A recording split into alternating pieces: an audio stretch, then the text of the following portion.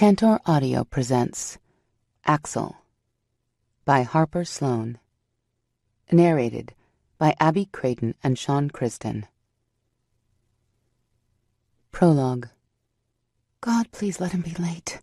Traffic? Boss needed help? Hell, at this point, I would even pray for his shoe being untied. Anything to give me just 5 extra minutes. Taking a frustrated breath, I remember that I gave up pleading to the heavens years ago. 10 years, to be exact. The day he walked out of my life. The day the sun stopped shining and my world turned gray. The day my dreams turned into nightmares. I miss my dreams. I miss the sun, and I miss him so fucking much, even though I know I shouldn't. After all, what good does it do to miss a ghost? Come on, come on. I silently begged the light to change. Why is it that the only time I'm running late, every single light catches me? Fuck, just fucking change.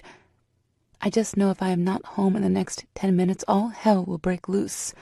Finally, as soon as the light turns green, I slam on the gas.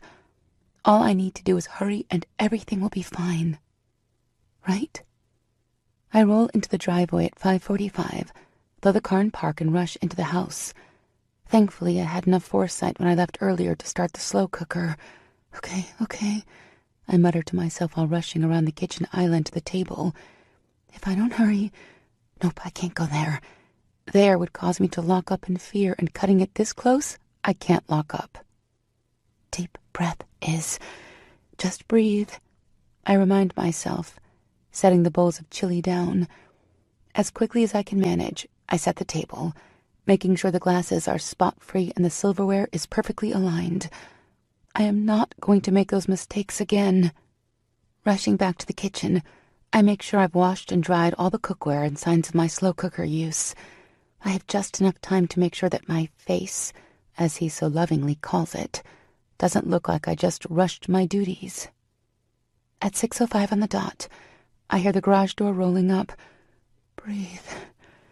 A few moments later, he walks in. Of course, he would never run late. God forbid he would make it home a minute past his normal scheduled time. The world might end, the sky might fall, and pigs might start flying. No, not my husband. He is never off his game. Good evening, Isabel. How was your day? He asks while unloading his arms of his coat, briefcase, and keys.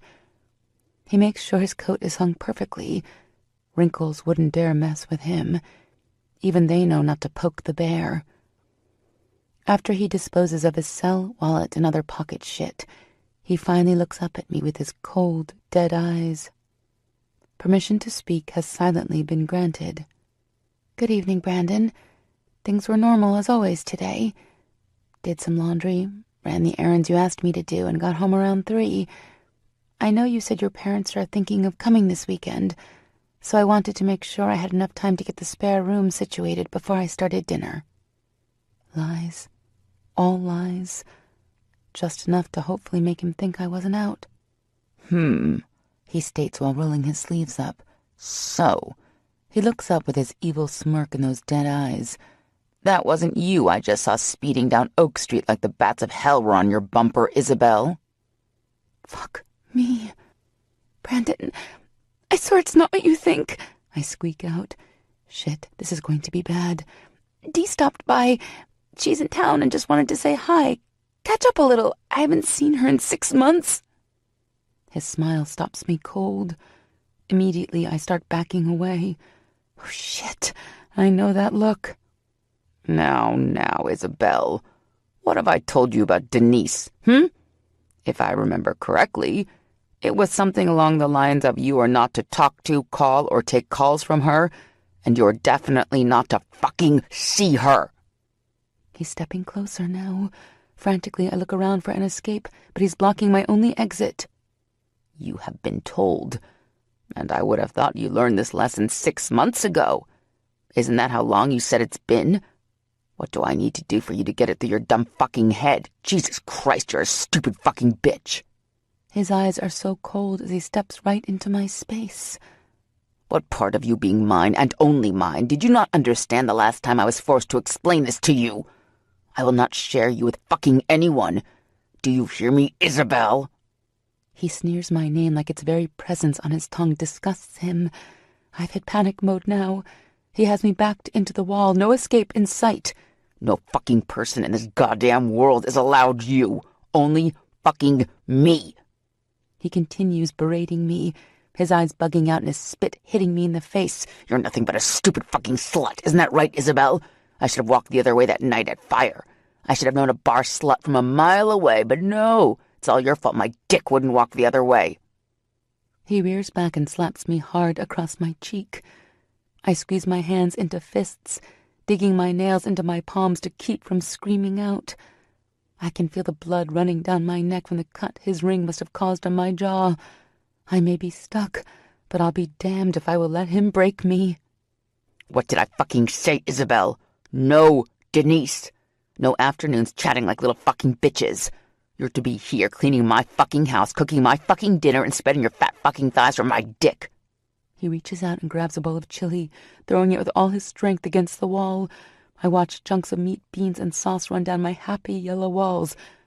What in the fuck is this shit? I told you fucking bitch, I wanted lasagna. Does that look like lasagna? I should have seen it coming, but my attention was still focused on my happy yellow walls and the globs of dinner rolling down. I was just turning back to him when his fist hit my temple, momentarily making my vision blur. At least that seems to have knocked some sense into my sluggish brain. I dart to the right, quickly trying to escape the second fist I know will soon be following. Too late, always too late. I catch the second one in the ribs, knocking the breath right out of my lungs. Brandon grabs my thick hair, and with a twist of his wrist, I'm right back at his mercy. Mercy I know he doesn't have. Throwing me into the hallway with what feels like the strength of 10 men, he's quick to follow with a kick to my stomach. You stupid bitch. You just can't listen. I own you. All of you. No one else. No one else touches what is mine, especially not fucking Denise. I warned you what would happen. No. I promised your dumb ass what would happen if you went near her again. Kick, slap, punch, kick. You're never going to learn, are you? He's panting with exertion, and it's taking everything I have not to let the blackness overcome me, even if I know numbness would be following quickly. I lose track of how long he stands over me, screaming and beating, alternating between his feet and his fist.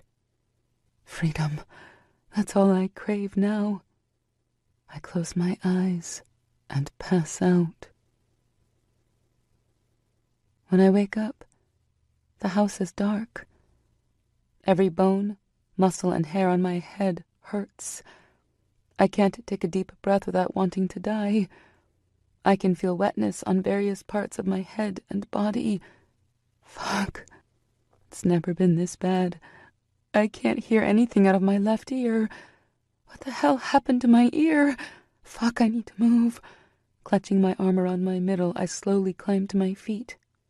I take a look around out of my very swollen eyes and see that dinner is still sitting on the table. The broken bowl, chili dried to the wall, and even the spotless cups are sitting there mocking me. With a slow and silent step, I glance into the living room. No sign of Brandon. Shuffling, more like dragging myself to the kitchen, I see that his keys are gone. Holy shit, he's not here. Never, not once in 6 years, has he left me alone in the house after a lesson. I walk along the wall, holding on for support until I reach my purse. Unzipping the side zipper, I reach in and take out my phone. The phone Brandon doesn't know I have. I'm not allowed to have a phone, and he disconnects the house phone and takes it with him when he leaves. I can barely see enough to turn the phone on. I slide my finger across the screen and unlock it. Finally, after a few wrong buttons, I place the call. Hello? Hello, Iz? Iz, are you there? Is everything okay, Iz? I can hear her. She's practically screaming, but I can't get the words out. She knows I wouldn't be calling this late. Hell, she knows I wouldn't call at all. I take a shallow breath and rasp out the only word I need to bring my salvation. Help. Then the blackness pulls me under. Chapter 1. I haven't always been this weak person, this broken woman. I used to dream, and when I did, I dreamt big. I had plans of a future so bright it would blind you. I can still remember the day those dreams, those grand plans and that future as bright as the sun went poof. I just didn't know it at the time. At the time, I thought everything would be okay. After all, what 17-year-old girl doesn't think she's invincible? That, coincidentally, was the same day I decided fate hated me. No, she didn't hate me. She loathed me. People say that karma is a bitch, but I have news for you. Karma doesn't have anything on fate when she is after blood. Not a single thing. I wish I knew what it was that set fate on the path of my doom. Maybe it was just being born. I like to think I was at least okay there. My parents loved me. They prayed for me, and I was everything to them. So no, I don't think that was the day. Or it could have been the day I stole Maggie Jones's pudding cup. But Maggie was a bully, never nice and always stuffing her face. So I like to think I did her a favor. I once stole a chocolate bar from the grocery store, but seriously, fate would have been after every little teenage shit if that were the case. Point fingers all you want, but where I come from, it's like a rite of passage. No, I think fate decided she hated me the day I walked into Dale High School freshman year, and my path collided with Axel's. It would make sense that the reason she hated me was the reason for all my pain, the reason I'm convinced fate will never shine in my favor again. Why would she? She took it all away, wiped out every single thing I have ever loved in one swift kick. One day, I might figure it out.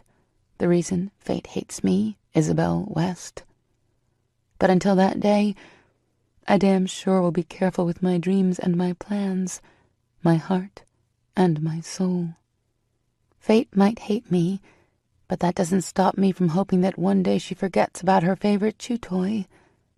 When that day comes, I hope karma has some fun with that bitch fate. 2 years later, I can feel the sun warming my skin. I love this blissful state between sleep and just waking up. It reminds me of being numb. You haven't hit the switch to turn on your mind, giving it permission to process and remember. You are just there. I love waking up, feeling the sun warming my skin. It reminds me that I am alive. Alive and surviving.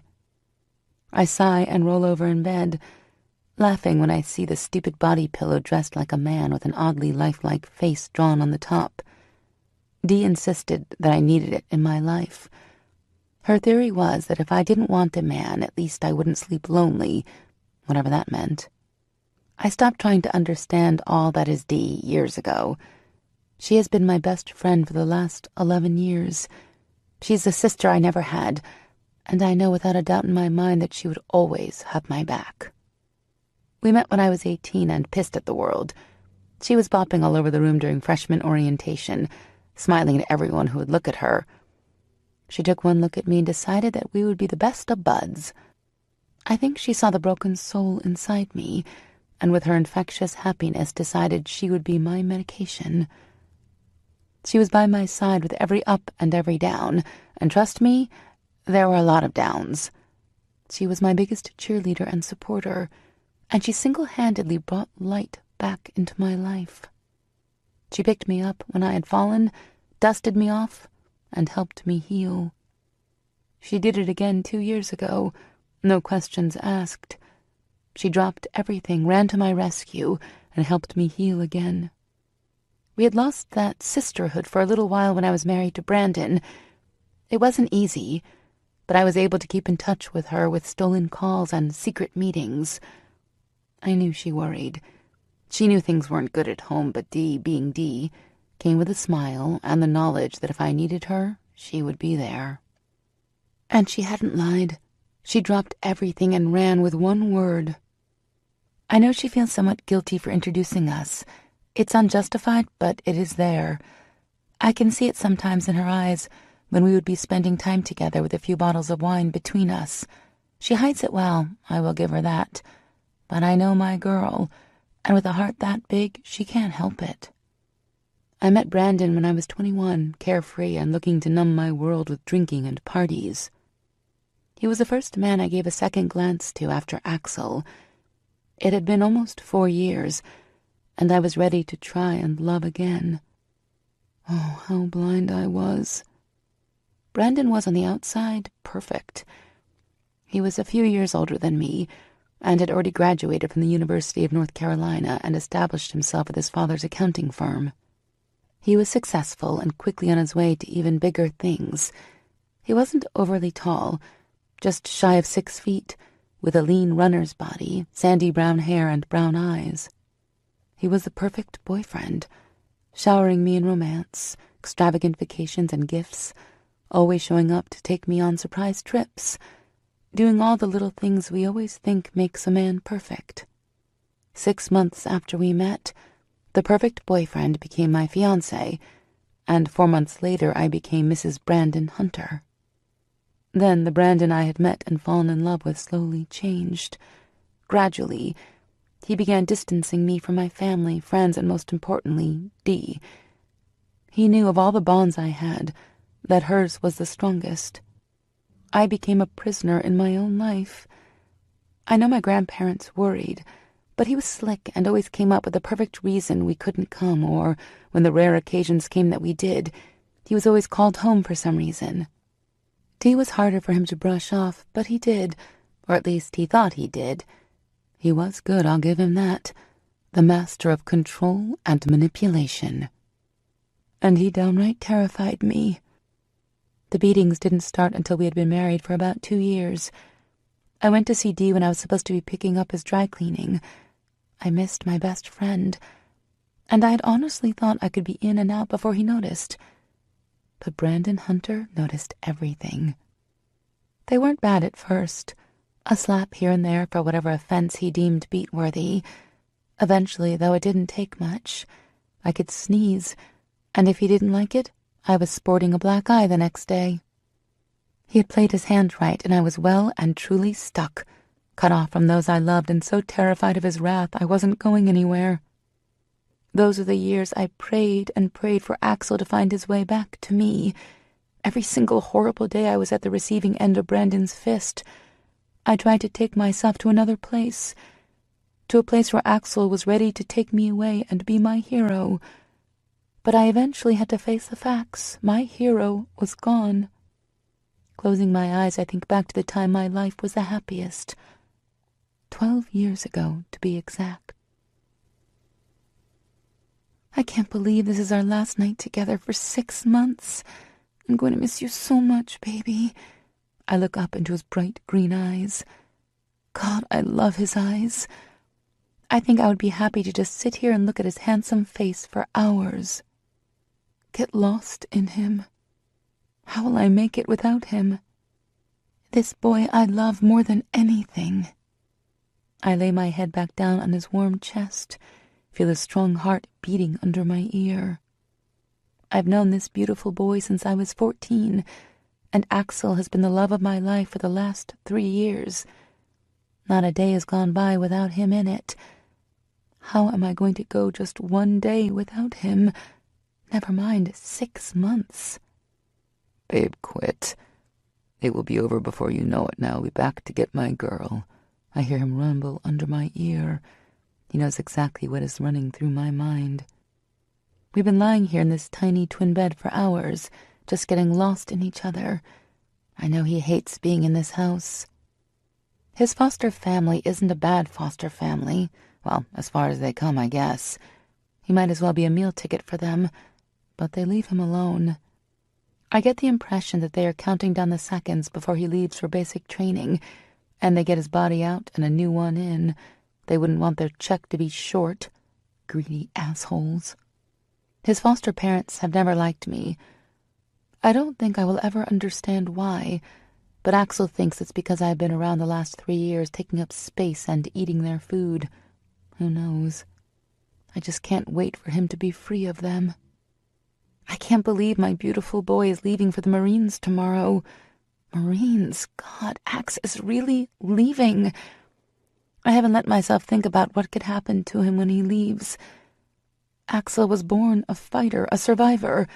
Nothing would happen to him, and I just had to believe that. He starts to shift under me, sliding out from under my body and rolling onto his side to face me. I look into his bright, twinkling eyes again, smiling up at him. He really is perfect. Thick, messy black hair sticking up in disheveled waves from me running my hands through it. His strong cheekbones and powerful jaw always remind me of how ruthless he can be. I run my finger down his perfectly straight nose, and then run it along the thick lips I love to get lost in, tracing first the top and then the bottom. His lips twitch, and that lazy grin I love so much pops onto his face. What are you thinking about, Princess? God, Axe, just about how much I'm going to miss you. You promise to come back to me? I ask him, the tears coming back into my eyes, and the melancholy that has been a constant presence since his graduation Friday night returns. Just try and keep me away, he says, leaning in to take my lips in a toe-curling kiss. His tongue licks my bottom lip, and then he catches it in between his teeth, lightly biting down. I open my mouth to let him in and capture his moan down my throat. Pushing his shoulder, I roll him underneath me, feeling his already hard cock nestle within my wet core. Babe, already? He groans. Always, Axel. I'm always ready for you, I say as I lift up and help guide him inside my body. As I begin to move with a perfectly mastered rhythm over his lean, hard body, I think to myself how hard it's going to be to drop my boyfriend off at the bus tomorrow, knowing that it's going to be 6 long months before I see him again. Little do I know, the last time I look into these eyes will be when he turns around to wave while walking up the steps to the bus that takes my heart with it, a heart that never returns to me. Like I said, I haven't always been this weak woman. I don't think anyone wakes up and says, "Hey, today I think I will be weak, broken, and completely fucked up." I certainly didn't. I think I've worked hard to become who I am today. With the help of Dr. Maxwell, and Dee, of course, I have slowly become the me I once was. It hasn't been easy, and I still have my moments. I can't hear my full name without it taking me back to the dark years with Brandon. I started taking the steps to finalize our divorce about 6 months ago. The same time I had finally healed enough to start moving on, I started my own web design company, something I've always loved to do, and it seemed like the perfect choice. I felt comfortable being able to work out of the house Dee and I shared. Safer. Brandon isn't making things easy for me. One would think with a clear black-and-white police report and hospital record showing what the marriage to him did to me that I wouldn't have any issues with a quick divorce. But no, nothing ever came easy for me. I've been fighting with him the whole time, through lawyers, of course. I haven't actually seen him since the day I was released from the hospital 2 years ago. That was also the day that Dee and my duo became a trio. The day I met Greg. Where Dee is my sister, Greg is my brother. Bonds so tight they would be almost impossible to break. Greg is our protector, whether we want him or not. He looks out for us and doesn't shy away from Friday nights spent in watching chick flicks and eating junk food. I met Greg the day I was released from the hospital after a week's stay, healing from Brandon's final beating. Dee was there to pick me up. She pulled up in a minivan with the back loaded up full of boxes. Looking back now, I can laugh, but the look on her face when I asked her why she had the boxes was priceless. She looked me dead in the eyes with the fiercest expression she could muster and said, "Girl, if you think I will leave you here with that piece of sorry shit husband, you are nuts." "Nope, no way. We are packing you up and hitting the road. The world is our oyster or something like that." She then explained that she had the local sheriff meeting us there to make sure bastard Brandon didn't try anything. Dee was ready for anything. She told me not only would the law be there to look over things, but she had one of her friends meeting us there. She didn't get into detail, and I didn't care. I wanted it over. When we pulled up to the house I shared with Brandon, he was of course there and raging mad. I sat in the passenger seat, shaking like a leaf. Dee came around and helped me out, using her tiny body as a shield. I kept my eyes down until they met 2 huge booted feet in my path. Following those boots up thick thighs, a rock-solid chest and powerful arms, I looked up into thunderous blue eyes. He was a huge man, easily a foot over my 5'3". With his expression, I immediately shrank back, hoping it hadn't been noticeable, but nothing escaped this man's eyes. He carefully schooled his expression and tucked me under his thick arm by throwing it over my shoulders. As he guided me into the house, he softly said, "Don't you worry, baby girl. We've got you now."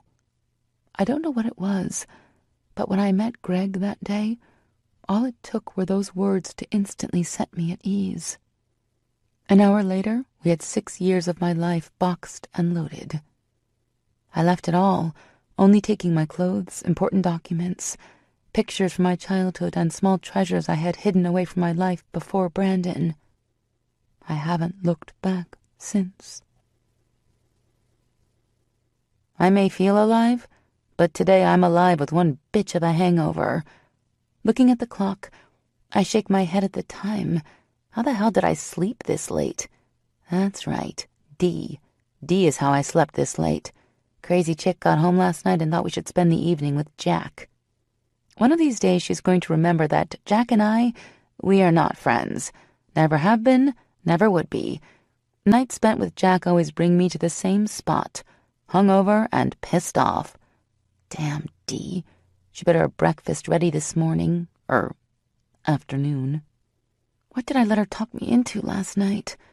The last thing I remember is Dee coming home from work with a big-ass brown bag in her arms screaming, "Liquor delivery, bitch!" I guess that's what happens when you have been friends with someone for so long. She knew I needed her, and damn it, I needed Jack. So her announcement was met with red-rimmed eyes, ratty sweats, and a best friend on her 3rd carton of ice cream. She knew me, and she knew I would be hurting this weekend, so instead of letting me drink myself stupid alone, she grabbed 2 glasses and proceeded to get wasted with me, helping me forget, helping me numb my mind and just being there. Walking over to my desk, trying to clear the fog from last night's bender, I looked down at my desk calendar and triple-checked the date. Yep, it's still August 8th, my 30th birthday. Also the 12-year anniversary of what is still the worst day of my life. Getting into the shower without the aid of Jack, I can't stop my mind from wandering back in time. "Graham!" I screamed at the top of my lungs. "Graham, oh my God, Graham! There's blood! So much blood, Graham! What do I do? Why is there so much? Why is there any?" I reached complete hysterical breakdown proportions with my wailing. "This can't be happening. There is no way God would be so cruel to take this, too." I crashed down onto my knees, doubling over and curling into myself, screaming and praying and screaming, sobbing big, huge, gasping sobs. Pop's voice finally reaches my grief-filled mind, picking my small frame up and carrying me out to his truck. "Here we go, my little one. Buckle up and have no worries for your beautiful heart. Pop's got you now." Shaking my head, I come back from that horrible day. My 18th birthday is still 12 years later, marking all the birthdays that follow with heart-stopping pain. One day, I promise myself, one day I will be able to wake up on my birthday and smile. I can't wait for that day.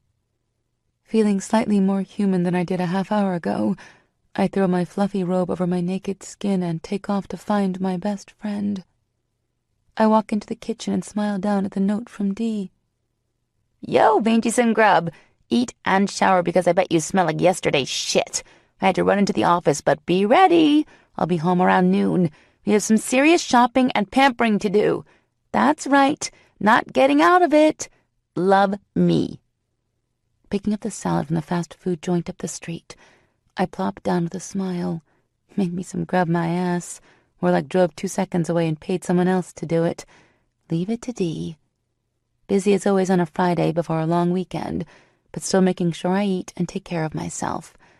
Times like this remind me of how lucky I am to have her in my life. I really don't know what I would do without her. She has saved me from myself more often than I can count. Knowing she will be home in an hour is just more proof of that. She knows I need her this weekend, so she's closing up shop half a day early. I finish up lunch and then tidy up the kitchen. I return to my room to collect some laundry and get some housework done before Dee gets home. Anything to try to keep my mind free of bad memories. I know she means well, but I would much rather stay home and just be alone. I understand why she wants to keep me busy. I really do.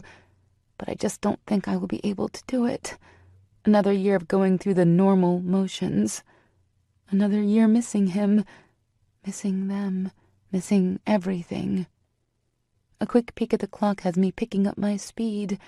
Little Miss Happiness should be floating in soon.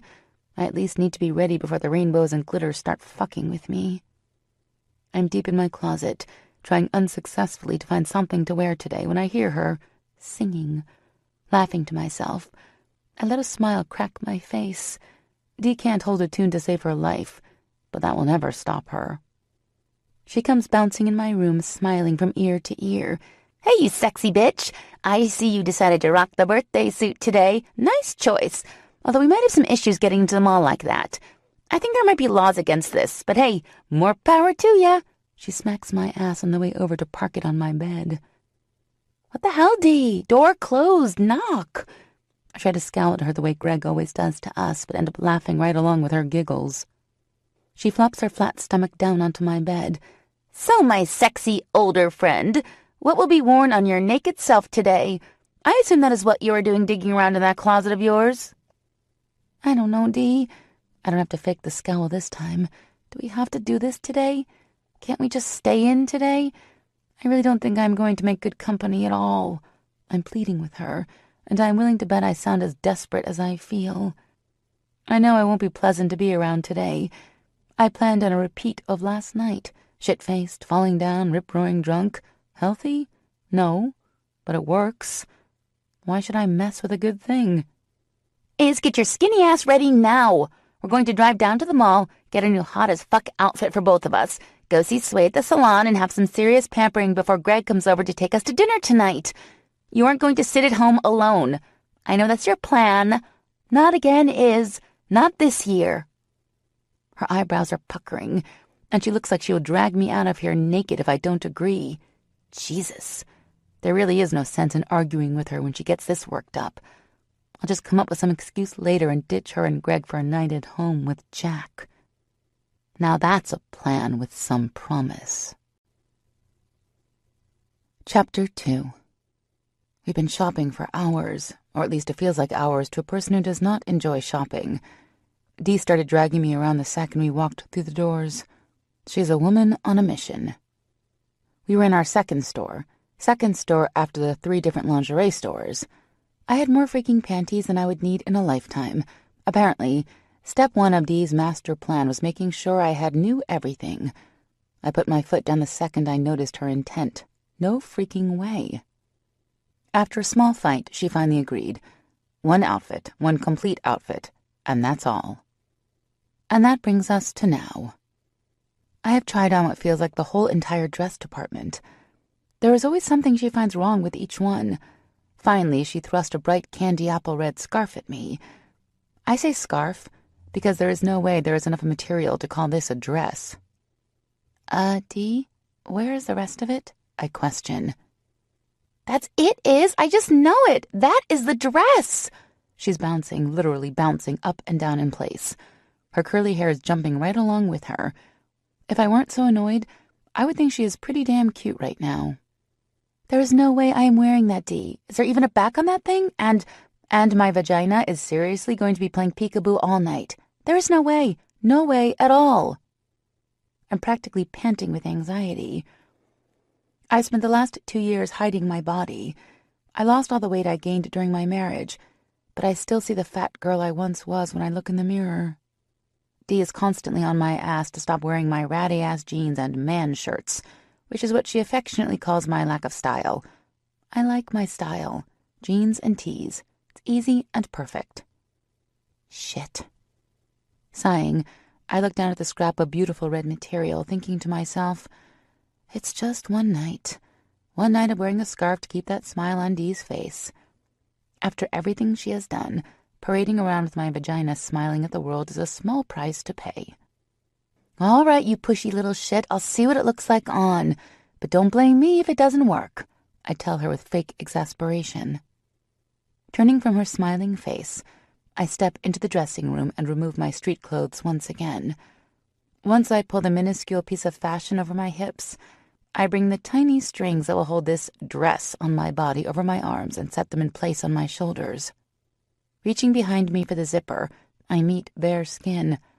Called it, I thought to myself.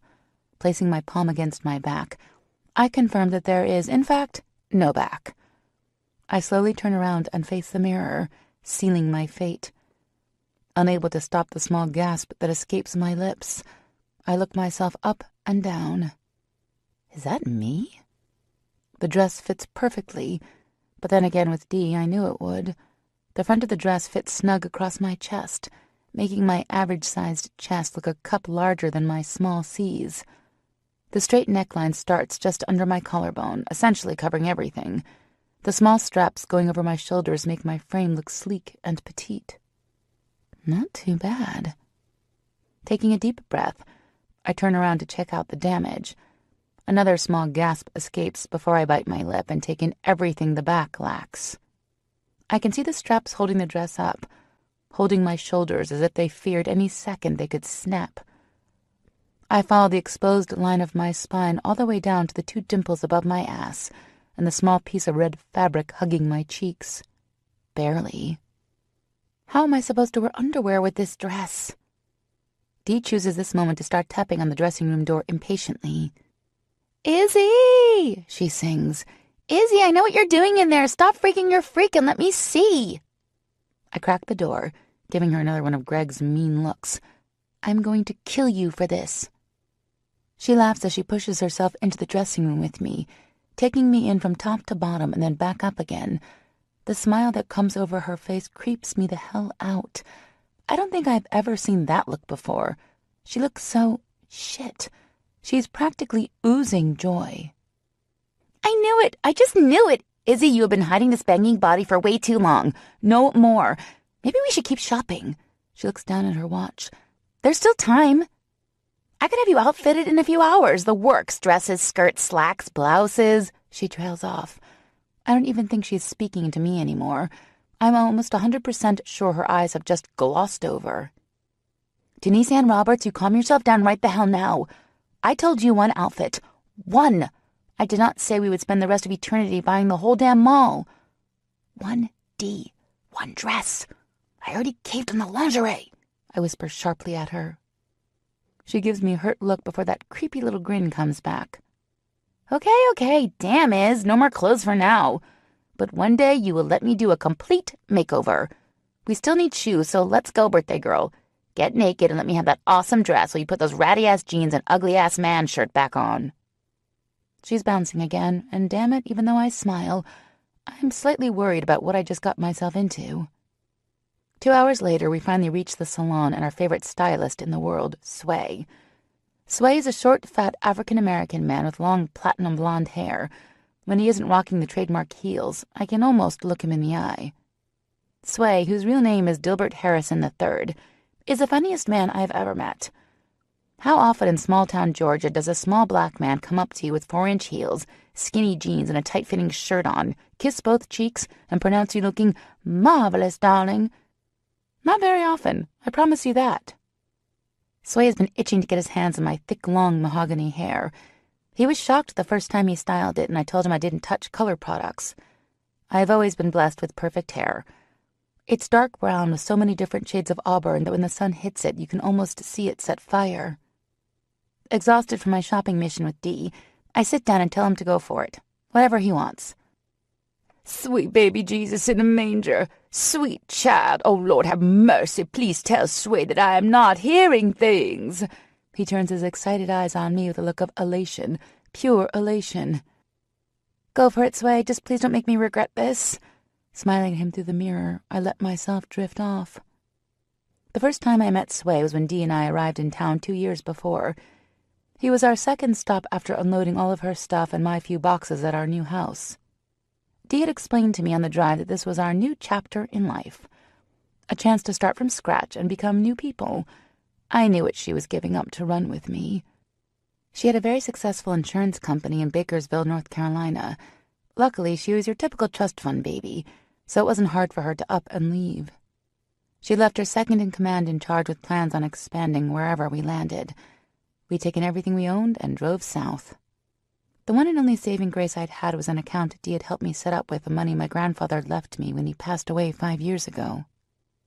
Her money had bought us the house, but mine ensured I had time to heal before I needed to make any plans. The one plan I did make immediately was to get rid of the Stepford wife look Brandon had pressed upon me. Sway tried, but it took time, and finally my hair was long and lush again, falling almost to my ass in thick waves. I don't look a lot like that scared housewife anymore. Thank Christ for that. Sway is muttering off and on about the newest purse he just picked up at the Coach store, the earrings he planned on matching with each new purse, and which heels he would wear with what. I swear that this man was done a great injustice when he came out with a dick. Oh, honey, did I tell you about the new man who just bought up the space next door? Oh, sweet love of all the gods above, he is huge, darling. Just huge. I bet he is huge everywhere, if you know what I mean. He looks down at me with such seriousness that it takes me a minute to follow the flow from purses to man candy. What? Oh, right. Good looking, huh? I respond, hoping that I am following. Girl, you have no idea what Sway wouldn't do to catch the eye of that walking wet dream. He was at least 7 feet tall, at least huge. I am talking muscles on his muscles. I do not know how his shirt stayed together. It was stretched so tight against that sexy chest and those fine arms. Makes me want to just fall at his feet and pray he swings my way. But I'll tell you this, there is no way a man as him swings for the rainbow. No way. Shame for Sway, but girlfriend, as beautiful as you are, this is good news. Best news. We should set something up. You would love him. Thick black hair. Now I would love to get my hands on that thick mop of lusciousness. Yes, I would. Did I mention that Sway could exaggerate slightly when he got excited? I'm starting to get a little concerned about the orgasm Sway seems to be having about this man while he's holding scissors to my head. This could be bad. I smile hesitantly up at Sway in his dreamy eyes. Sway, babe, you know I love you, but I have no interest in you fixing me up. None. So get it out of your head right now. Oh, girl, one of these days you will meet a man and he's going to knock you right on your ass. Mark my words, girlfriend. Knock you straight on that perfect little ass, he replies with a naughty grin. Doubtful, Sway. I am done with the male gender. I might even take a page out of your book and start batting for my own team.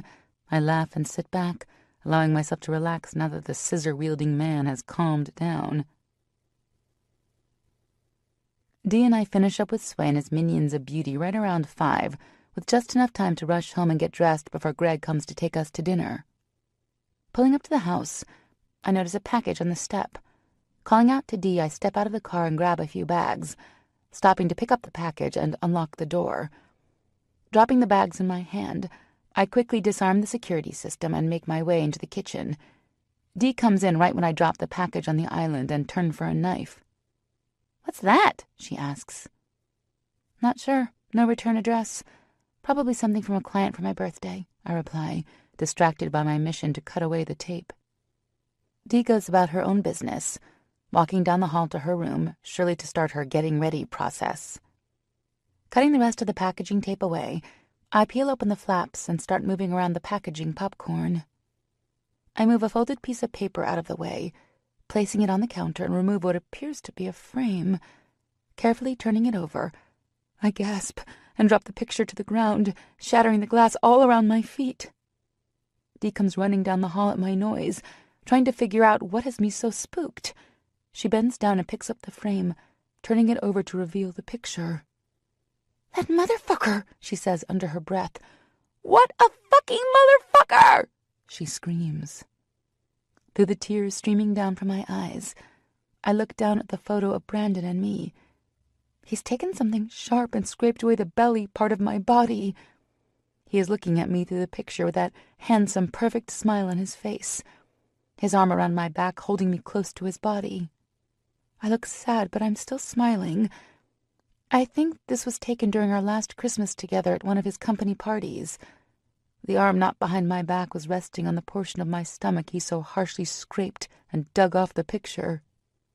Dee picks up the paper I laid out on the counter. Giving a quick peek, she slams it back down, looking like she could spout steam at any second. "Bastard! That bastard! I'm going to cut off his balls and feed them to him before I kill him with my bare hands! Fucker!" She starts looking around for her phone, momentarily forgetting she left the paper where I could see it. I look down, and in his angry scrawl I read, "Feeling empty today? How old will the bastard be this year? Happy birthday, dear wife." Surprisingly, the sobs don't start right away. I stand there just looking down at the paper for the longest time, and when it hits hard. Stumbling back a few steps until my back hits the wall, I slide down onto my ass, curling my legs up to my chest and wrapping an arm around myself protectively. My forehead hits my knees, and everything I have been carefully storing in the "do not open" box in my head comes pouring out. Giant, body-shaking sobs release, and I'm gasping for breaths between them. My whole frame is jerking violently with the force of my grief. Dee comes rushing into the room. I can hear her on the phone, but she is so far away from my understanding right now. Her arms come around me, and I feel her rocking me while still mumbling into the phone. The tears won't stop coming, and the crying is getting louder. I have no idea how long I stay ass to the floor in the kitchen, crying and rocking. I look up briefly when I feel strong arms wrap around me and hook under my legs, lifting me off the floor. Another sob catches my breath when I meet Greg's pained blue eyes. Resting my head on his chest, I let him take the lead. Walking over to the couch, he sits down and keeps me close to his body.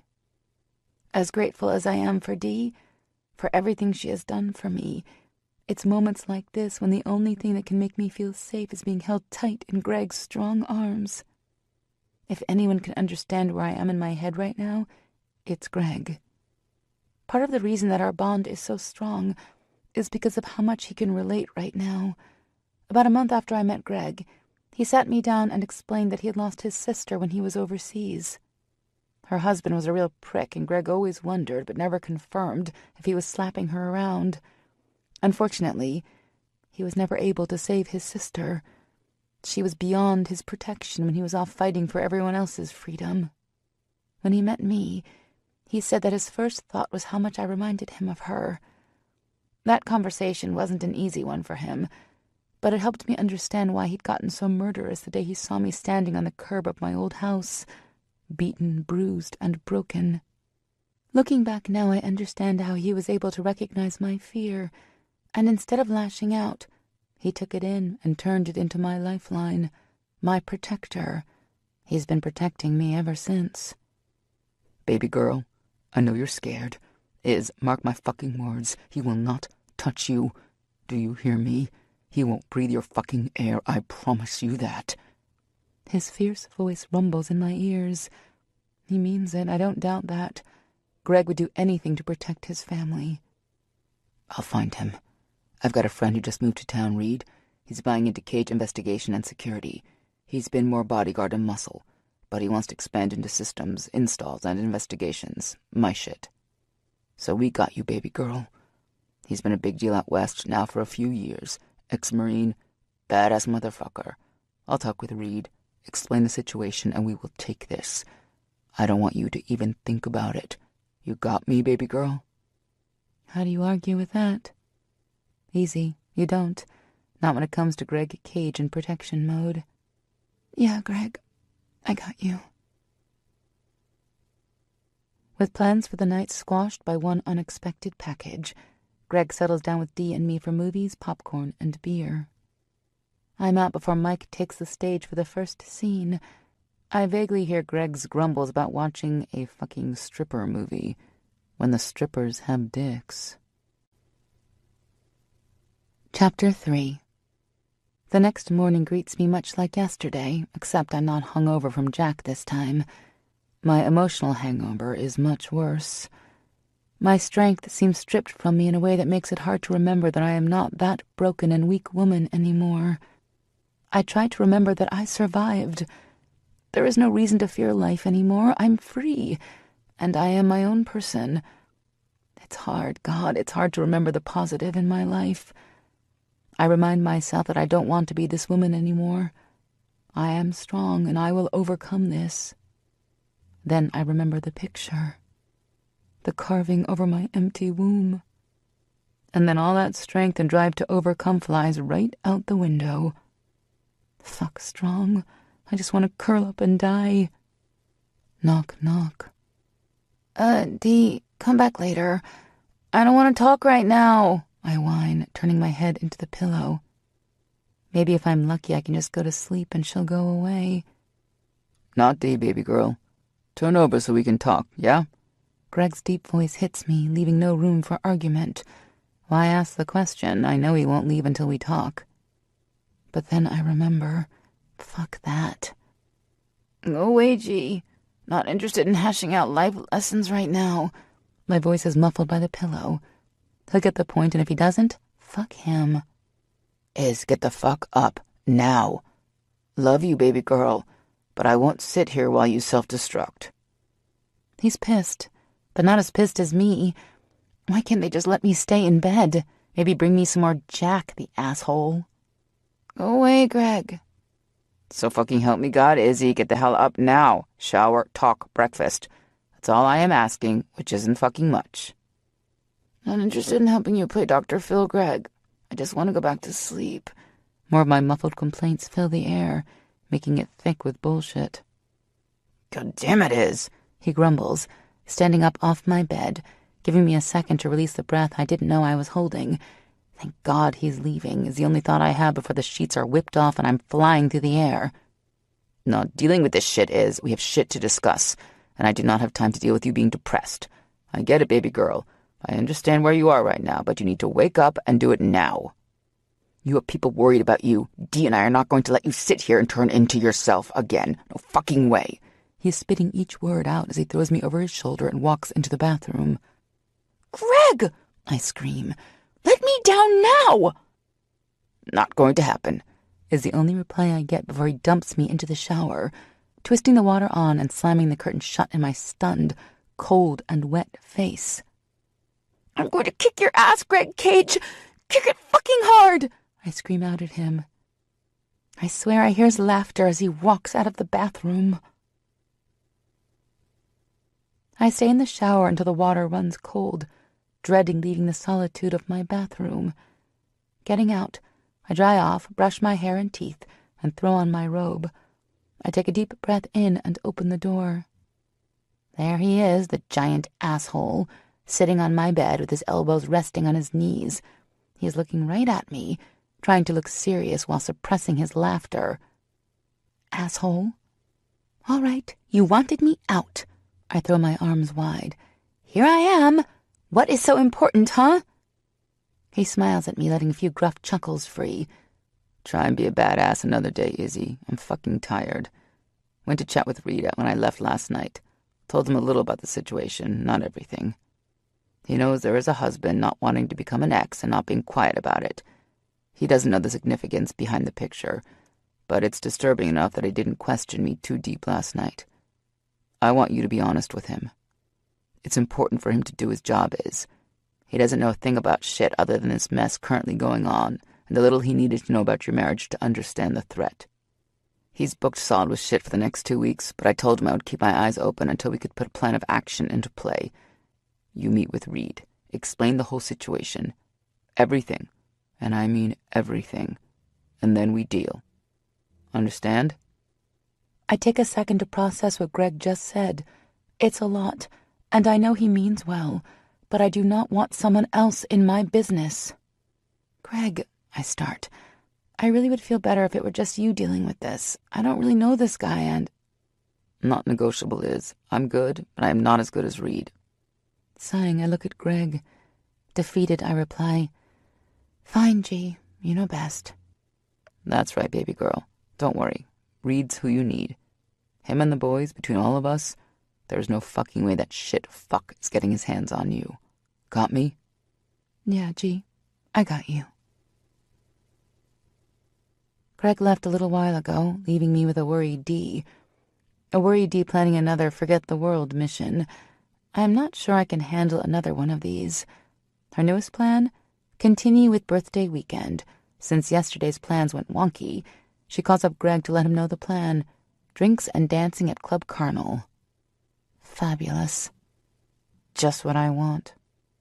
My defeated mood continues throughout the day, and I just don't have the strength to fight D on this. I can handle one night out with D. Greg drinks aplenty and loud music to drown out the pain. I spend my day vegging out on the couch and just hating life in general. Why can't he just leave me alone? The divorce has been sitting in limbo for 6 long months. I didn't want a thing, not the house, cars, or the money. Nothing that would tie me to Brandon. I'm beginning to think he won't ever just go away. Dee joins me for lunch. She doesn't say anything about the previous day, but I can tell she wanted to. She's just working it out in her head, trying to figure out the best way to approach. No doubt she heard everything Greg said, too. She knew I would crawl into myself and start going back to that dark place. No way in hell she was letting that happen. I'm sitting on my bed, folding laundry and avoiding the world when she walks in. Hey, have a second? She asks, lacking the joy she normally greets me with. If you want to hash shit out, I just don't think I have it in me today, Dee. I love you, but I just don't know what you want to hear, I reply, setting the laundry aside and clearing her off a spot to sit. I just want to see where your head's at. Make sure you're okay. I don't know. I really don't, Dee. I feel like there isn't anything I can do at this point. He knows where we are, even though I hoped we could stay invisible to him. It was stupid of me to even nurture that thought. I knew he had reach. I just honestly thought he wouldn't care. Why? I keep asking myself why he even wants to play this game. I swallow the tears back down. I can't go there. Not again. Babe, we won't ever know what goes through that sick bastard's head. I think it's all about letting you know he could if he wanted to. He knows you are here, knows you want the divorce. Surely he knows you aren't that girl he controlled so easily. I don't know what his plan is, but I really think you need to speak to Greg's friend. I would be lying to you if I said I didn't have any fear that he might try something. I know she's right. Hell, I lived with his evil for 6 years. I know more than anyone just what Brandon Hunter is capable of. I know, and I will. It's just hard. You understand that, right? She nods her head, compassion lighting her eyes. I get that, I really do. But when it comes to your safety, your life, well, I won't take any chances. We have come so far. You have come so far. It just doesn't seem right that fate would be throwing him back up in your life. Huh. Again with that bitch fate. I should explain how much she hates me to Dee, but she wouldn't understand. Not with her hopeful optimism. I'll talk to him. Reed. I think that's what Greg said his name was. 2 weeks. I have 2 weeks to prepare myself to open those wounds back up. God, Dee, I don't want to go there again, remembering it all. And Greg says I need to tell him everything. You don't think he means everything, do you? Surely anything from before Brandon isn't important. I think that's panic in my voice. Surely not. But I can tell by Dee's watery eyes that it most certainly is. Izzy, babe, that picture, I think all the before Brandon stuff is kind of important. He knows what yesterday was for you, which means he won't stop pulling more of your pain into the open. It really is best you tell this guy everything. Greg and I will be there. We won't let you do this alone. Never again. I look into Dee's big brown eyes and know that she is prepared to fight by my side, and I love her for it. Maybe it isn't right for me to depend on her so much for strength, but try as I might, I just can't find another way. All right, Dee. Together, when Greg sets something up, we can go talk to this guy. Figure out what to do next. With a small smile, watery eyes and relief hidden in their depths, she gives me a hug and stands up. With a small clap, she has officially brushed herself off and decided that the heavy is done with for today. Well, now that we have had that talk, let's get ready. Greg is coming back after he grabs some stuff for the night from his apartment, stops by his office and lets everyone know what's going on, all that stuff. That should give us plenty of time to start all our prep work for tonight. Huge smile. Yup, my Dee, the queen of joy and happiness, is back. With a groan, I let her pull me out of bed and set off for the shower. I have been thoroughly waxed, buffed, shaved, tweaked, and generally molested by beautifying products by the time we hear Greg's knock on the door, just in time for him to sit back and enjoy the freak show. I'm sitting on the living room floor painting my toes, and Dee is sitting back on the couch, finishing her fingers when I yell at him to come in. I hear the door click open and his heavy steps down the hallway. Looking up, I meet the fierce scowl he is famous for.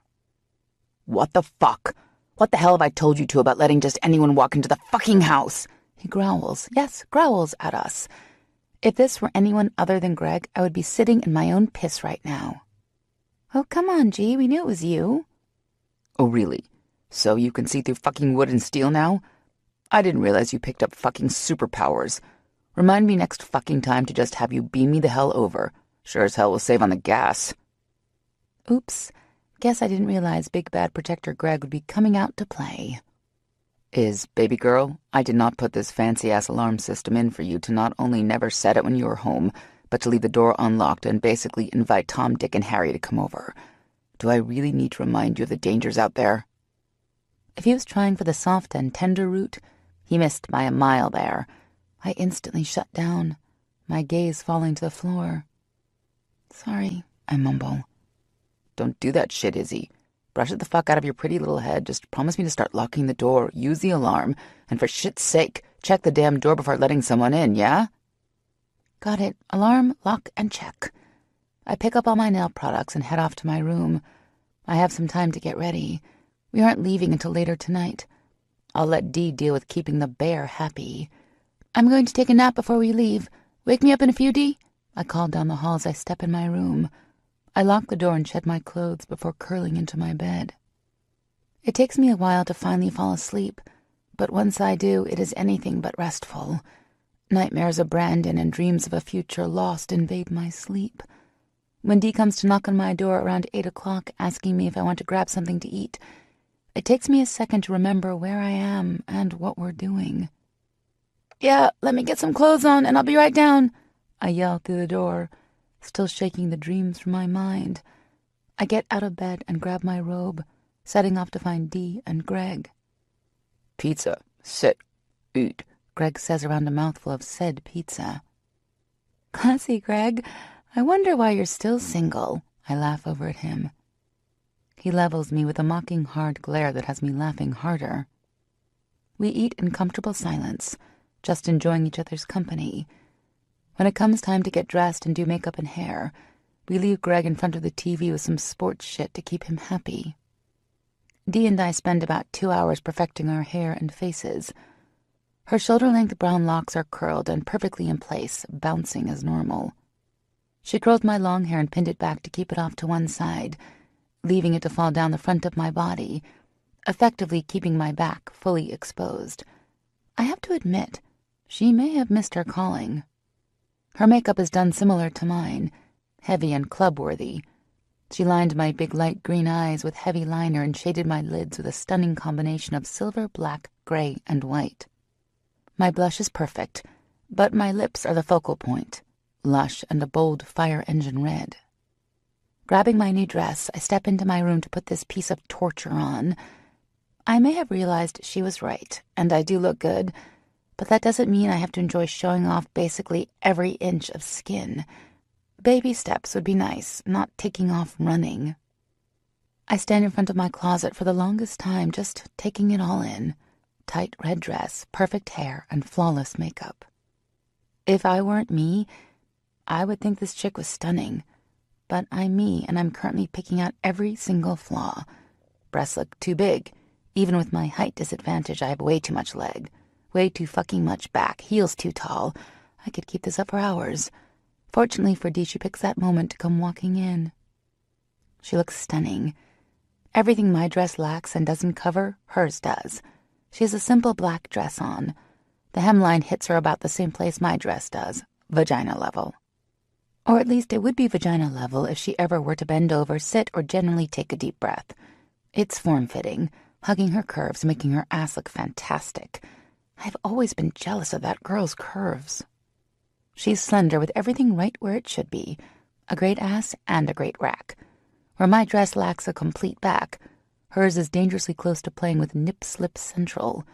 The front is cut right down the center, ending with a point at her breastbone. Holy shit, Dee. If you move wrong, your tits are going to come flying out.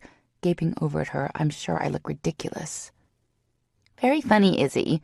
Tape, honey. I have these girls so taped up there isn't anything falling out of here. She lifts her arms up and does some weird gyrating hip-swirling move.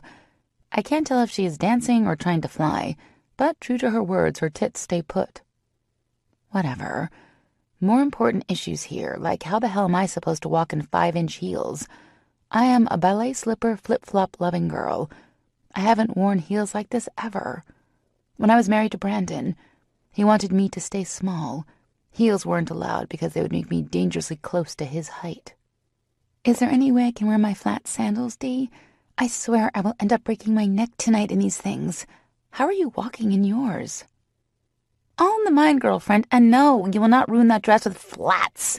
She practically spits the words out.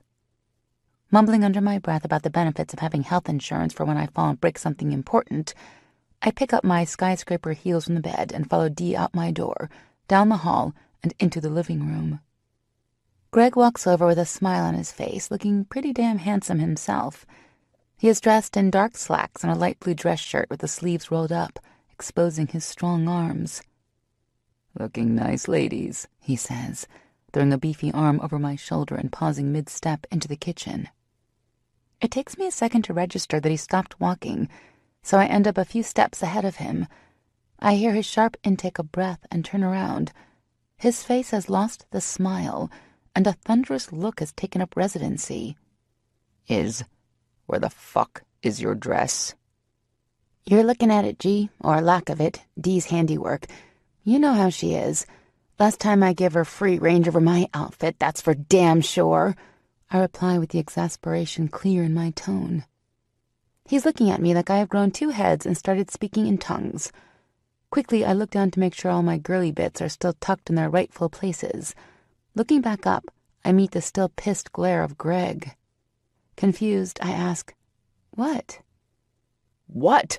Fucking hell! How am I supposed to protect you when you are walking around naked?" he booms. Seriously, this isn't that bad, I think. Plus, Dee was so happy. It's just a few hours of wearing this thing. It really is okay, as long as I don't bend over. I try to joke, but I can tell he still is not thrilled with my lack of dress. What can I say? When he decided to adopt me as his little sister, he went all out.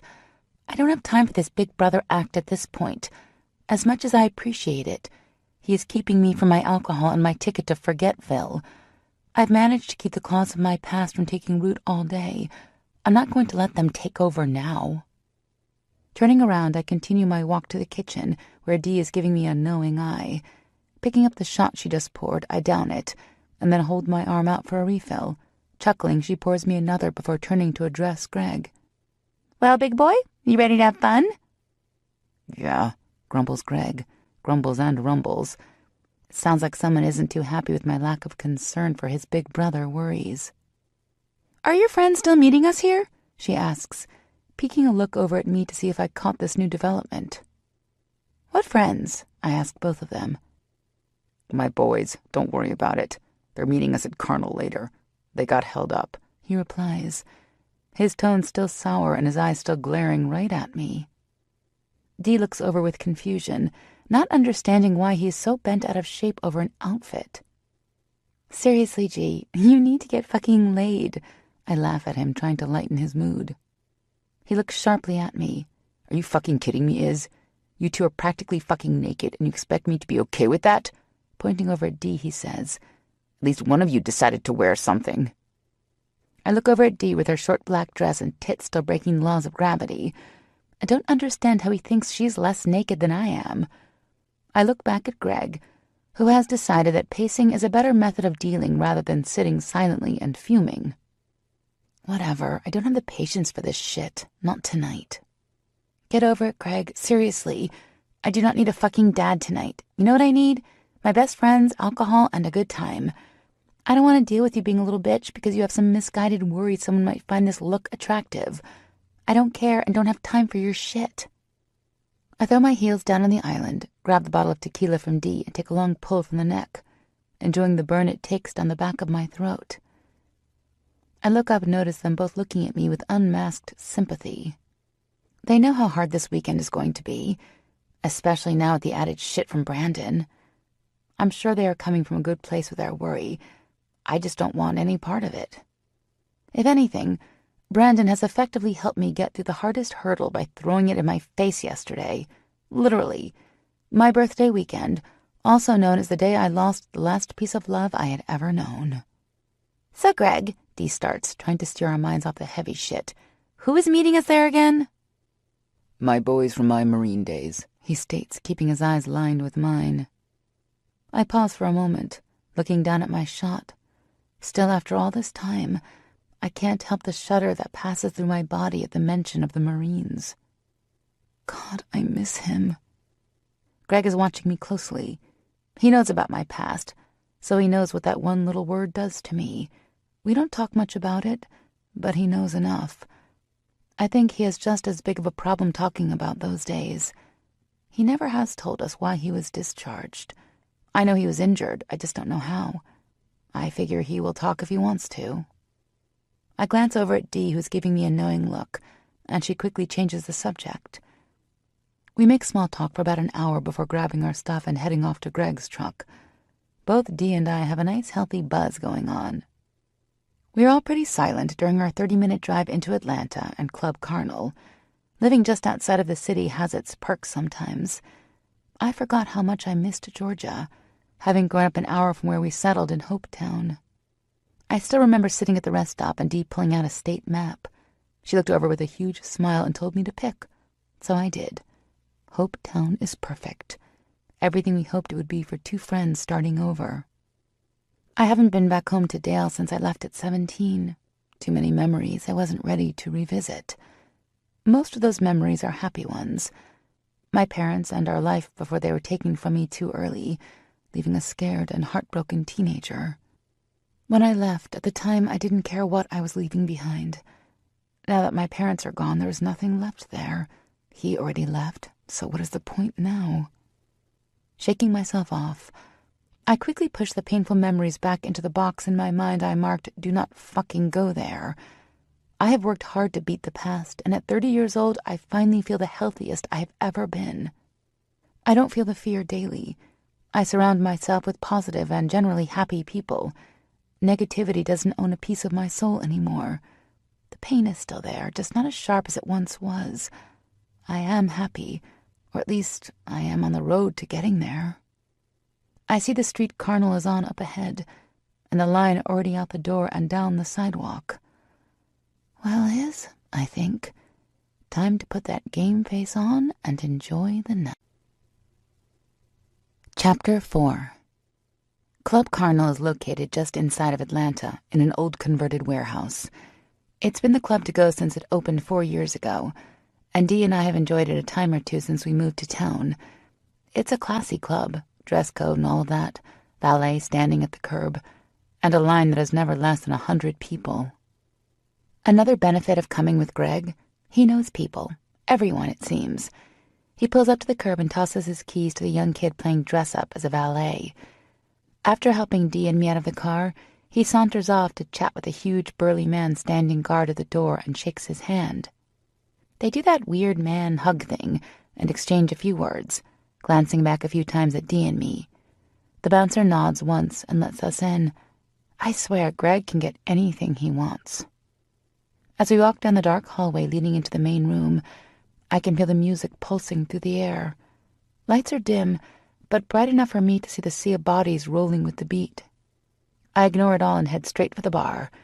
It takes Dee and Greg a minute before they realize I've left their sides for my one-woman mission to become completely blitzed. When I leave here, I plan on being a blacked-out, stumbling drunk.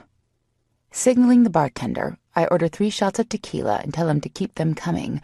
Pointing over at Greg, I say, "He's paying." Greg shakes his head but pulls out his wallet and hands his credit card over to the bartender to start a tab. "Bottoms up, bitches," I say, quickly downing all 3 shots. We spend about an hour at the bar, just taking in the atmosphere and the general vibe of the place. Well, Dee and Greg might be taking it all in, but I'm too busy keeping my drinks flowing. Dee was keeping my pace, but she isn't on the same mission I am. Her goal is fun, and mine is to become numb. I steal the second Jack and Coke the bartender put down before she can drink it. I look at her, smirk, and down it. "Seriously, Iz? You can't even pretend to share?" She has a small frown on her face. She knows what I'm doing, and she isn't happy about it. But being the friend she is means she will stand by my side and catch me when I fall. I have just ordered us a round of tight snatches, vodka, peach schnapps, orange, and cranberry juice, when I catch their eyes on me. At first, I think they are reacting to my decision to only order off-the-wall drinks. But when I look closer, I see it. The concern, the worry, and the uncertainty on how to proceed. I pick up my drink and announce, "All right, let's fucking party! You're only 30 once! Woohoo!" I'm screaming. Why am I screaming again? Giggling, I look up at Greg. Catch his eyes, he looks down at me with his stoic face. He shakes his head, accepting that his friend is well and truly sloshed. I can see his lip twitching from trying so hard to remain the untouchable bodyguard. To hell with this. Laughing even harder, I grab their hands and drag them out to the middle of the dance floor. Belatedly, I notice how much easier it is to walk on these sticks when you can't feel your legs. Lesson number 1 for hoochwear. Be drunk. It might make dancing more of a challenge, but I'm not feeling a thing, and it is beautiful. The song changes to the familiar beats of Macklemore and Ryan Lewis's Can't Hold Us. It fills my ears and pounds into my bones. Throwing my arms up, I turn around and look up at Greg, who is still trying his hardest not to laugh. I let the music take over my body, invade my muscles, and penetrate my soul with the pulsing rhythm. I can feel Greg behind me now, unmoving. Nothing different there. Dee is moving right along with me, just as enthralled with the music as I am. She looks over at me with a knowing smile. I give her the first real smile I have felt all day. She knows how to move. We used to be regulars in the club scene during college. Before Brandon, that is. With a wink to clue her into my intentions, I turn around and wrap my arms around Greg's neck. Even with my heels, I have to come way up on the balls of my feet just to reach him. Smiling, I begin to move with his tall frame, which isn't an easy task. His hands finally grab a hold of my hips and dig in. Dee peeks around him from his back and gives me a smirk, and we start grinding together. I can feel the rumbles of his voice against my chest when he whispers in my ear, "You're lucky I love you, baby girl." I laugh up at him, noticing that his expressionless face is finally smiling. He hates dancing, but Dee and I have made it a mission, on the rare occasions we go out, to torture him as much as possible. He knew this was coming. It doesn't mean he has to like it. He puts up with this because he wouldn't dare leave our sides. He knows what kind of trouble the 2 of us could get into. When the song ends, we head off laughing to the bar once again with the excuse to rehydrate. Maybe that's a case for them, but for me it's all about replenishing the alcohol I just burned off on the dance floor. I can feel my buzz slipping, and we can't have that. We've been at Carnal for a few hours now. The last time I even attempted to gain the time, the hands on the clock started dancing. I ask Greg, who says it's a little after 1:30 in the morning. Sure, we can go with that. Dee and I have been taking turns ordering the most outrageous drinks we can think of, with the help of our phones and Google, of course. "Give me 2 golden showers, bartender!" I scream across the bar. When did someone take my last drink? What was that one? A blowjob, I think. Yes, that was it. We spent a good 15 minutes laughing our asses off after making Greg drink one. He is currently giving us a look of extreme displeasure. He can act as mad as he wants, but yelling for Greg to deep-throat his blowjob was hilarious. Just ask the customers around us. They certainly laughed loud enough. Even during times like this, when you know he could be doing something better with his time, he wouldn't dream of being anywhere else. He's been a constant presence in my life since that day he showed up with Dee. The big brother I never had. Always there when I needed him the most. I can tell by the way he keeps looking around the crowd that he has slipped back into that protector mode. It's almost like he constantly thinks something is out to get him. Or me. I shiver. Brandon isn't ever far from my thoughts. Especially not after the package. I can tell when Greg looks at me like he is afraid I might break at any moment that his thoughts are the same. Dee's slurred voice interrupts my thoughts with a high-pitched screech. Yo, bitch, drink up! I got you one of those pull-down pussy things. No, there was the pussy panty pull-down? Fuck! She spits the word out with so much frustration she almost falls off her stool. She looks over at me and I can see that she's trying to decide if she is more confused over the correct drink name or how she got to the club to begin with. That's not right, Dee. Greg, tell her the right pussy. You know pussy, right, Greg? I laugh up at him, tilting my head to the side, wondering why his frown is wobbling. You two are driving me fucking crazy. Just because I know pussy doesn't mean I know this shit. I eat it, and when drinking it down, I damn sure don't do that out of a fucking glass. For shit's sake, get some motherfucking water next time. Fuck me the right pussy. He shakes his head at us both. If you touch one more drink with fucking pussy in the title, we are gone. Got me? Well, he thinks he runs this show, does he? I look over at Dee, who's trying hard not to bark out a laugh. Holding up my arm, I signal the bartender over. Again. What's next, my beauties? Comes his flirty question. Well, since pussy is off the allowed list, how about you surprise us? Either a slow, comfortable screw or a screaming orgasm. Bartender's choice. I hear Greg's annoyed curse even over the beating bass surrounding us.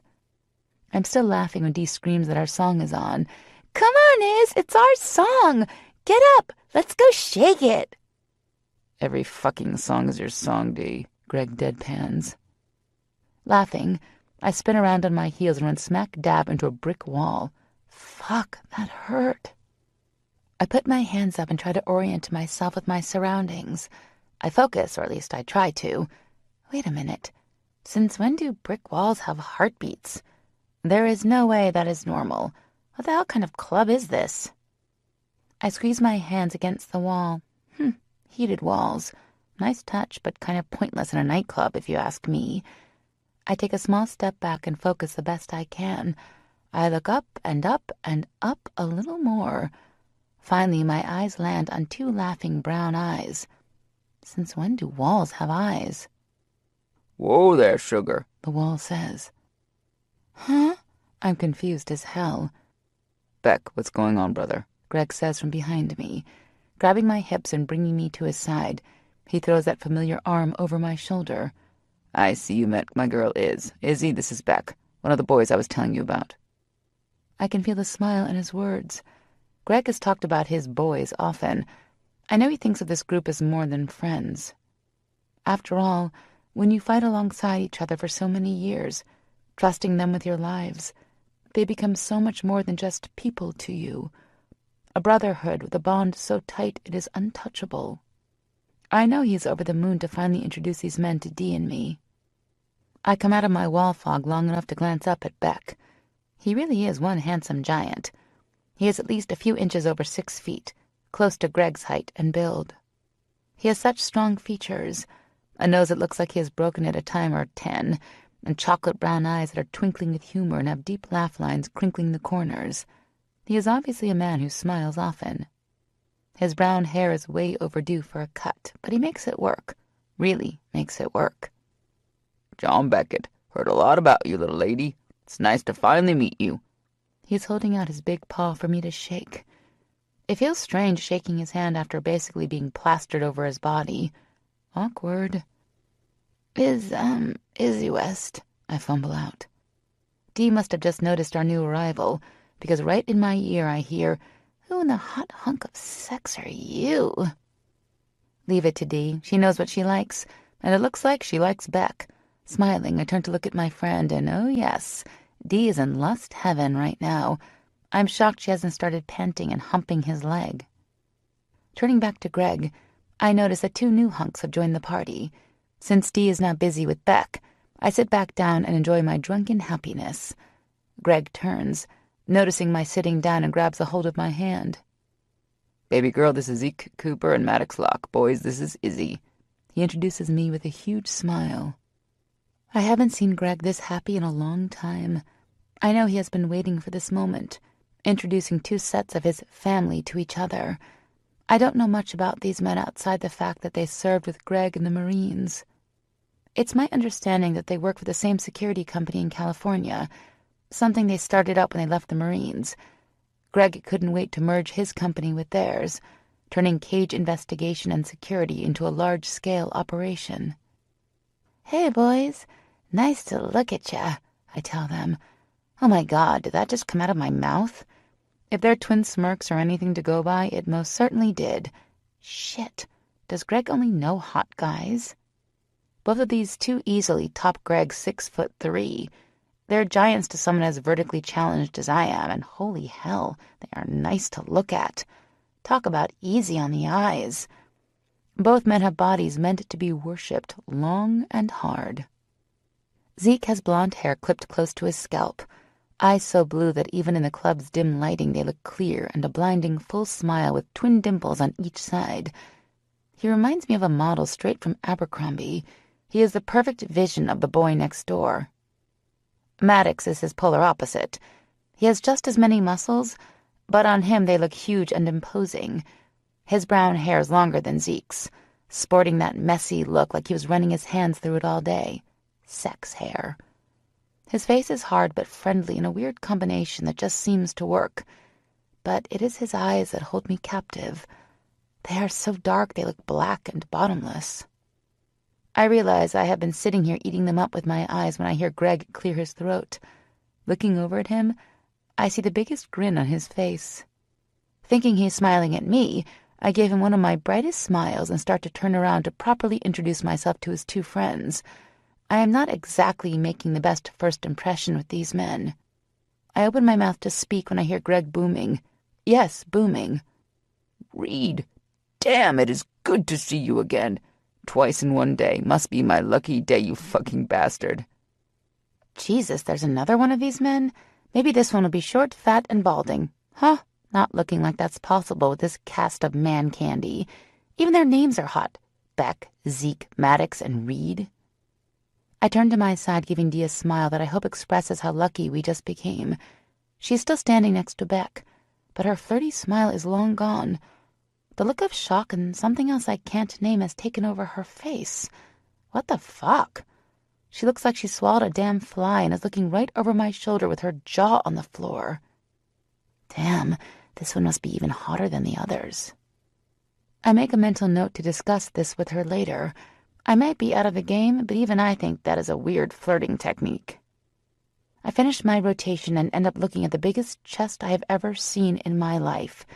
If the boys before this one made me feel small, this man makes me feel like a damn midget. While I can understand her astonishment now, it isn't normal to be this large. How is his shirt even staying stitched at the seams? His arms are so big and powerful that they are currently testing the strength of his black button-down shirt, which is stretched across his massive shoulders and tucked neatly into the tight black dress slacks that are doing nothing to disguise the healthy-sized bulge. I shake myself off, mentally berating myself for going there. I fucked this complete stranger without even saying hello. Maybe I shouldn't have had that last drink. I look back up and meet the most stunning green eyes I have ever seen.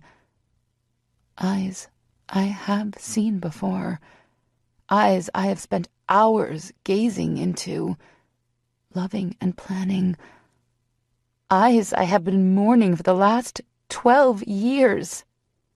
Feeling dizzy, I reach out to steady myself, catching the first thing I find, which I think might be Greg. What the fuck? He mumbles under his breath. This isn't happening.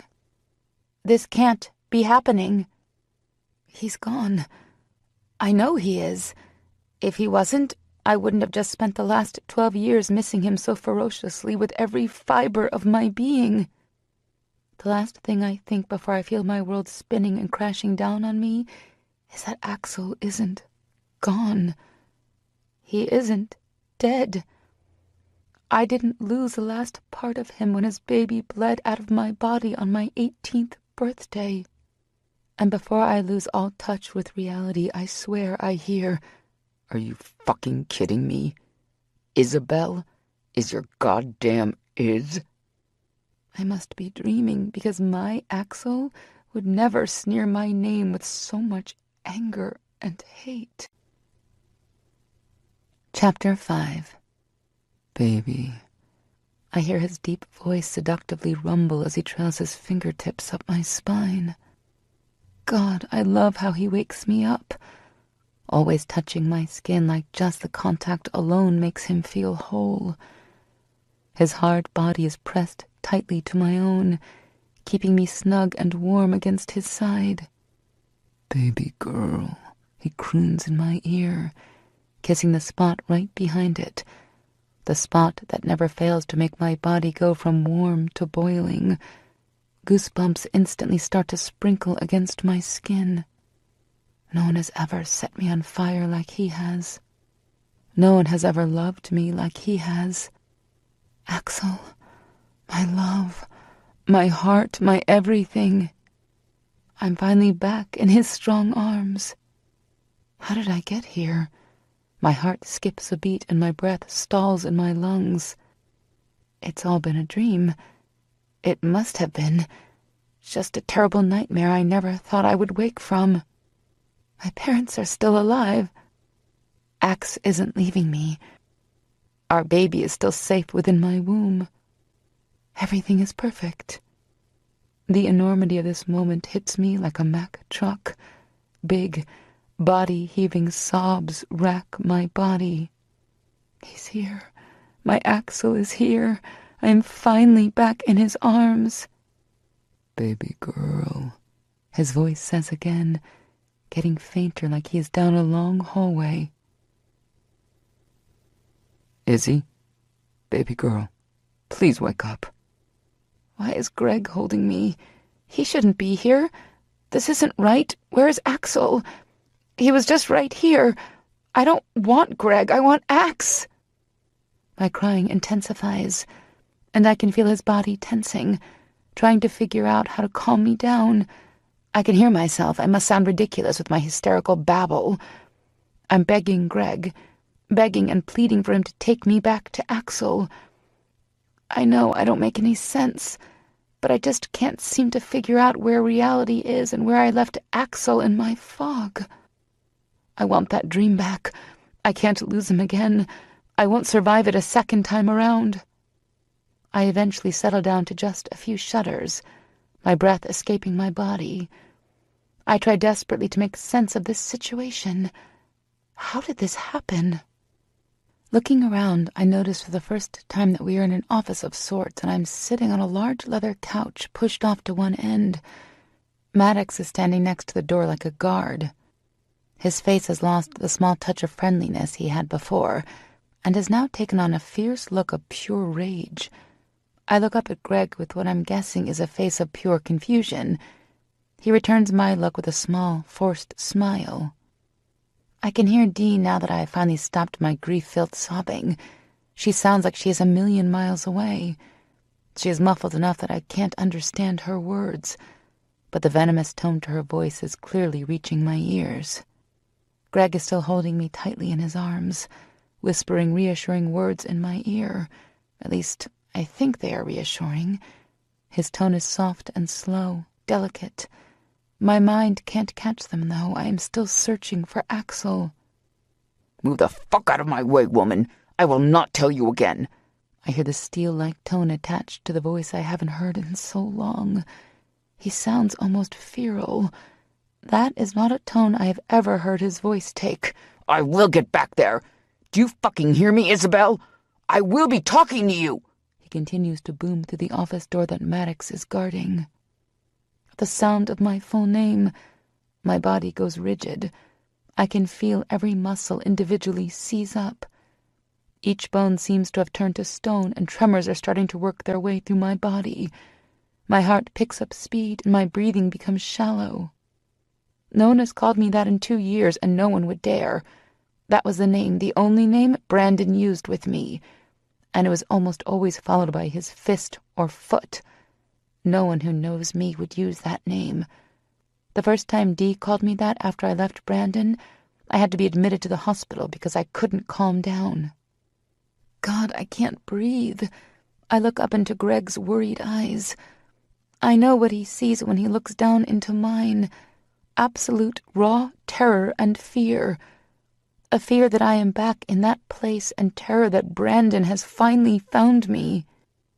Gasping to catch a small slice of oxygen down into my lungs, I start clawing at his arms, trying my hardest to get away.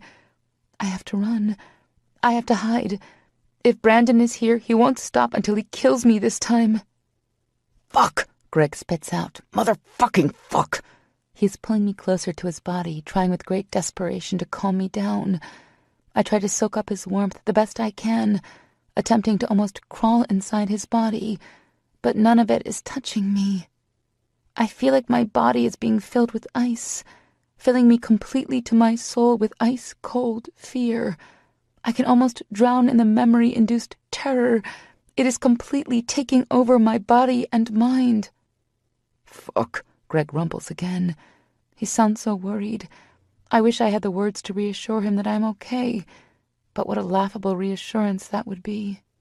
We both know I am not okay. I am so far from okay, I might as well be in another country. I haven't had an episode like this in a long time, not since the early months after leaving Brandon. I have been doing so well at beating back the panic and finally seeing the light of peace. In fact, yesterday's breakdown after the present from hell was the first time I have felt the claws of fear take hold in months. Look, come here, man. Hold her for a second so I can go bash that motherfucker in the goddamn head. Greg softly throws his request over to Maddox. I guess he has had enough of watching me come unglued. It can't be easy for him to watch the after effects of a beaten and broken woman.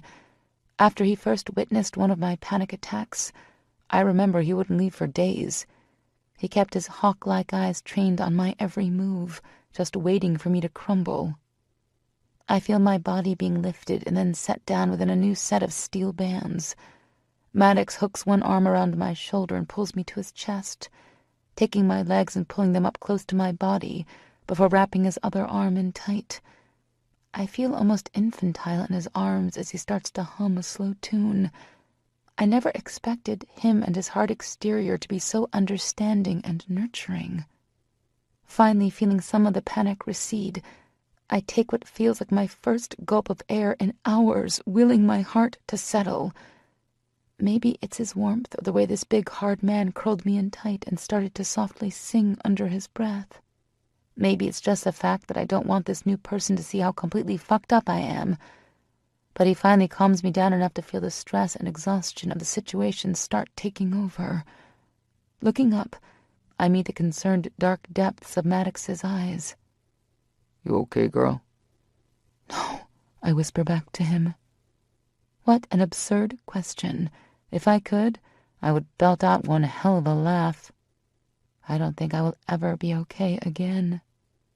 I tuck my head back down onto Maddox's chest and hope for a miracle. You have got to be fucking kidding me. What are the odds, after this long? Isabel fucking West. I am still at a loss over this new intel. My goddamn Izzy is Greg's friend who needs help? No, that's not right. She isn't mine anymore. She stopped being mine when she couldn't wait for me. Couldn't hold on for just a few months. She stopped being mine the day I finally found her, married to another fucking man. Fuck. How is it possible that the Isabel I knew all those years ago is the same woman Greg gave me the rundown on yesterday?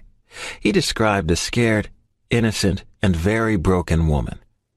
The Izzy I knew would never let a person break her spirit. Hell, in the 3 years she was my girl, even I had a hard time keeping that spirit from overtaking me. She was so full of life and happiness. No fucking way this is the same girl. When Greg called me yesterday to have a chat, he explained that his girl was in trouble, and not the kind of trouble a girl needs to be in. I didn't have the time yesterday to sit down and get the details. Being in the middle of moving across the country and setting up shop with Greg, things are insane. I had finally handed over the West Coast operations of core security just a few days ago, quickly jumping in my truck and heading east. I had bought my house quickly, and we had just signed the lease on the new office space. Now all that is left is getting set up with Greg and becoming familiar with his caseload. There is an endless backlog of people requesting consultations for investigative work. Luckily, it hasn't taken much to convince Locke, Beck, and Coop to pick up and start over in Georgia with me. During our quick meeting yesterday, he filled me in on the very hazy issue. He had a good friend escaping a bad marriage. How bad, I don't yet know. She has been living here for about 2 years, and during the last 6 months has been having a back-and-forth battle for divorce. The bastard doesn't want to let go. Greg said that it hasn't been a big issue until yesterday, when she got a fucked-up picture in the mail. He explained it to me. The ex sounds like one sick fuck, and enough of a threat for me to tell him to set something up. He didn't tell me her whole name. He called her Iz. I remember snorting humorlessly at the name yesterday. But yesterday, the last thing I thought was that Iz could possibly be one and the same Isabel West. I've known Greg for close to a decade now. I still remember a few years ago when he called up telling us he had to run to North Carolina and be some white fucking night. I don't remember the details, even though I wish to fuck I did. I just remember him going radio silent for almost a month after. He has always talked about his 2 girls here in Georgia. The guys and I have been giving him a hard time for a while now about handing over his nuts since he liked hanging with pussy so much. He has always spoken about these 2 chicks like they are fucking queens. Goddamn motherfucking Teresas. I honestly don't think I have ever heard him say a negative thing about either one of them. Such bullshit. This little scrap of female is blocking the club owner's office door like she would take out any threat that tried to get through her to try and reach Isabel. Where the hell is the small sprite Greg said radiated glee like a fucking fairy? "Fuck!" I roared. "Get out of my goddamn way, woman!" How does this tiny one-woman circus think she is going to fucking keep me from breaking that door into splinters? I look over at Coop and Beck. They seem just as confused as I am about this whole standoff. Jesus, I am getting in that damn office, even if I have to physically remove this woman from my path. I'm tired of playing nice. I might not have a mother, but even I know how to respect women. This one, though, would try the patience of a fucking saint. Just when I am about to pick her up and remove her from my way, the door opens and out steps a red-faced, spitting-mad Greg Cage. "You," he points at my chest, getting right up in my fucking space. "Get the fuck out of here. You might be bigger than I am, but when it comes to her, I will fucking kill you." What the fuck? The hell with that. Who the fuck do you think you are, brother, telling me that I can't speak to her? I can feel the vibration of unshed violence rushing through my veins. Even with the small thought in the back of my head that I would do the same thing in his shoes, I still can't calm myself. He takes a deep breath, looks me dead in the eyes, and spits out words that almost stop my heart. "If you don't back the fuck off right fucking now, Iz will end up leaving here in the back of an ambulance. Again." The fuck? What the hell are you talking about, Greg? Because it sure as fuck sounds like you're talking in code. Sighing deeply, I can tell how much this little toe-to-toe is costing him. "Look, Reed, you know I respect the hell out of you. You have been my brother for a fucking long-ass time. But she is not in a good place right now."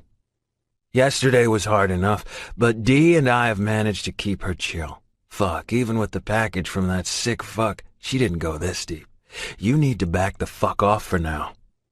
If you want to speak to her, fine, but it will be on her terms, not when she is fighting every demon that owns her soul. Not tonight. You hear me good, Reed. I will talk to her and set something up, but not until you tell me just how you know my fucking girl. What do you mean, your girl, G?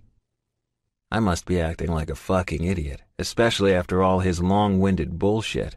Greg is gaping at me like he is trying to find a solution for world peace or some shit like that. He holds my gaze for a long while, and I can practically see the gears turning at full steam. Finally, with an eerily neutral tone, he says, Reed, just how long have you known Iz? He might sound neutral, but his eyes seem to be silently communicating that if he doesn't like my answer, there will be no talking with Izzy. I look down at my boots and reach up to rub my neck, trying to ease some of the tension out of my body. What a loaded question. Why does it matter, G? Humor me, brother. Just fucking humor me. How long have you known her? Straightening to my full 6'6" height, trying to at least give myself that small advantage, I look down on him with a matching grim expression. What the hell is going on here? They are acting like Lizzie is some wounded bird. No way in hell this is the same girl I know. I've known Isabel for going on 16 years, and 12 years ago when I left home, I left my heart in her fucking palm. I haven't seen or heard from her since. I respond with a calm I do not feel, not in the least. Greg's eyes fire instantly, and after a moment of silence he grunts. Do not call her Isabel. Ever. Then he turns on his heel and leaves me standing in stunned silence with Beck's, Coop's, and Dee's burning eyes on my back. With the exception of Dee, they seem just as confused and shocked as I am. What in the fuck? Looking around, I back up and plop my ass down on the hard floor, preparing to wait this out as long as it takes. I've been sitting out here in the hallway for what seems like hours. My ass is numb. Whether it's from sitting here or the music thumping through the floor beneath me, I have no clue. I look down at my watch to see that it's only been a half hour since Greg's cryptic comment. What the fuck is going on in there? I don't like this overwhelming feeling of helplessness. I haven't felt this way in a long-ass time. I have no idea what is really going on here. I feel like I have some big-ass puzzle with one missing piece. One piece some little shit took and won't give back. What happened to the 17-year-old, stars-in-her-eyes girl I left behind 12 years ago? Sure, she was sad I was taking off for basic training, but she knew I was coming back for her. We had plans, dreams, and a future all mapped out and ready to roll. Why is she acting like the wounded party here? She wasn't the one who arrived home 6 months later, tired but elated to finally have his girl in his arms again, only to find her gone. And she was gone, vanished into thin fucking air. There was not a single trail to lead me back to my girl. I remember the day I rolled back into our hometown of Dale, Georgia. I was so excited to finally get my arms around my girl. Things with the Marines had been intense, but I was home for a little while. I had a new family now, a band of brothers with an unbreakable bond. I couldn't wait to bring Izzy into that fold, making my family complete. Basic training was nothing like I'd expected it to be. I'd known I would be the perfect candidate for the Marines when I signed up. I'd just never imagined excelling at such a rapid rate. Arriving one day, then the next being pulled into a conference room and being handed one hell of a life changer. I was good, damn fucking good, and they wanted me. Only problem was, like with most everything deep within the government, I wasn't to tell a soul. Top secret to the highest degree. I received my first letter from Izzy the same day, reminding me how hard it was going to be to go dark on my girl. She knew me, though, and she knew what this gig meant to me. I wrote her one hell of a hearts and flowers letter and mailed it off the same day I left for special training, knowing it would have to see her through until I was home. When I finally got a call home, I had been gone for 3 long, hard months. I can still feel the shock I felt when the operator informed me that her number had been disconnected. With no one to ask, I just had to pray that my girl knew me and knew our love enough to be there when I came back to her. I couldn't worry. I had to have my head about me. So with all the hope of a naive teenage dreamer, I believed everything would be fine. Izzy and I, we were what some would call a fairy tale, if you believed in that shit. I met her the first day of my sophomore year. She had been a scared little freshman, a fish completely out of the water and terrified out of her mind. But did she let it show? No, not my Izzy. She marched right into Dale High with her shoulders back and her head high.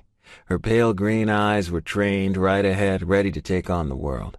And I had taken one look and knew she would be mine. From that moment on, she was mine and I was hers. She came from a great family.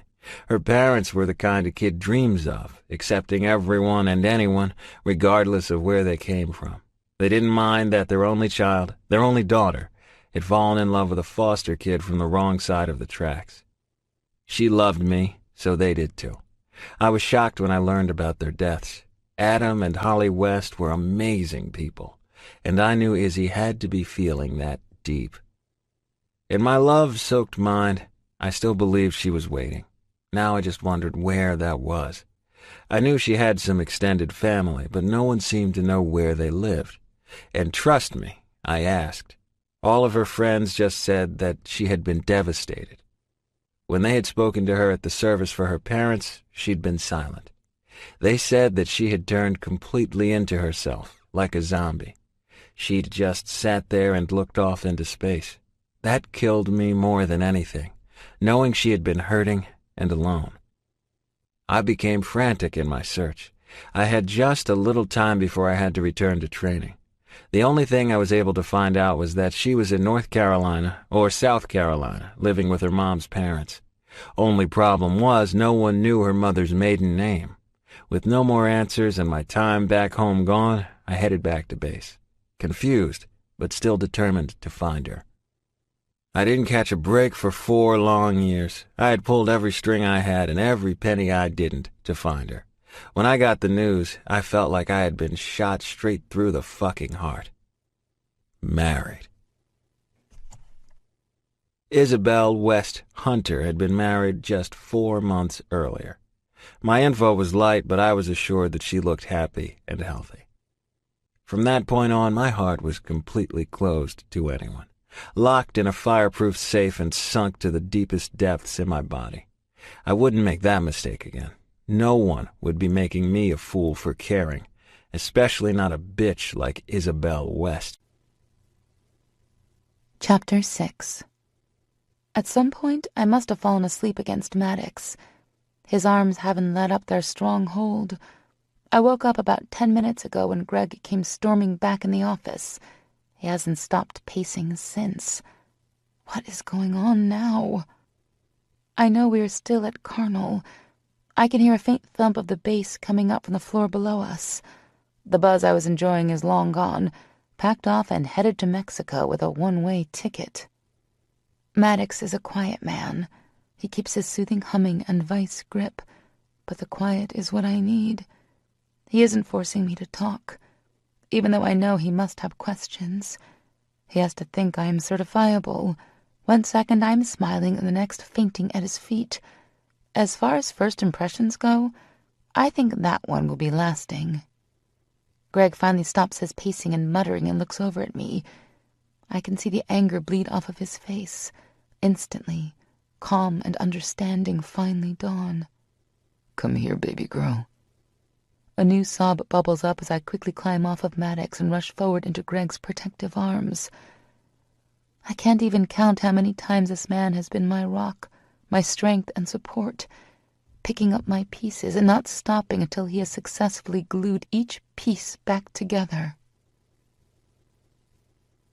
I hear the door click and immediately straighten from my folded position on the floor. The look of pure wrath in Locke's eyes has me pausing before completing my way up from my seat.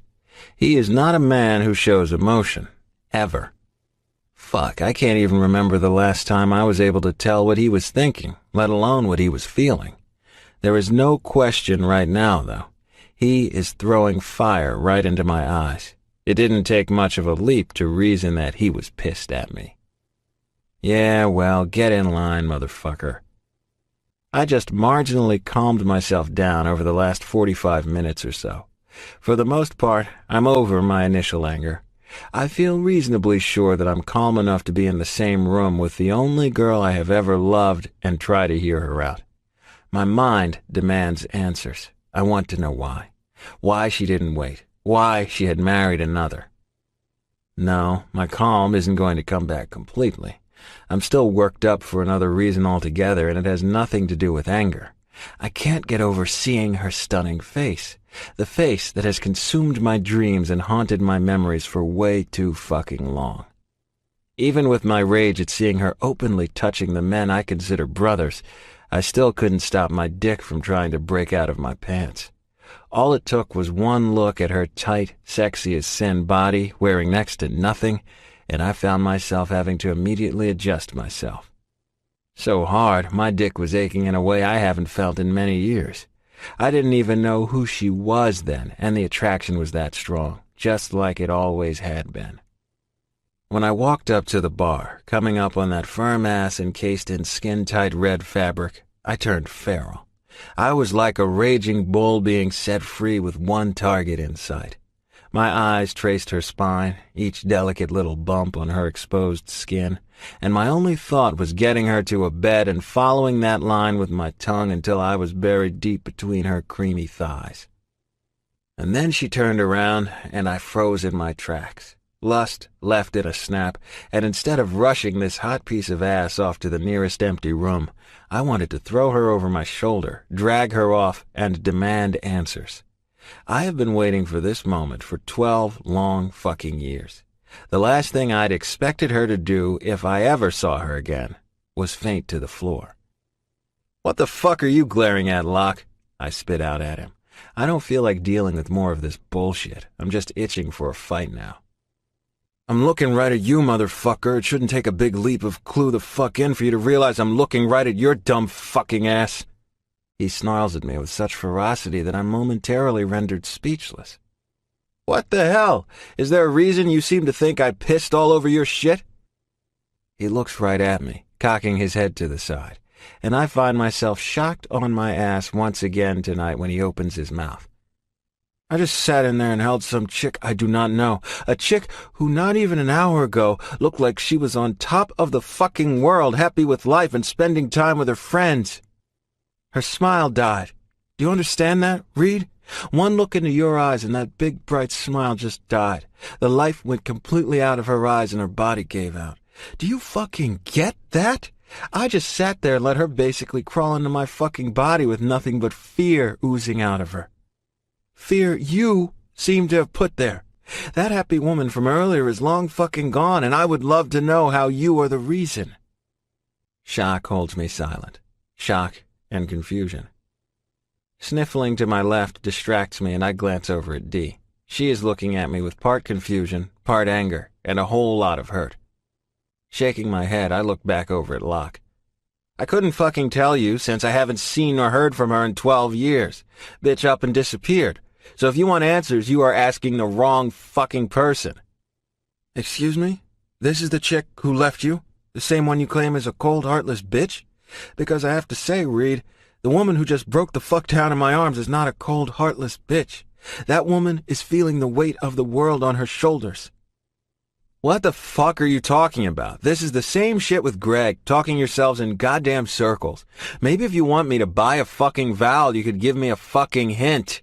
I roar right back at him. "All right, you want to know what the fuck I'm talking about? There is a woman in there who looks like her world just ended. She looked like she had seen a ghost, lost and scared. So scared she is shaking. She was trembling so violently she would have fallen to the ground had I let her go. So I will ask you one more fucking time. You sure that is the chick who left you?" I hear another gasp off to my side. Swear to Christ, this bitch needs to calm her tits. What the hell does it matter now, huh? It's been 12 fucking years. I don't think 2 fucking minutes of her time is too much to ask. I'm sure her husband wouldn't mind. I know I'm shooting low, but I am so livid I can't even see without red closing in my vision. Another gasp at my side. I look over at Dee. Are you fucking okay? Her jaw is opening and closing repeatedly. She looks like a damn fish out of the water struggling to breathe. I do not have time for this shit. Seriously, do you need something? Water, a chair, a fucking Midol? Her mouth snaps shut and a thin line forms before she marches right into my space, coming up on her toes in an attempt to meet me eye to eye. Listen here, you big bully. You will not sit here and be a little shit. You have no clue what is going on, but I promise you this. It is bigger than your need to chat. Do you understand me? She follows that burst with a few pokes to my chest.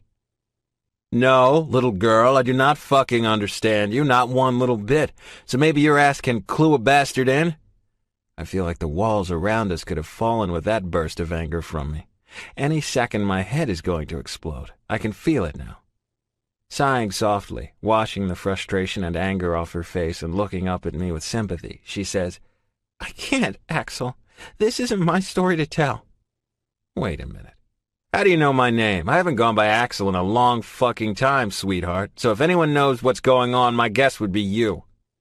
Of course I know what's happening, but like I said, this isn't my story to tell. She points over at the closed door. It's hers. It always has been. I just never thought I would see the day it would need to be told. Again with that cryptic shit. I feel like I just walked into the Twilight Zone. Shaking my head in exasperation, even with my confusion, I can't stop the rage that bubbles up every time I think about just who we are fighting over. All right, fine, don't fucking tell me. But let me ask you this. Does her fucking husband know she is out dressed like that, flirting with anything that speaks to her? I can't stop the shit that is slinging from my mouth at this point, and I'm past the point of caring what I'm saying. The only thing I'm seeing at this moment is that report I read 8 years ago that told me my girl hadn't waited. You son of a bitch, she sneers at me. Before I can even register what is about to happen, I catch a small hand right over my cheek. Damn, that bitch is strong for such a little thing. Before righting my head, I spit the little bit of blood her slap created onto the floor. I look over at her shocked face. What the fuck was that for? I rumble. Looking past her, I see Beck and Locke with shocked eyes and fucking smirks on their faces. Coop lets out a loud laugh before quickly stifling it.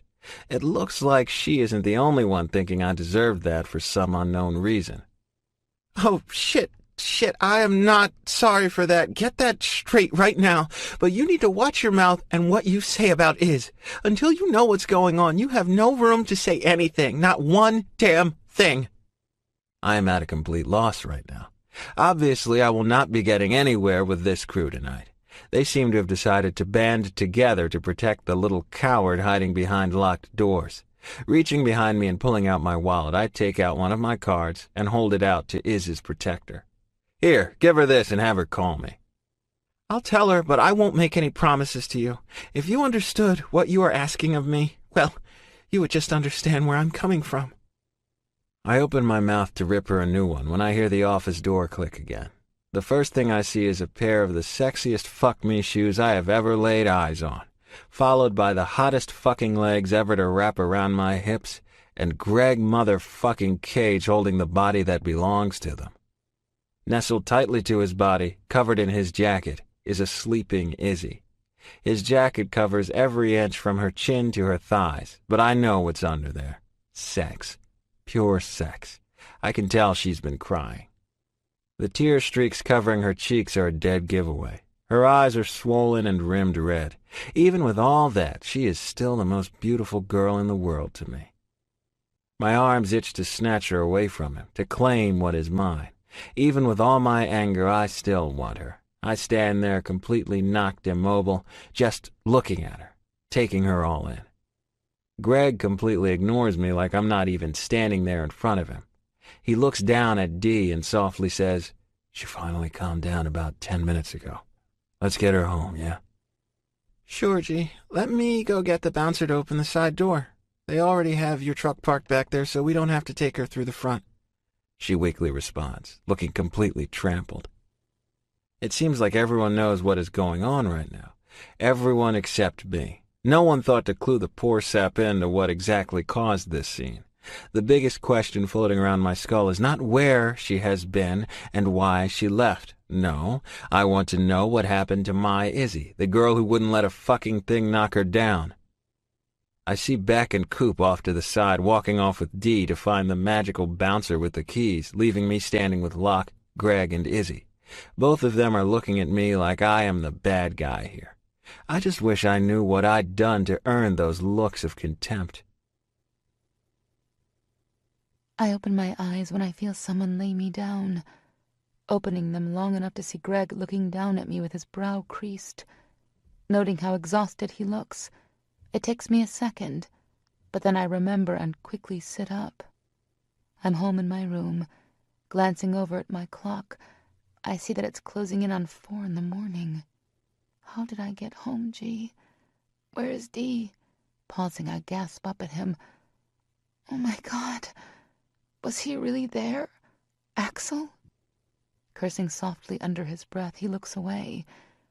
I can tell he's trying to school his response, weigh his words. He always seems to worry that I'm going to slip back into that dark place I was in when he found me. I won't lie, sometimes I do too, but I can't have him treating me with kid gloves all the time. Greg, please, please just be honest with me, I beg of him. Baby girl, I just don't know what to say. If I'd any idea that the Axel you told me about was Reed. He trails off, looking back off into space. I have no idea what is going through his head, but if I know Greg, he is riding the guilt train hard. What? You would have made him come to me? Little too late for that, G. He had his chance to come to me years ago, years. It's not like I didn't let him know how to find me. I left my grandparents' address with his foster mother. I was waiting. I waited for years, and I would have waited forever, but where was he, huh? Where was he when I needed him? All those times I needed him. That's right. Gone. I can feel the tightness of anger forming in my gut. I thought he was dead this whole time. You know this, Greg. I've thought for 12 long years that the boy I loved was gone forever. 12 years of feeling empty, lost, and so unbelievably alone. I'm crying again, and I just can't seem to stop. The weight of Axel's return is so heavy. I needed him so badly. You know I went back to see June, his foster mother, about a year ago. I just wanted to make sure, as stupid as that is. You know what she told me? She told me he was in a better place without me. How was I supposed to take that? Greg gets back up and starts his pacing again. I have no idea what's going through his mind right now, but I can tell he is struggling with it. He knows all about my past with the infamous Axel. I remember one very bad night for me, about 6 months after I left Brandon. We were watching movies. I have no idea which movie. It was something stupid and cheesy. I remember watching the actors promise to love each other forever, that nothing would ever tear them apart. And then I lost it. I threw my wine glass at the TV, screeching and screaming about how everyone leaves and nothing is forever. Greg had to forcefully hold me down until I was able to calm myself. He sat there holding me still for almost 2 hours. When I finally stopped thrashing around, he sat me down and demanded I talk. I told him everything from the day I met Axel at 14 to the day he left when I was 17. I told him about every single wonderful memory we had shared within those 3 years. Then I told him about my parents, the baby, and then the parties. He knew about the deep devastation I'd felt when I had lost and lost and lost some more. He knew how and when I'd met Brandon, rich, successful, and handsome Brandon. He knew how vulnerable I had been when he walked into my life and scooped me up, unbeknownst to me that he was the devil in disguise. Greg knew everything there was to know about me, but with everything I had shared, not once had I told him Axel's last name. I'm guessing this little bombshell was quite a hit for him. Being ex-military, he always sympathized with the Axel I had told him about. He would always tell me that Axel wouldn't want me to be in pain over him, and what a strong and heroic person he must have been. Lies. All fucking lies. Axel didn't die a hero. He lived a betrayer. All the dreams that we had, promises we had made, they all seemed like the biggest slap in the face now. I have mourned the loss of him and the loss of us for so long. He was the only reason I survived at the hands of Brandon. I would just close myself off and think of him in the times we had together. He was my salvation in the darkest of dark. You know what? It doesn't matter. How can he possibly explain this, G? I can't go there anymore. I can't go back there. Not with him. Nothing he can say will heal the wounds he inflicted. Defeat and overwhelming melancholy have taken root. I don't know what his reasons are. I don't feel like this was intentional, baby girl. I really don't. I talked to him. I saw his face and he seemed completely clueless. I don't even think he has put together that you were the person I talked to him about yesterday. There's something missing. I just can't figure out what it is. Clueless, Greg? Are you kidding me right now? No, baby girl. And as much as it pains me to say this, I really think you two need to sit down and talk. What? No way, Greg, no. I have nothing to say to him, not one thing. Did you see how mad he was? I didn't even see his face, but I could hear it. I could feel it. He's acting like I did something horrid. What is so horrible about loving someone? I don't know, I just think there's something to be said about closure. For both of you. Closure? I laughed to myself as I lie back against the headboard. This man has lost his fucking marbles if he thinks I can or want to have a sit-down with Axel. I can't. I just can't. This must be some cruel joke from above. I knew I was onto something when I stopped praying. No one who throws so much shit at someone should be trusted. Haven't I been through enough? I just started to feel normal again. Hell, I just stopped seeing my therapist a month ago. Just go, G, please. Just go. I turn over, pull the sheets over my head and cry softly into my pillow. I hear the door shut and heavy-booted feet stomping down the hall, followed by soft murmurings. Just when I'm about to fall asleep, I feel slender arms wrap around me, holding me tight. Love you, Iz. We will get through this. These reassuring words are the last thing I hear before I fall into a restless sleep, hoping for some peace to be found. Chapter 7. God, Izzy, you feel so fucking good wrapped around my cock. So fucking tight, he rasps as he slowly thrusts his long, thick length into my waiting body. Never felt anything as good as you. His hands tighten on my hips as his pumping picks up speed. His powerful rocking is rubbing my erect nipples in the most delightful way against his sheets. I dig my fingers into the sheets, trying but not succeeding in keeping my moaning down. All I want to do is scream out in pleasure with every single thrust and every single roll of his hips. He gives a good push in, the tip of his generous cock hitting my cervix. Each thrust now has tightening up and lightning bolts of sheer pleasure shooting from my pussy to every part of my body. My fingers tingle, my toes curl. My breasts feel like they are throbbing. Every single inch of my skin is on fire for this boy. Fuck me, he rumbles, his breathing coming in fast bursts against my back. Like you were made for me, baby. I'm afraid to open my mouth, to respond with any kind of sound that will let him know he has me feeling the exact same way. I know the second I unclench my lips, screams of pure ecstasy will come bolting out. God, I love him. He's right, we fit together like we are meant to be. Both our bodies aligned perfectly. Our movements are in perfect sync with each other and our thoughts communicate wordlessly. His hand reaches between my thighs and he starts to roll his thumb in delicious circles, making my body's pleasure reach even higher than before. Come with me, princess. Come fucking with me. Right when my pleasure reaches insurmountable levels and the claws of the most powerful orgasms start taking hold, I wake up, sitting straight up with a giant jolt. I hear a thump to my right and look over to see Dee sticking her tired head up over the side of the bed. Unhappiness with a twinge of confusion mars her pretty face. Her hair is sticking up in every direction possible, and her flawless makeup from the night before is smudged under her eyes and lips.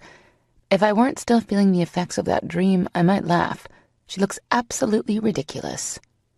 Jesus Christ, Iz. A simple wake-up would have sufficed too. Sorry, I snort, earning me a new glare. I take my eyes from the tiny ball of unhappiness on the floor and slowly look around my room, trying to figure out what feels so different, well, besides waking up with Dee in my bed. Freaking weirdo.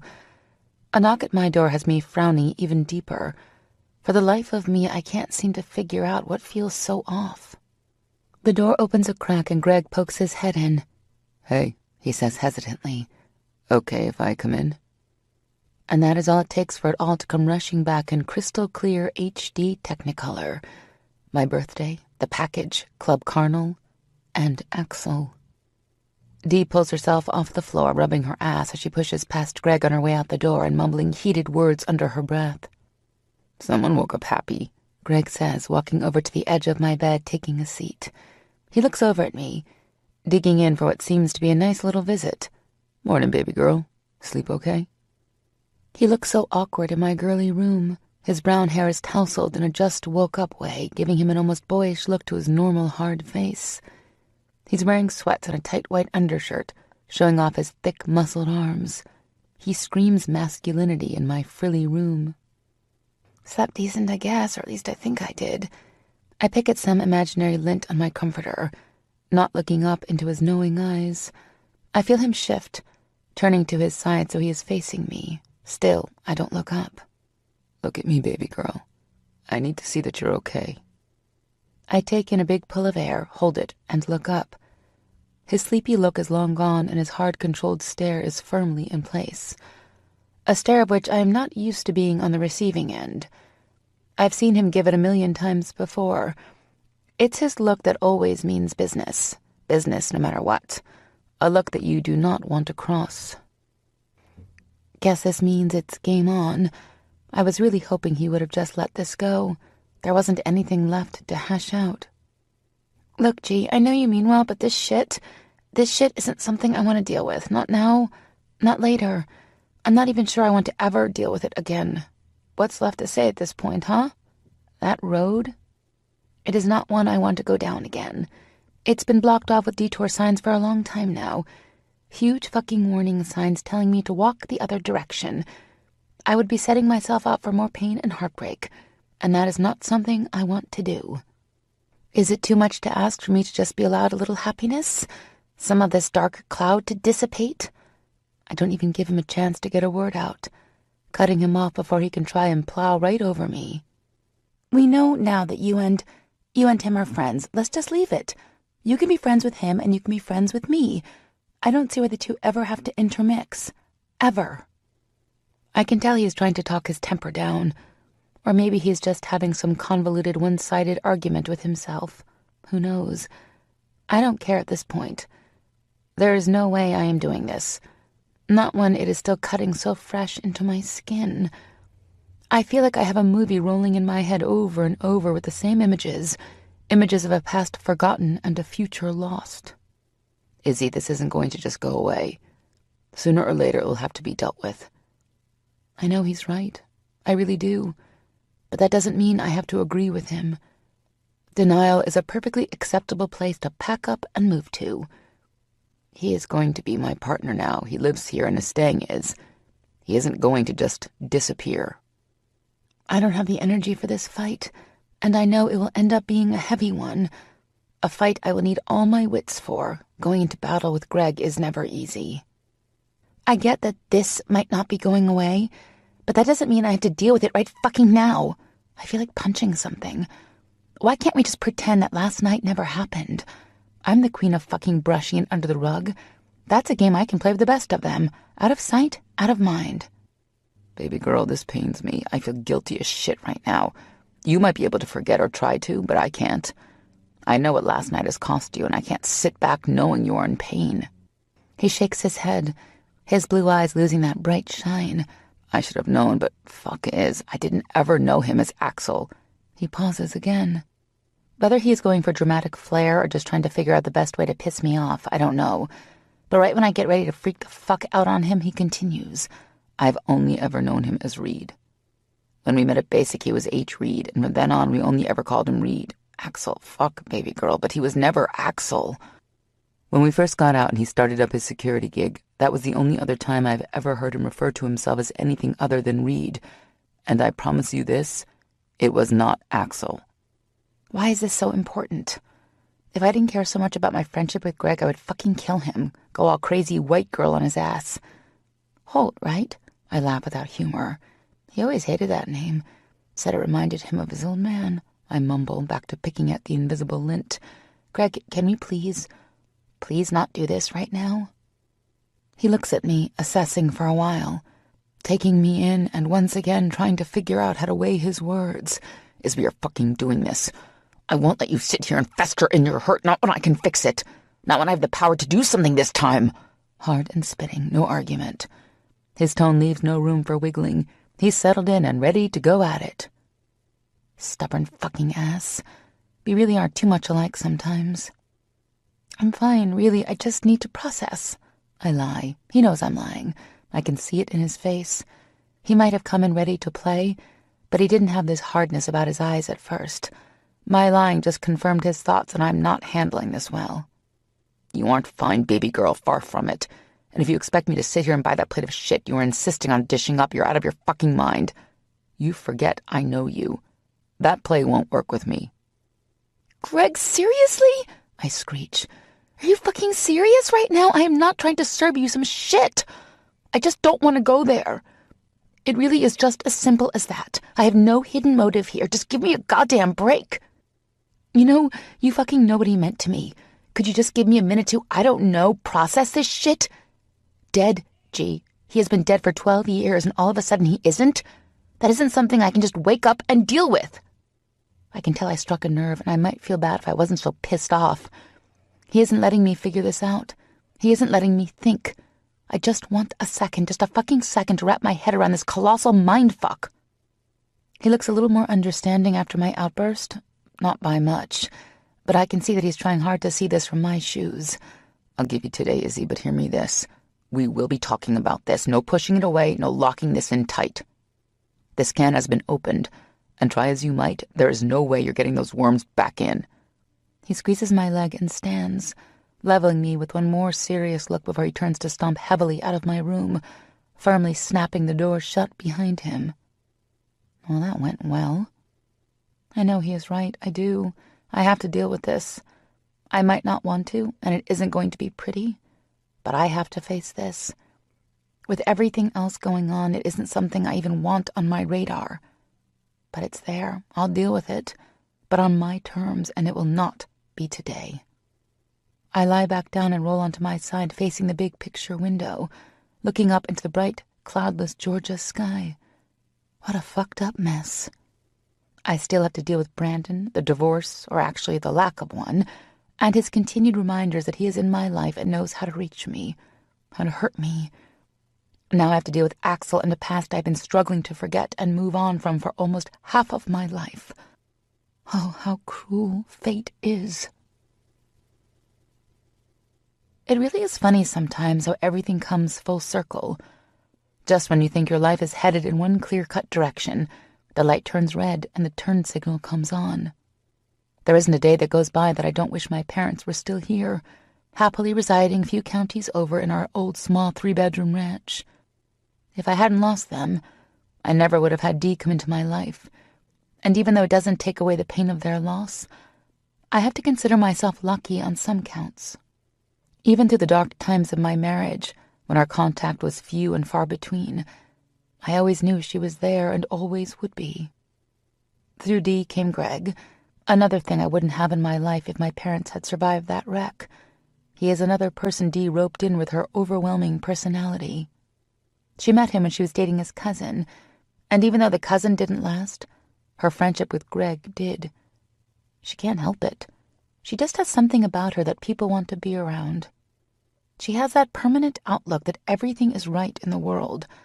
And lucky for me, he just happened to be close the night she came to save me, even though I don't remember him showing up with her. By the time she made it to me, I had completely blacked out. The first time I saw him, my initial reaction had been fear. Greg Mad is not someone you want to be around. When he saw me step out of the van that day, his reaction scared the shit out of me. Huge, raging mad, and ready to kill. No one was more shocked than I was when the feral giant turned human shield. He was ready to protect me from anything, and that has never changed. I know I am lucky with the friendships I have with Dee and Greg.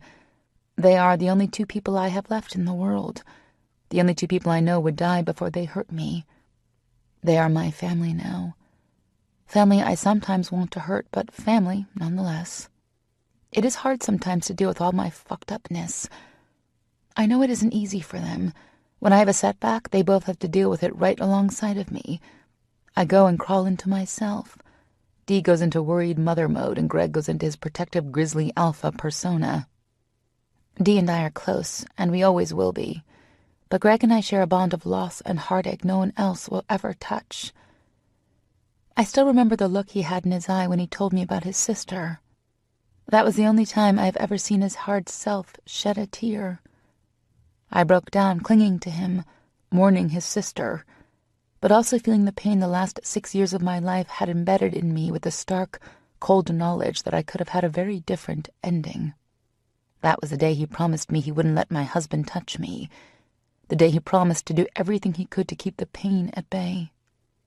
I roll back over and stare up at the ceiling, following the fan's rotations with my eyes, letting the memories of the past come rolling back over me. I remember when I was as constantly happy as Dee, always looking at the world with rose-colored goggles. I wasn't the most popular girl in school, but I had a good number of close friends. My childhood was so full of laughter and love. My parents were the things dreams are made of. They were always happy, always smiling, and always full of love. Love for me and love for life. For a parent-child relationship, ours wasn't the most conventional. I could go to them with anything, and they never cast judgment or scorn. Not a day went by that I didn't feel the joy I had brought into their lives. I was lucky enough to meet the love of my life young. We had a relationship that reminded me of my parents. Always happy, always smiling, and always full of love. I had 3 of the best young and dumb years in my life with that boy. I thought I was untouchable, and I thought that our love was unbreakable. Together we could overcome anything that life threw at us. By his side, I was complete. Axel left for boot camp 3 days after he graduated from high school, and that, unfortunately, meant he was leaving me behind in the process. I understood this. Hell, I had even rallied behind him. I wanted what would make him happy, and I knew he was setting his own path, proving to the world that he was nothing like his parents, who had cared more about their next big fix than their own son. Axel had been living in and out of foster homes for the better part of his 18 years, and knowing he had nothing to offer me for a solid future, he did the only thing that made sense to him. He enlisted in the Marines. Together with my parents by my side, we dropped him off at the bus station with a promise to reunite and live out all of our dreams when I graduated the next year. That day was the first hard day of my life. I let a bitter laugh escape my lips when I think back to all those stupid dreams. They are funny things, the dreams of an innocent teen. You never know when you're planning them that you're planning nightmares instead. I wasn't too broken by him leaving.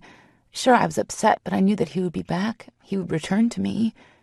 My parents planned a few trips that summer to keep my mind off missing Axel, at least until I could hear from him again. I was so excited for that day, even knowing it might just be a letter.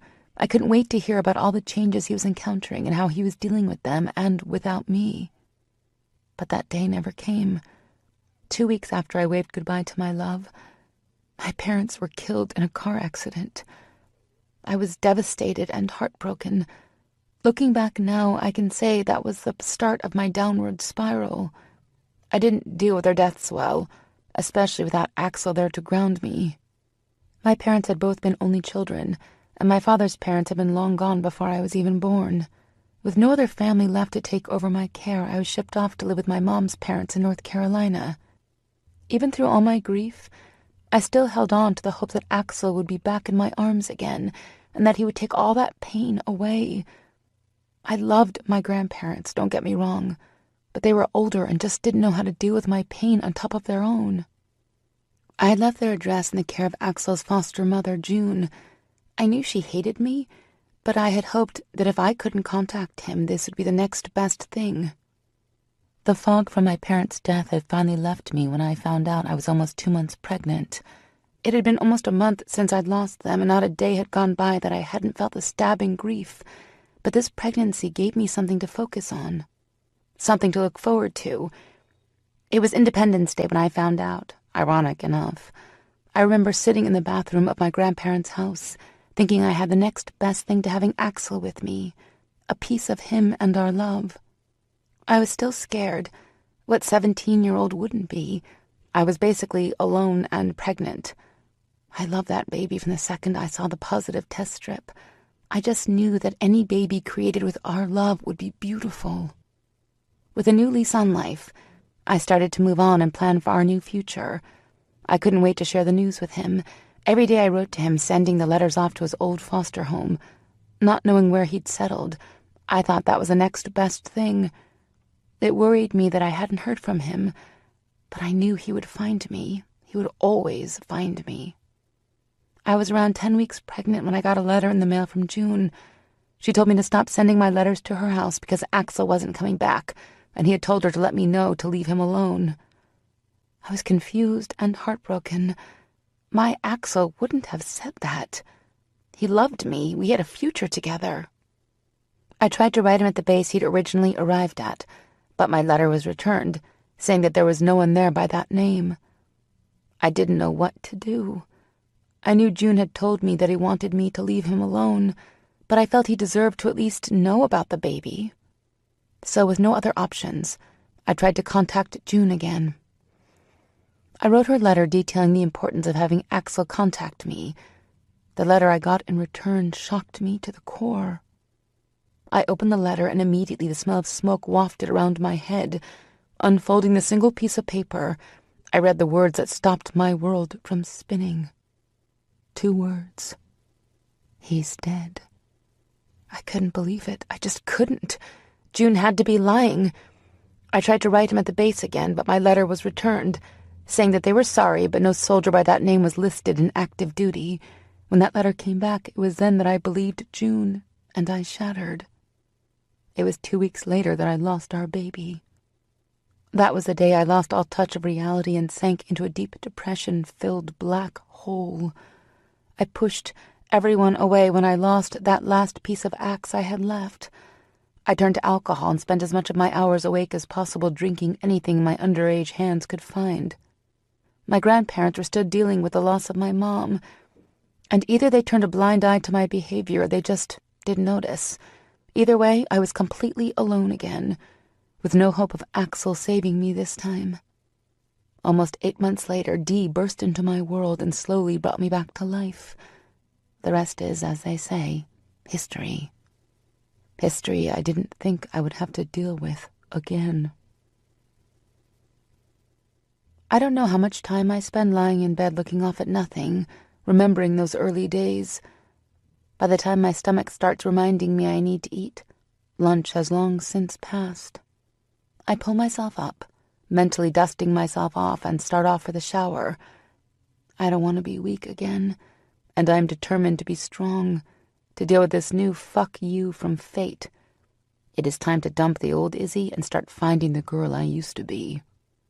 15 minutes later, I'm making the trek down to the kitchen, hoping to grab a quick bite to eat alone before I dive into my work.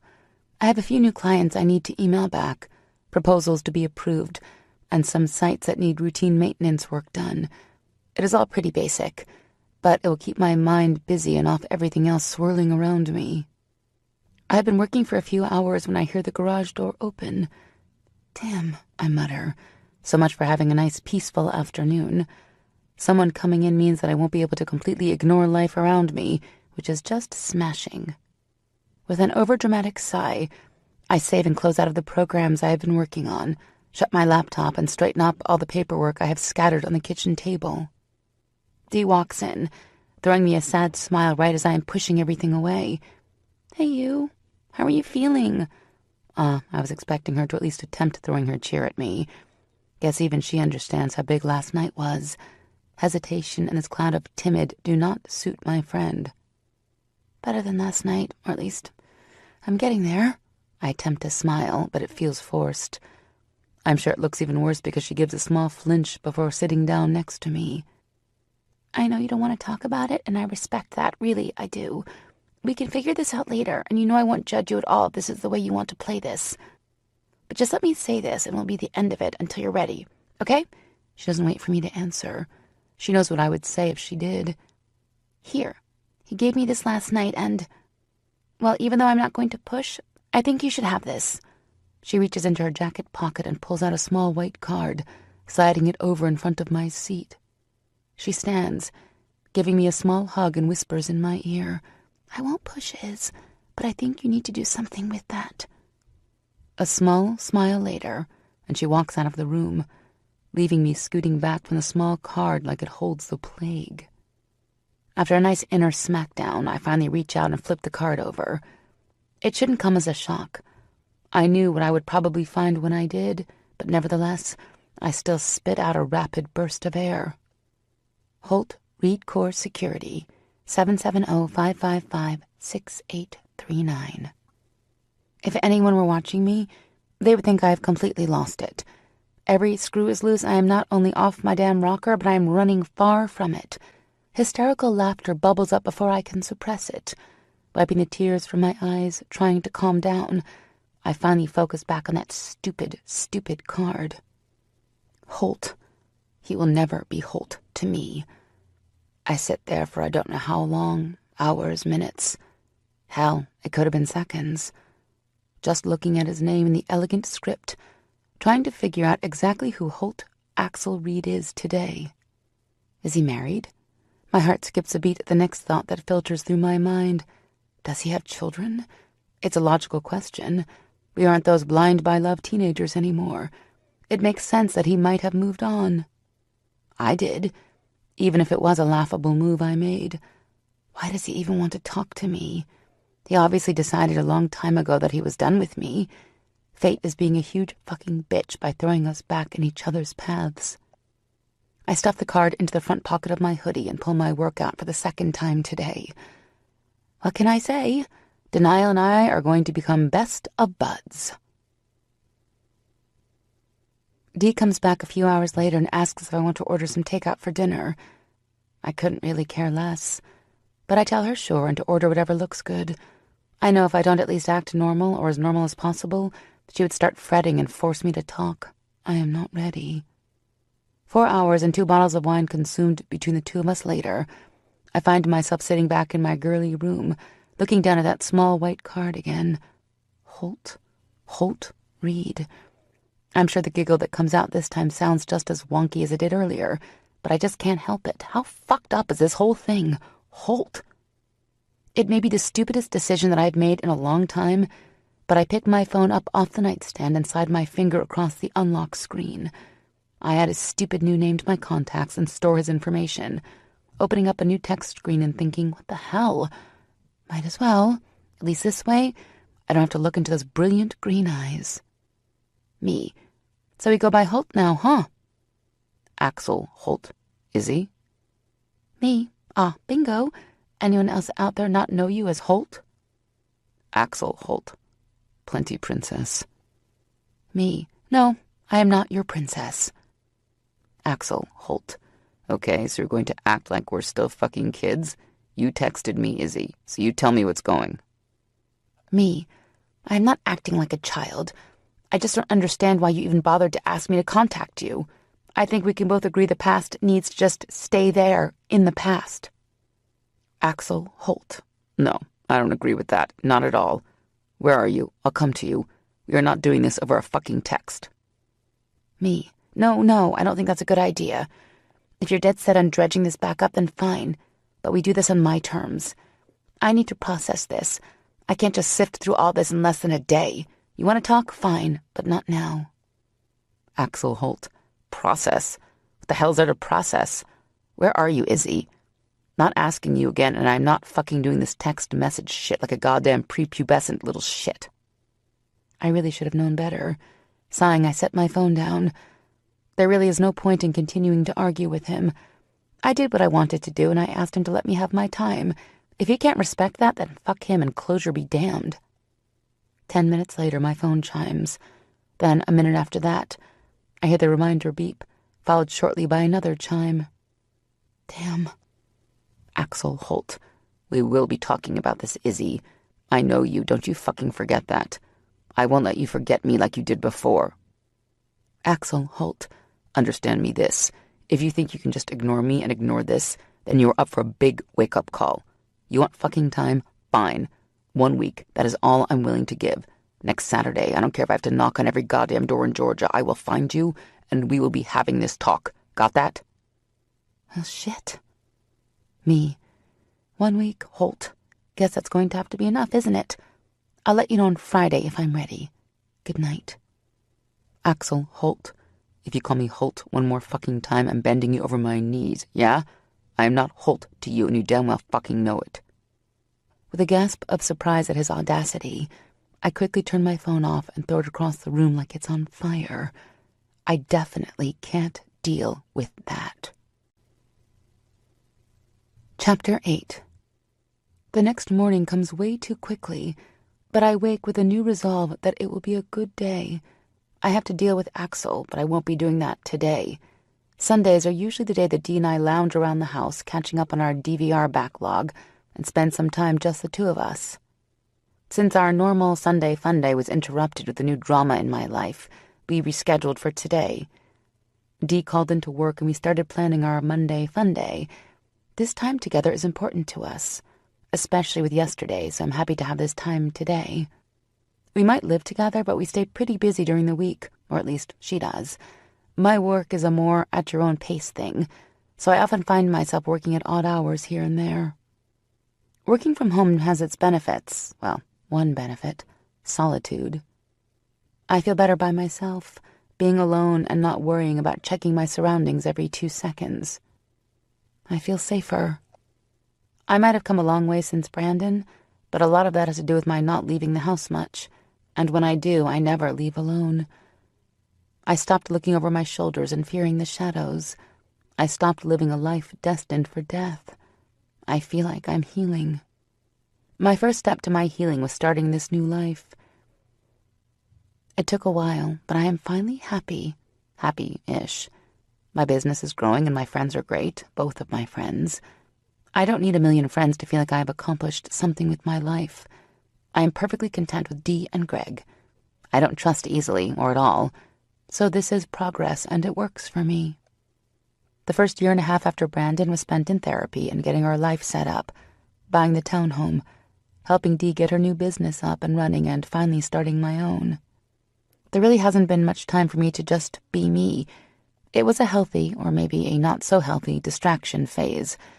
It took me a while to decide that I was okay enough to start living again, and I won't let Axel change that. So it is time to do what Izzy West does best: distract. Dee and I spend all day Monday lying around the house and watching old 80s movies. We turn all the phones off, close the blinds, and just enjoy spending the day together without the world stomping all over us. If Greg tried to call, we didn't know. That is just fine with me. I am not ready to deal with his intrusive questions right now. Tuesday is spent catching up on my work and fielding calls from Greg. I fake work issues and I am able to put him off. I know this won't work, but once again, I am not ready for him. I don't completely lie to him. I do have plenty of work I need to get a good head start on. Word is spreading quickly, and I have finally picked up some rather large businesses out of Atlanta. Dee has gone longer than normal on Tuesday. I know she's in the middle of some issues with her branch back in North Carolina, so by the time she gets home, she is too tired to push much from me. Again, that works perfectly for me. Wednesday is spent running errands around town, cleaning out my closet, and organizing the pantry. I even scrub all 3 toilets in the house. By the time Thursday rolls around, I am running out of excuses to beg off Greg and things to keep me distracted. Worse yet, Saturday is looming even closer and closer. Greg seems to be busy enough trying to get the new and improved core security up and running. For once, the timing is working out in my benefit. He calls twice. But when I send them both to voicemail, he must have given up. I should be worried about him going silent on me, but I am too busy trying to keep my panic about Saturday down. Friday is spent hand-mopping the floors and dusting every surface in the whole damn townhome. Dee is working from home today, and I'm sure she's starting to think I've lost it. I'm just sitting down in front of our massive DVD collection to re-alphabetize it, again, when I hear my phone start ringing. I jump up and run off to my room to see if I can ignore Greg's call again. When I pick up my phone and see Axel Holt calling, I scream and drop it. I run back into the living room and pick my stupid mind-numbing task back up. I hear my phone ring 3 more times before I'm done. Deciding I need to bring out the big guns in my mission to distract, I set off to find Dee. This is going to be easy enough, even if it is painful for me. All it will take is one mention of her finally getting that makeover she's been after, and I've been dreading, for her to forget everything else and focus only on shopping. It might be a dirty trick, but it is the only one I have at the moment.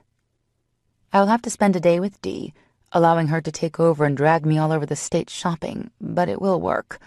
Not only will I successfully not be thinking about anything besides how much money she is costing me, but I will be away from the house and Axel won't be able to find me. I hate shopping, but if this works, the payoff might be worth it. Me and Dee against the world. She might not know it, but she is about to become my hero. My ears have finally stopped ringing from Dee's insane screeching when I announced I am finally ready to shed my ratty-ass jeans and tees and let her work her magic.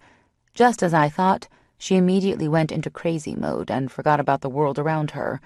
Sometimes I love how easy it is to basically bribe her. It's Saturday morning, and we have been at the mall for a few hours when my phone rings. Looking at the display, I can't help but smile when I see Greg calling across the screen. I have successfully kept him away all week, and now that I am away from the house and out of Axel's reach, I am finally going to pick this call up. "Hey, you," I smile into the phone. "Baby girl, you speaking to me today?" His deep baritone rumbles through the line. "Depends on you. What do you want to speak about?" "All right, I guess that's a no. What are you doing? I drove by the house, but no one was there." "Shopping." My voice must be dripping with sarcasm. Dee and I are over at Lenox Mall. I've decided it's time for a new wardrobe. Going all out. You should meet us over here, carry all the bags or something productive like that. It will be just so much fun. Yup, sarcasm is hanging thick in the air. Dee is completely oblivious to my conversation. Either that or she is just so in her element that she decides to ignore it. "Carry your bags, huh? You must be out of your damn mind if you think I will be joining you in that estrogen field trip. I like my balls right where they are." He laughs back at me, finally losing that hard tone he seems to have adopted with me. I don't like being at the receiving end of his anger. "Pussy," I joke. "Big old pussy is afraid to come and walk around the mall with your best friends. I think you might have already lost those balls you're so fond of, G." I throw my head back and let out a loud laugh, earning a few nasty looks from the rich bitches out shopping for shit they do not need. Kind of like me, minus the rich part. I can hear him trying not to laugh. This right here is the Greg I love so much, this banter between us. Come on, all joking aside, I think we will be stopping for lunch soon, or at least I hope my master will let me eat. I look over at Dee, who has been vibrating with excitement since we started this grand makeover today, to confirm a plan for food at least somewhere in the near future. She isn't looking anywhere near me. Instead, she is focusing on another store. I might as well just hand her my credit card and tell her to meet me back home. I haven't had a single input on a single purchase since we started, and if the 7 bags hanging from my arms aren't enough, I might just run. What the hell was I thinking? Oh, that's right. A distraction. Being away from the house and away from Axel, who has already called 3 times since the day began. Clearing my throat, I speak into the phone again. Even if Dee doesn't agree, we will be eating soon. "So, what have you? Want to meet us over here or what?" "Sure is. If that is how we are going to play today, I'll meet you there. I'll call you when I get there and find out how to track you down." "Perfect. Just give me a ring and you can save me." I look over at Dee to make sure she at least has some understanding of this new plan. She looks disappointed that we have to stop, but Christ, woman, I can only shop for so long without food. "See you then, baby girl." He disconnects and I pocket my phone, turning with a bright smile to Dee. She has the most ridiculous pout on her face. Stop that right now, Dee. I have been a good little girl and followed you around like a little bitch while you racked up thousands of dollars of shit on my card. I don't think feeding me is too much to ask, huh? I try for stern but end up laughing in her face when she has the nerve to wobble her chin like she might cry. Okay, but if we have to stop soon, we're going to Neiman's first. Shoes is. I can hear them calling our names from here. Freaking weirdo.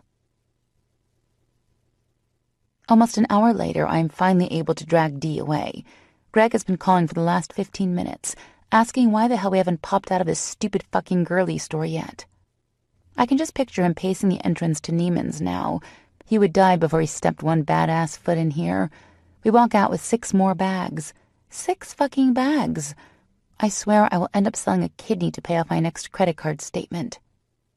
Greg is, as predicted, pacing in a tight line. When he finally spots us, he stops and crosses his arms over his bulky chest, throwing that scowl back in place. It wouldn't kill him to at least look happy to be here, but even grumpy, I'm glad he's here. Holy shit! Now that is definitely worth stopping our shopping for! I'm a little taken aback by Dee's husky whisper. I was so focused on uncomfortable Greg that I hadn't noticed the good-looking man next to him. Joe? No, that's not right.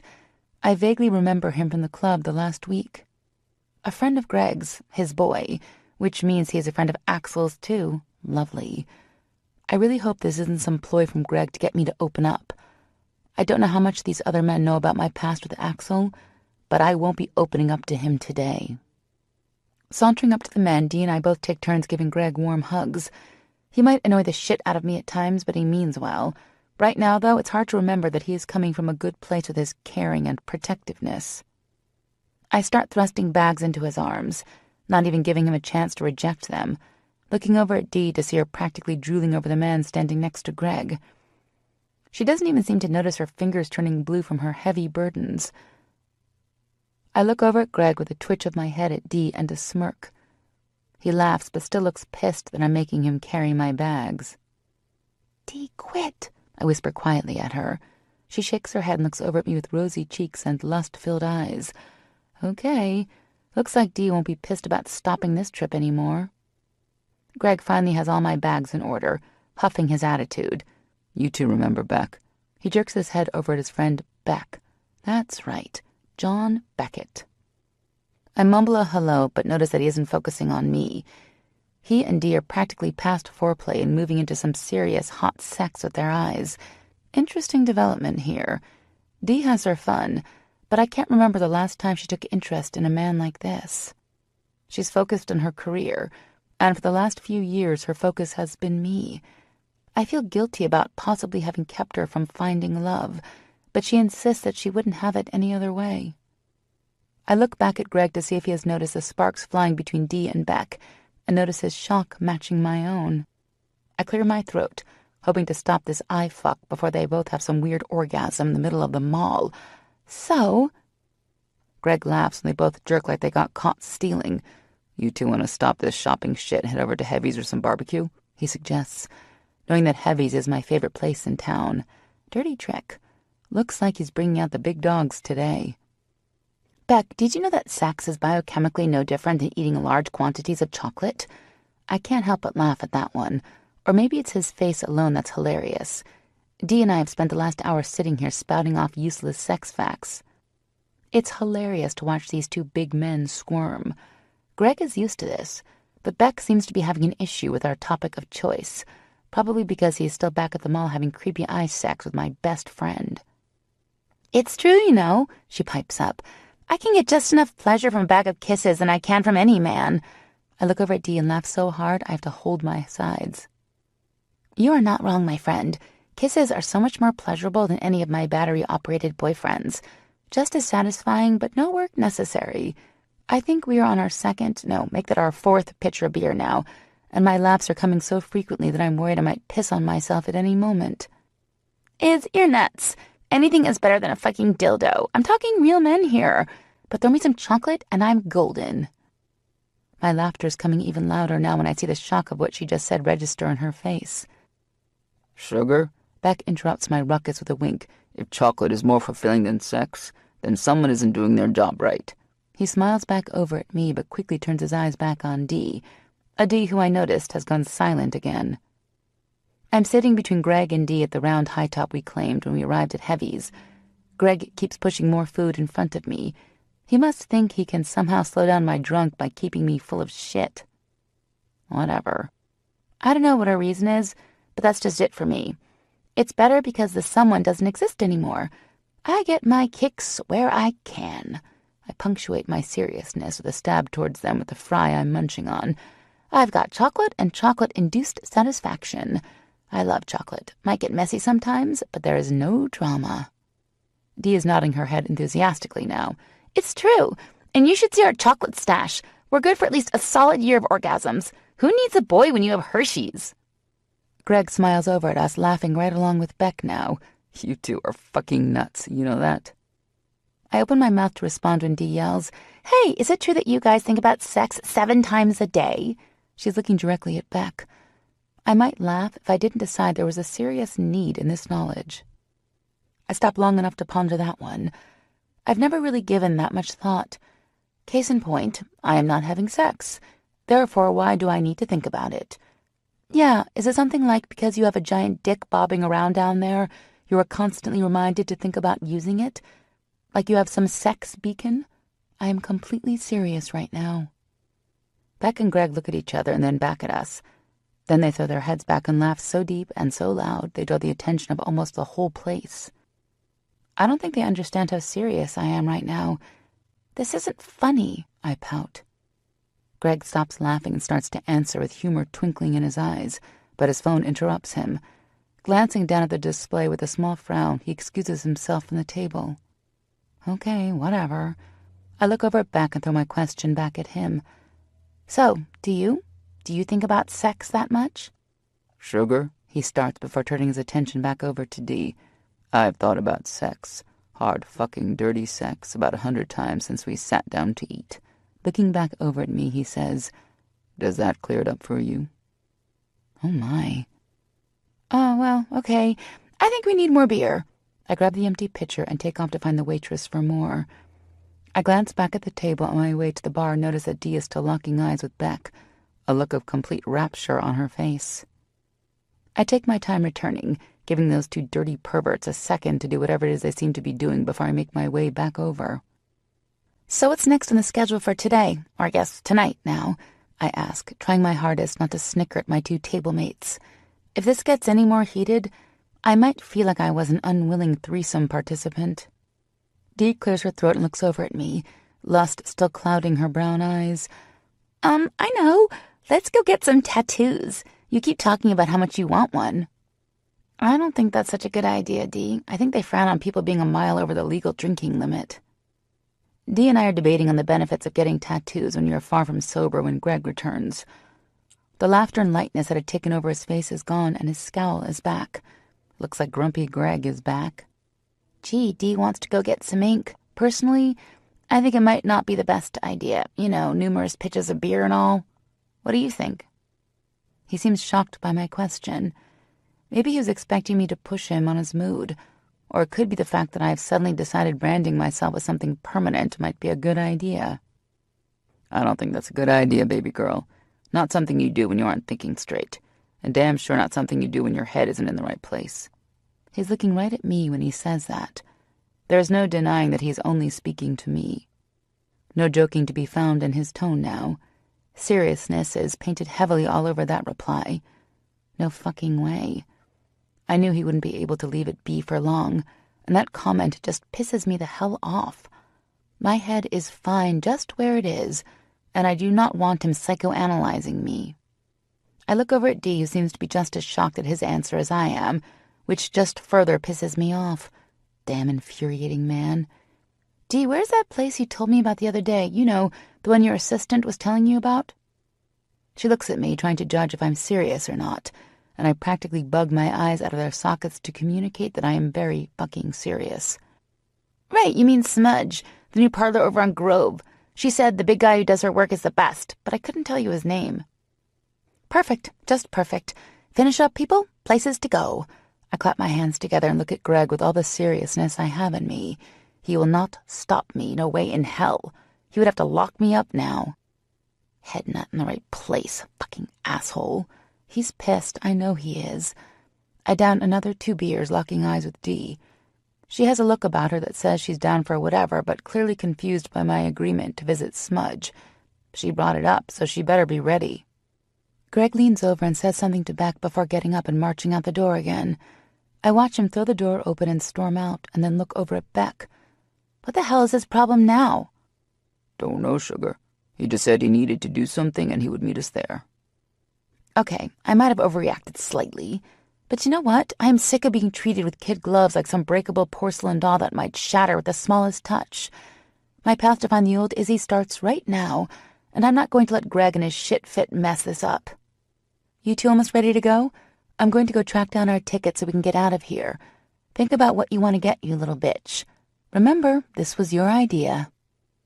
I stand up and walk off, once again leaving them at the table, but I doubt they are drenched in their lust cloud anymore. Beck is probably trying to figure out what brand of fucked up he has stumbled on, and Dee is probably back to worrying. At least this time she isn't worried about my mental stability, or at least I hope she isn't. She is probably worried about this big-ass boulder that seems to have popped up between Greg and me. Chapter 9. Dee is pretty silent when we first get in the cab after leaving Heavy's. She is probably still playing back my refusal to ride with the boys. We left her car at Heavy's and jumped in the first cab I saw, leaving a fuming Greg and a confused Beck standing at his truck. Greg was waiting outside of Heavy's when we walked out. So much for his having something to take care of. I knew that if we let Greg drive, he would control the destination, and I was seeing this through. For the first 5 minutes, she sits silently gazing out her window. Soft country music plays through the speakers. Not loud, but enough that the silence isn't awkward. She finally has enough and turns to me. All right, tell me what this really is about is. This is more than a few drinks and sex jokes. What's really going on up there? She reaches over and taps my head. Nothing is going on up there, Dee. I'm sick of everyone looking at me like I am some unfixable toy. Some toy that no matter how many times you slather Elmer's on, keeps falling apart. I'm sick of being that girl, Dee. Greg just pushed my buttons when he said I wasn't right in the head. I'm fine. Just because I don't want to talk about Axel, that does not mean I'm not right in the head. It doesn't. Who exactly are you trying to convince, Izzy? She asks softly. I don't need to convince anyone. I just need you to have my back and trust me to handle this on my own terms. I let out a frustrated huff and turned my head to watch the city zoom past. I'm so tired from this week of dodging Greg and running from Axel. I just want it to be over. This bad dream that I am beyond ready to wake up from. Okay, Iz, I understand, or at least I'm trying to. I just don't like seeing you hurting, and I don't like seeing you and Greg fight. You know he's got to be hurting too. He would do anything to take your pain away. You know that. Don't think he is being pushy to be a dick. He really does care. I don't reply. What's the point? I don't know what to think about Greg. I know he cares. But now that his loyalty is torn, I can honestly say that I don't know which way he is going with his need to chat with me. He wants me happy, I know that much. But at what cost? We pull up in front of Smudge a few minutes later. The cabbie lets us out right at the front door. I quickly pay him and rush for the door. When I see Greg's truck roaring up the street, I take off for the inside of the building. He won't cause a scene, not in a public place like this. He might look at me with his displeasure and judgment, but he won't say anything. No, I will get that later. We walk into the brightly lit building. The walls are painted a deep red. The ceiling and the tile are black. They have the room set up with little cubicles against the side walls, each one with a wall about 4 feet tall.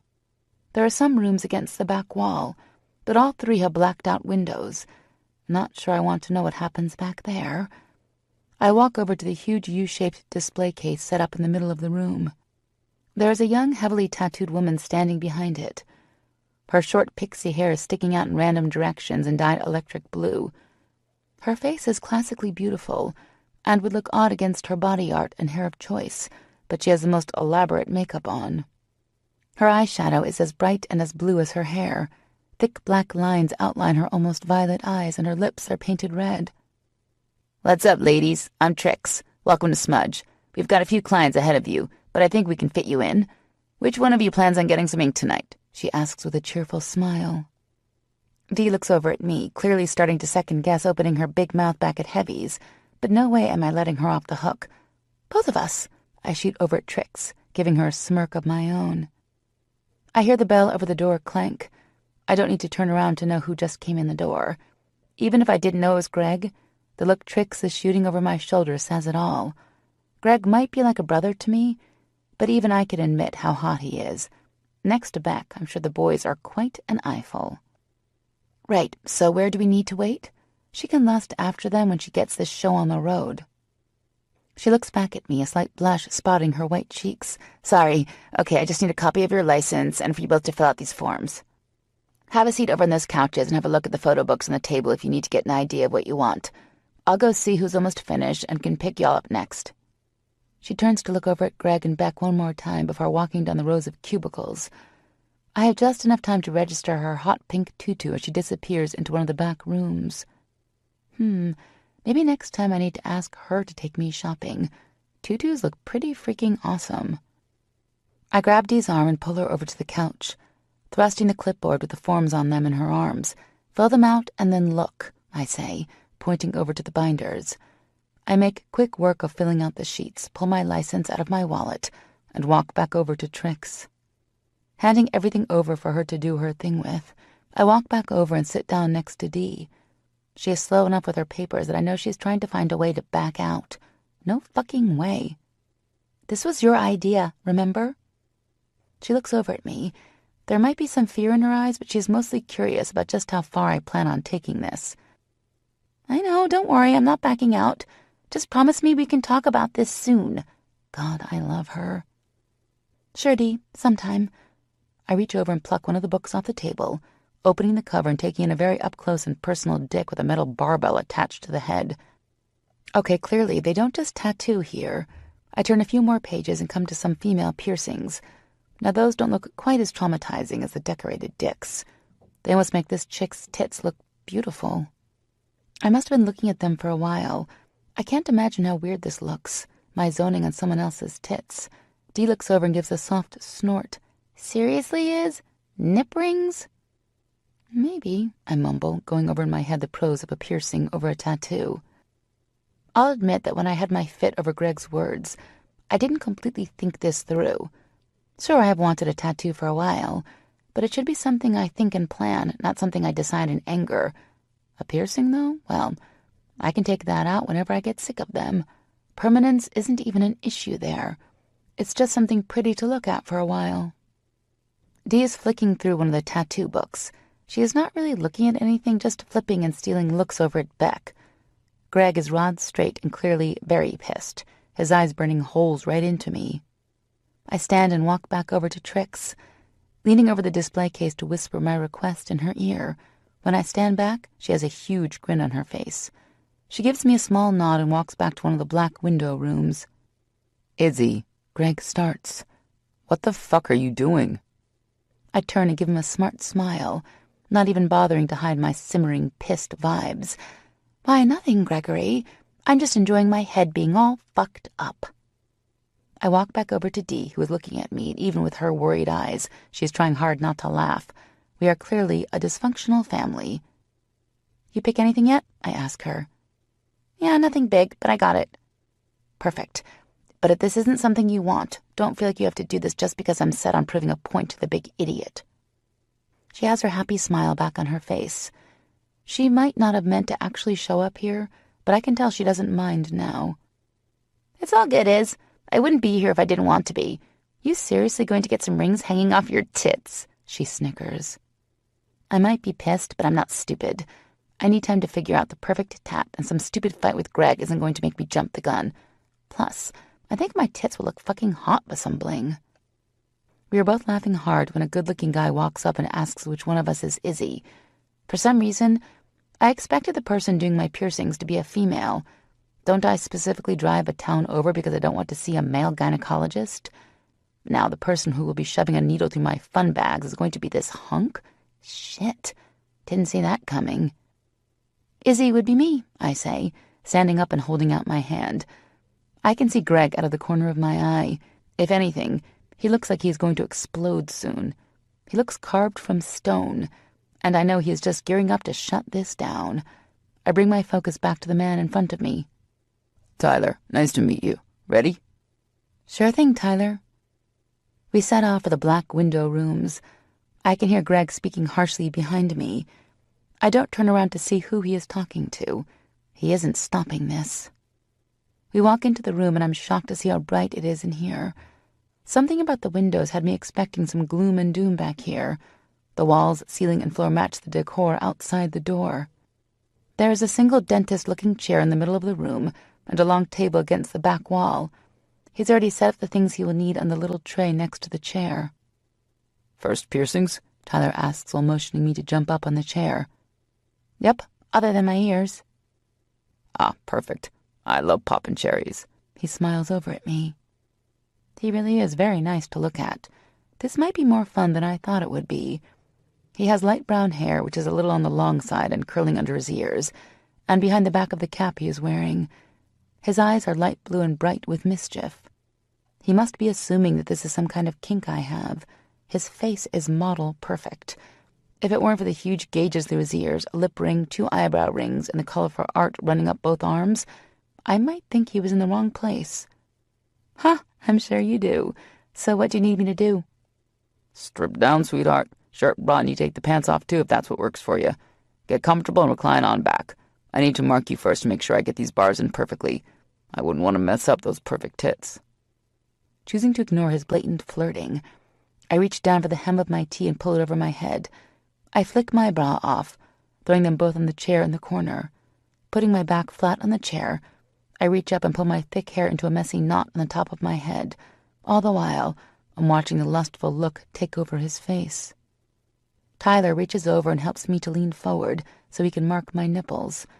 His gloved hands are cold at first, but he makes quick work with the marker. He gives me a good squeeze before releasing the swells of my breast. I'm sure that was more for his benefit than the alignment of my holes. At this point, I don't even care. It's been a long time since anyone other than myself has touched my tits, so even though it's awkward, his touch isn't exactly a turn-off. You ready? He asks. I can feel the soft bite of the needle against my left nipple. It isn't an unpleasant pain, bordering the line between pain and pleasure for sure. Surely it isn't natural to be this turned on right now.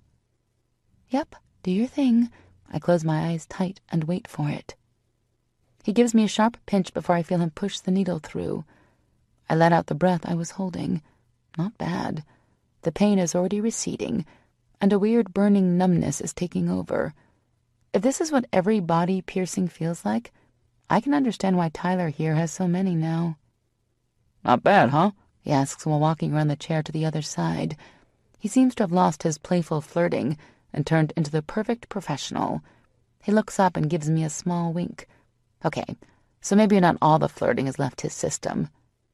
No, I laugh. Definitely not bad. All right, ready for the next? Go for it. I close my eyes tight again, and the process is repeated. But right when I feel him finishing up the tightening of the ball at the end of my new piercing, there's a loud thump at the door, and suddenly it's jerked wide open. He jumps to stand in front of me, trying to protect my modesty. From my spot hidden behind Tyler the piercer, I can see one very long jean-covered leg and a big booted foot. I don't know those boots. The only other thing I can see past Tyler is one giant fist flexing and pulsing by the leg's side. Then I hear the softly spoken command. The command laced with so much fury only a fool would ignore it. I squeeze my eyes shut again, praying that I'm wrong about who is standing in front of Tyler. Move the fuck out of my way right fucking now. Shit. Tyler looks over his shoulder at me, trying to figure out if I know who this is or if he needs to have him removed. Laughable, really. There is no way he would be able to move this man.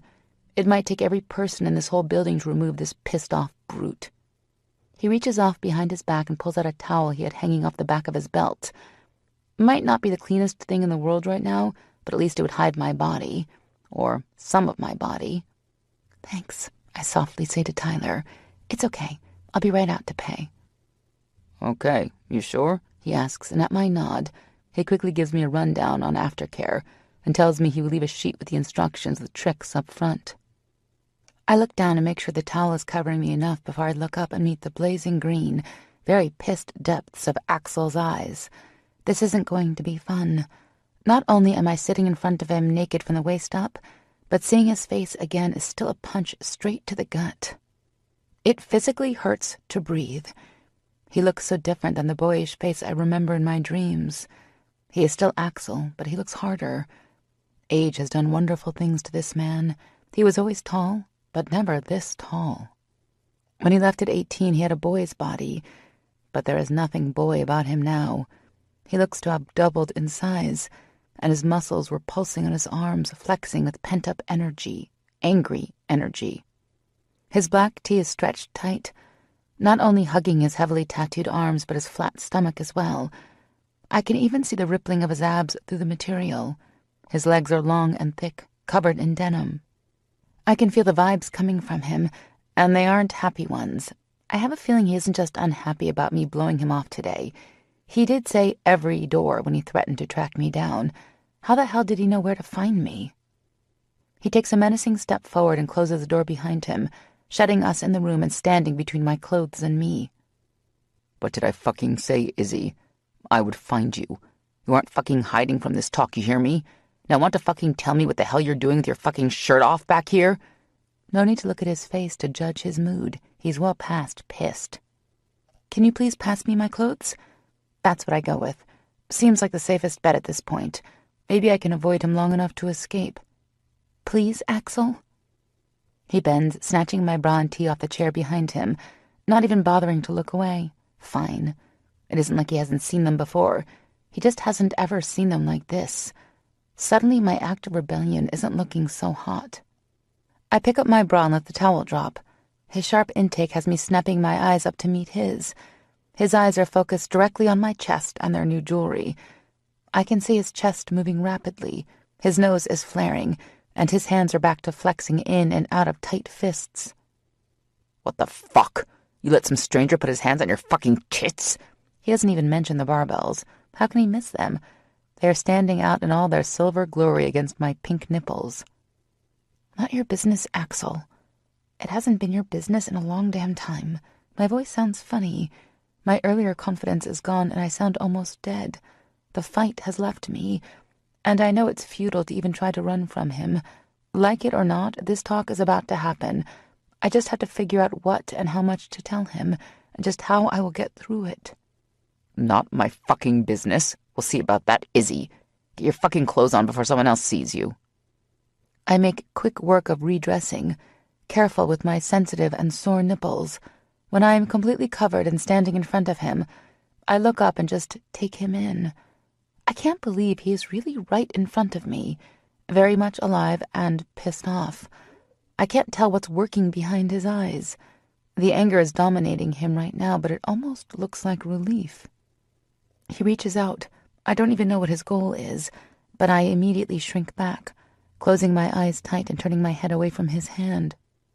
What the fuck is this shit, Izzy? I don't answer him. I can't. I'm still turned to the side, waiting on impact. Turn around! Now! He roars. He curses under his breath when I flinch even further, turning completely away from him. At this point, I can't help the tears that silently run down my cheeks. I know deep down that Axel wouldn't harm me, but this has been my reality for so long that the instinct to protect myself is just too strong. Izzy, please. Princess. Turn around, he says after a long pause. I can still feel his anger, but his tone is soft and reassuring. I slowly turn, bracing myself for any reaction, but I am completely shocked by the pain in his eyes. Let's go. We're talking, and we're talking now. Izzy, hear me this right fucking now. You do not fear me. Ever. Even as mad as you have me, I wouldn't ever put my hands on you. Do you hear me? I would never harm a single fucking hair on your head, princess.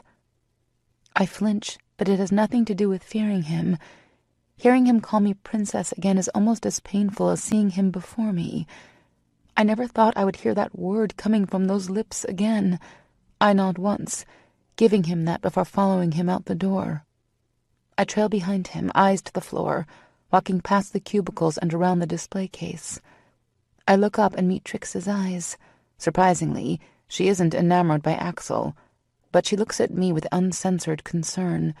I give her a small, very wobbly smile and ask her how much. Already paid.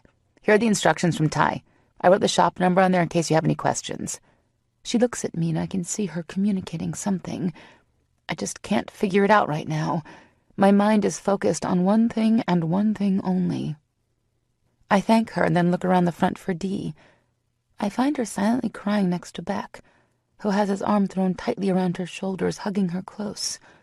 I can't even fake a smile for her. She knows me too well, so it would be completely pointless. I walk out the front door and stand there, waiting for the rest of this fucked-up entourage to join me on the sidewalk. Axel is out first. He takes his post behind me, boxing me in and making any thought of running impossible. Dee comes up and gives me an awkward hug. "It will be okay, Iz," she whispers into my ear before pulling away and standing back with Beck.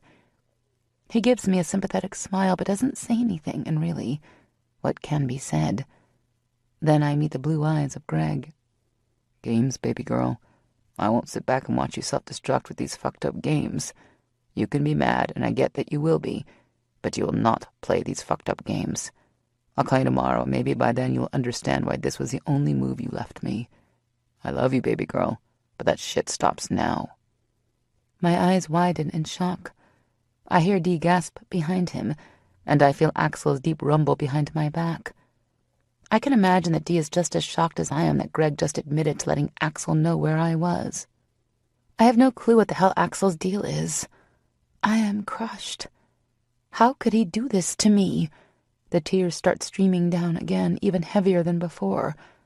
I can see Greg, and he looks visibly shaken up by my tears. Everything I had been building up, the fight, the drive to be strong, is gone in an instant. I am completely flattened with his betrayal. I let out a mighty breath before addressing Greg. "Do not even bother, Greg. Don't. As far as I'm concerned, you can lose my number. I'm dead to you, you hear me? I do not exist to you." I look right into his eyes with tears flowing quickly. I don't even bother to mask the pure pain. He looks stunned at first, and then a look that I'm sure comes close to the pain across my face takes hold of his features.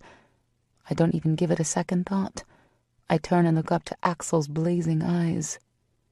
"I didn't drive, took a cab here. So if you want to talk, you either do it here or you meet me somewhere." I don't even recognize my voice. It's flat and expressionless.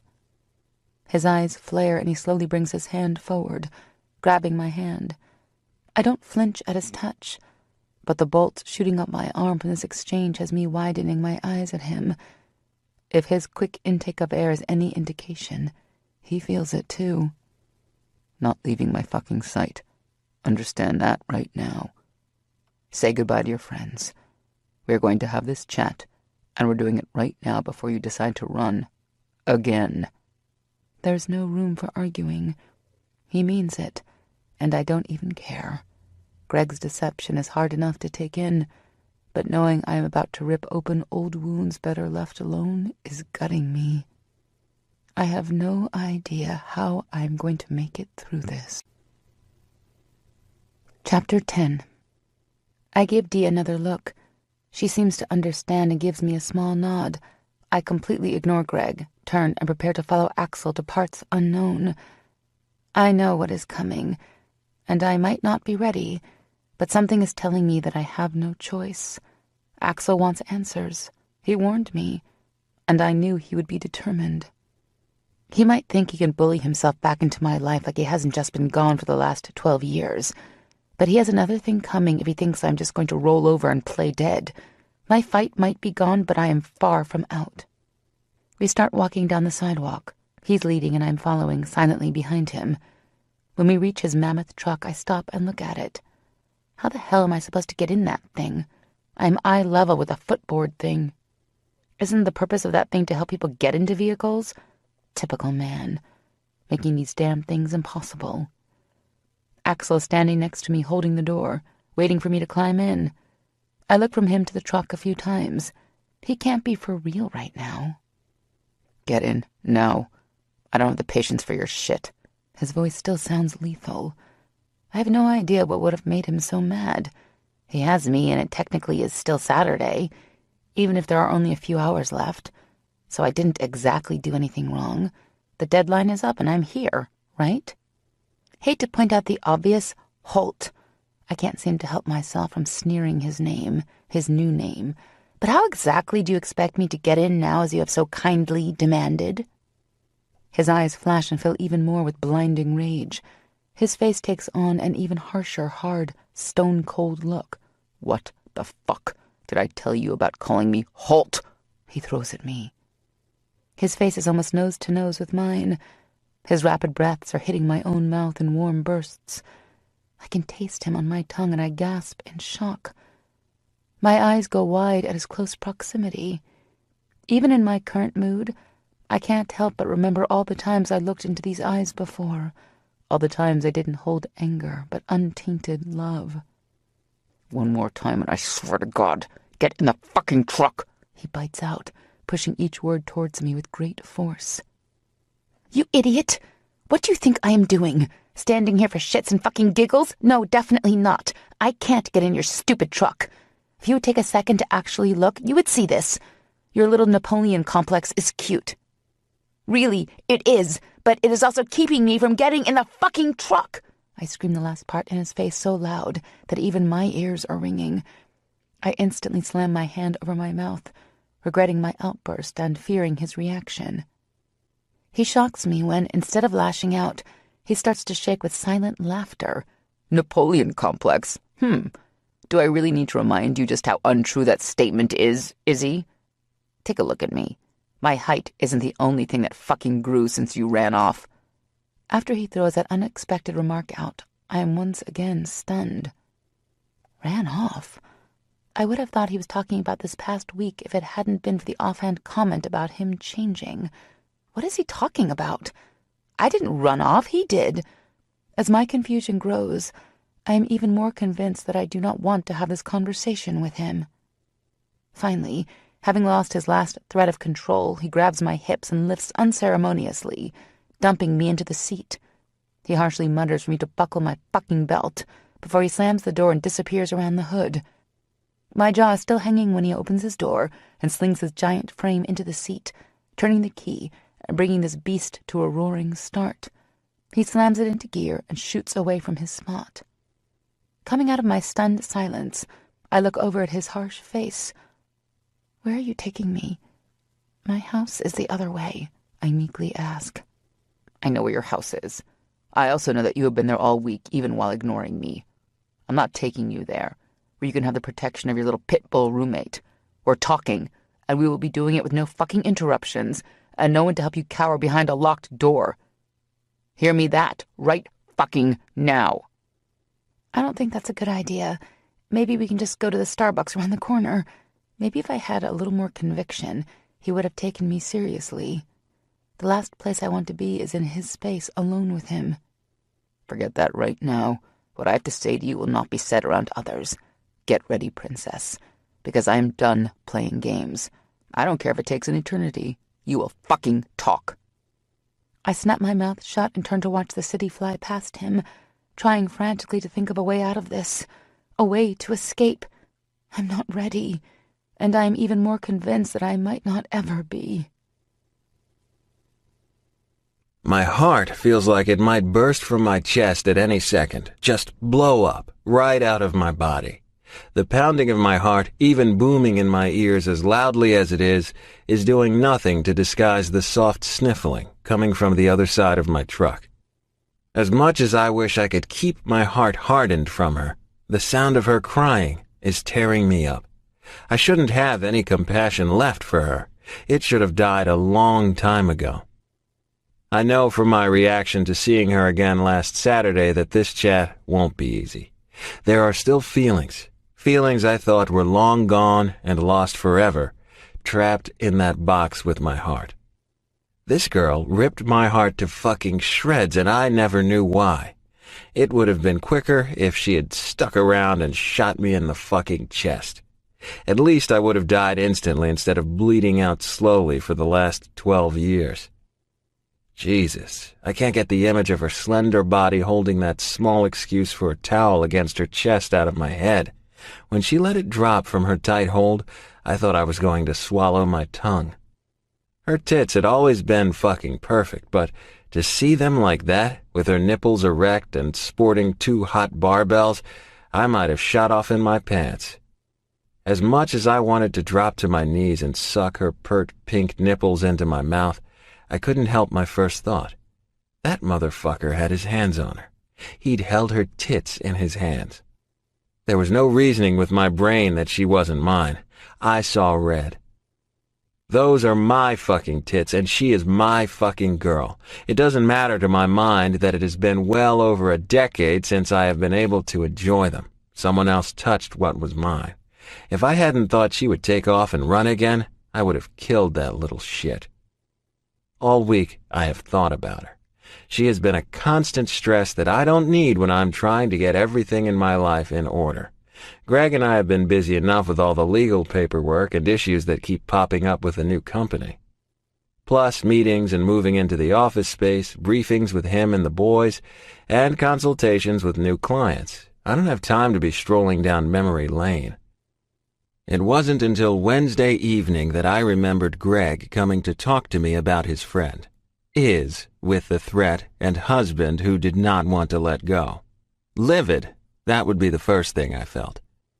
I remember thinking, very briefly, when I first saw her, about the connection, but it instantly fled when all hell followed our collision. I need more information, and I need it yesterday.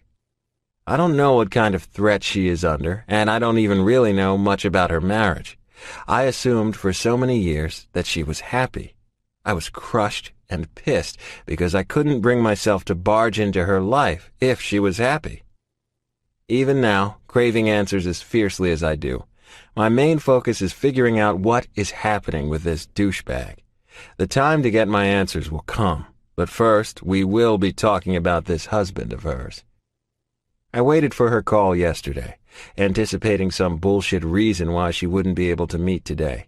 I hadn't expected her to pull some vanishing act and hide all day. I should have.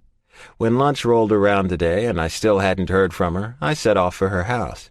When I got there to find it locked tight and no one home, I was pissed. I called Greg to see if maybe I could gain one fucking supporter in this fight. He said, "Not getting in this. She knows how I feel, and she will talk when she's ready. I don't agree with this, but I will support her because she's my girl." He was not happy when I blew up in his ear. She is not his goddamn girl. It didn't matter how many times I asked or straight up demanded. He wasn't telling me where they were. Imagine my shock when I got a call not even an hour later from Greg, spitting fire and giving up her location.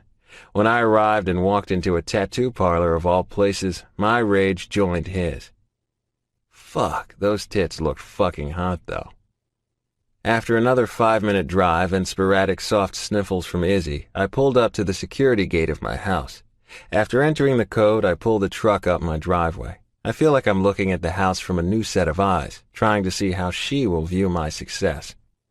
I might be a 31-year-old man, but even that doesn't stop me from hoping she sees how far I've come, how I have finally taken myself from orphaned and penniless to this. Part of the plans we once made together, only this isn't the one-bedroom apartment we had our eyes set on. As much of a douche as it might make me, an even smaller part of me hopes she feels just an ounce of jealousy for how good my life is and see how much I was able to accomplish without her in my life. How laughable that thought is. I would have gladly given every single penny to my name away if it meant I would have had my Izzy with me all these years. But this Izzy? No, I don't even know this Izzy. The house I bought was over the top. I know this, but fuck if I would ever live cramped for space again. I'm sure there are plenty of shrinks who would love to get into my head. There's plenty of jacked up shit in there. I know why I bought this place, and I don't need anyone to tell me that I am making up for my childhood haunts. We clear the last of the Bradford pears that line my half-a-mile drive, and the house is coming into view. Large and imposing. The deep red bricks almost look black against the night sky. The light next to the red double front doors beams bright and cheerful, almost inviting. Again, laughable. The colonial-style house is made to be a home, not this farce I have going. The huge front porch looks cozy with the rocking chairs positioned between the large 4 columns, and the flowers look domestic. It is just some huge juxtapose of my life.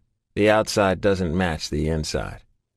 The house is just as vacant as I feel right now, and I don't like it at all. Time to get this over with.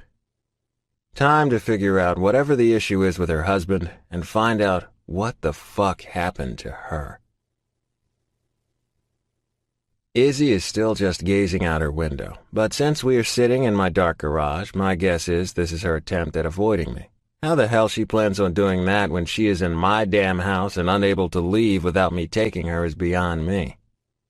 I can feel my temper rising. I'm fighting myself for control against my own frustrations, control over the pain that has no place in my heart anymore, and control against my raging hard-on that seems to be pointing right at Izzy. I've never had this many issues with controlling the situations around me. She must feel my eyes on her because she finally turns to me. "What now?" It's barely a whisper, and if I hadn't been looking at her, I might have missed it. "Get out of the truck. We talk. Simple as that. It only becomes this giant mess of immature games when you become difficult. So work with me, because I'm sick of fucking playing games." I think that is nice enough until the tears start rolling down her velvety cheeks. God damn it. I climb down from the cab and start making my way around the hood to her side, fully expecting to have to pull her out and throw her over my shoulder. Surprisingly, she is waiting next to the door and is clearly pissed about her long climb down. This way. The welcome is just rolling off my words. I'm sure she can feel the vibes choking her. It's hard to miss when someone would rather be anywhere than with the person they are with. Hard to tell if I would even be going through all this shit if it hadn't been for Greg and his request to help his friend. My gut tells me that I should just leave her alone, forget about her and the answers I crave.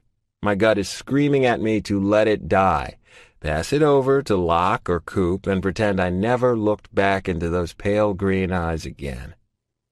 Fat chance of that. I open the door to the mudroom off the garage and motion for her to enter. The house is dark, so she pauses next to the door. Coming in behind her, I enter the alarm code and snap on the light to the kitchen. There are chrome appliances, dark wood cabinets, granite countertops, and a whole lot of nothing else. No table, just 2 bar stools next to the island. It screams welcome home. I point over to the stool and bark off one word. Sit. She is looking at her feet, doesn't even attempt to fight me, and sits. I give her a second. She knows why we are here, so hopefully she will just tell me what I need to know without making this a big deal. 10 minutes go by, with me looking at her and her wringing her hands together in her lap. Talk, I bark, the sound vibrating off the naked walls. If I hadn't been observing her for the last eternity, I might have missed the small jump she takes at my tone. It's hard to tell if I scared her or if something else is working behind her eyes when she snaps her head up. I don't know what you want me to say. More whispers. Seems like I might need hearing aids for this conversation.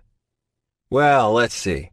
I didn't drag you down here to give you a tour. I don't need to catch up on the latest town gossip. And I sure as fuck didn't bring you here for the company, so that just leaves one thing. First, you explain in detail what is going on with your husband.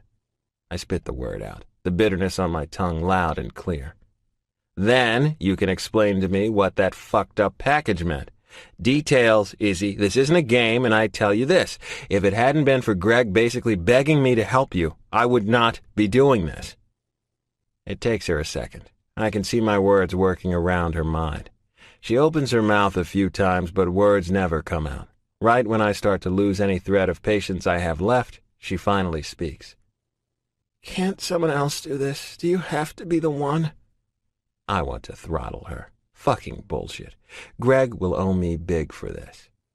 And the high school bullshit. He didn't ask me personally to take your shit for the hell of it.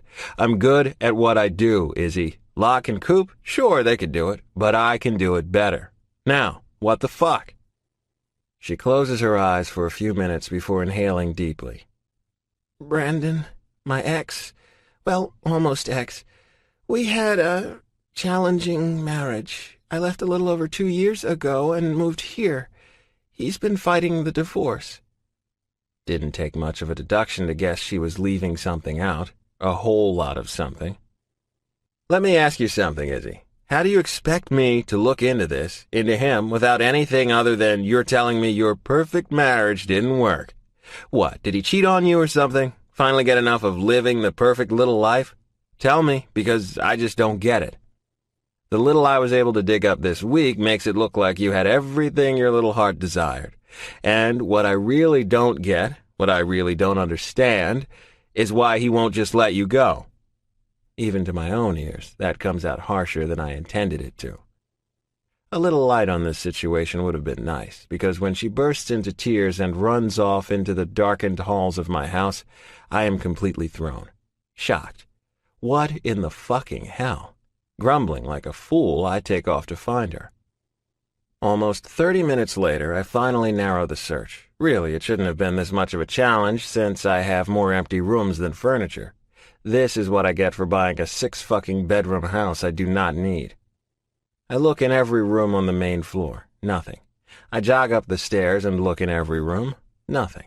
I finally catch a break when I pass the bedroom next to the stairs. Soft crying. I already checked this room, and she wasn't there. I used this room to store all my old case files. Being that all the other rooms except the one I sleep in are empty, she couldn't have picked a better hiding spot.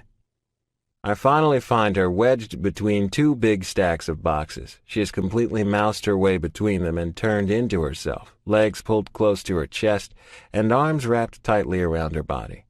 She is rocking, fucking rocking, back and forth. Izzy, come out. I try. Nothing but soft cries. Come on now, get out of there. And try. Silence. Really, Izzy, I'm too fucking big to crawl in there for you. Out. And try. I keep going for 10 long-ass, frustrating minutes with no luck.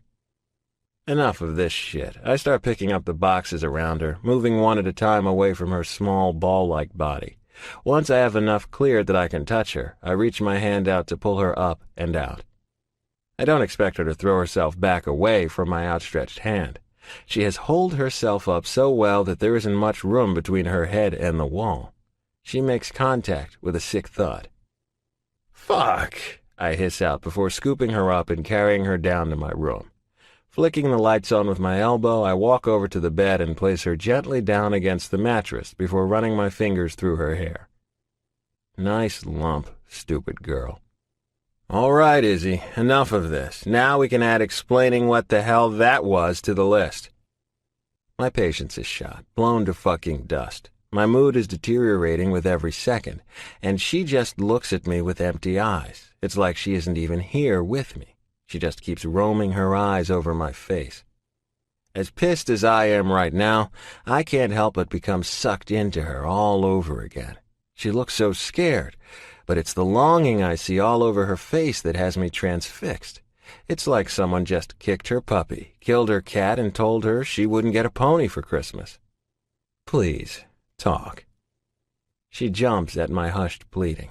It takes her a minute and more of that heavy analyzing gaze before she speaks again.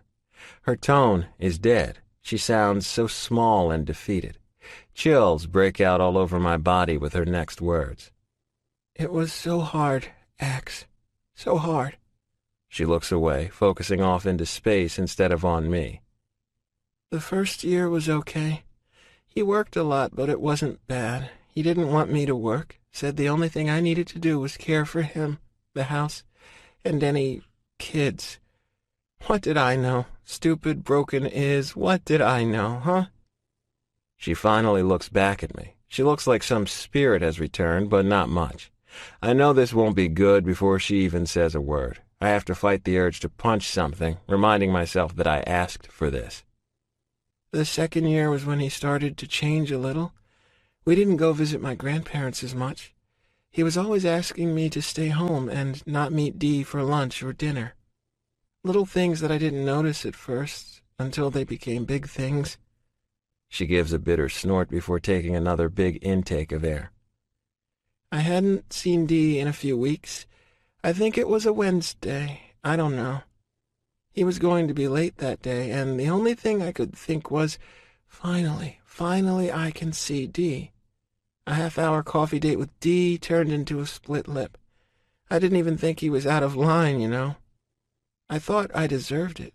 I think Dee always knew things were off in the Hunter house. About a month after that, I ran into her again. She begged me to open up to her, but I told her I was fine. Fine. What a joke that was. If I couldn't feel my blood rushing through my body right now, I would be convinced I have turned to stone. Words were beyond me, and my earlier taunts were smacking me all in the face. I will kill this motherfucker. Princess. I reach down for her hand, but she pulls it close to her body. Was that the only time he put his hands on you? I try for soft, but the lethal fury in my voice can't be missed. For a while. They didn't start getting bad for another few months. He acted like he was sorry, and it was an accident. They didn't get bad until around our 3rd anniversary. What exactly is defined as bad? Because I can't find any good way for a man to touch a woman like that. When her eyes come back to me, and that single fat tear slips from her eye, I know. I just know. Don't you feel pity for me? This wasn't your mess. You didn't make him do it. I should have left, been strong enough to leave. I didn't have anyone, Axel, so don't think I didn't think about it. He was smart. He cut me off from everyone. I didn't even get to go to my grandmother's funeral, and Pop, he wasn't doing well either. I didn't want Dee to know how bad it was. I was stuck with no one. This heavy pain shoots through my left side at her words. I should have been there, and as ridiculous the thought is, I can't shake the thought that I let this girl down somehow. I have spent years hating her, thinking she had just forgotten us and moved on. To know she suffered is not sitting well. You know about Mom and Dad, right? She looks up at me, all sad and broken, for confirmation. With my weak nod, she continues. Dee was all I had left. She finally caught me alone one day. I was picking up some groceries. That was one of the only things I was allowed to do alone. She pulled me into the bathroom and begged me to talk, begged me to leave. I brushed her off again. She bought me a prepaid phone and told me to call her day or night if I needed her. We were able to sneak a few calls and secret meetings, but not many. She didn't live far, close enough to come when I could get away. She stops for a while, and I just sit there, struck dumb, waiting on her to continue, all the while struggling not to go find this fucker. Are you sure we need to go over this? It isn't pretty, Axel. I want to scream. No, I don't want to hear this. Anything but this. Yeah, Izzy. Keep going. Okay. Pause. Well... Pause. Inhale. Exhale. A few years back, I went to meet Dee. Nothing big, just wanted to see her. We had it all planned. I called her the day before from the phone she gave me, told her I missed her, and just wanted to spend some time together. I set dinner in the slow cooker, ran my errands, and snuck in a Dee visit. It would have been fine, and he never would have been the wiser, but I was running late. He got home right after me, and even though I thought I had made it, he knew. She stops and levels her eyes with mine. Her eyes almost look gray. Her eyes always used to change with her moods, and gray was always the one I hated the most. That was the night I finally used that phone for her to save me. I don't realize I'm not breathing until my chest starts hurting. I can't even move. Can't even allow myself to move. My God. I got lucky. When I passed out, the game wasn't fun anymore, and for the first time, he left after he finished with me. Dee got there and got me out quick. I haven't seen him since the day I picked up my stuff. The divorce has been in limbo for the last 6 or so months. I can't stand to hear this story. I wish to God this were just a tale, not the life she was living when I thought she was happy. Not touching her is becoming unbearable.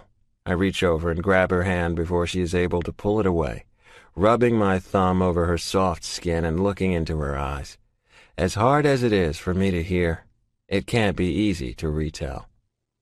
I don't even know what to say right now, Princess. I just don't know. It kills me to know you had to live with any abuse for a second, but years, Izzy, I have never wished harder that I would have been there. Before I even finish speaking, she wrenches her hand away and scoots to the other side of my bed. No, you do not call me that, Axel, and we are not going there. I've explained my marriage, but I will not go there with you. Leave it in the past, please. Her raw desperation is the only thing that keeps me from fighting her on this. We will be talking about that, but I'm smart enough to know she will shut down if I force her now. All right, Izzy, I got you. Explain the package to me. Greg told me what it was, but I don't get how it matches the story you told me. Did you have kids? The cost my control takes to get that out with a neutral tone is high.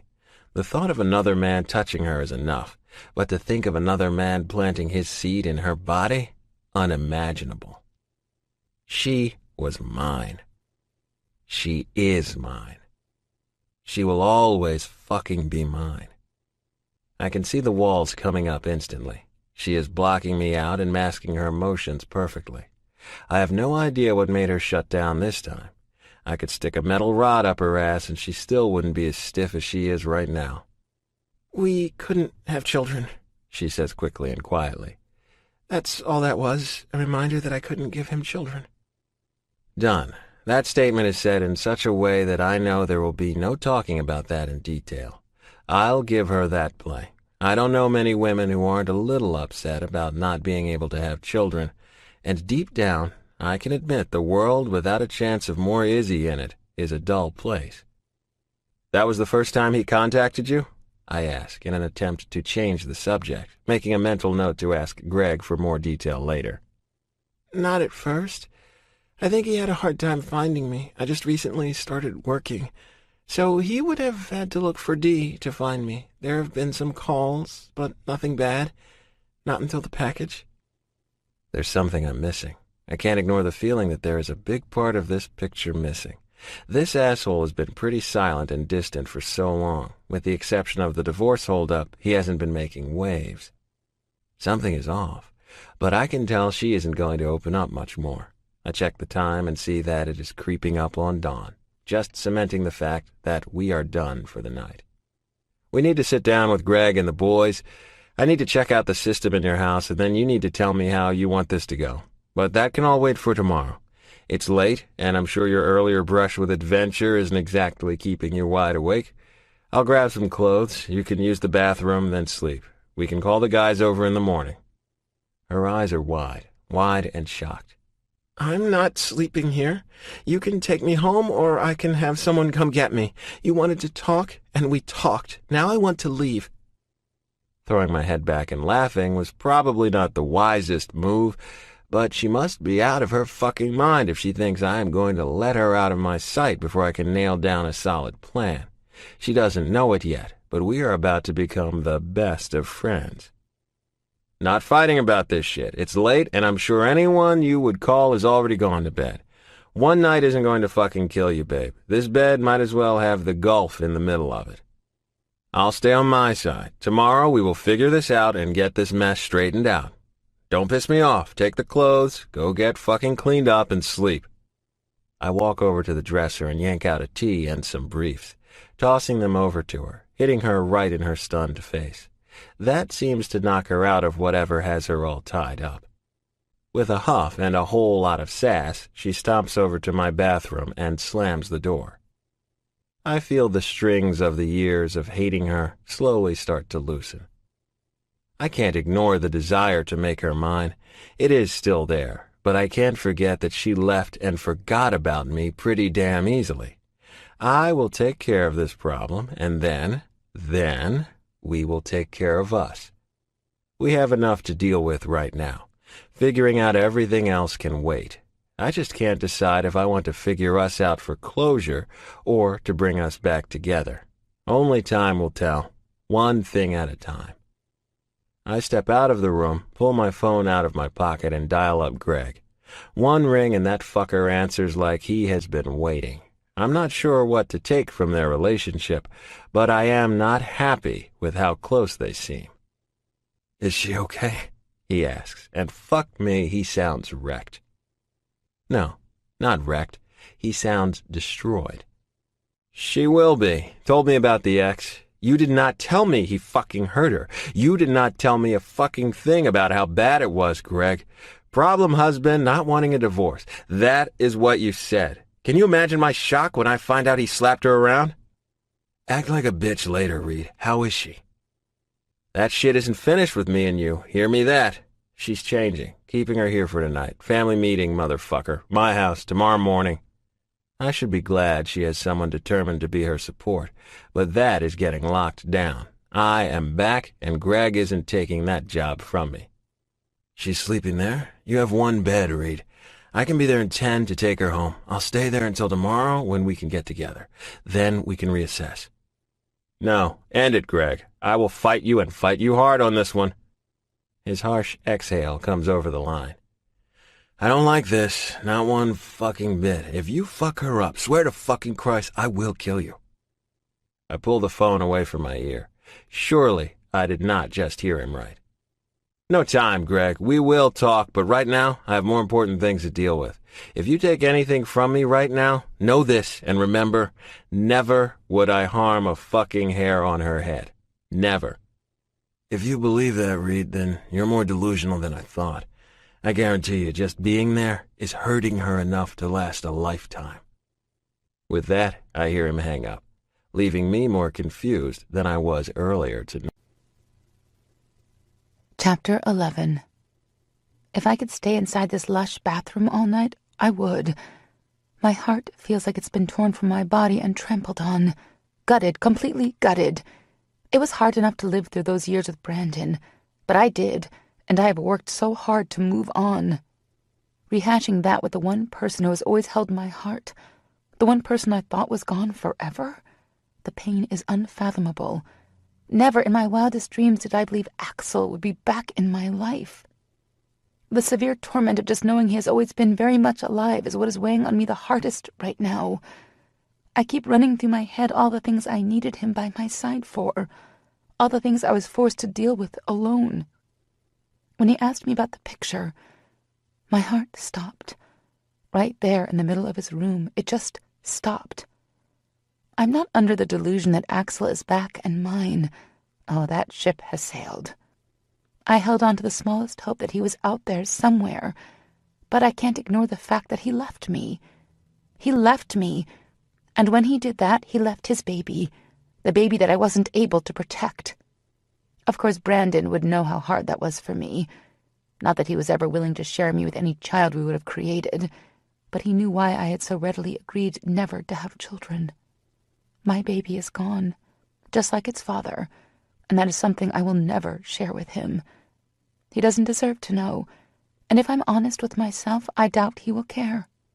After all, if he could so easily leave the person he professed to love so deeply, a child wouldn't change anything. I make quick use of his bathroom. I take a brief shower, wincing when the hot water rolls over my sore nipples.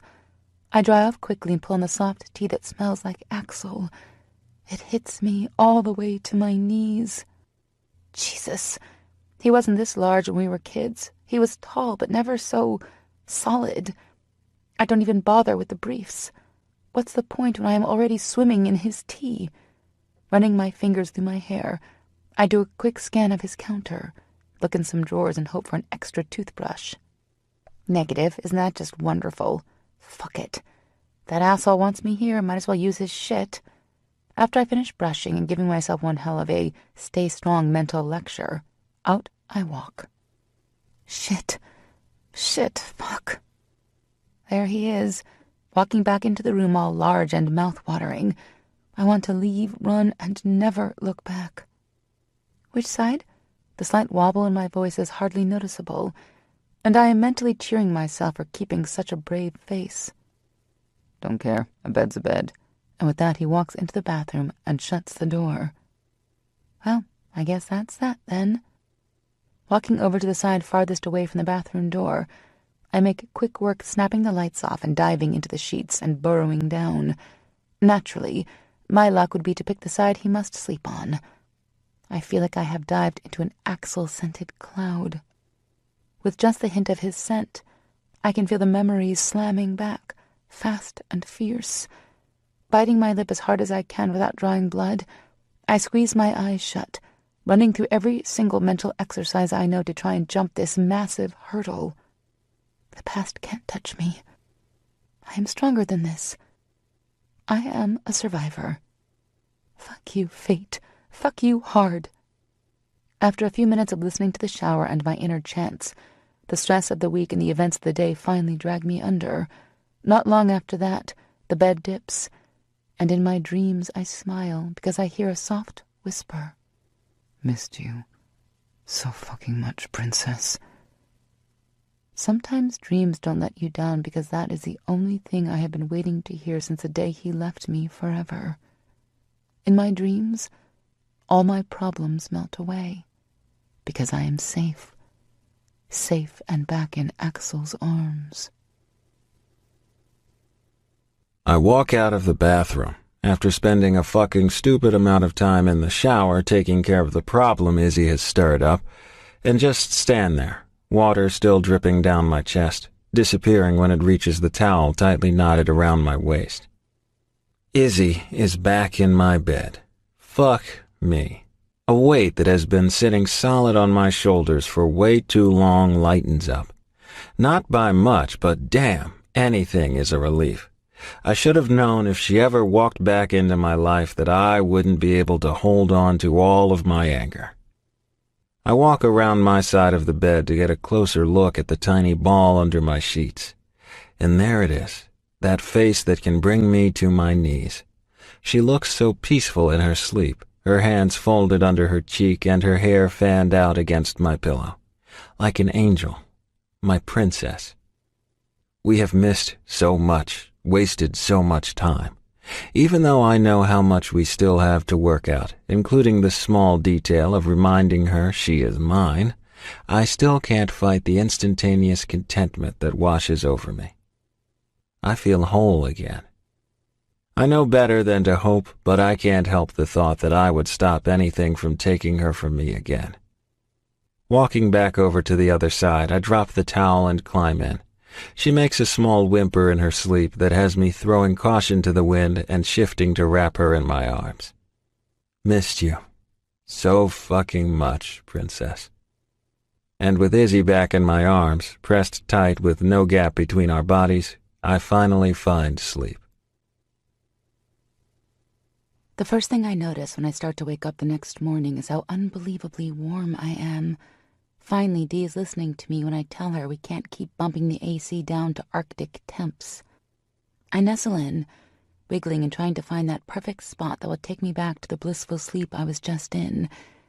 That wiggle is all it takes for me to become wide awake and all that warmth to wash away, leaving me frozen solid.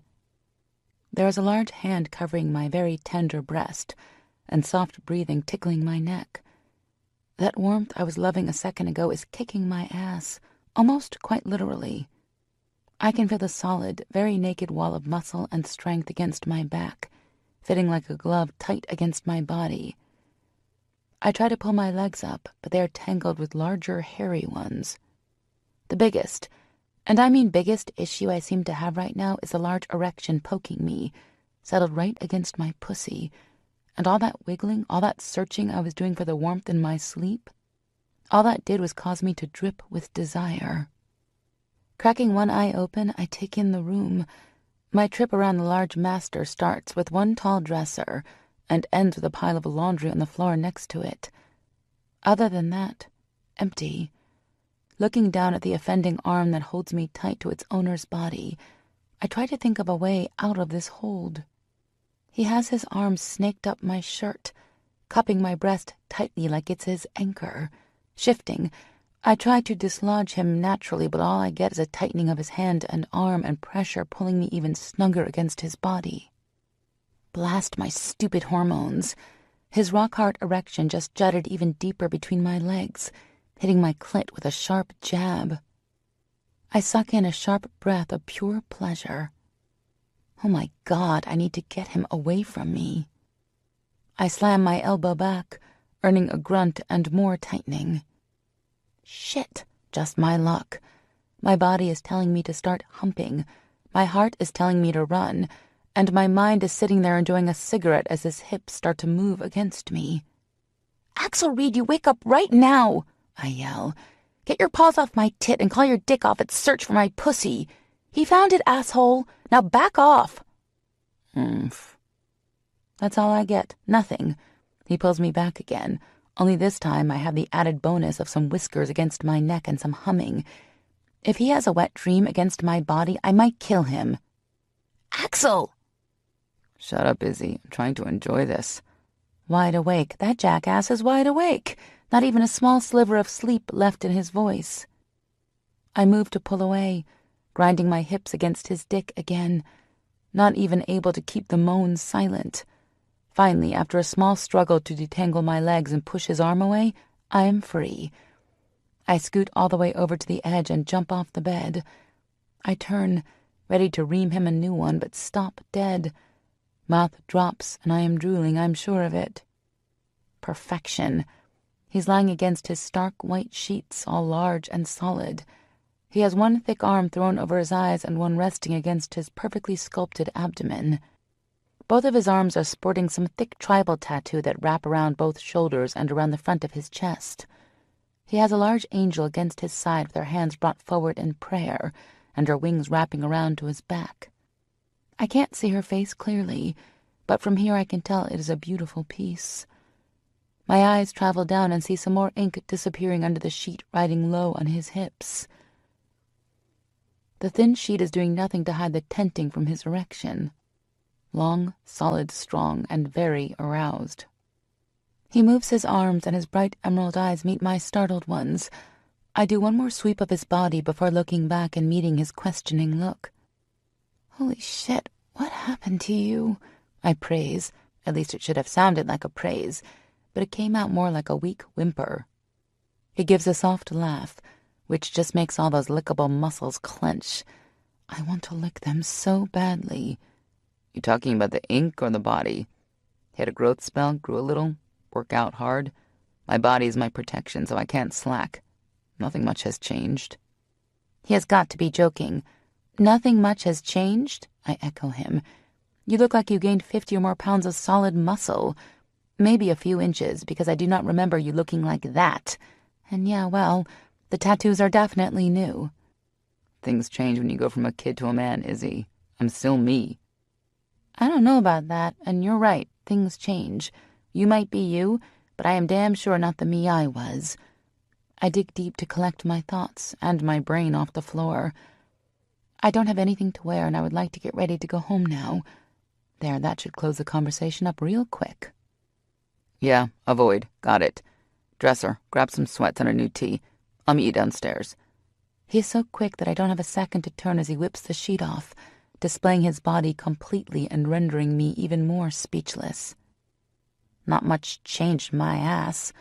Looks like his few inches weren't just in his height. With heavy steps and a tense body, he walks into his closet and slams the door. I run to the dresser and then enter the bathroom to get dressed. 30 minutes later, I make my way down the long hall and stairs, searching for the kitchen. It shouldn't be too difficult, but this house is huge, and judging by the smells, breakfast is cooking. I made a few wrong turns and only find more empty space. He must have just moved in last weekend. There is absolutely nothing here. Rounding the corner, I finally walk into the kitchen. Axel is standing next to the island stove flipping some bacon. The eggs are already dished off to the side and some orange juice fills in a cup next to the stool. Sit and eat. Greg and the gang should be here within the hour. He leaves no room for argument. Just gives me a cold stare and throws some bacon on my plate before fixing himself some food and leaning his hip against the island and digging in. We sit like that in silence while we finish up. He doesn't even look at me. Not one time does he even glance my way. I should be comforted by this, but I would be lying if I said it doesn't bother me that he is able to turn everything off. Try as I might, having him this close to me again is messing with my mind. I just want to run into his arms and let everything just wash away. Forget the world. Clearing my throat, I break the silence. So, what happens now? I would really like to go home. Told you last night we would discuss where to go with everyone else. You will go home when we figure out what happens next. Don't take this lightly, Iz. We might not know why he sent that, but it was for a reason. My job is to find out why and what kind of threat, if any, it holds on you. I'm beyond frustrated. All I want to do is go home and hide from my problems and from Axel. The last thing I want is for him to be a permanent fixture in my life. I just have to hope Greg and Dee can keep quiet about everything else they know that Axel doesn't. I am still silently stressing over what would happen if Axel finds out everything else when a door slams and heavy steps echo throughout the house. If Axel's relaxed body language hadn't stayed the same, I might be concerned. This must be the cavalry arriving. Yo, Reed, where you at? Voice 1 booms through the house. I'm fucking starved, Coop. You'd better have some food this time, Voice 2 says. Too early for this shit. My head is still swimming from being up all night buried balls deep in Jasmine. Or was it Jane? Judy? Voice 3 grumbles. Shut up, asshole. Greg, I'd know that voice anywhere. I look up when Axel slams his plate into the sink and gives a hard look to the open doorway. It is the soft giggling after Greg's voice that has me snapping my head up and staring right along with him. Dee? What is she doing here? Dee pushes through first and immediately rushes over to wrap her slim arms around me. You okay? I will be. I just want to leave. Soon is. You have to trust these guys. I know that won't be easy, but they know what they're doing, she whispers in my ear. How are you even here? Didn't Greg take you home last night? She pulls back and looks away, but not before I catch the blush that dances across her skin. What the hell is that about? You two done with your female shit? We need to talk. I look up to Axel's stormy green eyes and frown. Remember, this little tea party was your idea. Don't get a stick up your ass because you got your demands answered. The group behind me lets out a few manly grunts, either in humor or shock that I would snap at the bear. I look over at this testosterone-driven group, avoiding Greg's face but not missing the small upturn of his lips. Coop and Beck are doing their best to not laugh, while Locke looks like he has better things to do, but I don't miss the mirth dancing in his dark eyes. Shut up, Izzy. This isn't a fucking game. Locke, you find out where the X is? Yeah, California. Business convention or some shit. The chippy secretary told me he left out Wednesday afternoon with his new girlfriend. Doesn't seem to have a care in the world. What? I ask. Really, he can't sign the divorce papers, but he can keep his bed warm? No one answers me, but then again, an answer isn't really needed. Coop, background check back? Axel continues. Clean. Few parking tickets, but nothing serious. Looks like he had some issues with fighting in high school, but wasn't anything past college. Credit card debt sitting at a nice $65K. He looks over at me with sympathy before continuing. Escorts, there was some small gambling, but most of it is racked up in escorts and some local strip joints. That throws me for a loop. As much of an asshole Brandon was, he was always there and always controlling. How did I not even know about this side of him? Beck, anything? Axel asks, his tone harsher than before. Not much. Talked to a few people who will do more digging for me locally. If it's there, I will find it. What? What are you talking about? I direct my question to Beck, figuring my luck for an answer would be better with him. Nothing, sugar. Nothing for you to worry about. He has a smile on his face, but it isn't masking the seriousness in his posture. No, this is my life, and I don't want to be kept in the dark. Do not expect me to be okay with you just brushing me off. My temper is starting to rise, and even though I know these men mean well, I can't stand not knowing and not having just a little control. Izzy, look at me, Axel says. Trust me to take care of this and not burden you with the unnecessary issues. I promise not to keep important information from you. No, Axel. You want me to just let you play this white knight role with no issues? What the fuck ever? Too late for that shit.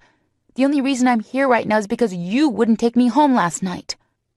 I'm not stupid, and I recognize that you're the best to figure out the situation, but I won't go at it blind.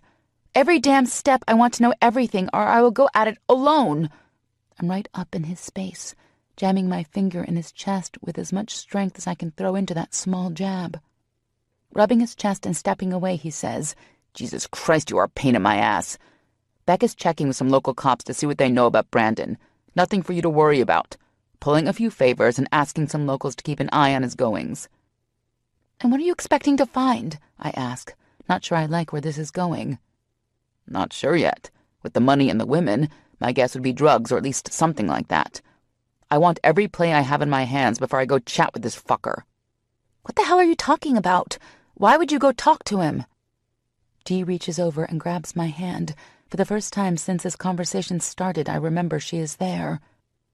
You want a divorce, and you want him to leave you alone, right? He asks. I think that would be pretty obvious. Well, I talk and get you your divorce and also ensure he leaves you alone. Pretty simple. I don't think so. I go through my lawyers for that, not you. The last thing I want is for Brandon and Axel to be around each other.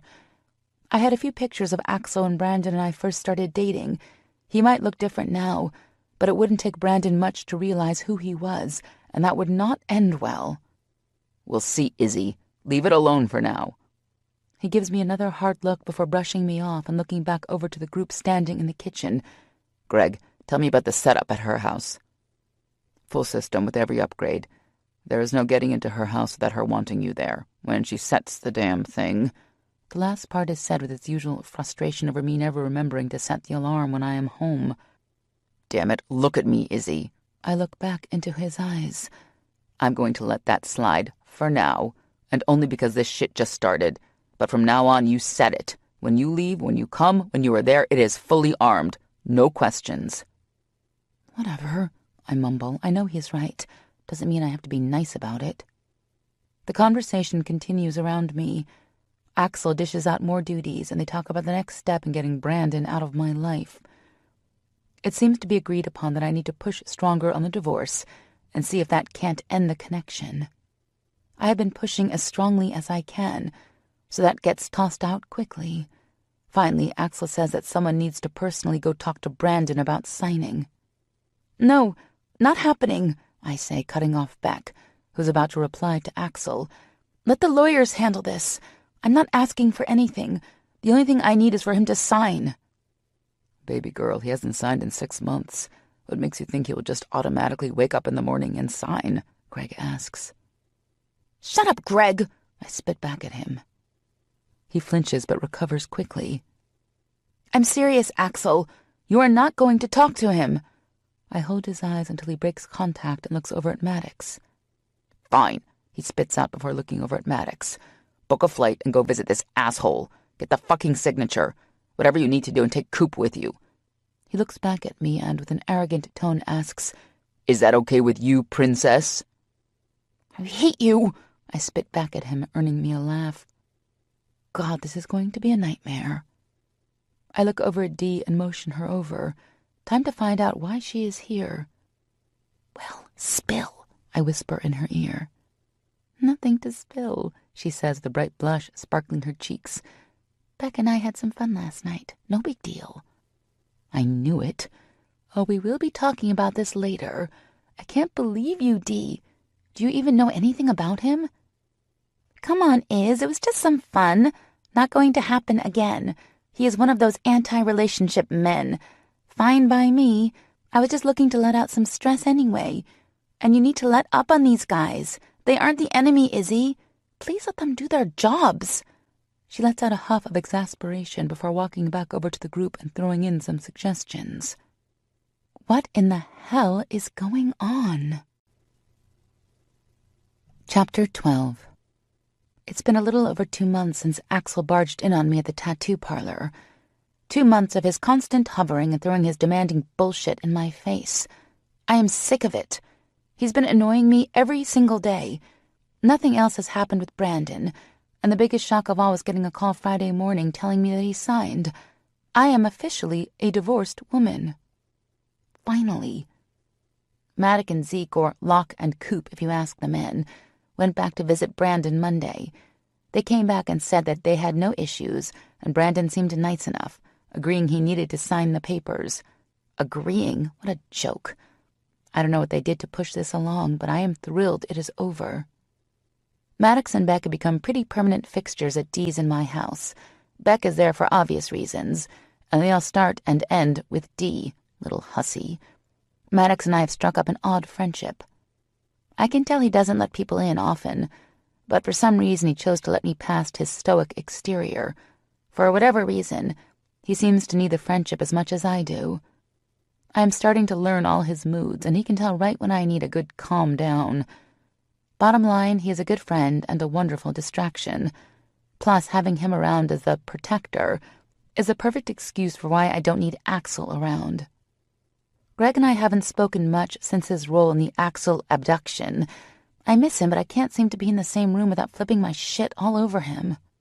He, out of everyone, knew why I was avoiding Axel, but decided to take matters into his own hands. Deep down, I knew he meant well, but I'm not ready to forget how easy he turned on me. Having Maddox around has another plus when it comes to Greg. Maddox doesn't play well with others, even his brothers. If I get upset, Maddox turns into a grizzly. I've been so used to only having Dee and Greg that it is almost refreshing to have another person I can trust in my life. It is Saturday morning, and November is in full Georgia force, and we have a nice cold rainy day on our hands. I call Maddox to see if he wants to come over and watch some football, drink some beer, and celebrate my newfound singlehood. Dee has already been to the store and bought a cake, streamers, and freaking balloons. I think she might be more excited than I am. I haven't heard from Axel since earlier in the week when he called to let me know he was going to be out of town and to let him know if anything happened. No chance in that. Maddox shows up early in the afternoon with one of his rare smiles in place. Dee lets him in, and he wastes no time coming to congratulate me. Hey, girl, happy? Leave it to him. All it takes is those 3 words for me to let the waterworks flow. Oh my God! I get out between broken sobs. It's over, Mad! Can you believe it? The last 8 years of my life are done with just one signature. Freedom. Do you know how long I prayed to be free from Brandon? Yeah, I get you, girl. No more worries. He wraps his strong arms around me and just lets me let it out. Tears of relief, joy, and maybe a whole lot of shock. I don't know how long we just sit there. Words aren't necessary because he just gets it. He knows I need to let this out in order to move on and completely let the pain of my marriage die. After I am done using his shoulder as a tissue, I look up and meet his normal blank face, expecting to find annoyance, but instead get a smirk before he throws his head back and laughs. That is another Maddox moment that doesn't happen often. Girl, you look like a drowned raccoon. All that black shit you chicks use is all over your face. Go clean up before I'm forced to call animal control to come take your ass. I throw a pillow off the couch in his face before leaving the living room and going to clean myself up. I hear him click the TV on, and the game day broadcast takes over the silence. Walking into the hallway, I almost jump out of my skin when I nearly collide with a damp-faced Dee. He really is a big softy under that don't touch me vibe, isn't he? She asks. Don't let him hear you say that, but yeah, he's been great these last few weeks. I'm so happy this is over. I know I haven't been around much, but you know I'm here if you need me. She looks so guilty, and even though I know she means well, it breaks my heart. Dee, don't you dare feel bad about having a life. I'm good, really. I feel good and I haven't been alone. Mad's been around and Coop comes sometimes. Plus you're here, even if it's holed up in your room shaking the walls with Beck. I walk away leaving her red-faced but laughing. Love you, you stupid bitch, she yells after me. The alarm has beeped a few times while I was in the bathroom getting cleaned up, signaling that someone has opened and shut the front door a few times. Assuming that it is either Beck or Coop, I just brush it off and continue to get ready. I throw off my yoga pants and tank, switching them out for some worn jeans and my favorite University of Georgia tee. Game day gear, a must for any Georgia fan. My face is clear of all black tracks under my eyes and down my cheeks from my crying fit earlier. I am just pulling up my long hair in a ponytail when a deep voice clears his throat behind me, causing me to jump about a mile out of my body. Baby girl, can we please talk? Not if you plan on dragging me down, Greg. Today's not the day to do this. We're celebrating. Izzy, you know how much it hurt to hear the asshole finally sign from Locke? He's known you a few months and you tell him first? Every step of the way, Izzy, I've been here for everything, and you didn't even call me? Okay, you want to do this? Fine. I am pissed, Greg. You went behind my back and called him. You not only called him, but you might as well have thrown a fucking bat signal into the air and beamed his ass right into the shop. How could you? How fucking could you? He bows his head and lets out a long sigh. Do you know what it's like to sit back and watch someone you love turn into themselves? You were headed back to that fucked up hole you always push yourself in. Don't think I did that lightly, Izzy. Not for 1 second. You avoided talking about shit to me and Dee and ran around God's green earth to stay busy enough so you didn't have to deal with the shit in your life. We were worried. Worried about that shit Brandon was pulling, but mostly worried about how you were handling Axel showing back up. Don't think I didn't know the real reason you ran. And you know as well as I do, if I hadn't forced your hand, you would still be running today. It wasn't your decision to make, G. It was mine. And by forcing my hand, you took my control. The one thing I have fought to regain in my life. If that wasn't enough, you forced him on me. I just don't know if I can forget that so easily. I can forgive you because even pissed as hell, I know you wouldn't hurt me, but you knew. You fucking knew how hard that was going to be on me. I wanted that meeting on my terms when I was ready. It's hard to keep eye contact with him because he has started pacing around my room. Surefire sign that Greg is frustrated and worried. I'm sorry. I'm fucking sorry. I don't know what to say other than that. You're my family, and given the chance, I would do it all over again if it were the best move to help you.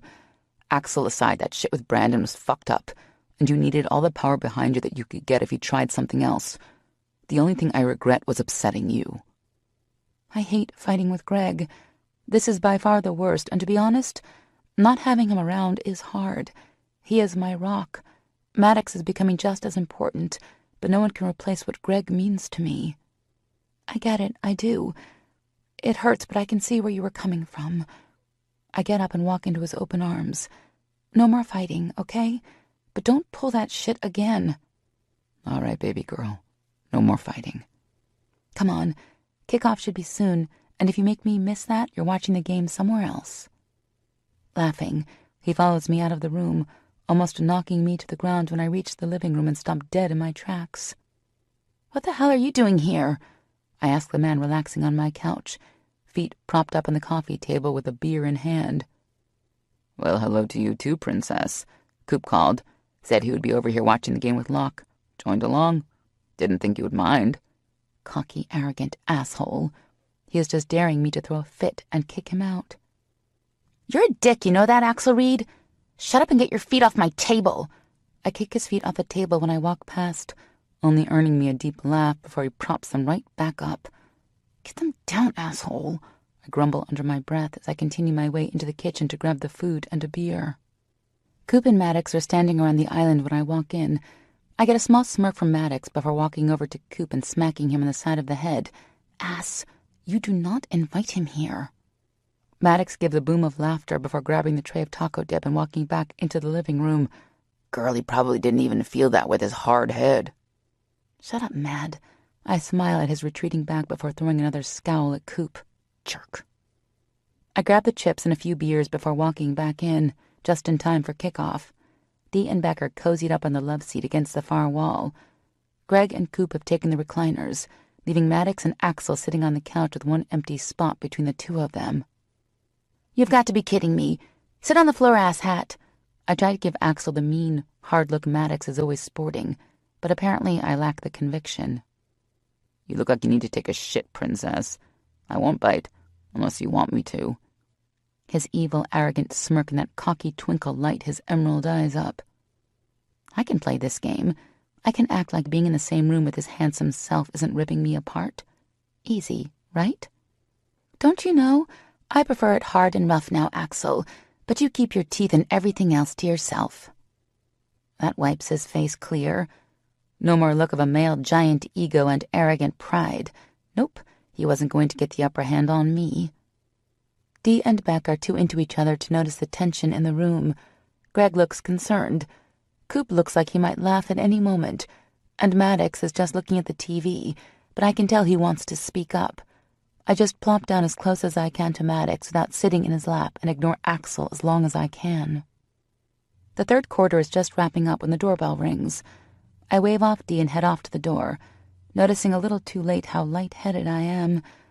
I have been throwing back beer after beer for the last hour, not eating much because I am still holding on to my snit about Axel being in the house. Walking around the corner of the living room and down the short entryway, I can hear the loud cheers and male grunting signaling another touchdown as I reach the door. This better be good. As I swing open the door, it takes my beer-filled mind a second to register who is standing on my porch. When I do, my first reaction is to shut the door. Serves me right not checking the peephole, but when I go to shut it, I'm met with the resistance of his foot. Before I can even get a shout or scream past my terrified lips, he reaches in and pulls me outside, closes the door and pushes me back. My back meets the frame of the door hard, causing me to let out a small grunt of pain. He closes his hand around my neck and squeezes, cutting off my air supply and keeping my cries for help from escaping. Hello, Isabel. You think you can get rid of me that easily? Look at what your boyfriend did to my face. His nose has a bandage over the bridge, clearly holding the broken bone together. His eyes are both bruised and blackened, and his lip has a small cut in the corner. If I weren't so scared, I would smile. Finally, Brandon has had a taste of his own medicine. Don't think I don't know who he is either, Isabel. You talked about him enough for me to know exactly who he was when I opened the door. You think you can threaten me? Tell my father and the board about my little extracurricular activities? I don't think so, Isabel. And if you know what's good for you, you will call out the trashy animals sniffing around in my business. You got your papers signed. But hear me, you will always be mine. Call them off. Now. He looks raging mad, so close to my face that the spit from his whispered words hits my face. I have no idea what he is talking about. Answer me, bitch. You'll be telling them to leave me alone, you understand? He forces out, again spraying me with his spit. I claw at his hand, trying to get him to loosen up his hold. I can feel my lungs burning, demanding oxygen. My nails are clawing his hands and wrist, trying desperately to get some air. My lack of being able to breathe must have missed the mark with Brandon, his rage blinding him from his actions. My vision is getting black around the edges, but not before I see him pull his arm back and bring his fist racing forward, meeting my right eye with unbearable pain. My head hits the doorframe, sending another wave of stomach-rolling pain shooting through my head. He releases my neck and throws me down onto the porch, standing over my body with his feet on either side of my stomach. He leans down and whispers in my ear, I will be in touch, Isabel. But you tell those motherfuckers to stop fucking coming around and asking questions. I did what your boyfriend said and signed those papers. But I don't need those fucking papers to prove who you belong to. You fucking hear me, bitch? You're mine. I will fucking kill him if he touches you. Got that? I'll be keeping an eye on you, Isabel. He gets off another punch to my right eye, finally releasing the scream that was trapped moments ago. Then he's gone. The amount of pain my body feels is the only thing keeping me from thinking I just dreamt this whole thing. I can feel them from my position on the porch floor running inside the house. The front door is pulled open and strong hands lift me up. I wince in pain when my back meets a solid arm. What the fuck? Greg, I think, says from somewhere behind me. Oh my God, Izzy! She's bleeding! Oh my God! Dee screeches from the same direction. My vision is blurry. I can only make out that the person holding me is male. If it weren't for the deep scent of leather and cinnamon, I wouldn't have known it is Axel who's holding me so tenderly. Coop, Locke, go fucking find that motherfucker before he gets away. He grates out, his tone lethal. Someone call the goddamn police now! Princess, are you hurt anywhere else other than your head? Neck, gasp, back, wheeze. It was Brandon. Was here. I can't make out his expression. My right eye is throbbing and swollen shut. I can't even open my left eye because the movement causes more excruciating pain to blast through my skull like lightning. Belatedly, I feel what must be warm blood running down the back of my neck. The arms holding me go rock hard at the mention of Brandon. Not what he was expecting to hear, but then again, he wasn't exactly planning on football Saturday turning into this mess. Here, hold this, Greg says, placing something over the back of my head. Axel adjusts his hold on me and stands from his crouched position on the porch. I can feel him walking through the house to the living room. I can hear the sounds of people moving around the room. Axel sits down on the couch but doesn't release me. Sit up, princess. Let's take a look at your back, yeah? He helps me lean forward, making my stomach lurch, and I feel warm hands moving up my shirt. Fuck, Greg yells. How the fuck did this happen? You've got welts all the way up your spine, I don't answer because really, what's the point? I think it's pretty obvious how I got like this. I can hear the sirens approaching, making me snuggle closer to the safety Axel's strong arms are providing. Just when I think I am finally free. What a joke that was. I'm beginning to think I won't ever be free of Brandon's reach. Dee is directing the police officers and the paramedics into the living room. I can hear Greg off to the side somewhere, talking in low tones with Maddox answering back. I can't tell where anyone else is, and I'm in no hurry to open my eyes and check. Ma'am, a new voice joins the group. Ma'am, can you open your eyes? Axel shifts and moves me away from his warmth, placing my body in a way that allows this person to start touching my face. Immediately, I draw back into his body. Shh, Izzy, let them look at you. His warm breath tickles my ear, and his arm tightens around my shoulders, reminding me that he is here and I'm safe. His head turns from my ear and he addresses the new voice. I don't think she can open her eyes without pain. She tried a second after I reached her, but they snapped shut quickly. Hasn't opened since. Her breathing sounds raspy and her voice seemed hoarse when she was able to talk.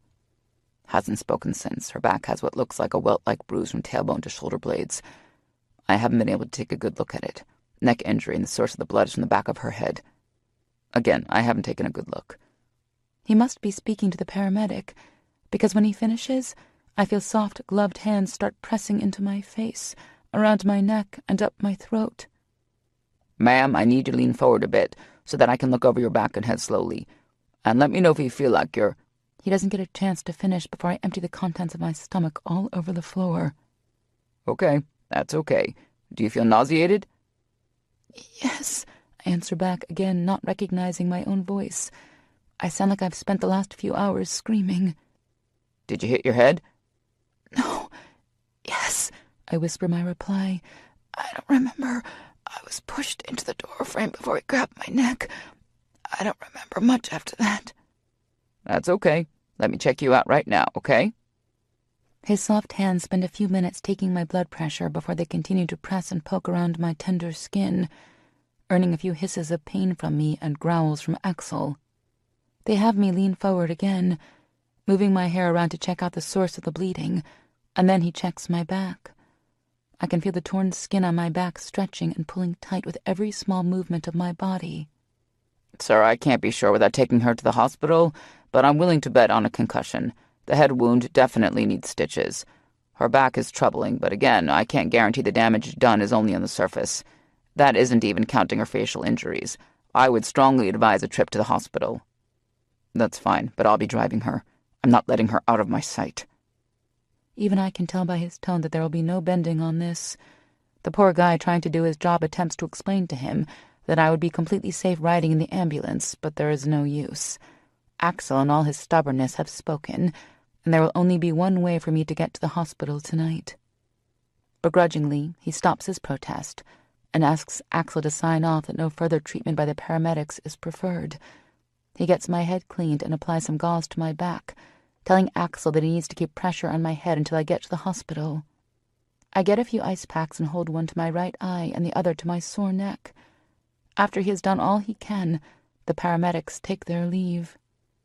I start nodding off shortly after, listening to the voices around me explain the events leading up to my crying out from the porch. I attempt to answer the questions the officers have for me, but my drowsy and confused mind keeps pulling me under. Axel rouses me a few times, and I am able to tell them who attacked me, but after falling asleep again, I faintly hear Axel tell them to meet us at the hospital with any further questions. Despite his calm and strong tone, I can hear a small tremor of fear. He adjusts me in his arms and begins to stand. I don't hear much after he tells someone to get the truck and drive him to the hospital. I let the safety of his strong arms and the comforting scent that only comes with Axel carry me off to the numbing blackness. I wake up to the annoying sound of beeping and the nauseating smell of antiseptic and cleaner. Death. I've always thought the hospital smelled like death. It's a smell you never forget, and one I have always hated. I try to open my eyes, but they don't obey my commands. I try to open my mouth and demand answers, but nothing comes out. It's like my body has decided to play dead.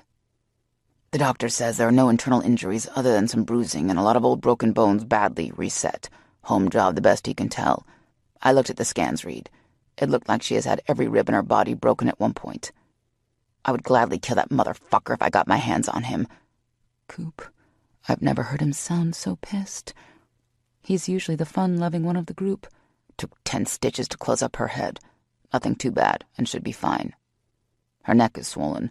Fucker must have had one hell of a firm grip on her. The biggest concern at this point is her concussion and assessing her vision after she wakes up.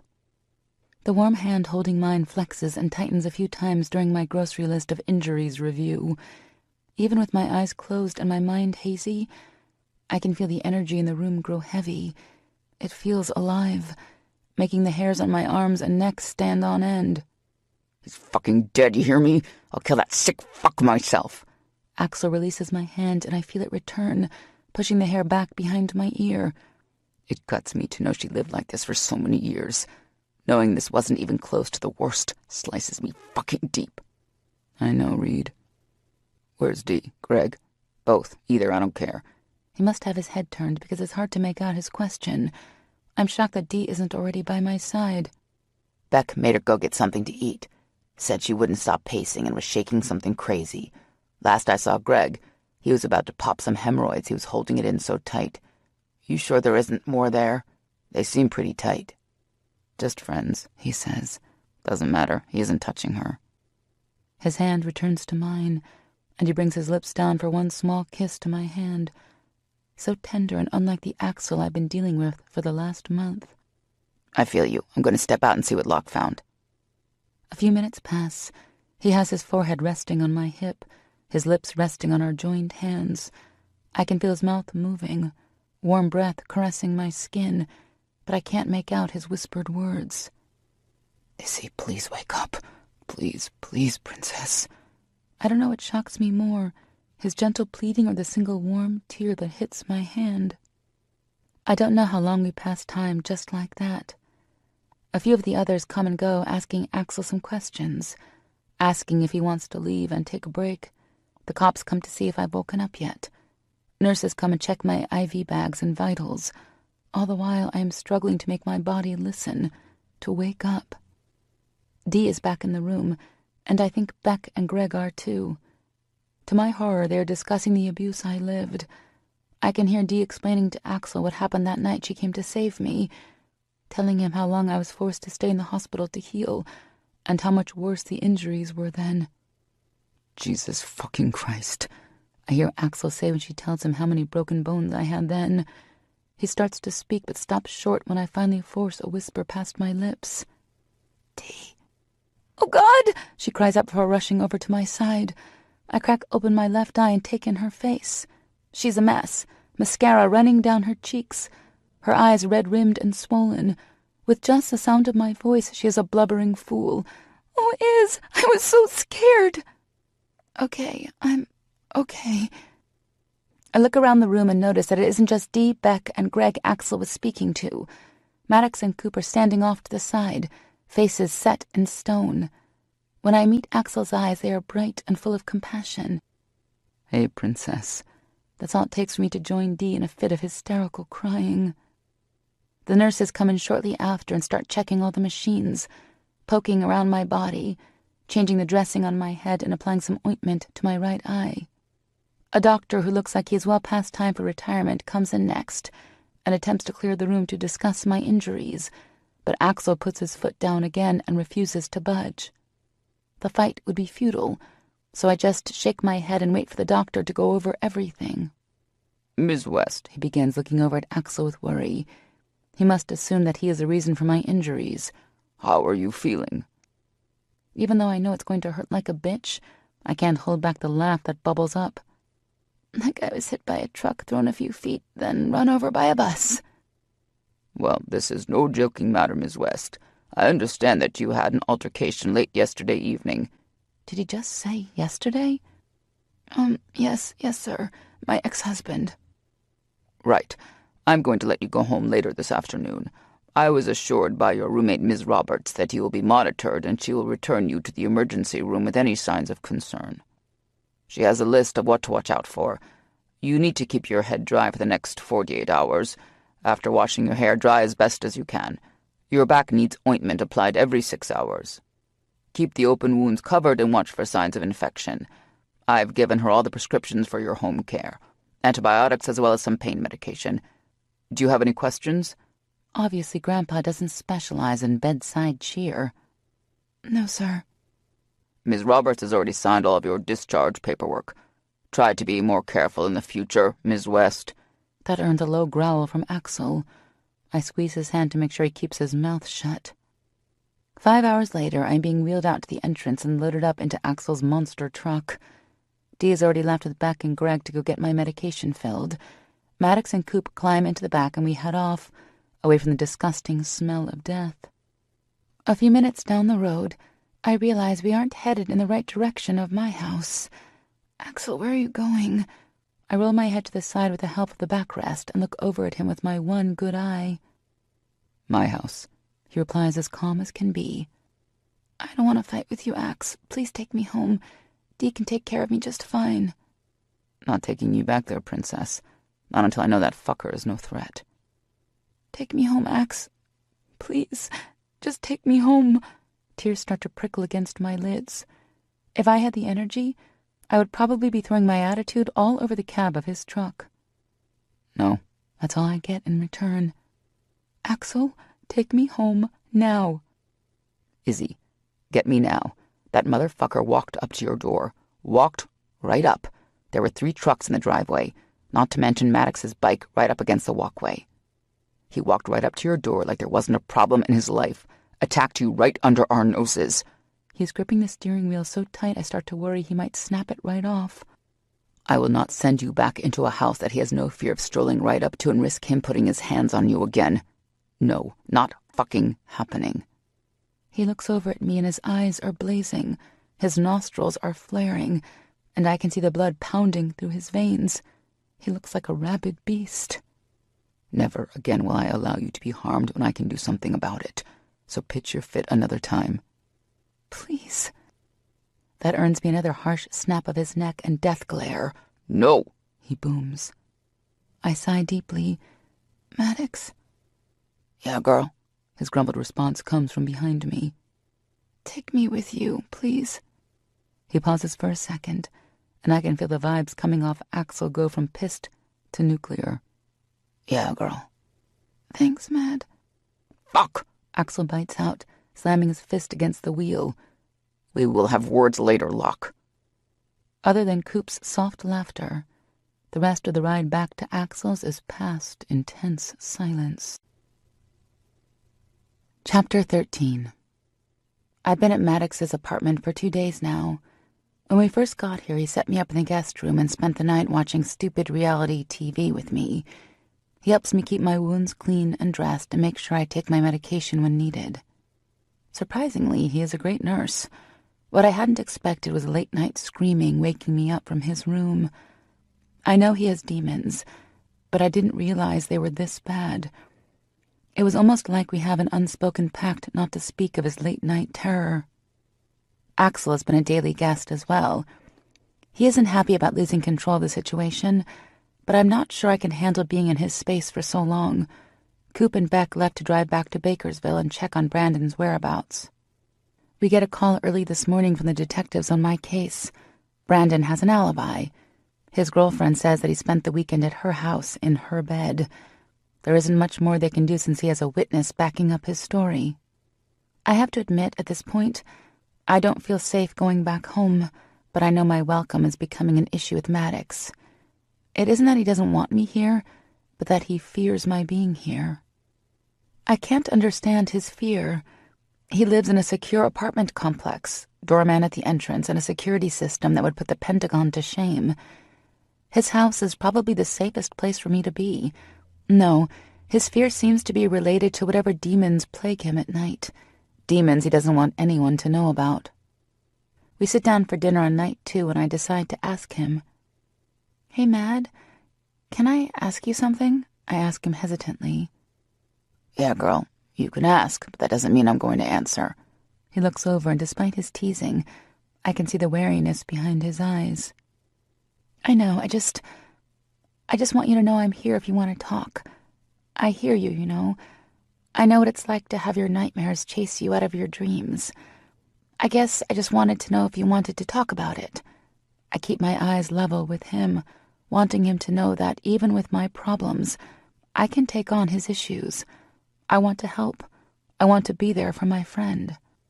"Nothing for you to worry about, girl. Things better left alone, yeah?" "All right, Mad. But if you want to talk, I'm here." I pick up my fork and return to my salad. "Izzy?" he asks. He startles me, not because I can hear the question coming, but because I don't think I've ever heard him call me my name. "Maddox," I tease. "What happened between you and Reed?" He looks at me with concern written all over his face, sympathy for my situation and compassion for me and my pain. I don't know what makes me open my mouth, but I know that whatever demons are chasing me, his are worse. For once, I don't feel the stabbing pain that normally comes with thinking about the old Axel and Izzy. For the first time, I want to talk to someone, want to have someone else understand why I am firm on keeping him at arm's length. "All right," I start, placing my fork back on the table and pushing back in my chair. "How long have you known Axel?" "Close to 10 years. I know about you. He used to talk.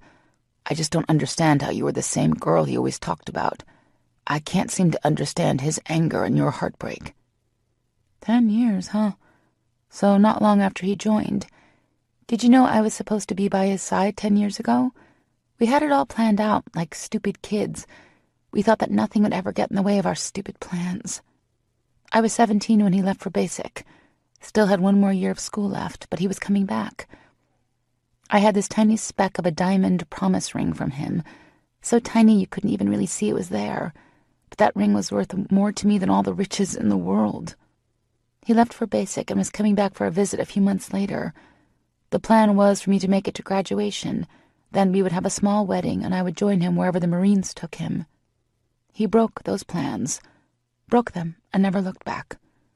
I stop picking at the table and look up to meet Maddox's blank stare. "He broke them?" he calmly asks. "Yeah, never came back to me." I can feel the emotions start choking me, but I am determined not to go there. "Izzy, you're sure? He never came back home?" He seems so confused by this. "I don't know if he ever came back home." I start, earning another confused frown from Maddox. 2 weeks after he left, my parents were killed. Drunk driver. Still being a minor and with no other local family, I was sent to my grandparents in North Carolina. Did Axel know this?" Yes, he would have known about my parents the second he rolled back into town. Small-town living means everyone is always in your business. There is no way he didn't know about their passing. "Not what I mean, girl. Did he know where you were?" Yes. I left my grandparents' address with his foster mother. I wrote him and wrote some more to the base he was supposed to be stationed at. But all the letters came back to me. June, his foster mother, she had all my contact information. It wasn't like I was hiding Maddox. His normally blank face looks so different when he allows emotion to filter through his tightly locked walls. His nose is scrunched up, eyes are narrowed, and his lips are pulled tight. He looks distressed, mildly confused, and constipated all in one. "Girl, there seems to be some major wires crossed between you two." He keeps his weird look. "Is that all? Seems to be a little more than just some foiled plans with all this shit." "Yeah, Mad, there's a lot more." He sits there silently waiting for me to continue. It feels oddly liberating to get this off my chest, knowing that I won't be judged and that someone else will understand where I am coming from. Mad, I get you're trying to be there, but this might be different with you being his friend and all. "His friend, your friend. Don't see how it makes a difference who I share my cookies with at snack time." His attempt at lightening up this conversation works, earning a giggle before I shake my head and look down at my clasped hands. I tried to get in contact with him. So many letters. It was ridiculous how blinded by love I was. Never once did I give up faith that he would come to me. I saw everything, even with the pain of losing my mom and dad, with a little extra sparkle knowing he would come back for me. I laughed lightly, looking up and meeting his serious eyes. Never once did I give up that hope. It wasn't until almost 2 months later when I started panicking and worrying, with a deep sigh and a wobble in my voice. I looked back up before continuing. He hadn't been gone long, so I didn't really have much cause for concern. I knew it wouldn't be easy to talk often, but I thought for sure he would call, find a way to reach out to me when he found out about my parents. God, was I stupid. So stupid. I don't realize that I have zoned out, staring off into space until Maddox coughs, clears his throat, and interrupts my mental trip down memory lane. What happened next, Izzy? I turn my head and look into his deep, dark eyes. Just look into his understanding face for a few moments before I whisper my biggest sorrow. What happened? I finally had some light brought back into my life and more motivation to find Axel. I was pregnant, Maddox. 17, alone, and pregnant with a baby I loved more than anything in this world. Even with as much as I missed Axel, I was finally smiling again because I had a small part of our love growing inside of me. I was happy. Even without my parents and without Axel physically by me, I was able to feel whole. His mouth is wide open in shock, eyes large and bugging out, and the wheels are turning so fast. I worry he might start flying off track. I have stunned this big man. He coughs a few times, pausing to collect his thoughts. Or maybe he is picking up the pieces of his mind I just blew all over the room. Not what he was expecting to hear, I'm sure. Greg was shocked, and he didn't even know who my Axel was then. Pregnant. He looks down at my stomach, like he's expecting me to still be pregnant 12 years later. Izzy, what happened to the baby? You sound like you wanted the pregnancy, and forgive me if I'm wrong, but I don't remember seeing any babies. His tone is light, and I know he doesn't mean to cause the sharp pain that jolts through my body. I can't help the flinch that rocks me back in my seat. I feel like he slapped me, and even though I know he didn't mean it, I can't help the tears that rush to the surface. Smiling sadly at him, I continue my story. No, you didn't see any baby. I lost my little miracle when I was 3 months pregnant. The tears are flowing now. As much as it hurts to talk about this, I start to feel a little lighter from finally letting someone else in. Oh, girl, come here. He pushes his big body from the table and holds his arms open to me. I crawl into his lap and hold on tight, letting out the sorrow of my loss, letting him take in the pain and purging the grief from my system. We stay like that for a while. He rubs my back and becomes my anchor while I just let it out. He doesn't push, doesn't ask me any more questions. He is just there. I know in this moment that Maddox will forever be part of my family. I finally calm down and am just starting to get up when he clears his throat. I look over at him, shocked by the moisture in his eyes, the unchecked sadness his face holds. Izzy, you have to be one of the strongest chicks I know. Hear me when I say this, and please don't take this the wrong way. I feel you, girl. I feel your pain. Cuts me deep, you and Reed. But you two need to talk, because I promise you, he has no clue. Not my story to tell, but girl, no clue. That wire I thought was crossed is more like a ball so fucked up that if you don't sit down and work it out, you might never get it unraveled. You two hurting and hurting for no reason. A shame, girl. A damn shame. Sometimes it sounds like he is talking in riddles. I don't see how this could be misconstrued. It's pretty cut and dry if you ask me. I know Axel doesn't know about our angel, but he can't play dumb about not following through with our plans and coming to me. I don't know, Mad. If there was something else at play here, he would have tried harder to find me. I'll think about it, but no promises, okay? Well, I can ask. Can't hold that shit in forever. Might have been easier when he wasn't around, but now, not going to be able to hold it in. Mad, you know you can talk to me too, right? I won't push, but I know something is eating at you. And I would guess it's something big. Maddox is always so closed off, and I know that this moment of sharing my past is big for him. I just wish he would let me in. Let me help him. Know that, girl. One day. But that day isn't today. Won't be tomorrow, but maybe one day. And that is that. I go to bed that night feeling lighter than I have in years. Dr. Maxwell was onto something when she told me to open up and let people in. All these years, I was afraid to let my guard down, and one big bad ex-Marine finally let me feel close to normal again. I sleep for the first time in years without dreams, an almost peaceful sleep full of promise, until Maddox's terrifying screams wake me up a few hours later. The next morning, I'm making breakfast for both of us when a sharp knock sounds at the door. Maddox is still sleeping. I heard him screaming out a few times throughout the night. Whatever haunts him was doing a bang-up job last night. My heart hurts for my friend. Glancing over the clock above the stove, I note the time. 7:00 a.m. Too early for normal company. I have to remind myself that this isn't my place, and it probably is wise for me to go wake up Mad. After all, I am here for a reason. The knocking continues, so I go up to the door and check the peephole. I jump back like the door bit me when I see who is on the other side. Axel. Just who I don't want to see bright and early in the morning. Well, I didn't want to see him. But a small part of me is jumping up and down like some stupid cheerleader just by seeing his handsome face.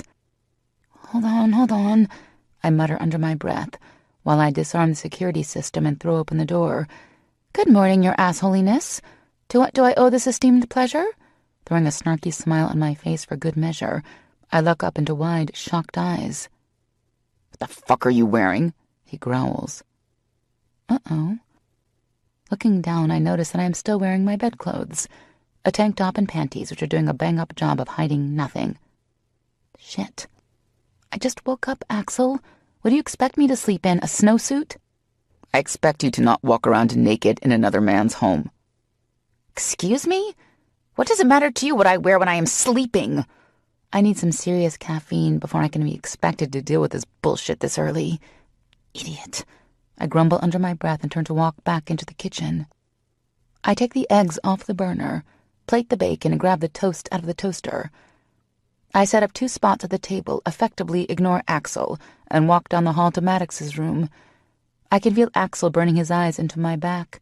Just to piss him off, I throw some more swing than normal into my hips. His answering groan is all I need to hear to bring a small smile over my face. Knocking softly, I call out to Maddox. Hey, you want to eat something? Wide awake and hollow, his voice calls back through the door. No. I knew he wouldn't be in a good mood this morning, but I really hoped I could help him, even by just being here. You sure? I made you breakfast. I turn the knob and peek in. Maddox is sitting on the side of his bed with his elbows braced on his knees, his head folded down into his big hands. It breaks my heart. I'm here if you need me, okay? Even if that's all I can offer, I know how important it is to have someone waiting to help carry your burdens. Yeah, girl, go eat. I'm good. He looks up at me, his dark eyes seeming to see right through me. It would seem that Maddox is still very much trapped in his head. All right, Mad. Axel is here and he is fuming at the top, but what else is new? I turn around and immediately draw back. Axel is standing directly behind me, and with no warning, I end up pressed tight against his hard body. We both suck in sharp pulls of air. I can feel my body instantly becoming aware of his being this close. Every single inch of my exposed skin that presses tightly to his denim and cotton-covered body is tingling. And just with this small press of our bodies, I can feel my panties become soaked in seconds. His eyes are dark with desire, and his breathing has picked up. At least I'm not alone here. He shifts closer, pressing his thick erection into my stomach. I let out another sharp gasp, not even realizing I was holding my breath this whole time. My nose fills with his hearty scent immediately. Mouth-watering. My nipples pebble and my heart is pounding. His big, strong hands reach out and grab both of my small wrists. Slowly, oh, so painfully slowly, he starts caressing his way up my arms, my skin breaking out in millions of tiny goosebumps along the way. When he reaches my shoulders, he brings his hands up, one going to the back of my neck, fingers lacing into my hair. The other travels up to the side of my face, holding my cheek and part of my neck tenderly. My body is on fire. The skin he touched is burning, and the overwhelming need to feel him has consumed my every fiber.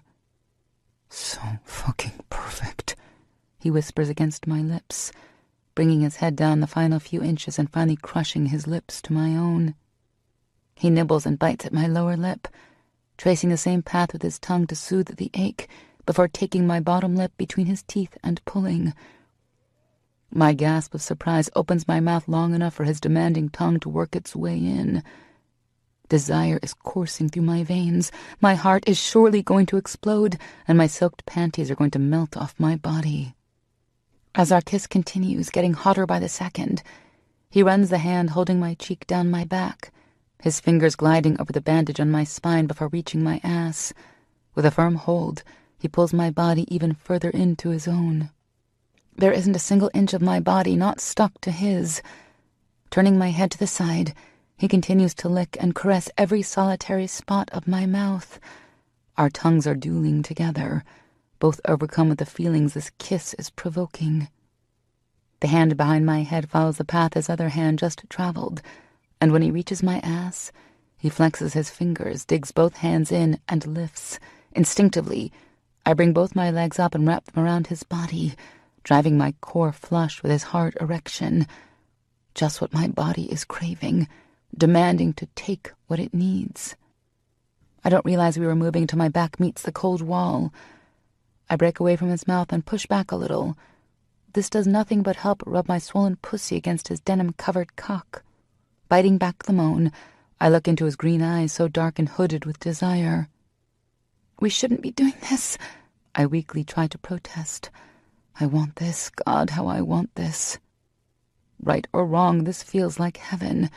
Even chocolate is no match for the full-body electric tingles that are shooting through my system. Every hair is standing on end, and my core is clenching with anticipation of the orgasm that is just within reach. God, please don't let him take my comment seriously. He brings his face back level with mine, rubbing my painfully neglected nipples against his shirt. I dig my hands into his sides, moaning again when I feel how solid and warm his hard body feels under my fingertips. When he speaks, his words tingle my lips, reminding me of our kiss, making me groan all over and rock my pussy against his hard length. He sucks in a deep pull before speaking, his voice thick with lust. "Oh, princess, I can't think of anything that we should be doing more. You feel that? You feel how fucking hard I am for you? I can feel your warm fucking cunt hugging my dick even through my goddamn pants. You are on fire for me." He brings his hips forward, rocking against me and supporting my body against the wall. We both moan, my head falling back and thumping against the wall. He brings his left arm under my ass and supports me while bringing his other hand up, running it along my hips, making me gasp when he tickles my sides on his way to my swollen breast. His fingertips brush softly against the swell of my breast before pulling the tank down and under, pushing my tits up high. He lightly runs his fingers down and circles around the barbell in my nipple. I am panting now and can feel my orgasm building. When he pinches my still tender nipples between his thumb and finger, I let out a soft cry, grinding down against his cock again. "Still sore?" he questions, sounding like he's standing at the end of a tunnel. Can't speak, huh, baby? Just think how good it will feel when I bury my cock deep inside that warm pussy. When I fuck you so hard you will feel me for days. Going to make you drown in pleasure. Fuck you so good, so fucking good. He drives that home with one more rock of his hips. I close my eyes, too overcome with everything he is doing to my body to even act like I understand. His hand releases my breast, and right as I am ready to protest, I feel the warm heat of his mouth. His tongue traces the outline of my nipple, nips at the soft skin under my breast, and licks his way back up before closing his lips around my nipple and barbell, giving a hard pull. "Oh, God, Don't stop. Please don't fucking stop. I beg, fanatically moving against him, desperate to reach my orgasm. His fingers play against my stomach as he dances them down my torso. He splays his fingers wide and pushes his thumb hard against my clit. Soaked, fucking drenched. Can't wait to have my mouth down there licking all that wetness up. He rolls his thumb and crushes his lips back down on mine. Swallowing the cry of satisfaction, I scream out as the waves of the most powerful orgasm come crashing down on me. I feel like my whole body has just lit up, coming to life with each roll of pleasure that rockets through me. His tongue tangles with my own. This kiss is full of ecstasy. Our tongues mate together while he slowly brings me back down to earth with small rolls of his hips against my still pulsing pussy. He is reminding me that he is still very ready to continue when I feel the thickness brush against me again. Fuck, baby, you feel so good in my arms again. I look up into his eyes, trying to focus on his face long enough to make sense of his comment. The harshness I have grown accustomed to seeing mar his beautifully handsome face is gone, and in its place is pure affection. He looks like the old Axel, the one so full of love for me that nothing else matters. In that moment, I can almost believe it, almost believe that we can get back there again. And after all we just shared, I realize that I want that. I want Axel back. I want us and our love back. It has never felt like that before, not even with him. Time might not have been on our side the last few years, but right now, I can almost hope that fate has decided to love me and give me some happiness for a change. What are we doing, Axel? I ask, tightening my arms around his neck and bringing my forehead down to his chest. What are we doing? I have no answers myself, but I hope he doesn't look at this as a mistake that might just kill me. I don't know, princess. I don't know, but it feels way too fucking good to ignore. He brings his hands back up to either side of my face and pulls me up to look at him. We got some shit to figure out, Izzy, but after this, I won't let you go until we figure it out. Not happening. Do you feel it? Every single thing we ever felt for each other. It is still there, Izzy, and I won't let you push me away. We walked back into each other's lives for a reason. I nod my head because really, what can I say? He's right. I just have to believe that when we sit down and bring back all those memories, he will still want to hold me so tight. Okay, Axel, you're right. We do need to talk. The white flags are waved. I bring my head back down and rest against his chest. His heart is pounding rapidly against my ear, and his scent, which is now mixed with my arousal, is invading my senses. I bring my arms up, wrap them around his torso, and pull tight. He sighs softly, adjusting my body so that he can pull me closer and just enjoy the moment of our hearts being together again. Peace. Even with the fear of telling him everything, my soul is at peace. A deep throat clearing brings me back to earth. I lean up, look over Axel's shoulder, and meet Maddox's laughing eyes. It's such a rare sight that I am momentarily speechless. He looks so different when he allows his emotions to come out, youthful and approachable, completely different than his normal, hard, cold staring. Interesting. Live porn. Think you could at least take this reunion behind closed doors? Or maybe your own fucking house? His eyes might have been laughing with me, but his question to Axel was full of unspoken warning. It looks like I've earned myself another big bad brother. Sorry, Mad, I whisper over Axel's shoulder and give him a wink. Sorry, fuck that shit, Izzy. Axel lets my feet fall to the floor and holds on to my hips to make sure I have my balance. Before he gets ready to address Maddox, he leans down and, with a growly whisper, says, Don't you move, Izzy. I want to have Locke looking at you half naked with that just fucked glow about you. Damn. I can't wait to be deep inside you. I get one chaste kiss before he gives me his back and makes sure his big body is completely covering me before addressing Maddox. My bad, brother. I won't apologize that it happened. Hell fucking no. Best breakfast I've ever had. His laughter is vibrating his body. I dig my hands into his shirt and push my heated face into his back. How embarrassing. Funny, just hilarious. Fucking shit, I need to get laid. Asshole. Maddox walks past us and into the kitchen. He's wearing some worn sweats which are hanging low on his hips. It's a good thing I don't have the hots for him, because this view of him scratching his ass while searching the fridge is not his best look. "Classy, Mad," I call over to him, unable to keep my giggles in. "You shouldn't have any troubles with the ladies if you keep digging in your ass." I'm laughing harder now, feeling like the weight that was pushing down on my body is almost gone. Axel turns around, gives me a small smile, and wraps me in his arms again, lifting me off the floor so he can easily whisper in my ear. Miss that sound so fucking much. His lips kiss a line from my shoulder to my ear. His tongue comes out and licks along the shell, causing me to shiver in his arms and moan his name. You two need to either get the fuck out or get behind closed doors. Don't need to be seeing that shit this goddamn early. Go reunite somewhere else. Serious as fuck right now. I get it, and I will only say this once. About fucking time. Maddox says matter-of-factly, like while he butters his toast. I pull away from Axel and just look into his eyes. I notice the adoration that still shines bright. I hope I'm giving him just a small sign of what I'm feeling when I smile up at him. Maddox was right last night. I can't hold it in anymore. And when I have Axel back in my arms, the uncertainty isn't as terrifying.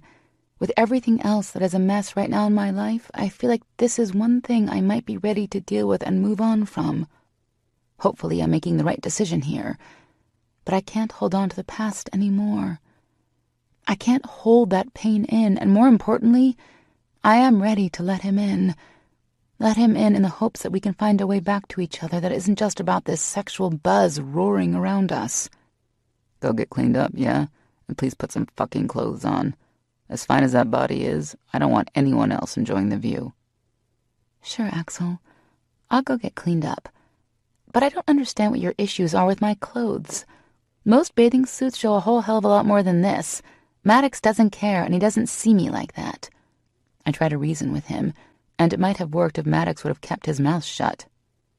Just because I'm not pushing you up against walls and humping you like a fucking animal doesn't mean I can't appreciate the view. You just haven't caught me looking. He laughs between mouthfuls of his breakfast. Ugh, pig! I yell and run off to the room I have been staying in. Izzy, get your shit packed up. I'll be back around lunch to pick you up. This fucking sleepover party bullshit is over now. You're coming home with me, got it? He yells down the hall. Ready or not, time to find some of that locked-down courage and face the facts. Axe is back, and we are about to have a make-it-or-break-it come-to-Jesus talk. For the first time in years, the thought of opening up those old wounds doesn't terrify me. Chapter 14. Fuck me, I think, as I walk out of Locke's apartment and climb into my truck. I sit there for a second, trying unsuccessfully to calm down, shifting slightly to try and ease some of the discomfort in my pants. My cock is so hard that I might have permanent indentations from my zipper. I rub my hands over my face, trying to bring my heart back to a normal speed. Fuck, I can still smell her, her arousal still clinging to my fingers, making my cock even harder. Swear to Christ, I have never been this ready to explode. Not even when I was a horny teenager getting a fucking hard-on for every single female I looked at. Damn. Even better than I remember. Iz came alive under my fingers. Just one kiss and everything else ceased to exist. She consumed me. Her breathy moans, her soft skin, her delicious fucking kisses, and that warm fucking pussy just begging for me to take her. It wasn't my intention when I got here to go there. Not yet, at least. I have been slowly going insane since Saturday when the ex showed up.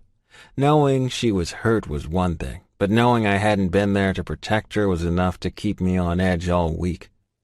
I haven't gotten shit done around the office, but if Greg noticed, he didn't say anything. He was just as worried about Izzy, but his had the added fear that he still didn't have her whole friendship back. I know they talked before the game Saturday, but they haven't since, with the exception of a few calls to check in. He might be having a hard time not being able to protect her, too. I don't fucking know. I haven't asked, but I do know one thing. Even if they are best fucking friends, exchanging friendship necklaces and shit, he won't be the one in charge of protecting my Izzy anymore. I have been struggling with the desire still very much there between us for a few months now. Even when I'm not in her presence, I know she is there, just within reach, and I have finally come to the realization that I'm not ready to let her go. Not again. And if I'm being totally honest with myself, I haven't ever gotten over the fact that she was and always will be it for me. I don't have any delusions. We have a lot of shit to work out, but I am ready to fight, and not just fight for us, but fight anyone, including that piece of shit ex-husband. Shaking my head, I start my truck and head off to run some errands. I need food if I expect Izzy to stay with me, and I need some condoms. There is no way, especially after that shit back at Locke's house, that we will be able to spend time alone and not end up naked. I am ready to make my girl mine again.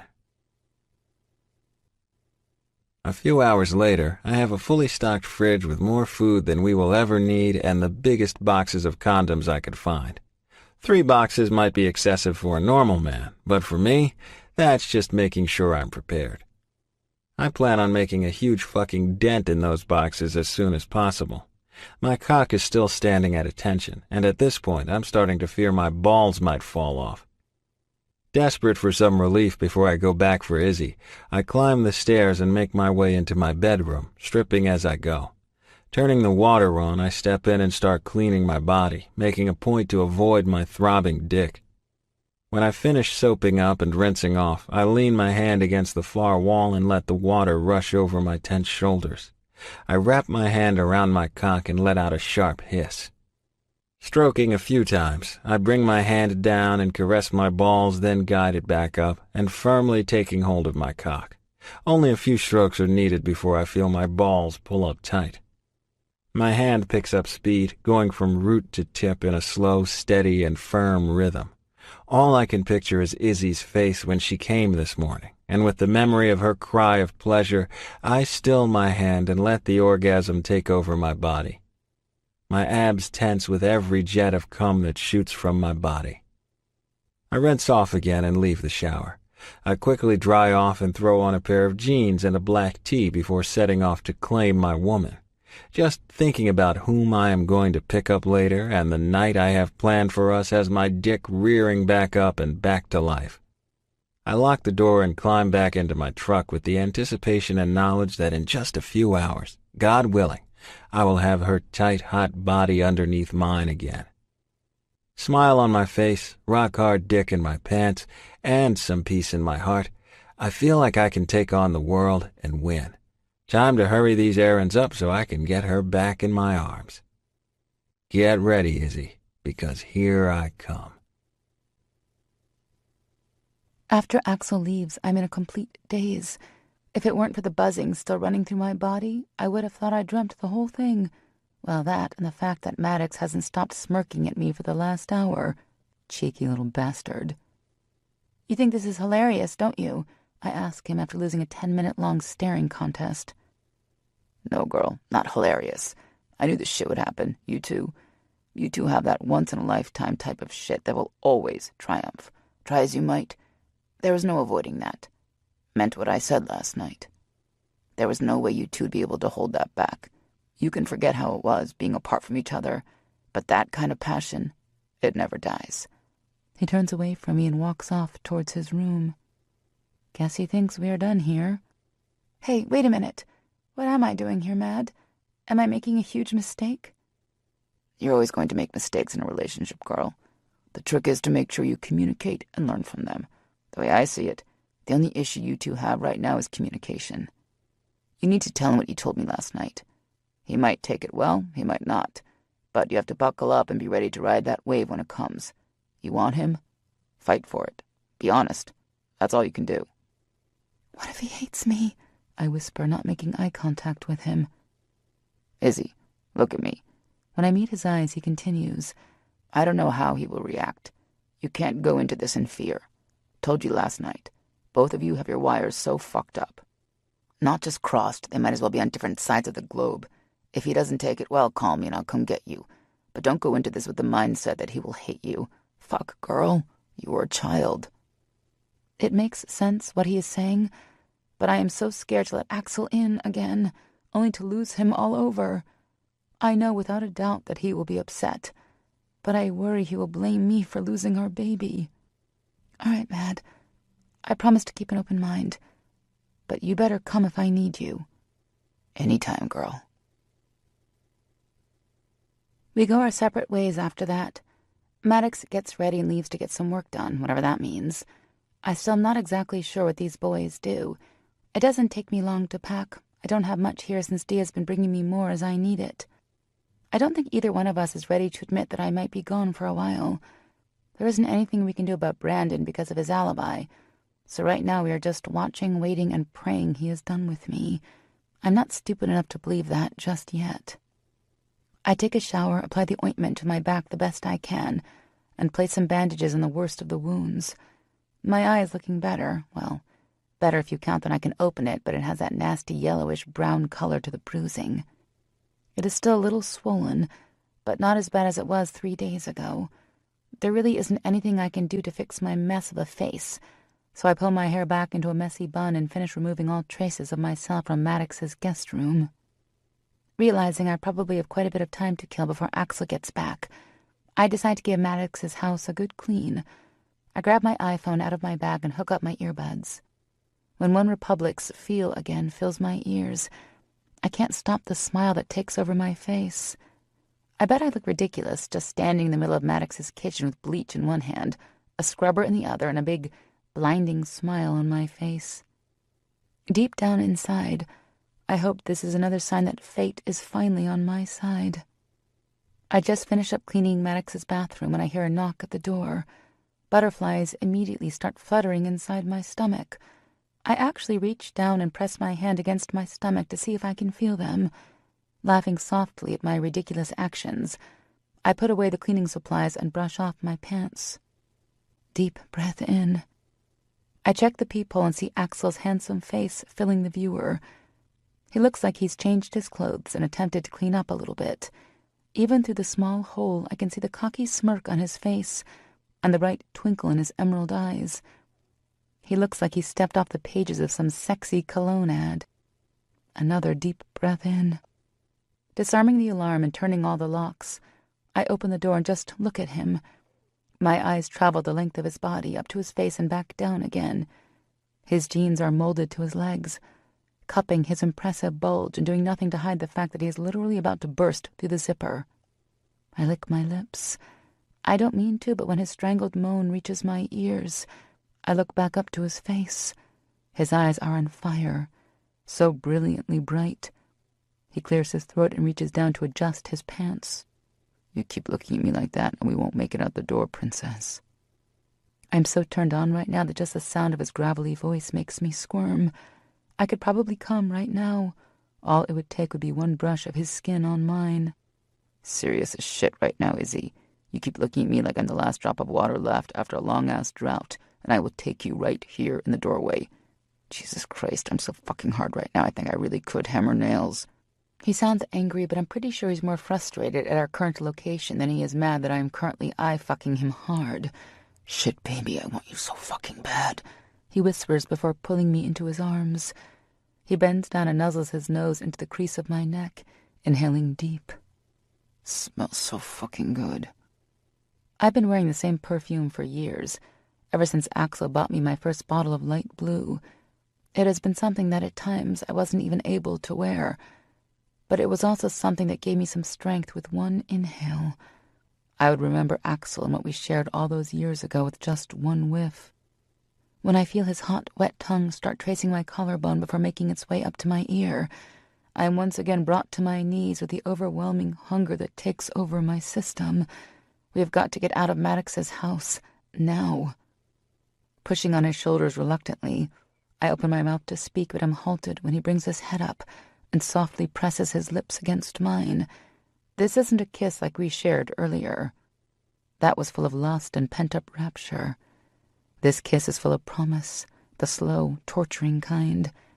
He takes his time, gently stroking his tongue against my own. With one last swipe, he pulls back and looks down at me with hooded eyes. Wow, I sigh.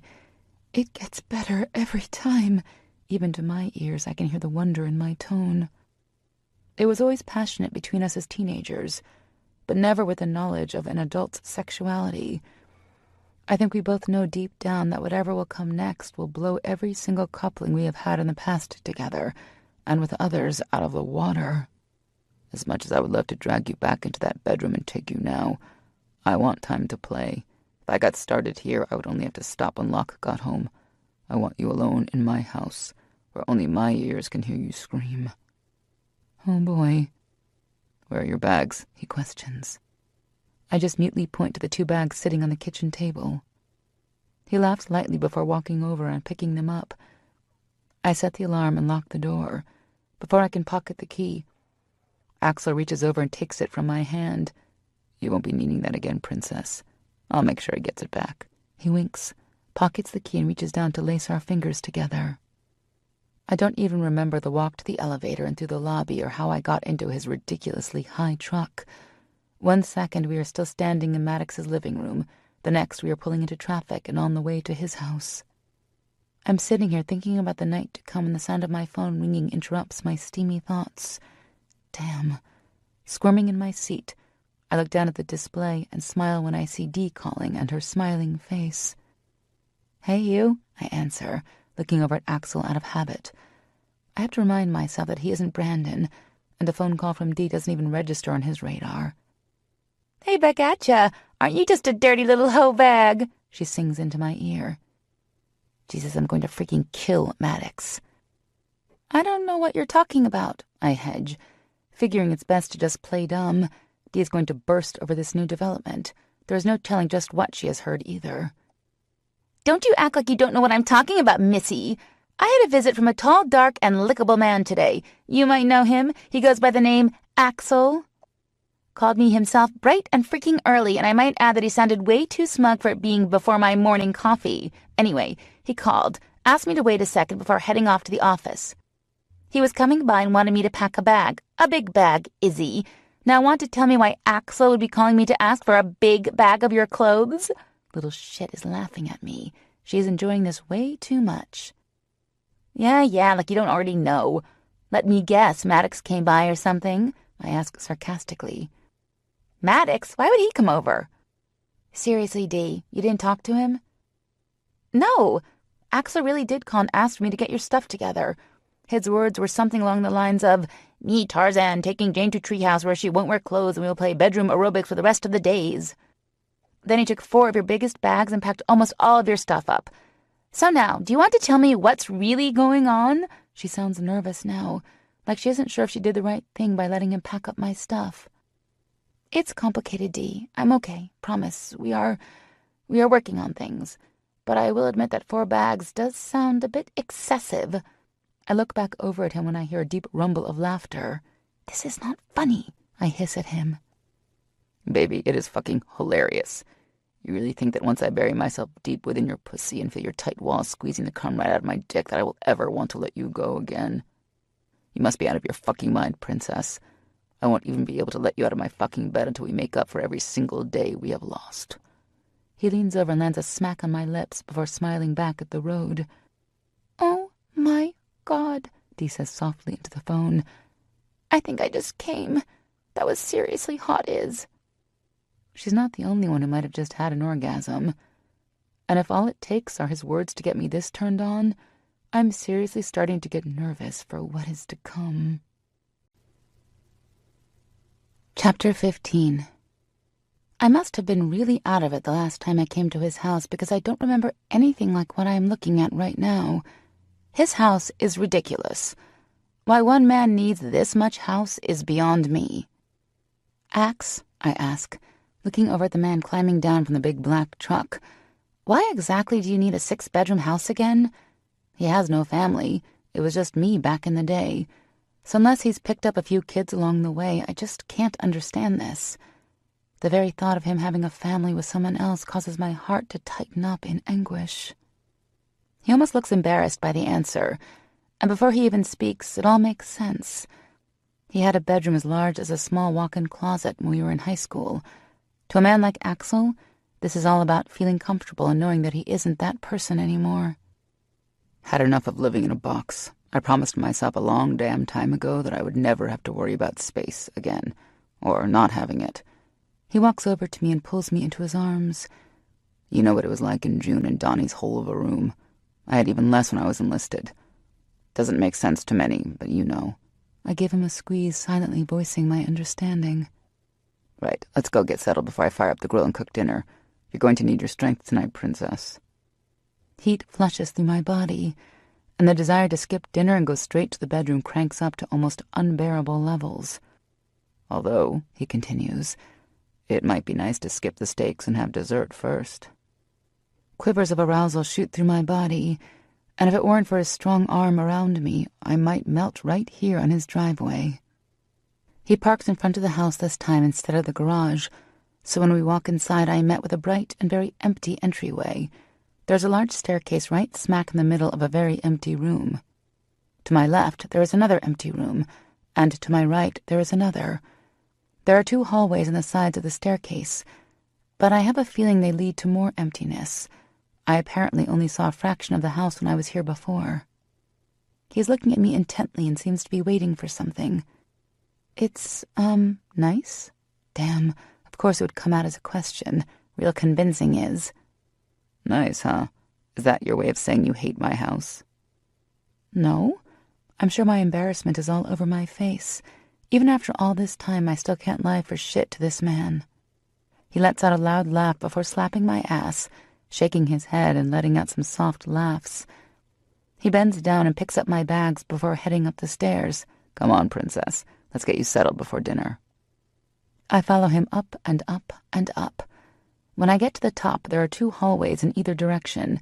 He starts off to the left, passing a few open doors along the way.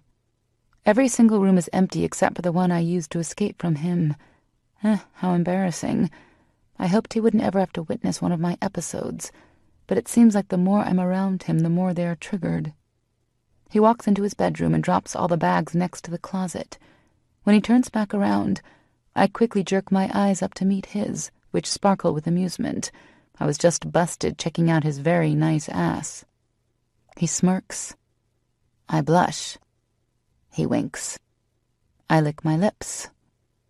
His smile is instantly wiped from his face, and a long and low groan fills the silence between us. I smirk. And just like that, he's on me. Thought I could wait, he says before picking me up and throwing me onto the mattress. Before I can even blink, he is on top of me, his large frame pressing me into the soft mattress. My legs open without hesitation, and his hips meet my own. Now I'm the one who's letting out a strangled moan. Thought I could get you here and enjoy some dinner without having to be inside your wet heat. Fuck, baby. I can smell you from here. I bet your pussy is soaked, fucking sopping wet and ready for me.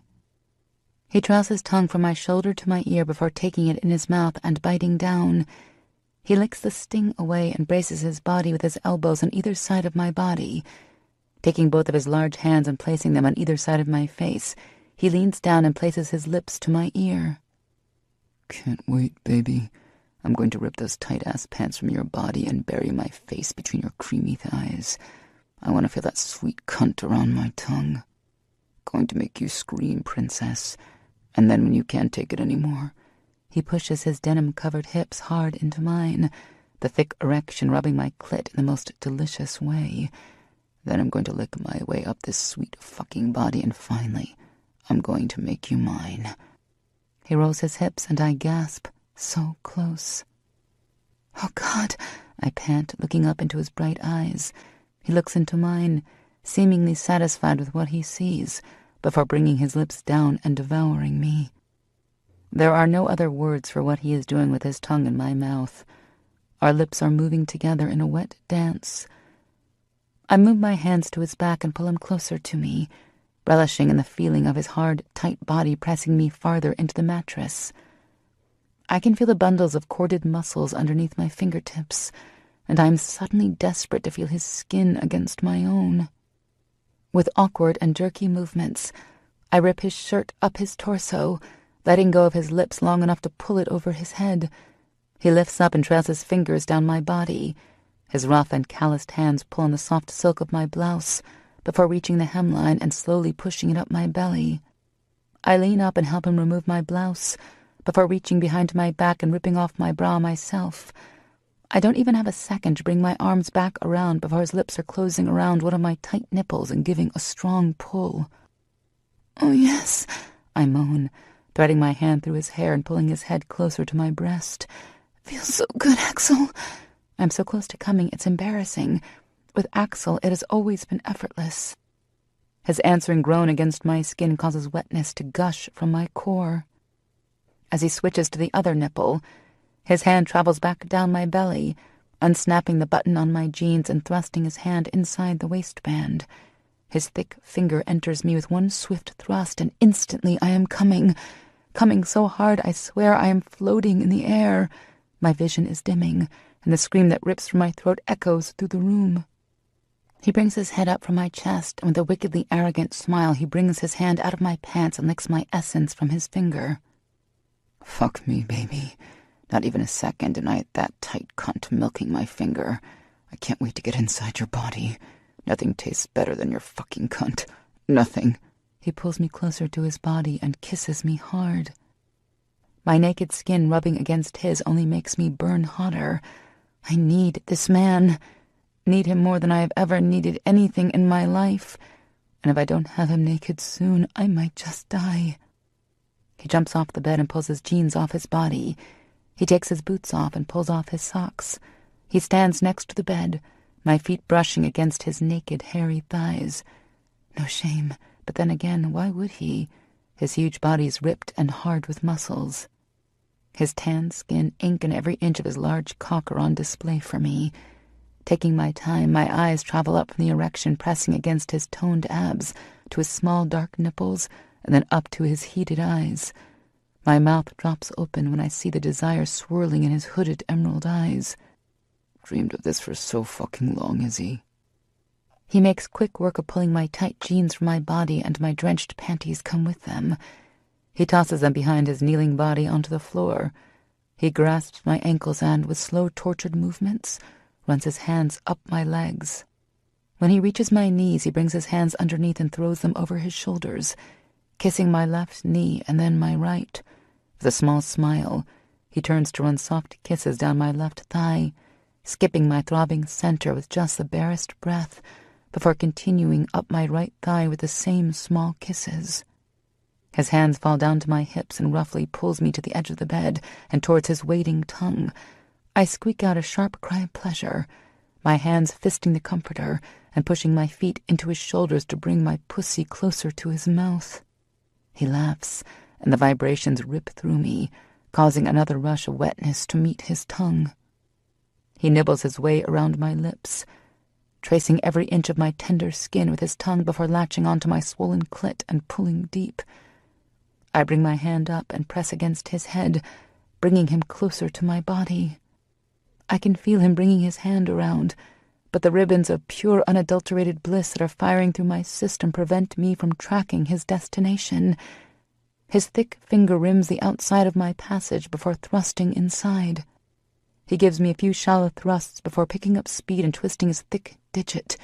Immediately, my pussy clenches down hard, and I can feel another orgasm coming fast. "Oh my fucking God, Axel! Don't stop! Please don't stop!" I scream. He hooks his finger and starts to press against my G-spot, applying just enough pressure to have me shooting off like a rocket. "Oh, Axel, baby, oh God, feels so fucking good, oh God, never felt anything better than with you," I moan, my head thrashing back and forth against the bed. He lifts off my clit, and I look down at his face between my thighs. "Princess, you need to let go of my head so I can finish eating this sweet pussy." Oh my God, just like that I am ready to go again. "Right," I whisper huskily and reluctantly remove my fingers from his silky locks. With a wink, he is right back at it, licking every inch of my swollen pussy and every single drop of my cum before thrusting his tongue deep within me. I cry out and scream his name, the sound bouncing off the walls of his bedroom. I can't talk much more. He is slowly killing me with pleasure. "Please, baby, let me love you," I gasp out. "Not yet," he says against my skin, making me shiver. Give me one more. I want one more, Izzy. Then I'm going to fuck you so hard you won't be able to walk when I'm done. He dips his head and thrusts his tongue deep within my pussy. I scream. He moans. I cry out his name. He brings his hand around my hip and presses his thumb against my clit, thrusting his tongue in and out in a steady rhythm. "Axel!" I yell out, coming all over his tongue before my body falls back limply against the mattress. I am just returning to earth when I feel his wicked mouth kiss the insides of my thigh, trailing soft kisses up my belly. He gives each of my painfully hard nipples a few licks and bites before continuing up to meet my lips. I hungrily kiss him back, my tongue dancing with his. I can taste myself on him and groan into his mouth at how turned on that makes me. Never would I have thought I would enjoy tasting myself on a man, but with Axel, everything is a turn-on. His hands hook me under my arms and drag me farther back on the mattress as he settles his hard weight on top. My pussy lips open wide to hug his cock. He moans into my mouth and rocks back and forth, sliding his hard length through my wetness. Together we twist and move against each other's sweaty skin. I trail my hands down his back and grab his tight ass in both hands, pulling him closer to my body. I bring my arms up and wrap them tightly around his back and my legs around his waist. "Please, Axel, I need you inside of me," I gasp against his lips. "Soon, baby, so fucking soon." He pulls back from my lips and looks in my eyes. His lips are swollen from our kisses. His face is flushed and his eyes are dark with wanting. "It will be over before it begins, baby. Just have to cool off. Want you so fucking bad." He crushes his mouth back down to my own and tangles his hand in my thick hair before bringing his other hand slowly down my side. He caresses my heated skin before reaching between us. He pulls his hips back slightly, giving just enough room to take himself in his hand and align his broad head to my core. Rubbing my clit a few times, he dips into my pussy only to travel back out and coat my juices around my pussy lips. He repeats this a few times while I whimper into his mouth. He groans right with me, and I know he's just as tortured with this slow process as I am. "Feels so good, so wet, so hot. Can't wait to be deep inside your tight cunt, baby," he says into my neck, kissing and sucking the soft skin where my neck meets my shoulder. And with that, he gives one swift thrust and he's instantly fully inside my waiting body. I scream out. The shock of his swift entry and the tightness 2 years' worth of abstinence has given me bring a biting pain I wasn't prepared for. "Fuck, princess, you okay?" He bites out harshly as he stills inside me. "God damn, you're so tight." I nod my head that I am okay, but words escape me. "Baby, I need the words. I need to know you're okay." "Fine," I whisper, my words trailing off when I feel him twitch inside me, and I moan when the tingles of pleasure travel through my womb, causing me to clamp down on him.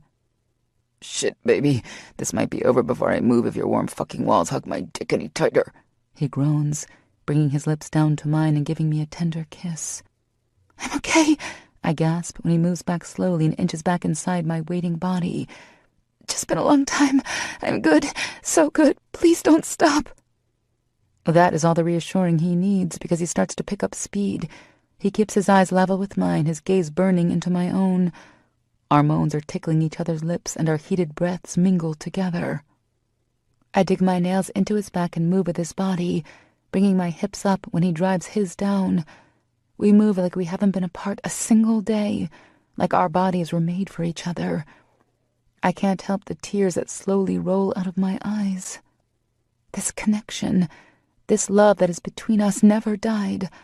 My heart suddenly feels like it might explode. The claws of another, more powerful orgasm start climbing up my spine, and I can feel his rhythm falter when I clench around him. "Come on, baby, I'm going to come and I want you with me." I moan when he slams into my body, rubbing against my clit with just enough pressure to send my body into an orgasm so powerful my toes curl, my breath stalls, my eyes roll back into my head, and my skin feels like tiny needles have been injected. The most delirious orgasm I ever experience. "Axel! Oh, God, Ax!" I scream. I feel his grunt of completion against my neck. He thrusts a few times before bringing his hips hard against my own. I can't tell you how long we stay like that, his body molded tight against mine. His cock is still inside my body, and I am still twitching in aftershocks. I can feel his lips against my neck as I rub small circles across the wet skin of his back. With tears still falling from my eyes and the vulnerability that rushes into my system, I can't help the sob that breaks past my lips. He is immediately up, bracing his weight on his arms. His still hard cock pushes back into me, and it causes us both to groan. "Baby," he questions. I shake my head, and another sob escapes. "Izzy, Princess, did I hurt you?" He looks tortured. I shake my head again, reach up and bring my hand to the back of his neck. Tangling in the hair that curls at the end of his skull, I bring his lips down to my own, hoping to express all of the emotions flying around my body. I still love him, this man who I have thought was forever lost to me. If I am completely honest with myself, I never stopped loving him, but all this knowledge shouldn't scare me. The teenage love we shared over a decade ago has grown with such a power that it will kill me if I lose it again. I missed you so much, I sob out, gasping as the emotions overtake me. "God, Princess, you have no idea, no fucking idea," he says, rolling to the side and pulling me closer to his hard body. "Never letting you go, Izzy. Never." He whispers into my hair, squeezing me a little tighter. I let him hold me while I purge myself of the overwhelming emotions our lovemaking has brought forth. "I need to clean you up, baby. Don't move." He rolls up and off the bed, padding across a large room and into the bathroom. I roll over and look up at the ceiling, hugging myself tightly. I can hear the toilet flush and the water running. He walks out of the bathroom, completely unconcerned with his nudity, right up to the edge of the bed. "Open up, baby, and let me clean you up." I let my legs fall to the side and watch in shocked amazement while he cleans our joint cum from my pussy. The warm washcloth causes me to jerk a few times when he touches my tender skin. After a few seconds, he throws the towel in the direction of the bathroom and falls back to the mattress, pulling me into his arms again. "Talk to me, Izzy. What was that?" He doesn't sound mad, just confused. Sighing deeply, I reply, "It was just so much, Ax. So much emotion flooding through my system at once. Never in my wildest dreams did I think we would be here again, and trust me, I dreamt of this moment plenty." I take another deep breath before continuing, looking into his questioning eyes. "You have to understand, Ax. I don't know what it's been like for you all this time, but I thought you were gone, Ax. Not just gone, but dead." I hiccup a sob and take a moment to collect myself. My wet eyes meet his shocked ones. "I lived in hell for 6 long years, but those years were nothing, absolutely nothing compared with the pain I felt thinking you were dead this whole time." "What?" he asks so softly that I would have missed it if I weren't looking into his handsome face. "I don't understand what you don't get about that, Axel. I really am confused now. He seems completely baffled. How can he think I would think any differently? He disappeared out of my life, vanished. How else would someone take that?" "Baby," he chokes out. "Please explain that to me. What do you mean you thought I was dead?" I turn my head to the side and study him. I am beyond confused. His brow is wrinkled, his lips are pinched tight, and his eyes look pained. "Can we get dressed, please? Maybe get something to eat before we have this conversation?" I weakly ask him.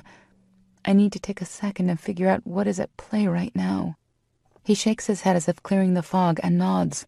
"Sure, Princess." We get up and he throws a tea at me from his dresser before pulling some sweats up his narrow hips. Walking over to where I'm standing, he pulls me back into his arms and holds me tight, almost too tight. "I know you felt it, baby. No way it's something that fucking powerful skipped your attention. Hear me now and understand me. We will talk, but nothing you say will change the fact that you and I are happening. I won't let you go, Izzy. Never. You're mine. You got that, Princess?" Do I? Can I so easily give my heart back to this man, knowing he has the power to destroy me? Yes, I can. If I walked away from him now, I might as well pull the trigger myself because I would be dead anyway. Yeah, I understand. But Ax? What, baby? I always have been yours. You know that, don't you? And with a bright smile that reaches all the way to his beautiful eyes, he pulls me tighter and places a soft kiss to my shoulder, my neck, and my ear before whispering, "Oh, yeah, baby. I know." Chapter 16. I have been standing on the back deck watching Axel flip the steaks on the grill and enjoying the view for the last 10 minutes.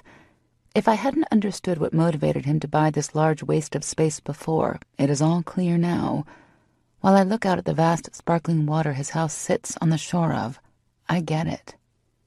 He has a very large deck with, of course, no furniture or seating, but he does have one large gleaming grill.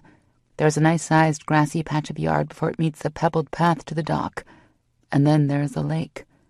There are no other houses that I can see, just woods and a lot of water. It is absolutely stunning. "You almost ready to eat, babe?" he asks, coming up behind me and handing me a glass of wine. I look over my shoulder and just drink him in. He is still naked from the waist up, and his sweats are riding low on his hips. The sexy V that disappears beneath the material makes my mouth water. His abs clench and he growls low in his throat. "Stop, Izzy. Stop right fucking now, or I will take you right here on the fucking porch." Sorry, Ax, but you did ask if I was ready to eat, I tease. Shit. He throws his hands up and walks over to the grill. I laugh and turn back to enjoy the view while he grumbles behind me about me needing to keep my sexy fucking mouth closed. We continue in a comfortable silence while he finishes up the grilling and I finish my reflecting. I follow his lead back into the house, plate the juicy steaks, baked potatoes, peppers, and onions, bringing them over to the bar and sit on the only pieces of furniture he owns in the kitchen, bar stools. Axel, you've got to see about getting some life in this house. Besides your bedroom, your lacking bedroom, the only things I've seen are these stools, your mammoth TV, and one recliner. I point my fork at him after taking in a piece of this delicious steak. I moan over the succulent taste that explodes in my mouth before I'm able to continue. You can't buy a house this big without something to take up some space. I look up and meet his eyes after I notice the silence that follows my observations. Oops, maybe I overstepped. I mean, this isn't my house, and it really isn't my business. Blushing, I put my fork down and stare at my hands in my lap. "Why are you doing that?" he questions. Doing what? I hedge. "Acting like you're ashamed for asking something, even if you are being a nosy little brat." His tone is light, teasing. I don't know. Can't fool me with that question bullshit either, Izzy. You forget I know you. Might have been years since I've had you, but I know you. Sighing, I look up into his eyes. He doesn't look mad, just confused. His gaze is searching. It's not something I do consciously. You have to understand, Axel, I can't turn off years of conditioning. I have lived a certain way for so long that sometimes I just kind of fall back into the old me. Well, I mean, the old me after you. I can understand that, I can. But what I can't understand is why you seem to be afraid of me sometimes. A lot has happened, but you have to know, I would never fucking hurt you. No, you wouldn't hurt me physically, I know that, I reply as I look back down at my hands. Izzy, what do you mean by that? Did we not decide that this is happening? I get you're scared, but hear me, really hear me. I am not going to hurt you. There isn't one goddamn thing that will tear us apart again. Lost too much time already, princess. Too much time that I should have had you right here in my arms. He reaches over and pulls me into his lap. He has one arm around my back and the other across my lap. He takes one of my hands in his own before continuing. There wasn't a day that went by that I didn't miss this. Right here. I spent so much fucking time thinking you were happy. Thinking that you were better off without me. God, baby. He trails off and brings his hand up to cup my face, bringing my eyes level with his. It's killed me every day since you walked back into my life. knowing I could have done something to save you from that bastard. I'm beyond confused right now. What is he talking about? He thought I was happy? And like a bolt of lightning, it hits me. You knew where I was? I ask, and I can't stop the bite of anger that colors my tone. Not for a few years. I finally found you right after you had gotten married, he says, and the pain in his eyes is heart-stopping. What? I whisper softly. He brings his finger up and brushes it against my furrowed brow, sliding down the bridge of my nose and tracing along the line of my lips. He takes my chin in his strong hand, bringing my mouth closer to his, and places a soft kiss against me. Baby, I looked for you, searched for you every single chance I had for almost 4 years. I followed every limited lead there was, but they never gave me anything to go on, not a fucking thing. I know about your mom and dad, and baby. I know that was hard, and I'm sorry I wasn't there to help you through that. But why? Why didn't you tell me where you were going? You have to know I would have come for you. This big, strong man is letting me in and letting me see the pain he has felt all these years ago. I can't stop the tears even if I wanted to. I tried, Lord, I tried. But knowing the depths he went through to track me down washes through me and breaks what little thread of sanity I have left. My temper is set on a simmer now. I had just enough time when I got back home from my leave to find out about them and that you were gone. No one knew where your grandparents lived. The best I got was that you were in some small town in the Carolinas, and no one knew which one. It wasn't for lack of trying, Princess. Please understand that. I just didn't have the resources or the time to track you down. It got to the point where I started to feel like if you wanted to be found, you would let me know. Hell, a breadcrumb trail, flares, bat signal, I would have taken any of that. His attempt at humor misses the mark. I try to take in all this new information, all these facts that I haven't once considered over the years. He wanted to find me? How is that? I left my address with June. She knew I wanted him to find me. She knew I was waiting on him. I can't stand the anger that is slowly burning through my body. That fucking bitch. June! I bark, getting off his lap and pacing around the large empty space of his kitchen. I turn back to look at him and notice a confused look blanketing his handsome face. I rush to explain. That bitch, June. I gave her everything, Axel. Every fucking thing that you would need to find me. My grandparents' address in North Carolina, their phone numbers, and I wrote letters. So many fucking letters. When the ones to the base started coming back, I started writing them to June's house. I figured if there was any way for you to get them, it would be when you came home. Oh my God, Ax. All this time. All this fucking time. You have no clue. No fucking clue what that bitch kept from us. What she told me. My fury is a palpable thing, filling the room with its thickness and completely eclipsing the sadness that had preceded it. I am forced to stop my frantic pacing when I feel the unyielding bands of Axel's hands close around my biceps. Princess, stop, he says softly, pulling me back to his chest and closing his arms over my chest.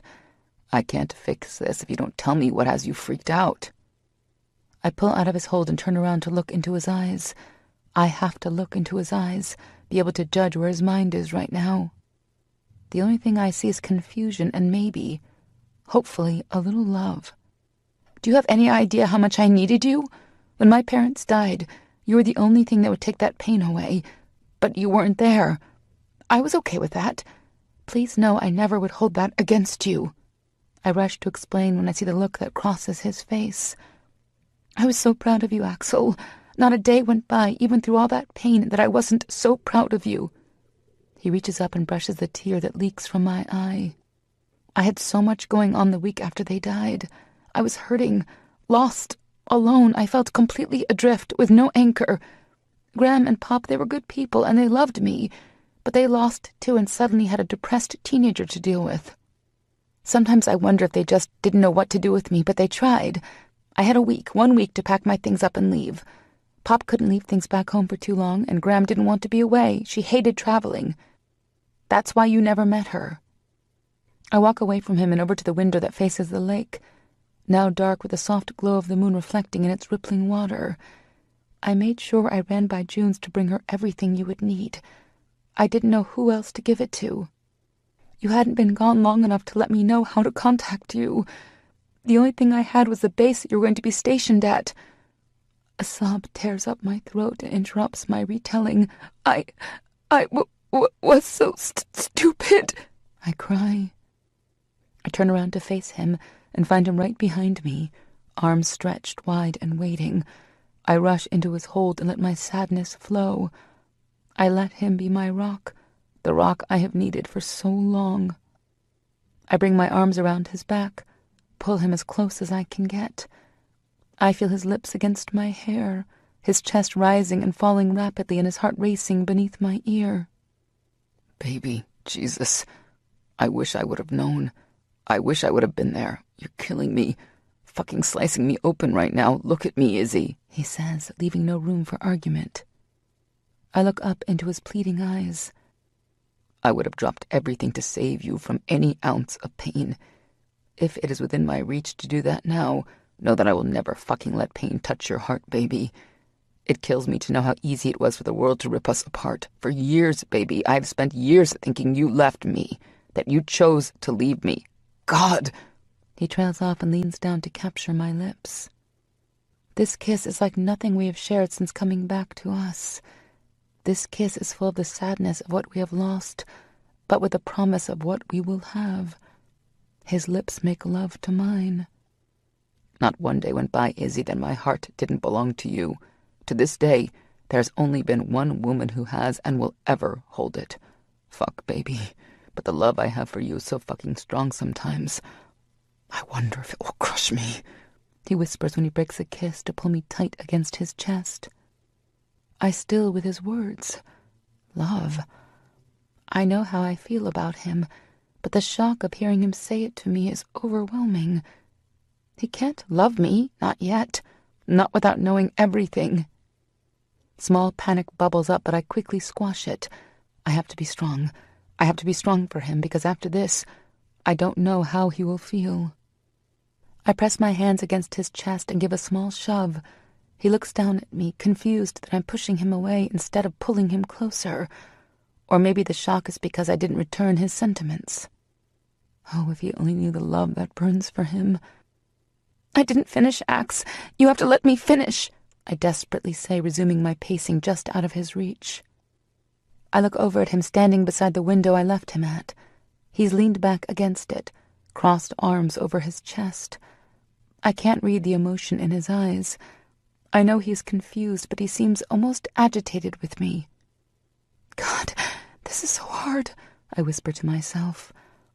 I should have known his stupid empty house would aid the words into his ears. Izzy, I don't know what else there could be. I already know about him, he spits out. I stop my pacing and look back over at him. My heart is breaking all over again, remembering the night of my 18th birthday. I wanted it so bad, I whisper again. What? He questions, pushing off the window and walking over to me, taking my arms in his hands again and forcing me to still in my fidgeting. I choke down the nervous sob that starts up my throat, but I am helpless to clench the tears that flow lightly down my cheeks. I wanted it so bad, so fucking bad, I choke out, trying desperately to communicate my pain. Princess, serious as shit right now. I have no idea what you're talking about, he says, his frustration causing him to give me a small shake. I look into his handsome face, picturing for what has to be the millionth time what our child would have looked like. Unable to take the vision of angelic perfection that crosses my mind, I crash my forehead into his chest and sob for everything we have unjustly lost. The baby, I cry into his chest. The baby I loved with every fiber in my body and every single ounce of love for you I had. The baby that I wasn't able to even protect from my own body. I scream hysterically into his chest. My body gives out with the amount of agony and grief that invades my mind, and I crumble to the floor before he can catch me.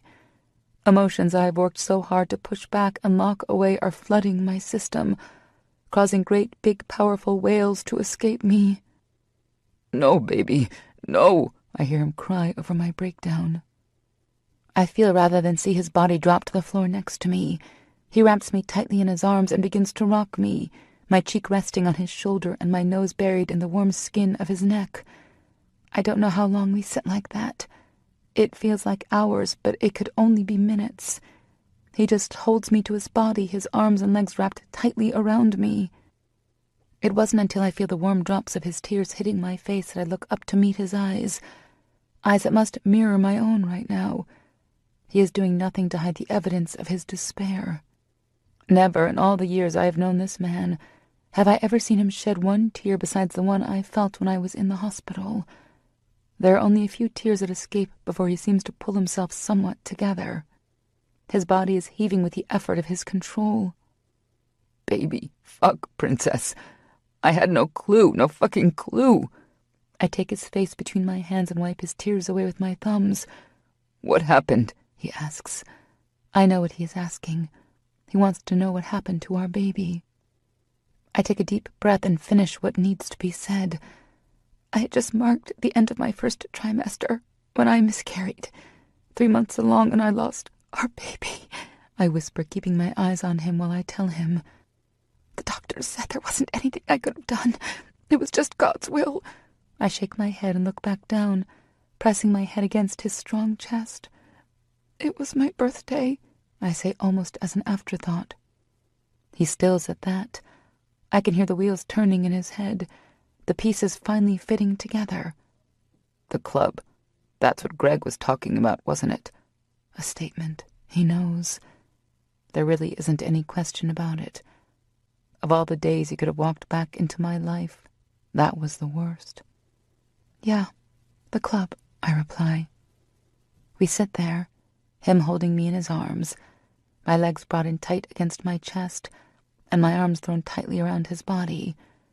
His arms are around my neck, and his legs are stretched out on either side of my balled-up form. We sit there and silently offer the only thing we can. Each other. It's hard for me to put myself in his shoes. I don't doubt that he is feeling the heaviness of the situation, but he hasn't had any time to even process the fact that there was a baby. We would have had a child, made out of love. Even with our young hearts, we both know that any child we would have made would have been our greatest accomplishment, a joy we would have welcomed, even being babies ourselves. I bet she would have looked just like you, that round, beautiful face with the softest of skin and the palest eyes you ever saw.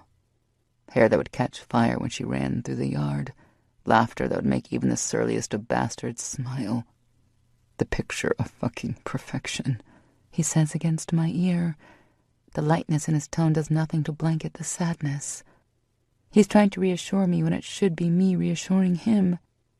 No, he would have been the spitting image of his handsome father, the strongest face you ever did see on any child, hair so dark it would give midnight a run for its money, and eyes so green you would have sworn we robbed a jewelry store. He would have been so brave and strong, just perfect, and I would have loved him just as much as I love his father, I whisper, ending on a soft catch that gives me away.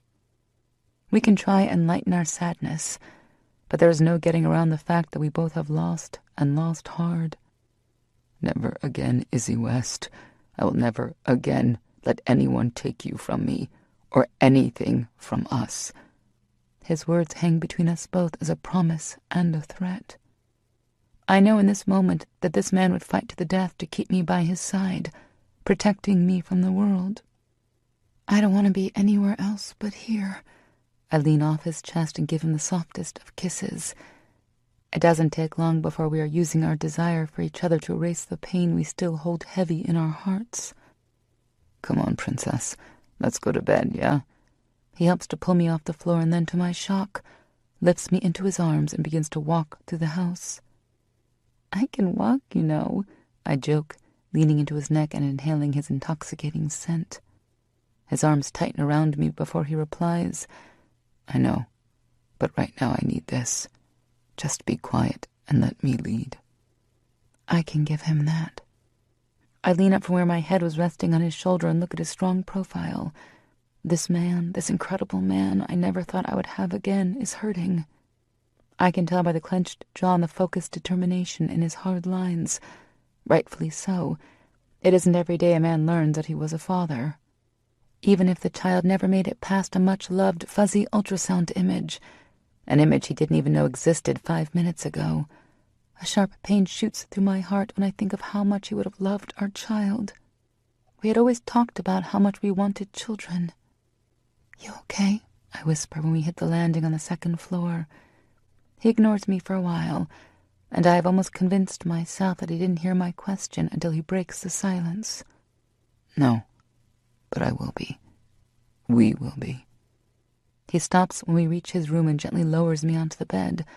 I look up and meet his sad eyes before he breaks contact and pushes his sweats down his lean hips.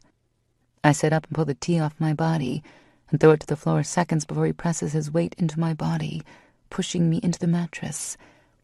Every inch of our skin from shoulders to toes is touching. I open my legs and welcome his weight, his hips sliding against my arousal. He presses his forehead to my own, his breathing fanning my lips and dancing with my own heavy pants. His hands, which are holding my head reverently, warm my cheeks. "I need you, princess," he softly whispers against my lips. "You have me," I reply. He lifts his hips and I help guide his heavy erection into my waiting body.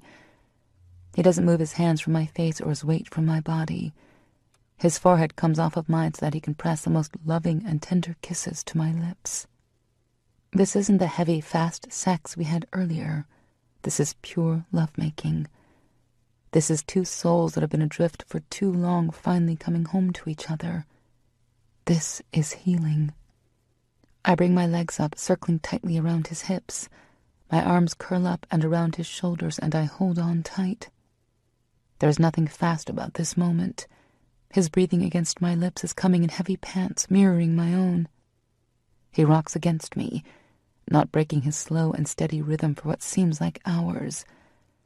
It isn't until our tears start mingling together down my cheeks that he releases my cheek with one of his hands and brings it behind my knee to hook my leg higher up his side. "Oh, God!" I cry as lights explode behind my eyes and my toes curl. My fingernails are digging into his shoulders, anchoring me against his powerful movements. "Never going to let you go," he rasps out, punctuating each word with a hard thrust into my wet core. His pelvis is grinding against my clit in the perfect friction. I cry out once again when another orgasm hits me so close to the first. He buries his head into my neck and, with a strangled cry, empties himself into my body. We lie there, covered in sweat and connected in every way possible for the longest time. His body feels wonderful against mine.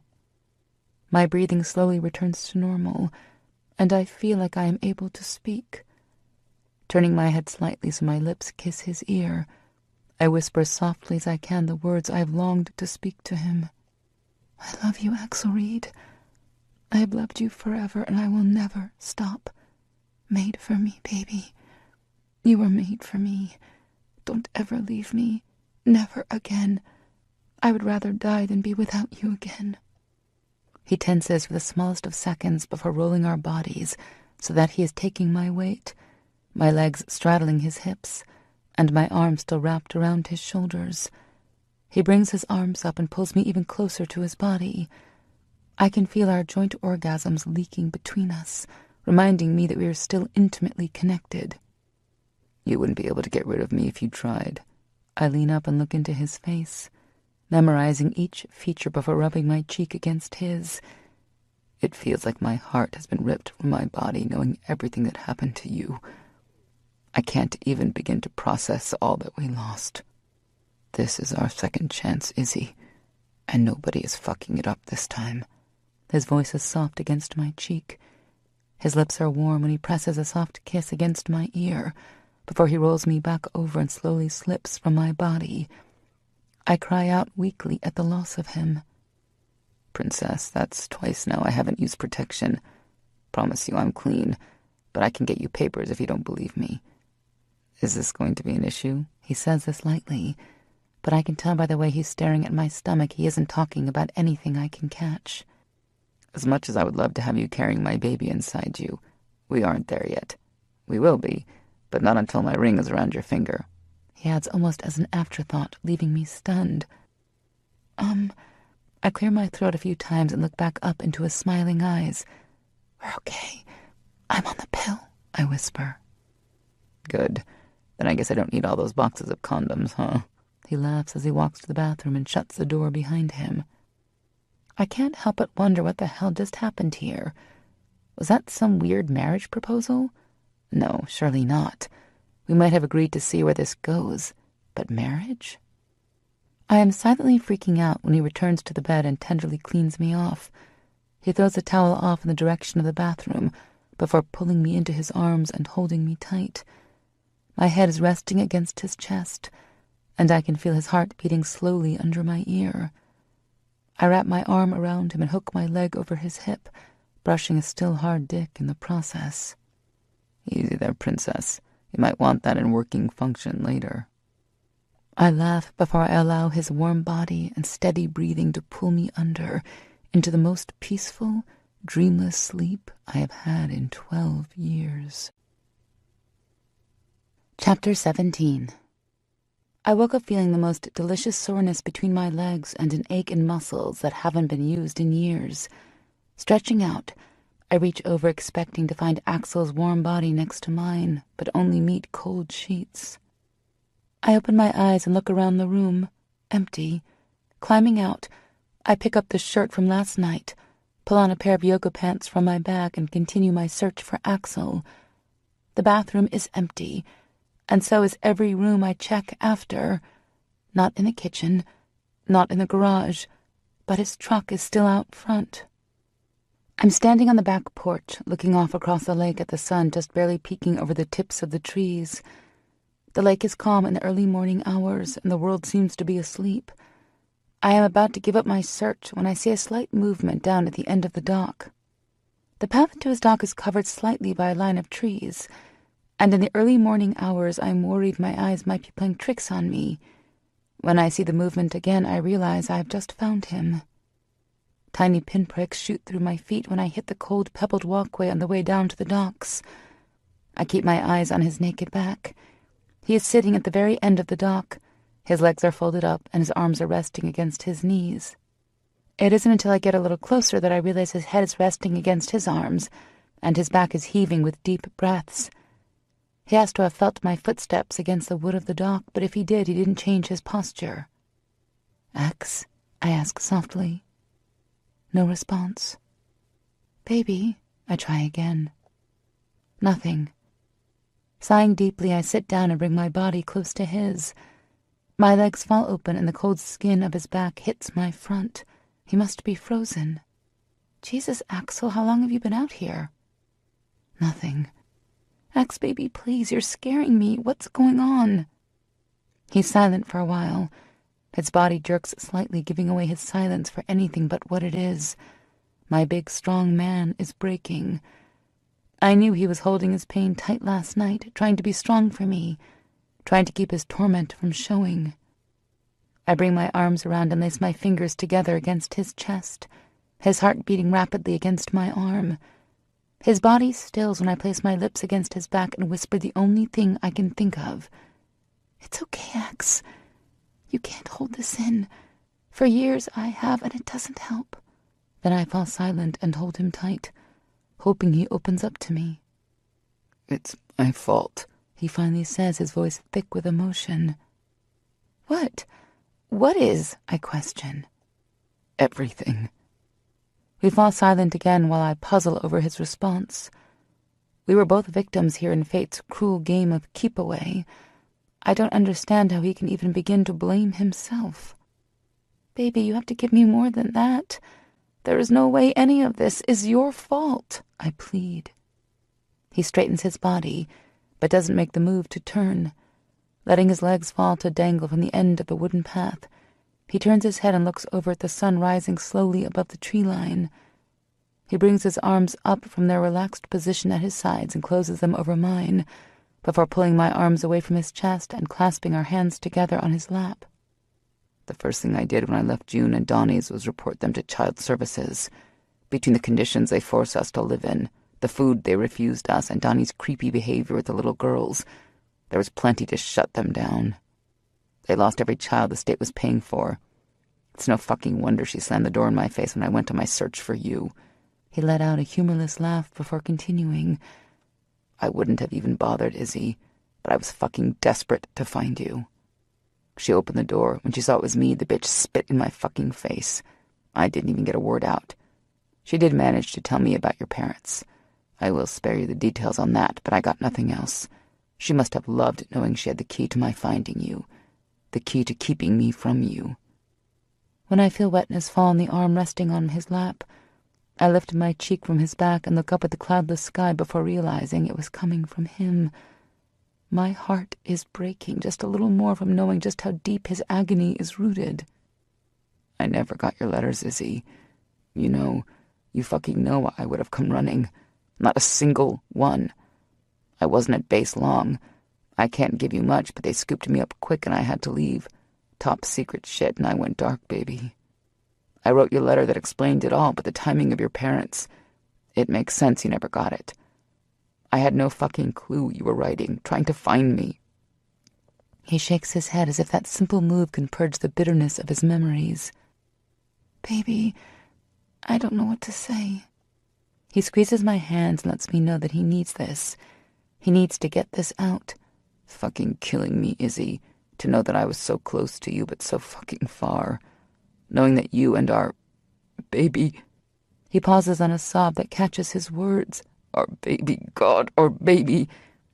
That baby would have been the most perfect child ever born. His big body folds over and he starts crying in earnest. Tears of my own are falling down my face and onto his back, but I just hold him tighter. I give him the time he needs to get it out, holding him tight and whispering words of love against his back. We sit there for a while. He lets out his anguish and I hold him, offering what strength I can. The sun is finally up when he sits back up and turns his head. His eyes are red and the tears are still falling silently. Seeing him like this is destroying me. I would have loved that baby so much, Izzy. We would have been so happy, he says, each word pushing an invisible dagger into my heart. I know it isn't my fault that I miscarried, and I long ago coped with the loss, but right now, in this moment, I feel as if it happened yesterday. I know, Axel, I offer. I wish I knew what to say to help you, to ease this pain. He turns his body so that he's sitting completely on the dock before opening his arms. I climb in. All these years, I was so mad at you, and I held on to that anger so I wouldn't feel the hurt. Fuck me, Izzy. I thought you were happy, that you had moved on without even a second thought. I don't even know how to begin processing this. I don't know how to grieve a child I never knew I almost had. His words are soft above my head as we sit there looking across the water that is lapping up against the shore. We silently mourn the past that was taken from us without our knowledge. When I lost the baby, I wasn't in a good place, Axel. It took me a long while, before I started to feel human again. At that point, I thought you were gone, Ax. I thought you were lost to me forever. And when I lost that baby, it was like I lost the last part of love we had. I turned to look at him. When I met Brandon, I was vulnerable. I wasn't looking for someone, but he knew how to play the part, and he made me need him. Looking back now, I know I never loved him. I needed the love that I thought he could bring me. I was so alone. I need you to know that I never once stopped loving you, Axel. Please don't take that on your shoulders. He looks at me like he's looking into my soul before placing a soft kiss against my forehead. I know, Izzy. I don't know all the details to your marriage, but I know you, and I believe that. We sit down by the lake with the cold November breeze blowing, and I tell him about meeting Brandon and the early years before the abuse. Axel handles it well, only tensing up a few times. When I start to get to the bad stuff, I can feel the rage building. I gloss over a lot of the bad stuff, but by the end he knows everything. I think he's going to blow a gasket when I tell him about the letter from June. She fucking told you what? He yelled. She said that you were dead. I don't know why I believed her. I really don't. You have to know that I would never have given up on you and on us. But Axel, she said you were dead, and I had no other way of confirming if it was true or not. It was her way of making me think the worst, and I did. He looks mad. No, not mad. He looks bloodthirsty. I will kill that bitch, he grinds out. His eyes are flashing and his nostrils are flaring with each rapid breath. Seriously, Ax, can we just look forward now? No one wants to see her get hers more than I do, but look where we are. We won. You and I, we are finally back to where we are meant to be. Don't let her win. Please. It takes a while, but he calms down. We sit there in silence while he takes in everything I just told him. I can see all the emotions, from anger to resolve, cross over his face. I wish I would have tried harder. I keep thinking if I would have approached you when I finally found you that things would be different now. We might have more kids. I would finally have my ring on your finger. It kills me, fucking kills me, he says, when I finish explaining everything the last 12 years has brought me. Stop it. I get off his lap and kneel in front of his relaxed form leaning against one of the posts supporting the dock. Taking his face between my hands and leaning in close before I finish. You can't sit here and play what if. It has taken me a long time to realize that what ifs will never change the past, Axel. Right here and right now, you have to promise me that we look forward. No more living with what we could have had. From this day on, we are the new Axel and Izzy. A small smile forms on his face, and some of the sadness leaves his eyes. I lean in and kiss him quickly before releasing his face and sitting back down next to him. Axel and Izzy, huh? That mean you want to be my girlfriend or some shit? He laughs, and it sounds like music to my ears. No, I just want to be yours. That's all I've ever wanted, I answer, reaching over and linking our hands. Princess, you have always been mine. Always. I can promise you to try, but this shit will sit heavy. You have no idea what I want to do to that motherfucker. I know, but can we try? Just try to take each day as a gift it is. I finally have you back, Axel, and for once in a long time, I feel like myself again. Baby, I feel strong. His eyes flare as he pulls me close and plasters a kiss so full of love on my lips that the cold around us has been forgotten. Let's get inside. I'm suddenly starving, he says with a wink. We stand up and walk back into the warmth of his empty house, hand in hand. I slowly shift from the bed for the second time this morning after wearing Izzy out. God damn, crawling back into her tight fucking pussy was like coming home all over again. My dick starts getting hard just thinking about how rough we came together. All the emotions hung thick between us, but knowing that she was finally, my girl again had me feeling like I needed to mark her. I look down at the angel sleeping in my bed and smile. She is passed out, and I doubt an earthquake would wake her at this point. It's been 3 hours since we climbed back up to the house from our talk at the docks. 3 hours of intense lovemaking that had us both screaming over and over. I don't even think there is a drop of cum left in my balls at this point. She sucked me dry, literally, a few times. I have to leave this room before the sight of her naked body. Every creamy, exposed inch of her skin has my dick begging for more. More importantly, I need to get this phone call over with before she wakes up.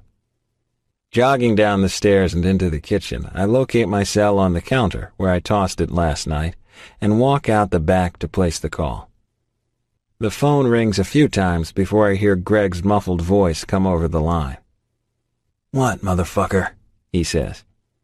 "Nice. Good morning to you too, asshole." It's 10 o'clock in the morning. Shouldn't he be doing something productive? Long night? "What do you want, Reed?" "Jesus Christ, are you always a little bitch in the morning? Forget it. I need you to get with Locke and run every fucking thing you can on Izzy's ex. I want the fucking dirt, and I want it yesterday. Hear this, G. I want him so fucked that he will feel my dick in his throat. We need to find something that will lock this bastard up for fucking ever." That got his attention.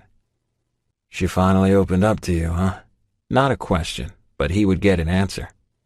I know everything, G. No secrets between us now. Once we get this motherfucker put away, I can finally give my girl the future we were meant to have. I might not like that you are so close to my girl, but I am man enough to appreciate everything you have done for her when I couldn't. Yeah, I hear you. Do it. Call Locke, and you two do whatever needs to be done. Keep me posted, but I plan on locking my doors and burying myself deep in my girl for days. Do not fucking bother me unless you have something. I hang up the phone to his laughter before slowly climbing the stairs, falling back into my bed and pulling my girl close. Finally, feeling like my heart can beat again. I can feel the sun warming my skin. I love this blissful state between sleep and just waking, but I no longer relish this moment for being numb. No, now I relish this moment because it reminds me that I am alive. The sun streaming through the big picture windows warms my back, and the hard warmth under my cheek is all radiating from Axel. My Axel. I sigh, slowly bring my head off his chest, and look into his sleeping face. He looks youthful in his sleep. The hardness that is normally present is wiped clean. All the heavy emotion from yesterday has been erased, and the small smile that teases his lips reminds me of our promise. From this point on, there is no more pain of the past hanging between us. We are once again Axel and Izzy. It's fucking beautiful. Running my eyes down his long, hard body, I notice a tent pitching the sheets that lie loosely on his hips. With a naughty smile, I softly run my hand down his abdomen, enjoying the tensing of his abs as I caress each inch. I check to make sure he is still asleep before I slowly peel the sheet off his body. His thick cock springs up once free of the sheet, standing tall from his body and begging for attention, judging by the small drop of cum oozing from the tip. Jesus, I still can't believe how different his body is. When my hand reaches his neatly trimmed pubic hair, I slide it under his straining skin and cup his warm balls. I roll them softly and test their heaviness, before running my hand up and over the silky skin of his throbbing erection. More pre-cum seeps from the tip and my mouth waters at the sight. Leaning up from where I'm resting next to his side, I bring my body down next to his hips, my legs folded under me, and lower my lips down towards his cock. I lick the drop of cum off the tip before placing a soft kiss against his heated skin. He offers a soft moan and stirs slightly, but doesn't wake. Wrapping my hand around the tightness of his cock, I notice for the first time just how large he is. Is he even going to fit in my mouth? Licking my lips, I open wide and suck the mushroomed tip into my mouth, swirling my tongue around before releasing and running my tongue from tip to root. He lets out a louder groan, and I see his hand fisting out of the corner of my eye. I continue licking and caressing his throbbing cock a few times before he lets out a loud curse and shifts swiftly, bringing his torso up roughly. The movement jars me enough that I lose my suction, and he falls from my mouth with a loud pop that echoes through the room. His eyes are dark with a desire. The hunger is heavy in the room. "Good morning," I offer with a wicked smile. I got hungry. Fuck me, got hungry, huh? Jesus, baby, you're going to kill me. He smiles before he reaches down and pulls me up his body. Love your mouth on my dick, baby, but I love your pussy more. He grips me by the hips and lifts up. He needs no help persuading me to guide him inside my seeping body. I was ready for him the second I opened my eyes. Our love-making is hard and quick. Before I know it, we are both crying out in our shared climax. I fall back onto his chest, slick with his perspiration that is sliding against my own. "Good morning, princess," he mumbles into my hair. We both laugh and I hold him closer, enjoying this new lightness between us. We cuddle there for a while before he gets up to clean himself off. I smile when he walks back from the bathroom with a washcloth in hand. "You do know I know how to clean up myself, right?" I joke. "My job. I like seeing my cum all over your skin. Mine. This is my job." He continues to wipe me clean before leaning down and giving my sensitive skin a kiss that causes me to moan long and loud. He laughs lightly, falling back next to me in the bed. We might want to get up at some point today, I note, looking over to the window. The sun is hanging high in the sky, letting us know we have missed a good portion of the day. I'm happy right where I am and have no plans of leaving this bed today. Hate to point out the obvious, Axel, but we might want to eat at some point. I look into his smiling eyes before continuing. I mean, I don't know about you, but I plan on enjoying this fine-ass body some more today, and I will need some fuel. His body shakes with silent laughter, and I cuddle back down next to his side. Reaching out, I touch the hands of the angel tattooed on his other side. I can't see the body from here, but from what I remember of the tattoo, it was done in almost a loving and peaceful way. Why an angel? I ask. He is silent for a few seconds before answering. Look closer, is all I get. Puzzled by his answer, I crawl over his body and bring my face closer to the tattoo. I gasp when I get my first good look at her face. It's me. Holy shit, that's me. I offer lamely. I told you, you are the only person I have ever given my heart to. You have always been the angel in my life, Izzy. You came into my life when I needed you the most, always happy and so full of love for me. Not one day went by that I didn't know how you felt. I got this a few years ago. You might not have been by my side physically, but I couldn't deny you were there mentally. Every day I was gone, it was a memory of you that pushed me.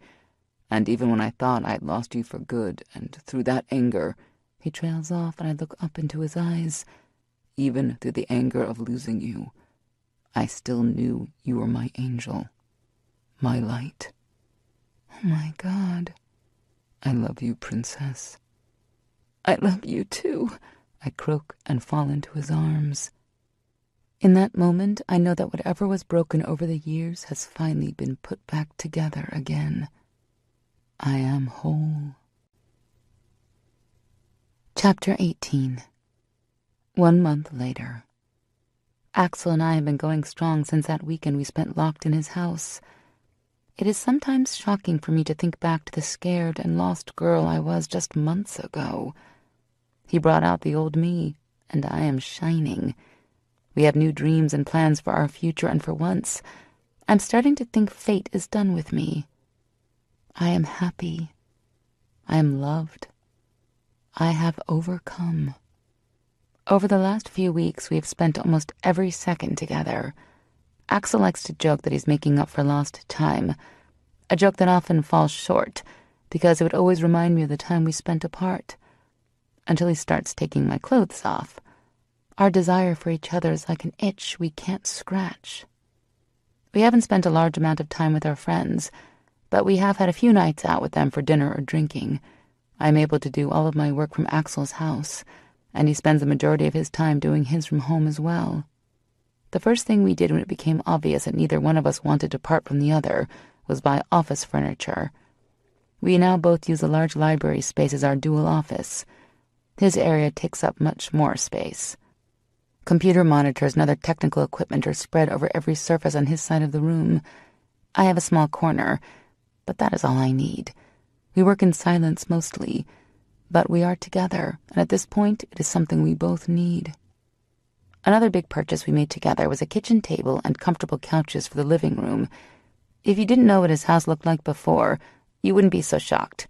But slowly we're turning this large, empty shell of a house he bought into a home for us both. We were back to us for 3 weeks when he told me I was moving in. There wasn't any room for arguments, and honestly, I wasn't going to put up any.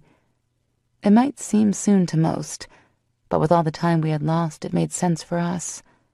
We made the pact to move forward, and that's what we are doing, picking up the pieces we had lost and putting them back together, continuing with our dreams. Axel has been hinting at marriage, but I'm not sure I'm ready for that yet. Yes, I know it will happen, and I know it will happen with him, but we have only been back together a little over a month.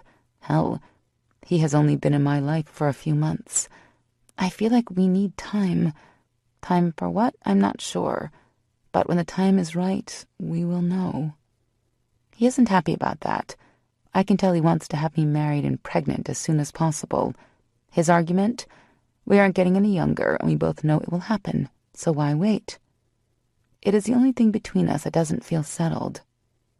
It is Saturday morning, and Christmas is just 2 weeks away. With my move to Axel's, I have missed my daily dose of D. I miss my best friend. I know she is way beyond happy for us and has been busy herself, but it is still an adjustment, going from being dependent on her for my only happiness to seeing her every few days.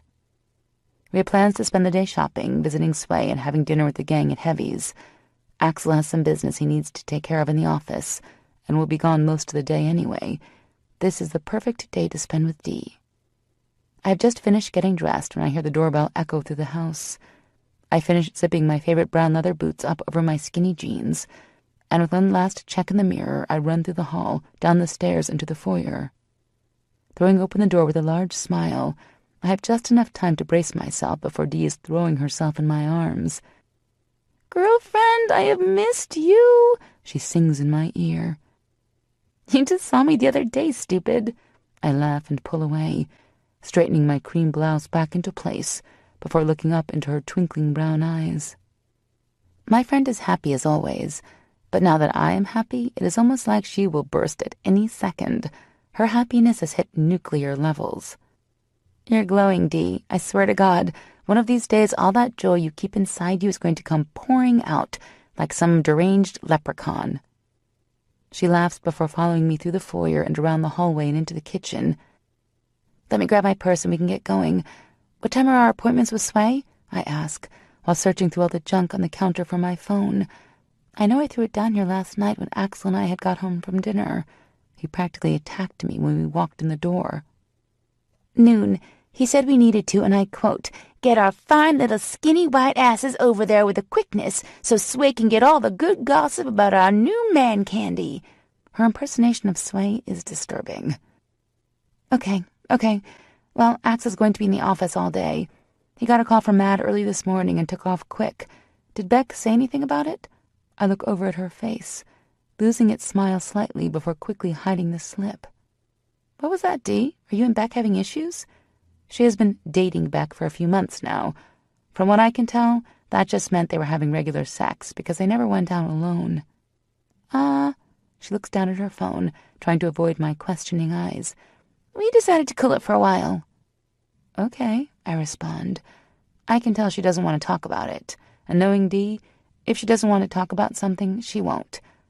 Are you okay with that? "Sure I am." Her face takes on a fake smile. "It was my idea, okay? He wanted more, and I am not ready for that. It's fine, really. You ready?"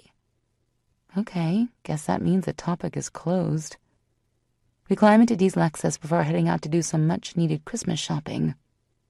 I somehow managed to cool her shopping high down today, and it is an almost pleasant experience. I pick up some clothes for Axel and a kick-ass black leather jacket that I decide he has to have, plus a few sexy pieces from Victoria's Secret for myself. I run into the local jeweler and pick up the piece I had commissioned out for his Christmas present. I can't wait to give it to him. I had the jeweler custom make a dog tag necklace for him. I used the tiny diamond from my old promise ring he had gave me the day he left for boot camp and engraved a message for him underneath it. You could hardly see the tiny diamond until the engraver placed some marks around the spot, highlighting it perfectly. It was hard for me to part with that ring. It held so many memories and promises. Knowing that Axel would open his gift and know what that diamond meant is the only reason I was able to do it. I spent hours searching for the right words to engrave on his dog tag. It finally hit me one day, and the words just popped into my head. When you are with me, I am free. My strength, my heart, my everything. Our love now continues forever. Amor vincit omnia. Love conquers all. It is perfect, and it is us. Axel's been secretive about what he has planned. He has gone off shopping a few times, but never came home with anything. Something told me to expect a proposal, and even though it freaks me out slightly that it is too soon, I know I will never be able to tell him no. He is my dreams. He is my future. It is almost time for our appointment with Sway, and I am both looking forward to and dreading the appointment. I just know that when Sway figures out who Axel is, there will be a big flamboyant display. "What's with the big goofy grin?" Dee asks, interrupting my thoughts. I didn't even realize I was smiling. I was just thinking about how Sway will react when he realizes the giant hunk of sex in the building next to his salon is Axel. Oh my God! I completely forgot about that. Girl, this is going to be hilarious. You are not kidding. I was hoping that he wouldn't find out, but when I told Axel the story, he thought it was too funny to pass up. Apparently the boys are coming over to say hello while we are there. She looks over at me in shock before continuing the drive to the salon. I expected humor, but she looks almost panicked. Are you okay, Dee? I know we don't get as much time to talk as we used to, but you seemed fine the other night. A slight frown crosses her face before she quickly clears her expression. I'm fine, just busy at work. Liar. I make a mental note to ask Axel if Beck has said anything lately. All right, but you know if you need to talk, I'm here. I'm always here for you, Dee. Ever since I moved out, things have felt strange with Dee. I know she's happy for me, and I know she loves Axel, but there is something going on. I love you, Dee. I hate knowing something is bothering you and you don't want to talk. It's nothing, she sighs. Just have some stuff on my mind, but I need to work it out on my own. Promise. She gives me one of her trademark smiles, and it reassures me enough to drop it. For now. We pull up at the salon 15 minutes before our appointments, sitting in front, looking at the rows of businesses in the small strip. I can't help but smile when my eyes hit the simple, bold words, Core Security. The windows are blacked out so we can't see inside, but I know he's there. My man is close. As if my heart knows, it starts picking up speed. We get out of the car and start toward the building. Dee looks beautiful in fitted jeans, a long-sleeved sweater, and of course, her pencil-thin heels. She attempted to get me to shed my old clothes, but I stuck with what was familiar. I will never have her classy style, but I am finally holding my own. I can see Sway inside waving at us like a crazy person through the floor-to-ceiling windows that line the salon. He is dressed similar to Dee, with skin-tight skinny jeans and a long pink sweater, but his sweater flares at the waist and elbows. He looks like a giant cotton candy ball. His boots are up to his knees, but unlike my flat soles, his are sporting 5-inch heels. He has his long blonde wig pulled up into a sleek ponytail. Jesus, if I didn't love him, I would laugh. He looks wound up today, Dee laughs. Right when my feet hit the landing in front of Sway's salon, the door to Core opens wide, and Axel is standing in front of me. His arms crossed over his wide chest and a smirk firmly in place. I am frozen with my hand outstretched to open the door, and Dee bumps into me from behind. Oh, wow, I hear her mumble behind me. Oh, wow is right. His dark denim jeans are molded to his powerful thighs, and his long-sleeved green Henley is stretched tight. His thick black hair has the same look that it did this morning, when I had just gotten done running my hands through it and holding him tight to my pussy.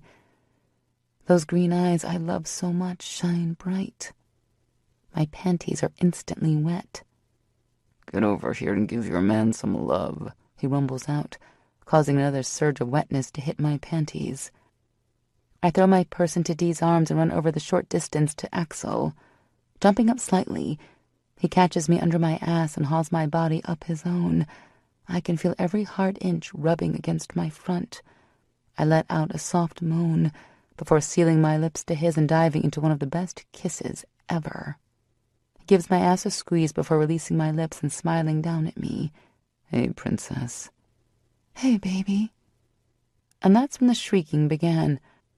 Oh, my honey Jesus, you did not tell Sway that you knew this fine mountain of a man. No, you did not. Holy goodness, Lord above, I need a cold shower after that, girlfriend. You get your pretty little self into my chair and you tell Sway all about it, every single delectable thing about it, if you know what I mean. Sweet heavens, I need a drink. I turn my head from my perch in Axel's arms and laugh down at Sway.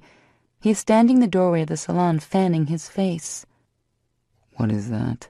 Axel asks softly into my ear so only I hear him. Turning around with a bright smile, I say, "That is Sway." He laughs. I don't know if I should laugh or run. "I would run, you big beautiful hunk," Sway yells over my laughter. "Oh, my Lord, I would run. In fact, take that shirt off when you do. Sweet Lord, yes." I laugh harder and almost fall out of his arms. When I finally control myself, I look up into his smiling face. His smile is so wide and his eyes are full of love. "Love hearing you laugh, princess. Most beautiful sound in the world." He drops me softly down onto my feet and holds his hand out to Sway. "Holt Reed, nice to meet you." "Oh, honey, the pleasure is all mine. All mine.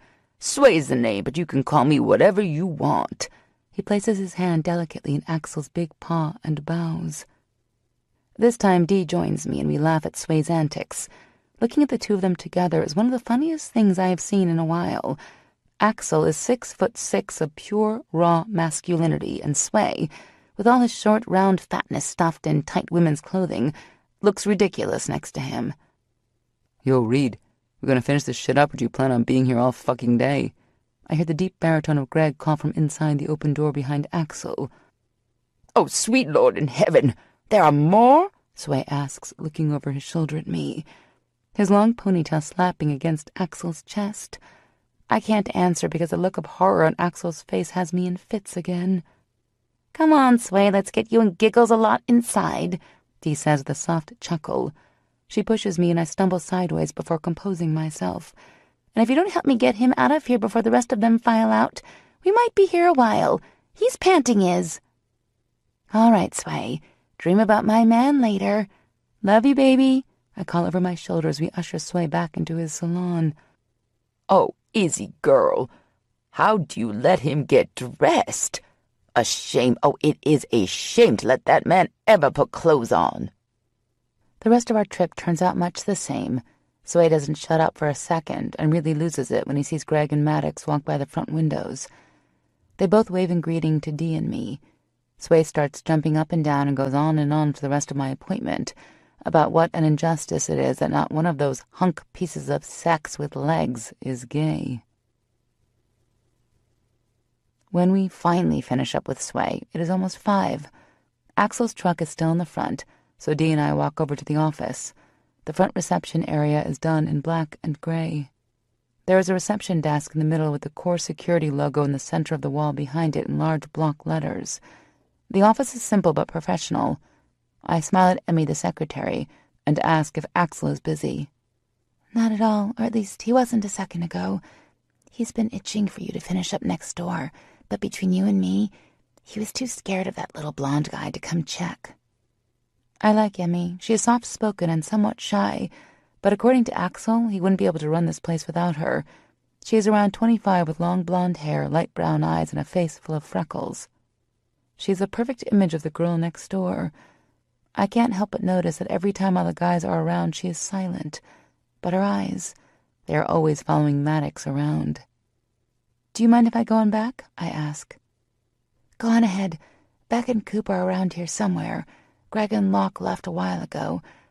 I can't help but smile when she blushes. Yup, this girl has it bad for Maddox. "I'm waiting here," Dee says. I look over at her and she is expressionless and the walls are up. There is definitely something going on with her, and I would bet it has everything to do with Beck. "All right, be right back." I walk down the long hallway in search for Axel, passing the many open doors of the other guys' offices before reaching my destination. I can't help but smile at how successful Axel has become. I always knew he was destined for greatness. Loud and very infuriated tones reach my ears before I can knock on Axel's door, causing me to pause. "What the fuck do you mean you can't find the motherfucker?" he asks in a low and lethal tone, one that means he has lost all patience. Uh-oh. Silence. "He what?" Silence. "Fuck. No. I don't want you to sit there and play with yourself, dumbass. Find him. I want to know where that bastard is." Some more silence follows, and then there's a lot more of Axel yelling before he finally slams the phone down in the cradle. I wait a little longer before pushing open his door with a soft knock. His enraged gaze hits me, and the tension is so thick I can't help but take a step back into the hallway. I let out a small squeak when my back hits someone standing behind me. Whipping around, I see Coop there, and Beck is standing farther down the hall. Coop's normally playful eyes are hard and determined. Beck doesn't look like the carefree guy I am used to. "Everything okay?" I question. The guys share a pointed look before Axel answers me, and when I look back over at him, he has carefully masked his fury. "Yeah, princess. Get over here. And Coop," he looks over my shoulder with a scowl, "get your fucking hands off my woman." God, I love it when he gets all possessive. Coop laughs and scoops me up into a big hug and kisses my cheek, earning a deep growl and warning from Axel. "You do realize he's armed, right, jackass?" Beck asks with a smirk. Armed? I look over at Axel and don't notice anything out of the ordinary. "Back holster, hanging behind the chair. My guess is he has at least 5 knives on him right now and an ankle holster," Coop whispers when he notices my unspoken question. 3, and no ankle holster today, Axel says with an evil glint to his eyes. Oh boy. Right. Well, if you two are done pissing all over the floor, are you ready to go? Dee's in the lobby and we're ready whenever you are. I walk over and offer him a quick kiss, knowing that if we don't get going, we won't get to dinner for a long while. "Let me finish up in here. I need to brief these 2 idiots, and then we can leave. Go wait with Dee in the lobby." I can tell he means business.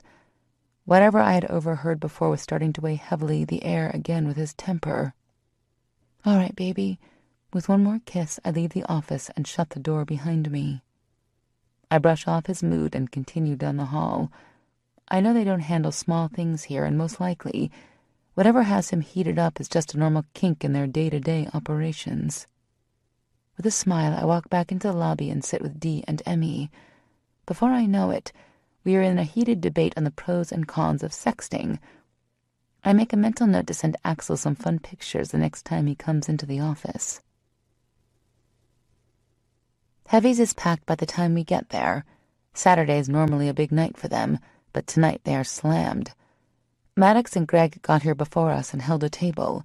We talked Emmy into joining us, so by the time everyone arrives, we are already getting loud and rowdy. We are sitting in the back corner, all 8 of us squished around a small table. Food and beer are littering every surface.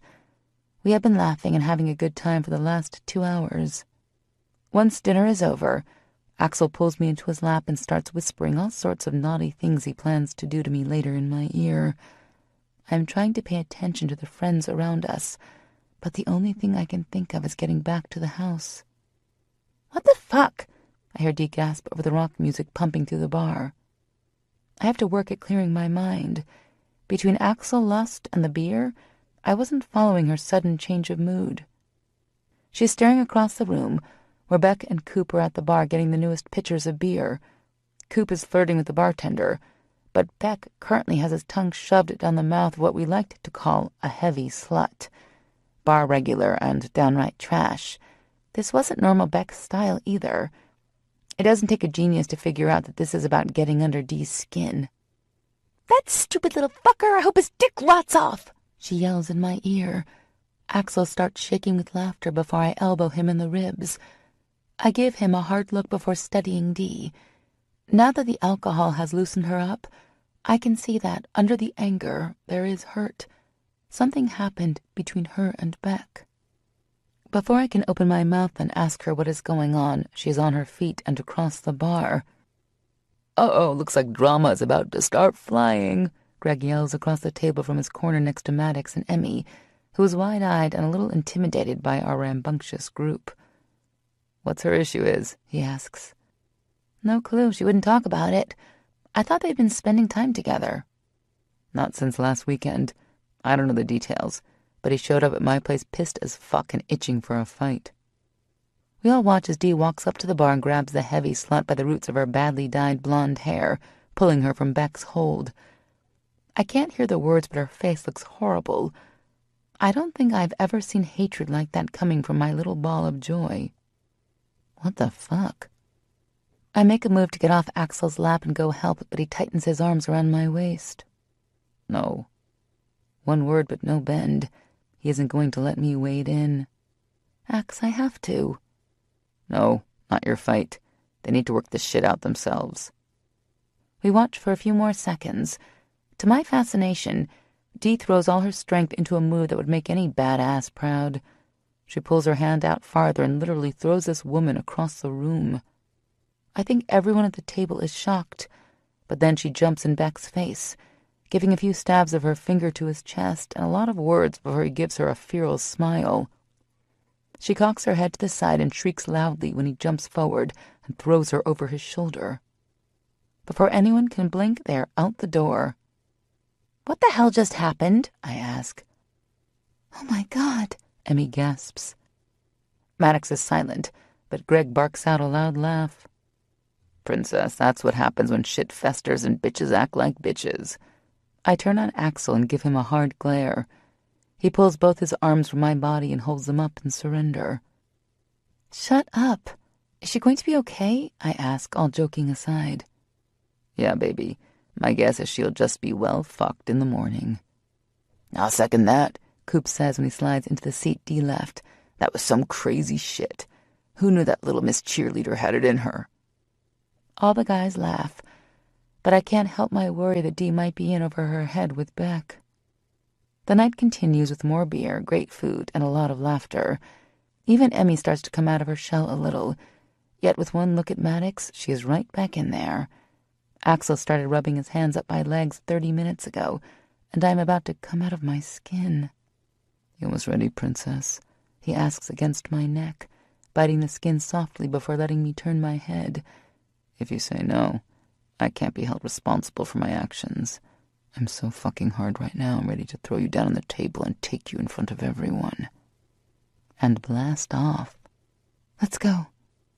He smiles, and we quickly say our goodbyes before heading home. We didn't make it 2 steps into the house before he had me against the wall and screaming in pleasure. Chapter 19. Oh God.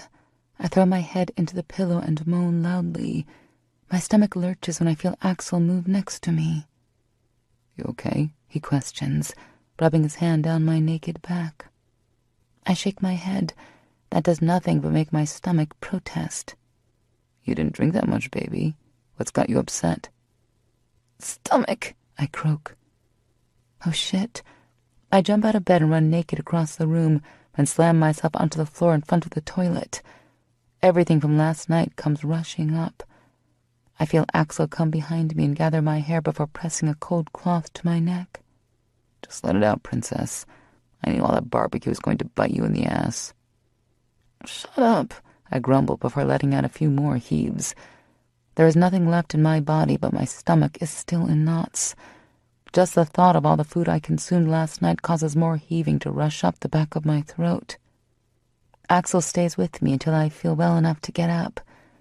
I brush my teeth and let Axel carry me back to bed. Better? He asks, the worry clearly dancing over his face. Yeah, I'm okay. I guess stuffing the last 2 plates in my mouth last night wasn't the wisest decision, huh? He offers me a weak smile before kissing my forehead and standing from the bed. For the first time in months, the sight of his naked body doesn't immediately make me want to jump him.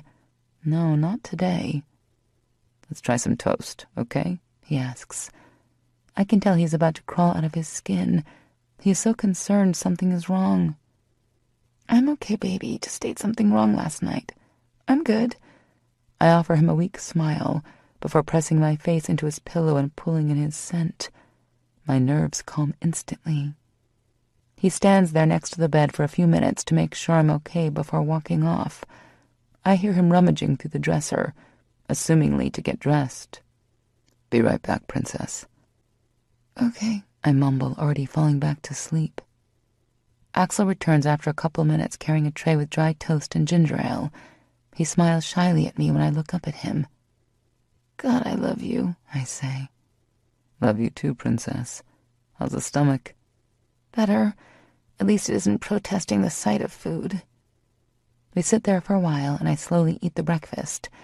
Everything seems to be staying down, and I see the concern start to leave Axel's eyes.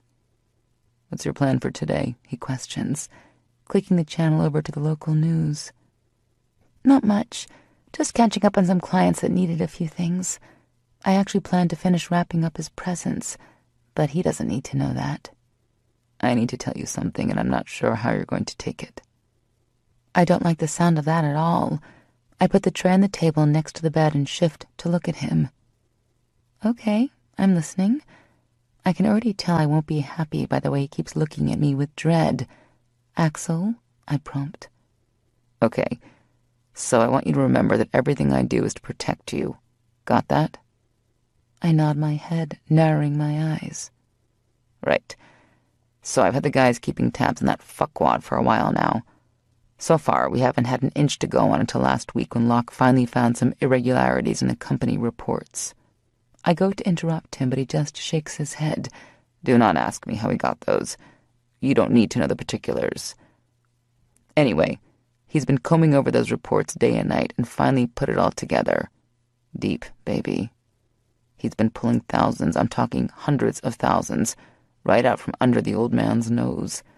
2 days ago, Locke followed that trail right into Brandon's pockets. Long story short, Locke sent a nice care package to dear old Dad outlining and showcasing all the evidence. The last thing I heard from my inside guy was that the old man went balls to the fucking wall mad. Police were called in and warrants sworn out for Brandon. He studies my face, looking for any sign of displeasure with him for disregarding my wish to just let it all be. He won't find any. As upset that I am at him for keeping his thumb on Brandon, I know why he did it. Respect it, even. And, I add, I know there is more, Axel, or you wouldn't be sharing. My tone is neutral, but my body is wound tight. I had a guy on him. Not one of our men, but one who I know and trust. Brandon, at this moment, is unaccounted for. Police are looking for him. The boys are looking for him. I'm looking for him. He won't hide from me. Hear me now, baby. I will find that fucking shit. But I need you to be safe. Stick close this week, okay? I know you aren't happy about this, but it needed to be done. I reach out and grab his hand, giving him a small squeeze. I understand. I'm not mad. A little upset, maybe, but I understand where you're coming from. If I'm honest, I don't think I would feel safe knowing he was floating around there. I gave him a small smile, noticing that the worry lines have left his face. I'll find him. A threat.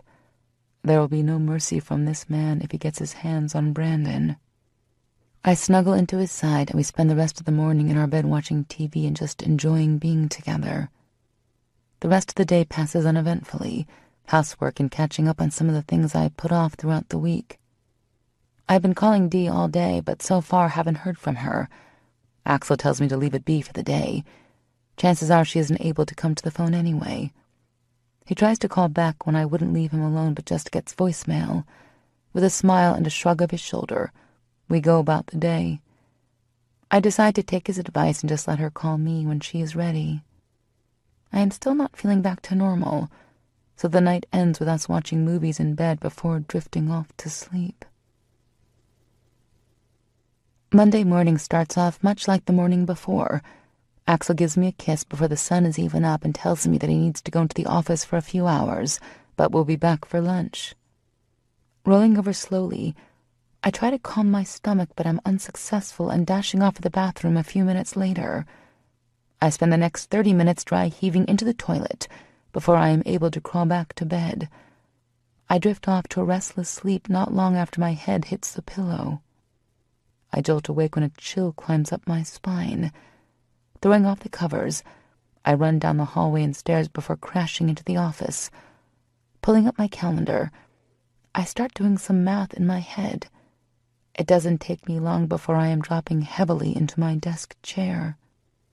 Holy shit. It can't be.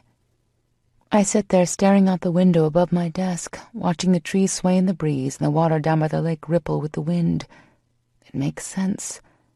That was the week after the attack at my house. I remember taking my pill every day like clockwork, but I was also taking some heavy antibiotics. Holy shit. I drop my forehead on the desk for a few minutes and allow myself a few seconds to freak out. I pick up the phone on my desk and try calling Dee again, but have no luck. It is still early, so I leave a message for her to call me as soon as possible. I disconnect the call before picking the phone up again and calling my doctor, making an appointment for a few hours from now. On shaking legs, I make the climb back up the stairs and quickly get ready. I don't even bother with my hair or makeup. I just throw on some jeans and a sweatshirt before dashing out the door. I make it to the doctor by 9:30 and quickly sign in. I don't have to wait long before my name is being called. I go through the motions with the nurse and then sit, wait, and silently freak out. An hour later, it's confirmed. I'm pregnant. Holy shit, I'm pregnant. When was your last menstrual cycle, Ms. West? The older man asks. I don't know. I think it was October, maybe early November. I have no clue. I'm still in shock. I don't remember. I'm sorry. I mumble lamely. That's all right, dear. Let's go down to the ultrasound room and take a look, okay? I don't answer him. I just follow behind him as he guides me into a dimly lit room. This is Jane. She's going to do your ultrasound, dear. We can talk when she finishes up. He offers a kind smile before stepping out of the room. I turn my shocked gaze to Jane. She looks like Nurse Hatchet. Undress from the waist down. Sheet goes over your legs. I'll be right back. And then she's gone. I follow her instructions and sit gingerly on the edge of the exam table. My heart feels like it is going to pop right out of my chest. I have no idea how Axel is going to handle this. Besides the brief discussion by the docs that day, we haven't discussed children. I knew he was still having issues with the loss of our first child. The child he didn't know about until recently, but this is different. This is our fresh start. This is our new beginning. I place my hands over my stomach protectively. A baby. We are going to have a baby. I allow myself a small smile but slip my hands from my stomach when a brief knock sounds and Jane walks back in. She rolls a condom over the probe and asks me to spread my legs. I blanch but do as she asks. After one awkward, slow thrust, I look over at the monitor and stare in fascination as a tiny, grainy dot appears. Well, there you go, she says, and for the first time she sounds almost sweet. That dot there is the fetus. Looks like you are about 5, almost 6 weeks along, which puts your due date at August 3rd. She prints off a small picture of the baby blob and hands it over into my shocked fingers. I quickly get dressed, not once taking my eyes off the picture of our baby. Our baby. As I stand there in the middle of the ultrasound room, the biggest sense of peace settles around me. Axel and I are going to have a baby, and I can't wait to share the news. I am scared, but I know deep in my heart that he will be happy. Placing my hands back over my flat stomach, I promise to protect this little being with everything I have. This baby is so loved already. The love is overflowing into my body, and I am walking on cloud 9. Heaven. Absolute heaven. This is what it feels like to have the world. I get home a little before lunch, quickly hiding the ultrasound picture away until I find the perfect way to tell Axel, this has to be special. He wasn't there the last time, never got to experience the shock and joy of learning that he was going to be a parent. I can't wait to experience that with him this time. With only a week to go before Christmas, I know the perfect way to let him know. Axel gets home shortly after I do. We enjoy a nice lunch before he carries me upstairs for dessert. I love afternoon dessert with Axel. Luckily for me and my anticipation, the rest of the days before Christmas are spent with Axel trying unsuccessfully to locate Brandon. I am not focusing on that right now, because I know that tomorrow I will be sharing my news with Axel. It is Christmas Eve, and we have decided to spend the night in and watch old movies. I finally got a hold of Dee 2 days ago. She has basically disappeared since Beck carried her out of the bar. She was short and, I could tell, frustrated. We made tentative plans to exchange our gifts tomorrow, but that was all. I drift off to sleep with a smile on my face and butterflies in my belly. Tomorrow is the day I make one of our dreams come true. Good morning, Princess. Merry Christmas, I hear whispered lightly in my ear, followed by a soft kiss behind my ear. Time to get up. Breakfast and Santa, he says with a smile. If you're playing Santa, can I sit on your lap first? I reply, rolling over and rubbing my throbbing nipples against his chest. He lets out a groan before bringing his lips down to my own. He trails slow kisses and nips down my neck and across my collarbone, and then drags his tongue across the swell of my breast before taking a painfully hard nipple into his mouth. He sucks deeply and flicks the tiny barbell with his tongue, bringing up his hand and pinching my other nipple between his fingers. I feel the sensation all over my body. How ready for me are you, Princess? Is your sweet fucking pussy dripping for me yet? Begging for my dick. He trails his hand down my stomach, and my oversensitive skin screams for the feelings only he can bring me. Princess? Want me to make you fucking scream? Oh yes, please, Axel. Please, I need you so fucking bad, I beg. My pussy is begging to be filled and fucked hard. Jesus Christ, Izzy, you're fucking soaked. He brings his hand up, and I can see my juices glistening on his fingers. He licks his fingers clean before taking his rigid flesh in his hand and rubbing it against my clit. The most exquisite shocks shoot up from my core. My womb clenches, and I groan loud and shamelessly. My girl wants my dick, doesn't she? He asks. I nod my head. Speech is beyond me now. I can feel the claws of my climax climbing up my spine. Every inch of my skin is on fire. I feel his broad head stretching my entrance before he gives a slow thrust, seating himself deep within me. Oh my God! I scream and clench down on his dick. He hisses and holds still and deep. Baby, gotta stop or I'm going to come right fucking now. God damn, your tight pussy loves my dick. He drops his head to my neck and clamps down before moving his hips. He starts off slow, building the friction, until I almost can't take it anymore and gradually builds up speed. Before I know it, I am screaming his name and he is slamming into my waiting body. He brings his hands down and lifts my hips up to meet each one of his powerful thrusts. My hands snake around his body, and my nails bite the skin before I throw my head back and scream. I swear the house is falling around us. Lights are exploding and the world is shaking. With one more powerful thrust, I feel the warm jets of his orgasm empty into my body. We lie there for some time while our bodies return to earth. Rubbing my arms back and forth across his sweaty back, I kiss the side of his face. Merry fucking Christmas, I whisper, enjoying the feeling of his semi-hard dick moving with his laughter inside of me. Tremors are still shooting through my body. Merry fucking Christmas is right, Princess. He slowly pulls out of me, and we both let in a sharp pull of air at the loss of each other. He makes quick work of cleaning me off before we get dressed and make our way down to the living room, where we set up Christmas. I busy myself with making breakfast while he sets up the living room. He starts bringing in boxes from all over the house and, with a devilish smirk, joins me in the kitchen.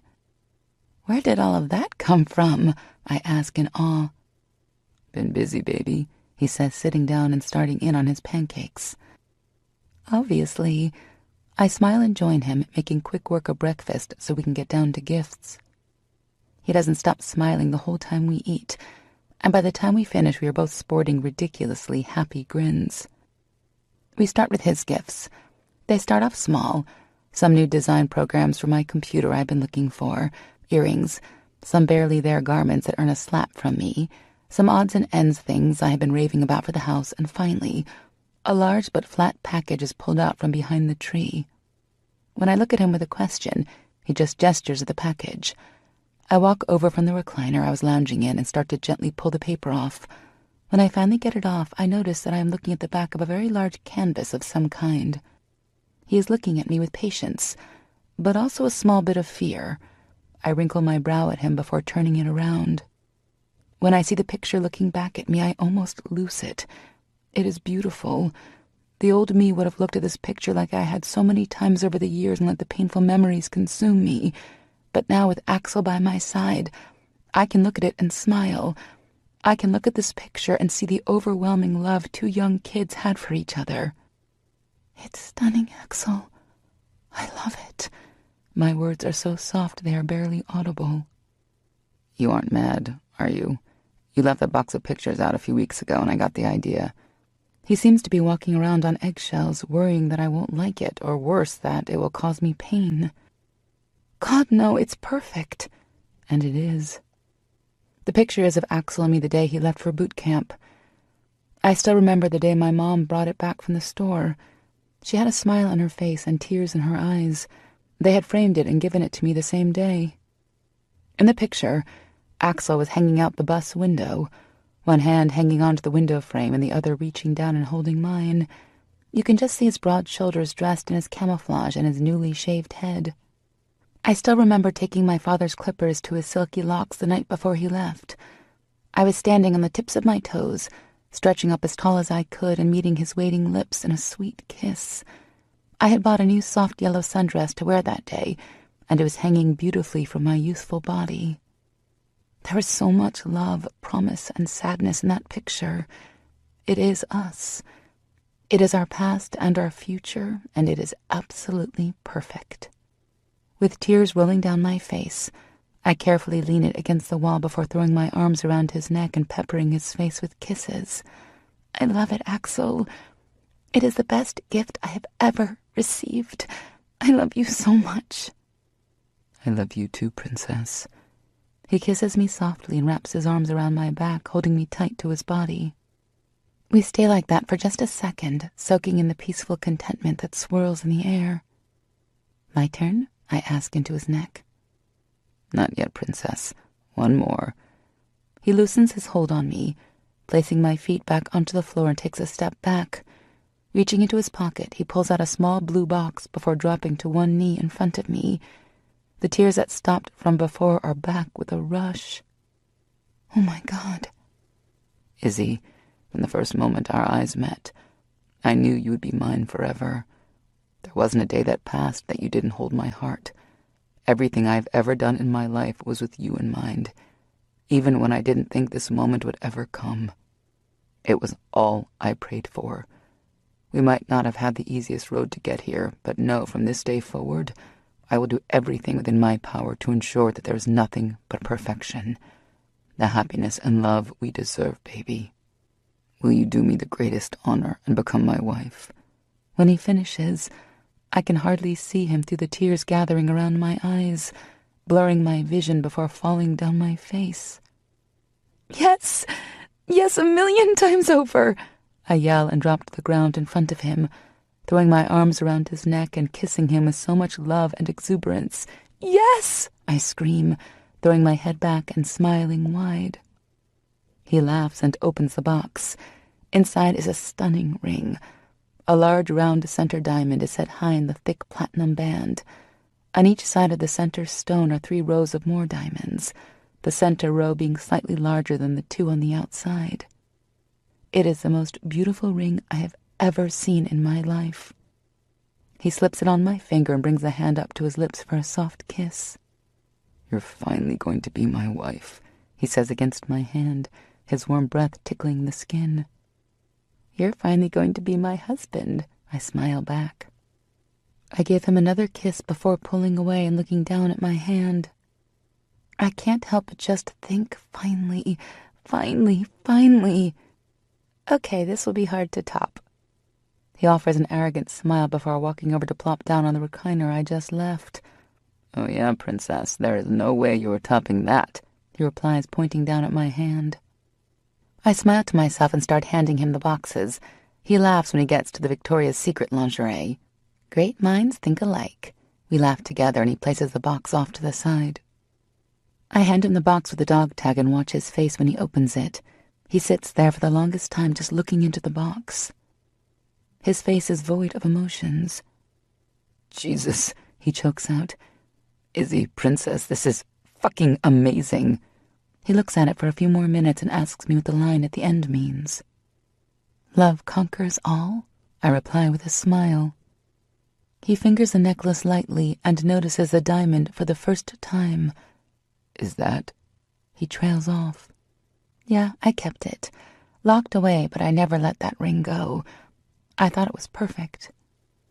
It is. It is perfect, he whispers. He looks up and the emotion in his depths causes me to stagger a bit. Wear it always, never coming off, he says, pulling it from the box and pulling the chain over his head, dropping it to set against his chest. One more, I say, the butterflies picking up speed in my stomach. You kind of helped me pick this one out, actually, I add, walking over to the tree and pulling out a small box. The smile on his face is one of pure bliss. This day has been perfect, and I pray this will be the icing on the cake. He starts tearing off the paper and opens the lid on the box before pulling out the mug. He has it backwards at first, and looks at me with a perplexed expression that turns to a questioning one when he notices my nerves. Spin it, I say, twirling my finger in a circle. He takes the coffee mug and spins it around. I watch when the clouds clear and his jaw drops in shock. He looks up at me, down at the coffee mug, to my belly, then back to my face before returning his eyes to the mug he is holding reverently in his hands. He sits there, his head bowed, and just looks at the mug. I picture it in my mind, knowing what he is seeing, and a small smile tugs at my lips. The gray mug has a copy of the first ultrasound picture on it, and underneath the picture it says, "Number 1 Dad, coming this summer." He is silent for so long that I start to worry. Oh God, I didn't think what I would do if he isn't happy about it. I can't stand the thought of being without him, but if he doesn't want our baby, I would have to learn. Axel? I question. He sets the mug down on the coffee table before climbing to his feet. I don't catch his expression before he wraps his arms around me softly and holds me close. I still can't judge his mood or feelings about becoming a father. The worry inside me is starting to take root, and I feel like I might be sick. Princess, he whimpers. His giant body starts to shake slightly under my arms, and I realize he is too overcome with emotions to talk right now. I hold him and he holds me. I can feel his tears wetting the skin through my shirt. My own are coming freely. He leans back and looks into my eyes, bringing his arms around and wiping his eyes clear. A baby? You're having my baby? He says in astonishment. We're having a baby? He repeats, a huge smile coming over his face. We're going to have a baby! He booms through the living room and picks me up in a tight hug before spinning me around. I laugh at his liveliness. He drops me to my feet again and slams down to his knees, pulling up my shirt and pressing a soft kiss to my flat stomach. Splaying his hands wide across my belly, he whispers to the skin, "We're going to love you so much, little one." I hiccup on a sob and run my hands through his hair. He looks up at me with his bright emerald eyes full of peacefulness and blinding love. We're having a baby. He wraps his arms tightly around my middle and holds me close with his head against my stomach. I hold his head to my skin and echo back to him, "We're having a baby." Chapter 20. I still can't believe it. Not only am I engaged to be married, but our baby is growing inside my body. Once Axel was over his shock, we spent the rest of the day in bed, celebrating, as he said. I can't say no to him. He is over the moon, and I want that closeness only he can give me. We fell asleep well after midnight, his arm draped over my stomach, holding my belly with his large hand. My phone starts buzzing the next morning, reminding me that I set my alarm so I could get up and over to Dee's before it got too late. Axel and I have plans to go to dinner tonight and celebrate, with clothes on this time. I lift Axel's arm off my belly and walk across the room to the bathroom, pausing to look over at his sleeping form. I see that the dark sheets are riding low on his naked hips. He has one arm over his abdomen and the other stretches out under my pillow. The desire to crawl back in bed and cuddle close is strong, but I need to hurry so I can make my plans with Dee and be home early enough for dinner. Once Dee and I get talking, I know I won't be home any time soon. I pull on my favorite pair of black leggings and an oversized knit sweater, grabbing my black boots. I walk out of the closet and almost collide with Axel. I look him over from head to rock-hard dick to toe, good enough to eat. "You're killing me, Ax. You know I have to get going before Dee starts knocking the doors down here. It should be illegal for you to look that good in the morning." I brush my hand down his stomach and grab a hold of his dick, stroking him lightly a few times. "I love how hard you are for me." I kiss the corner of his lips and step away before he can grab me. A low rumble sounds from his lips. "You remember this moment tonight when you're begging me to let you come. Going to keep you right on the edge for hours. Hours, baby." He swats my butt before walking into the bathroom and turning on the shower.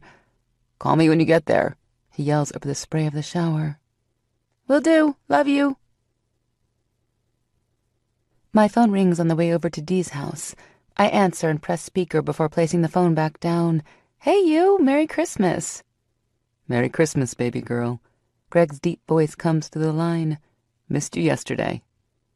I feel a little bad about closing our friends out yesterday, but with it being our first Christmas back together, plus one that was so full of special moments for us as a couple, it didn't feel right to open it up for everyone. "I know, G, I missed you too. I'm on the way over to Dee's house now if you want to come meet us for lunch. I've got your gifts in the car. Plus, I've got some news for you." I smile when the line goes silent. I know Greg. Right now he is probably picturing every kind of news I could possibly have for him. He might correctly guess one, but there is no way he would guess them both. "Wouldn't miss it, baby girl. I've got some work to finish up before I head over.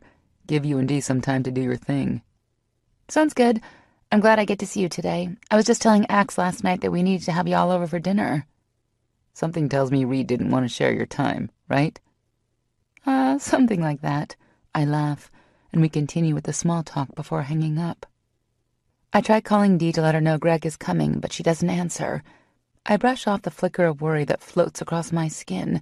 Knowing Dee, she is still in the bathroom with the music cranked up to ungodly levels while she gets ready. I pull up into the driveway of my old home with Dee and climb out. It is a beautiful morning. The sky is clear and blue, and the winter chill is blowing softly. There was talk of snow this weekend, but knowing Georgia weather, it would change a few times before the weekend hit and there would be no snow. My hair flies around my head when a strong gust hits my face, causing me to shiver. Pulling my coat tighter to my body, I walk to the back of my car. I gather all the gifts I have for Dee, leaving some for Greg to get later. My hands are full enough with the things I have for Dee. Walking up the small walkway, I pause to pull my keys out of my pocket.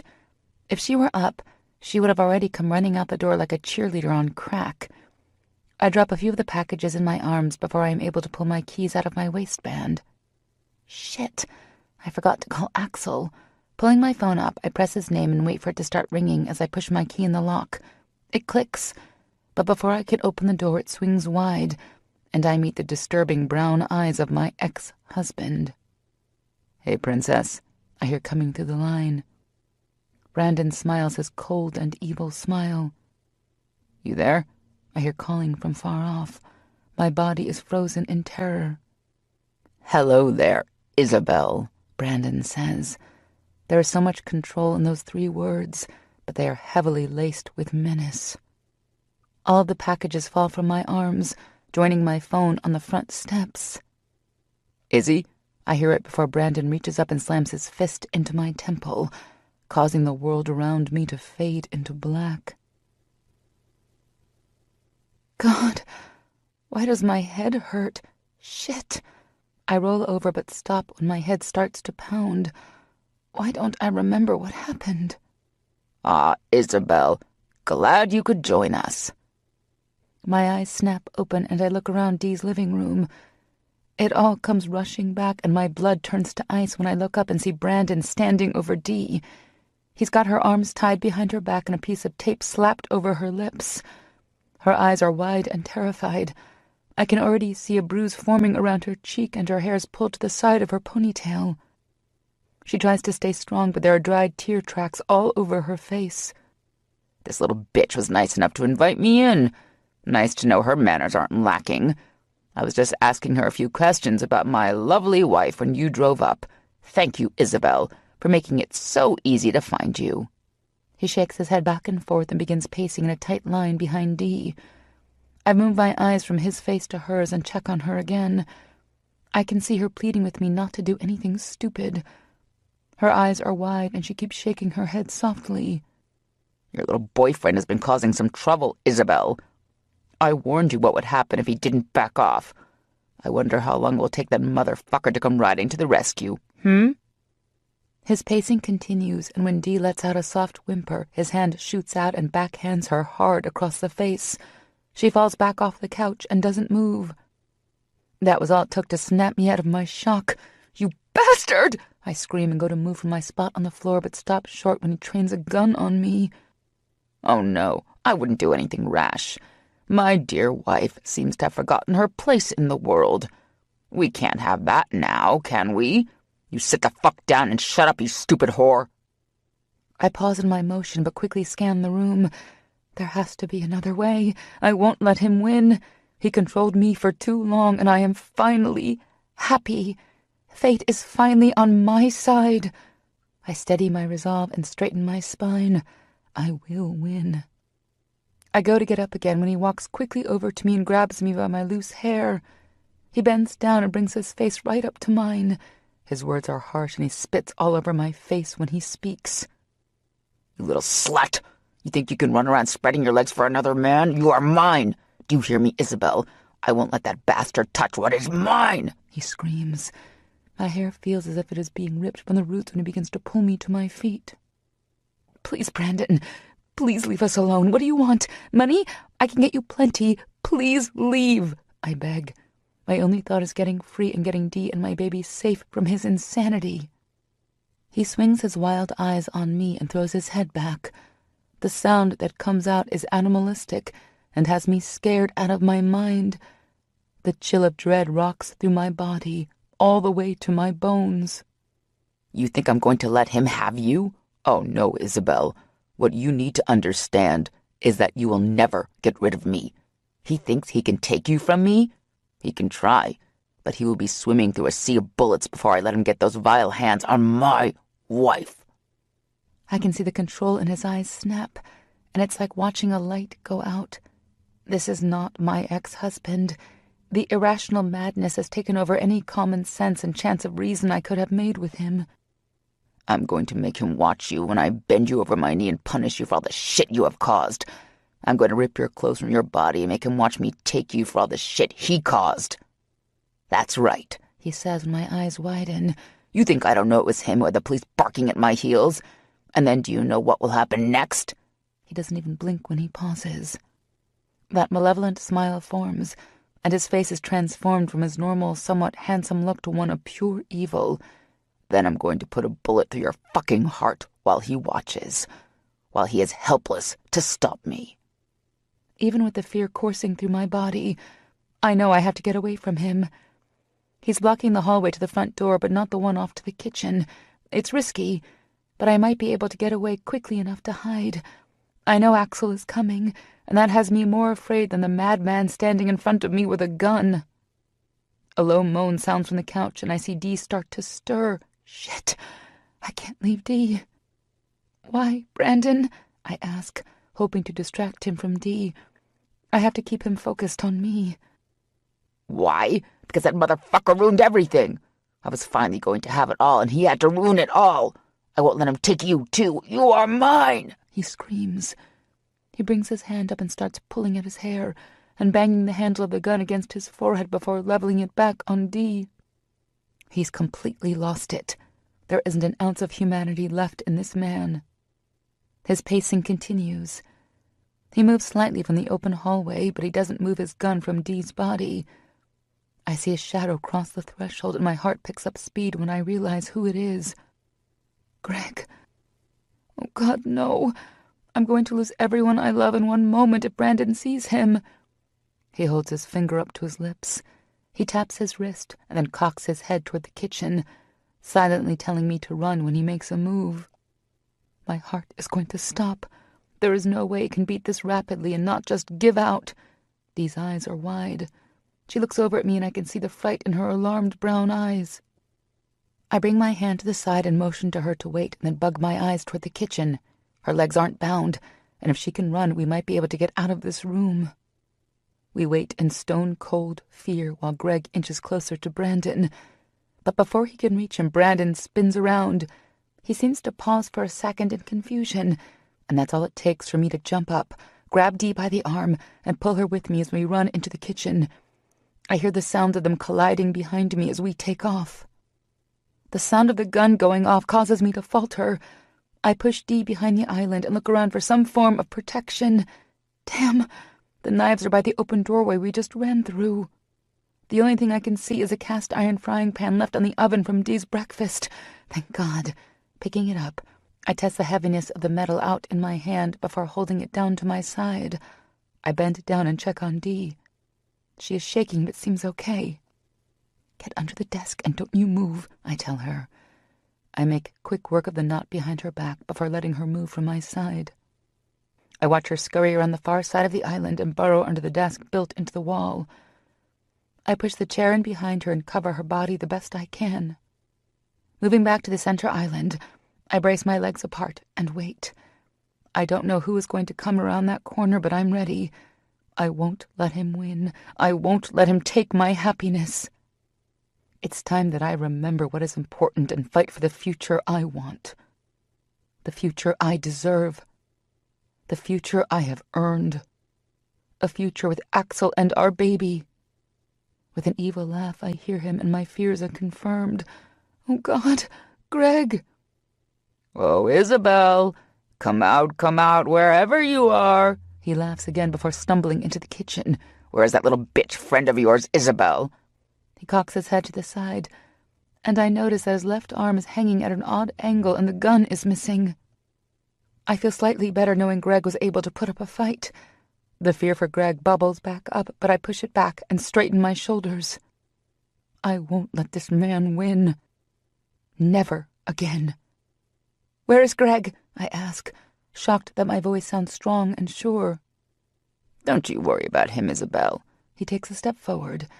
There are only a few more steps before he will have rounded the island. Come here, bitch, he spits out. No! My voice sounds powerful in the stillness of the house. You're gonna be sorry for that. He lunges forward, but doesn't make it far before I swing wide and crash the frying pan against his skull. He looks into my eyes in confusion before crumpling to the floor. I throw the frying pan to the side and jump over his fallen body. I run into the living room and almost fall to the floor when I see Greg's still form and the pool of blood forming under his chest. Choking on the sob that escapes my mouth, I begin to frantically look for the gun. I get on my knees and search under all the furniture before finding it in the far corner of the room tucked under the couch. I try a few times to reach it before I finally succeed. Right when my hands wrap around the handle, I hear him. Before I can straighten from the floor, my hair is gripped in his strong hands and he throws me towards the far wall. My body collides with Greg, who doesn't move even with the force of my weight slamming into him. His warm blood soaks through my side.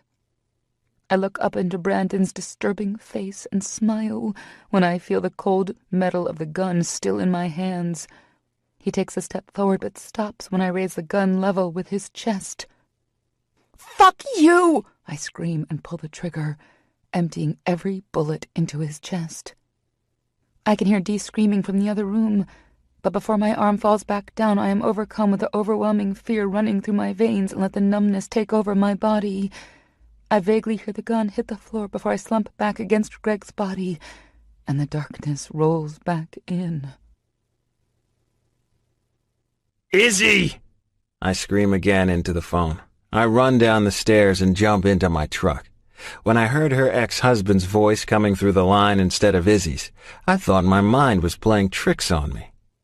For days we have been searching for him. Not one goddamn clue to where he has been, and the second she is out of my sight, the worst possible situation is playing out and I am helpless. There is no way I can get there quick enough. I grab my phone while I tear out of the driveway and call Greg, the only one I can think of who will be close enough to save my girl. "What's up, Reed? Just talked to—" "Shut up! Where the fuck are you?" I interrupt. "Damn, on my way to Dee's house. Izzy Brandon is there," I interrupt again. I don't have time. Izzy doesn't have time. What? All teasing has left his voice now. Just got a call from Izzy, but it was him I heard over the line. I didn't hear her once, Greg. I take a second to calm down before I'm able to continue. The fact that I don't know if she is okay is not lost on me. I'm too far out. Get there. God, please get there and save my girl. I don't even realize that tears are rolling down my face until I hear the anguish that colors my words. Be there in 5. I'll get her. Don't let him take them from me, I plead. Got it. He takes a deep breath, and I know how much he is holding back right there. Greg loves Izzy, and for the first time, I realize just how powerful their bond is. He was her family and support when I couldn't be. If anyone else can understand what my panic feels like at this moment, it is Greg. I have to trust that he can make it in time. There is no way she can be taken from me twice.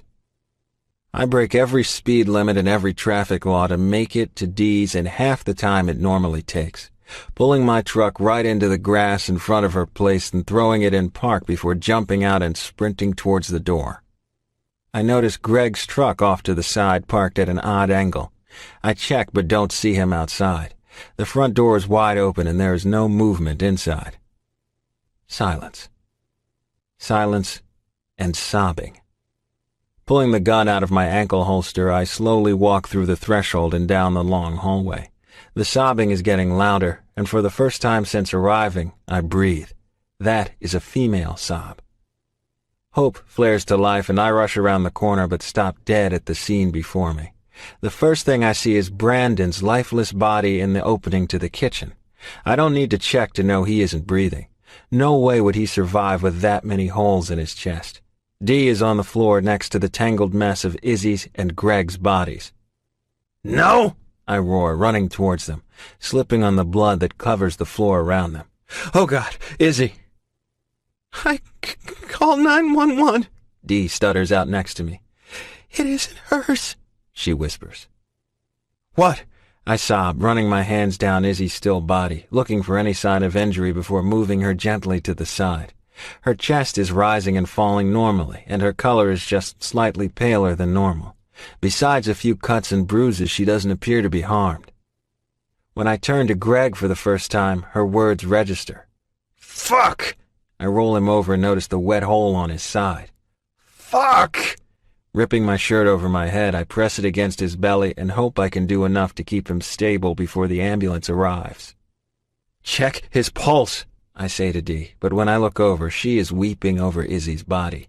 My heart stills for a second when I look again at her still form. Why isn't she moving? Bringing my attention back to Greg, I bring one hand off his wound and check his pulse. Slow, but there. I hold my shirt against him and wait. We wait for what seems like an eternity before the paramedics start running through the house. Greg is quickly loaded up and taken away with Dee in the back with him. I drop down next to Izzy, where the paramedics are working on her. Sir, I need to ask you some questions, the officer off to the side asks. Not now. I run my hand over her hair and pray. She has to be all right. She has to survive. Why isn't she waking up? I ask the paramedic next to me. I don't know. Looks like her body's way of protecting itself. All her vitals are fine. Great, actually, considering. He gives me a look full of compassion. She's going to be fine. I let out the breath I didn't realize I was holding, drop my head to her shoulder, and cry. She's pregnant, I whisper to the man beside me. She's pregnant with my baby. My words sound odd to my ears, and I know I won't be able to hold it together for long if I don't see those beautiful pale eyes soon. Got it. We're going to load her up now. You the husband? He asks. Yes, I answer and quickly follow them out to the ambulance. Sir, we need your statement, the officer says, running behind us. Not now, I repeat. You want a statement? You get in your car and follow me to the hospital. I am not leaving her side, you hear me?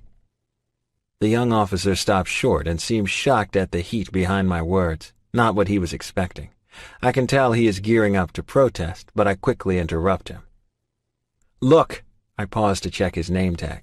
Officer Benson, I'm not trying to fucking run off. That woman is my life, and I won't be letting her out of my sight after this shit. Can you just try to understand for a fucking second what I am going through and follow me to the goddamn hospital, yeah? I say, but turn around and climb in without waiting for his response. The ambulance pulls off, and I take her hand in my own and bend down to her ear. I love you, Princess. Wake up now so I can see those eyes looking at me. Let me see that love, baby. I keep my head down to her ear and whisper everything and anything I can think of to let her know that she is safe and I'm here. The 10-minute drive to the hospital comes to a halt, and before they can roll her out, her eyes flutter open, and she meets my gaze. Hey there, Princess, I say, the emotion thick in my voice and the relief rocking me to my core. Hey, my love. Axel, love you, she says weakly before closing her eyes and drifting off again. I jump out and follow the gurney into the emergency room, finally breathing easy for the first time since I answered her earlier phone call. The first thing I notice when I wake up is a quiet humming. Opening my eyes, I look around the dimly lit hospital room, trying to orientate myself to my surroundings. I feel a soft tickle on my arm and move my head to the side to look down. Axel is sitting next to my bed with his chair pulled as close as he can get it. My right hand is held firmly in his, and his lips are pressed against my skin. The humming I keep hearing is coming from him, his soft whispering against my skin. He is speaking low enough that I can't understand the words, but the tone is light and loving. Axel, I say, my throat dry. It hurts to get the word past my lips. His head shoots up and his red-rimmed eyes meet mine. Princess, he whispers. Tears are forming in his eyes and a small smile tugs at the corners of his lips. My girl, my brave girl, he says, and a few tears fall over his lids. He closes his eyes tight and more spill over. I thought I had lost you. When I walked around the corner and saw you lying in all that blood. He trails off, but not before his words hit my ears. Blood? I wasn't bleeding, was I? Oh no, the baby. The baby, I whisper hoarsely. Please. I shake my head back and forth violently, tears of my own streaming down my face. Not our baby. Please, God, not our baby. What? Oh, Izzy, no, baby. The baby is fine. You are fine. I'm so sorry. I didn't mean your blood. Princess, stop crying. I promise our baby is fine. He's quick to reassure me over and over, telling me that our little miracle is safe and fine. When I finally calm down, I look into his eyes, his beautiful eyes. We're okay? I ask. You're both perfect, he responds, smiling before giving me a soft kiss. Greg, Dee? I ask when he moves away to sit down on the side of my bed. Dee is going to be fine. She's shaken up pretty fucking bad, but she will be okay. From what she said, Brandon had just tied her hands and taped her mouth. He had only been there for about an hour before you showed up. I think the worst of her injuries are where he clocked her when she opened the front door in a split lip. She's fine, baby. Where is she? I ask, looking around the room again. Beck made her leave. He is taking her back to his place for a while. She said she was putting the townhouse on the market. I take that in and try to process it. I understand I wouldn't want to be there anymore either. I offered for her to stay with us for a while, but she said she would have to think about it. I scrunch my nose at that. Why would she need to think about staying with us? I don't know, Princess. That's something you'll have to ask her yourself. What about Greg? I ask, almost afraid to know. He's going to be okay. He came out of surgery a little while ago. It wasn't anything serious, even though it sure as fuck looked like it. Bullet went straight through and missed everything important. He's one lucky son of a bitch. He's really okay? There was so much blood, Axe, and he wasn't moving. He wasn't moving at all. My panic is coming back again at remembering the way Greg looked. Lifeless. He looked dead. Axel, I need to see him, I yell. Hey, calm down, baby. I promise he's okay. He's in recovery, but I'll see what I can do about getting you on a field trip, okay? I look up and catch the slight concern that crosses over his eyes before he quickly masks it. I know he has to be a mess over everything that happened, but he is holding it in and being strong for me. Okay, I just really need to see him, Axel. I need to see with my own eyes that he's going to be okay. I understand, Princess. I'll make it happen. He leans down and gives me a gentle kiss. Got room for one more in there, baby? I need to feel you close. His mask slips slightly for me to see the vulnerabilities simmering under the surface. Yeah, I do. I respond and shift slightly so he can lean his body close to mine. His feet are hanging off the end and a good portion of his body is hanging off the edge, but he wraps his arms tightly around me and I cuddle close, breathing him in and letting the peace only he can give me wash over my body. I never want to feel that fear again, Izzy. He whispers into my hair and squeezes me tightly. Never been so scared in my life. We lie like this, together and entwined, until the nurse comes in. She fusses until he moves back to his chair. I can't help but laugh at the pout he is sporting while she finishes up her vitals checks. When he hears me, the look is instantly gone, and he looks over with a huge smile. Love that sound, Princess. Most beautiful sound in the whole fucking world. I stayed in the hospital overnight. There wasn't anything wrong with me, but they wanted to monitor my vitals and make sure that my head wound was okay. Luckily, I came out of the whole ordeal with only a small bump right next to my temple. When I'm released, Axel and I make our way to the floor Greg is on. Maddox and Cooper in the room when we get there. Greg is awake but groggy. I walk into his room on the arm of Axel, who hasn't let me go once since I woke up. Greg looks up and a small smile forms on his pale lips. Baby girl, he said with a tear falling from his eye. Baby girl, you are a sight. I walk over to the side of his bed and push Coop out of the chair he was sitting on, pulling it close to his bed. Hey. Yep, that is all I have before I break down and bury my head in the bed next to his hip.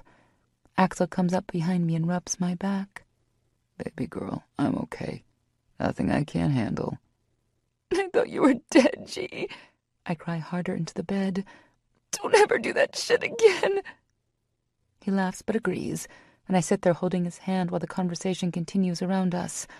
Coop tells Maddox about all the good-looking nurses who keep popping in offering sponge baths, and how he might have to get shot if that is what's waiting for him. Maddox shakes his head, but his eyes never leave mine. You okay, girl? He asks when Coop finally shuts his mouth. Axel gives my shoulder a squeeze and support, and I climb to my feet and walk over to Maddox. He opens his arms when I get closer, and I wrap mine around his back. I'm okay, I say into his chest. Good. That's good, he says and gives me a small squeeze before releasing me. Get over here, Izzy, I hear Axel say behind me. I roll my eyes at Maddox before turning around and walking back to Axel. Mine, he says to Maddox and pulls me into his body. We get a rare laugh out of Maddox, and just like that, the tension in the room is lifted, and we are able to breathe easy again. Greg and Dee are fine, the baby and I are fine, and Axel's arms are around me.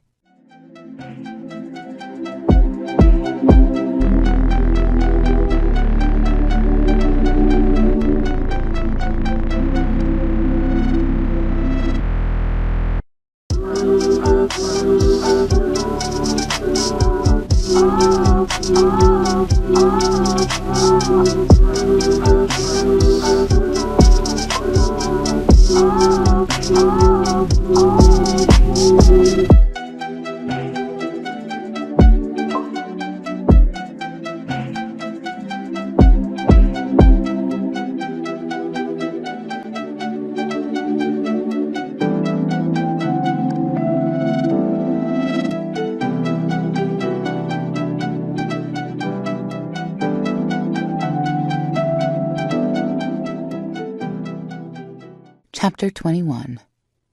4 months later. You almost ready, baby? Axel asks, sliding his arms around my waist and rubbing his hands over my swollen belly. I started to really show a few weeks ago.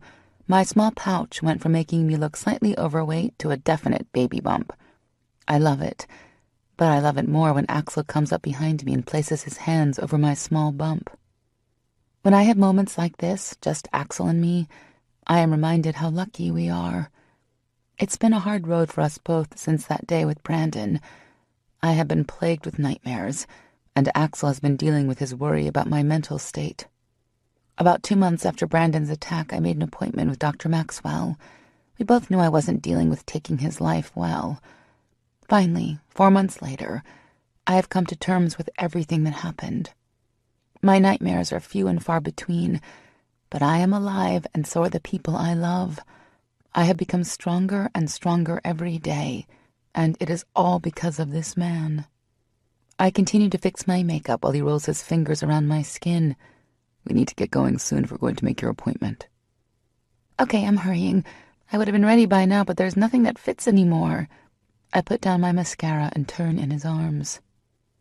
I step up on my toes and wrap my arms around his neck, burying my hands into his thick hair. I look at myself in the mirror and can't help the small smile that forms. My hair is hanging in long waves down my back. My makeup is done in neutral tones to match the soft yellow color of my sundress. The material stretches across my ample chest, but flares out against my belly. Worth it, baby. I love seeing you carrying my baby.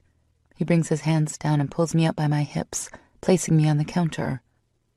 Be careful, Axel. Right now you're asking to be really late, I warn, opening my legs up for him to walk closer to my body. My dress pushes higher up my thighs.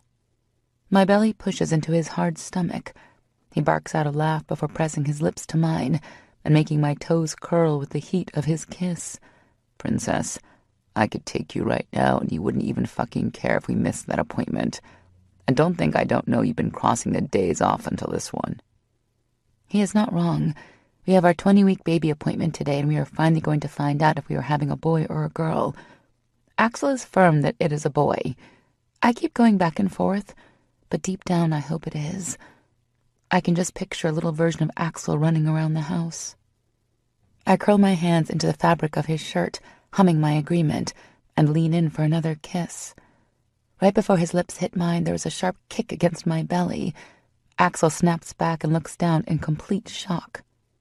We have been trying to get him to feel the baby kick for weeks now, but either the baby wasn't having it, or Axel just wasn't there when the baby was active. Either way, this is the first time he has felt any movement. He looks down at my rounded stomach, and then quickly back up to my eyes. The look of pure wonder in his eyes brings a smile to my lips. He is completely transfixed with this little person in my belly. I reach down and grab his hands before placing them in the center of my bump. The baby kicks a few more times. I keep my eyes glued to Axel's face, watching the emotions play across his handsome features. Shock, awe, and enchantment. He is fascinated with this feeling of our baby. What are you thinking? I ask him after a few minutes. He looks up at me with his smile wide and his eyes bright. How fucking lucky I am. He leans down and gives me a kiss, not once removing his hands from my active belly. Hey! We hear Dee yelling up the stairs. Where are y'all? Axel groans and helps me down from the counter. He might have offered for Dee to stay with us, but I can tell she is starting to get under his skin. She has a knack of knowing right when things are heating up. I love her, but right now, she is my little happy cock blocker. Play nice, Daddy. I laugh and slap him on the ass before walking around him and out of the bedroom. I slide my feet into some flip-flops and walk down to meet Dee in the foyer. She looks stunning in a long orange maxi dress that fits tight to her body. You suck, you skinny bitch, I say and smile up at her. Of course, she towers over me in her 4-inch heels. I'm the midget around the giants these days. The only thing that feels good is flip-flops. Whatever is, you look beautiful, doesn't she, Axel? He snorts but keeps walking down the stairs. Where's G? I ask them. It's debatable who was more excited about the baby when we told everyone, Dee or Greg. We told everyone together when we had a small, family-only party at the house to welcome Greg home. He had stayed in the hospital for almost 2 weeks after the shooting, but was 100% healed now. When we told them, Dee broke down in tears. Maddox gave me a rare smile, Coop praised Axel and his super swimmers, and Beck offered a polite congratulations. Greg, however, had hollered his excitement and pulled me into a big hug, which earned a growl from Axel. Greg just laughed and hugged me tighter. From that day on, he's called daily and checked on my progress. He has bought baby books and is constantly filling us in on baby info. I knew he would be happy for us, but he is over the moon excited to become an uncle. He said he was running late, something about an appointment, and would meet us at the office. Axel calls from the kitchen. I look over at Dee, and she just shrugs her shoulders. I follow Axel's voice and find him in the kitchen checking his emails on his phone. He looks up and I stop when I see the hunger in his eyes. Look good enough to eat, princess. Can't wait to get back here so I can drag you back to the bedroom. Need to be buried deep, baby. Oh my God, that was seriously hot, Dee says from behind me. I close my eyes and hear Axel let out a string of curses. How's the house hunting going, Dee? He asks, and I laugh at her puzzled expression. We love having you here, Dee, but have you thought about finding a place yet? She looks down and goes silent. Dee? I prompt. I don't know if I can do it yet, she says after a few seconds of silence. I give Axel a pointed stare and he gets it. Dee's been struggling since the Brandon scene. She has trouble feeling safe and usually sticks close to one of us. She has been working more and more at Axel's desk in the home office than he is. Okay, Dee, we get it. Promise. She looks over at me with a frown, and I can see the fear in her eyes. Stay as long as you want, Axel offers. She nods her head and then leaves the room to grab her purse. You okay with that, Ax? I know he is ready to have his house back, but he just gives me a nod with nothing but understanding swimming in his green eyes. We leave the house a few minutes later and make the short drive into town to the ultrasound clinic. Axel holds my hand the whole way, and a content smile plays at his lips. I smile over at him and thank my lucky stars that he is back in my life. When we pull up in front of the office, I see Greg standing outside the doors with his phone to his ear. He looks up when he hears the rumble of Axel's truck and quickly says his goodbyes. I look over at Axel, wondering if he caught the abrupt end to Greg's call. Stay out of it, Izzy. If he wants you to know, he will tell you, yeah? I grumble but stay quiet while he walks around the truck and opens my door, before taking me gently around the hips and bringing me to my feet. I hear his moan when I brush against his cock. Do not get my dick hard right before I go see my baby. He laughs but can't disguise the strain in his voice. Later. I promise and walk around him to give Greg a big hug. Dee hangs back but comes up to give Greg a hug too. You ready, baby girl? He asks with a smile. God, yes. Last minute guess on your niece or nephew? He smiles and looks over my shoulder at Axel. Boy, baby girl, that is definitely going to be a boy. Why do all of you seem so sure it's going to be a boy? They both laugh loudly, and Dee and I just look at each other with confused faces. Baby girl, look at him. There's no fucking way he made a girl. No way. He is still laughing when we walk into the reception area and I sign in. I shoot him a few dirty looks before sitting down next to Axel and thumbing through a baby magazine. We wait for about 15 minutes before they call me back. Is it okay if my family comes back too? I ask the technician. Sure, honey. The more the merrier. We follow her down a long hallway before entering the ultrasound room. It's a large room with a couch off the side and a large recliner next to the ultrasound machine. The only other thing in the room is a large projector pointing down from the ceiling. When I sit down in the recliner, I notice that the large wall in front of me is a screen for viewing. Here you go. Place this sheet over your lap. That way we don't flash everyone in the process. She laughs and helps me cover up. I look over to Axel and see the nervous anticipation on his face. He smiles at me and grabs my outstretched hand. Love you, he mouths to me. Love you too, I return. All right, Ms. West, let's get you ready.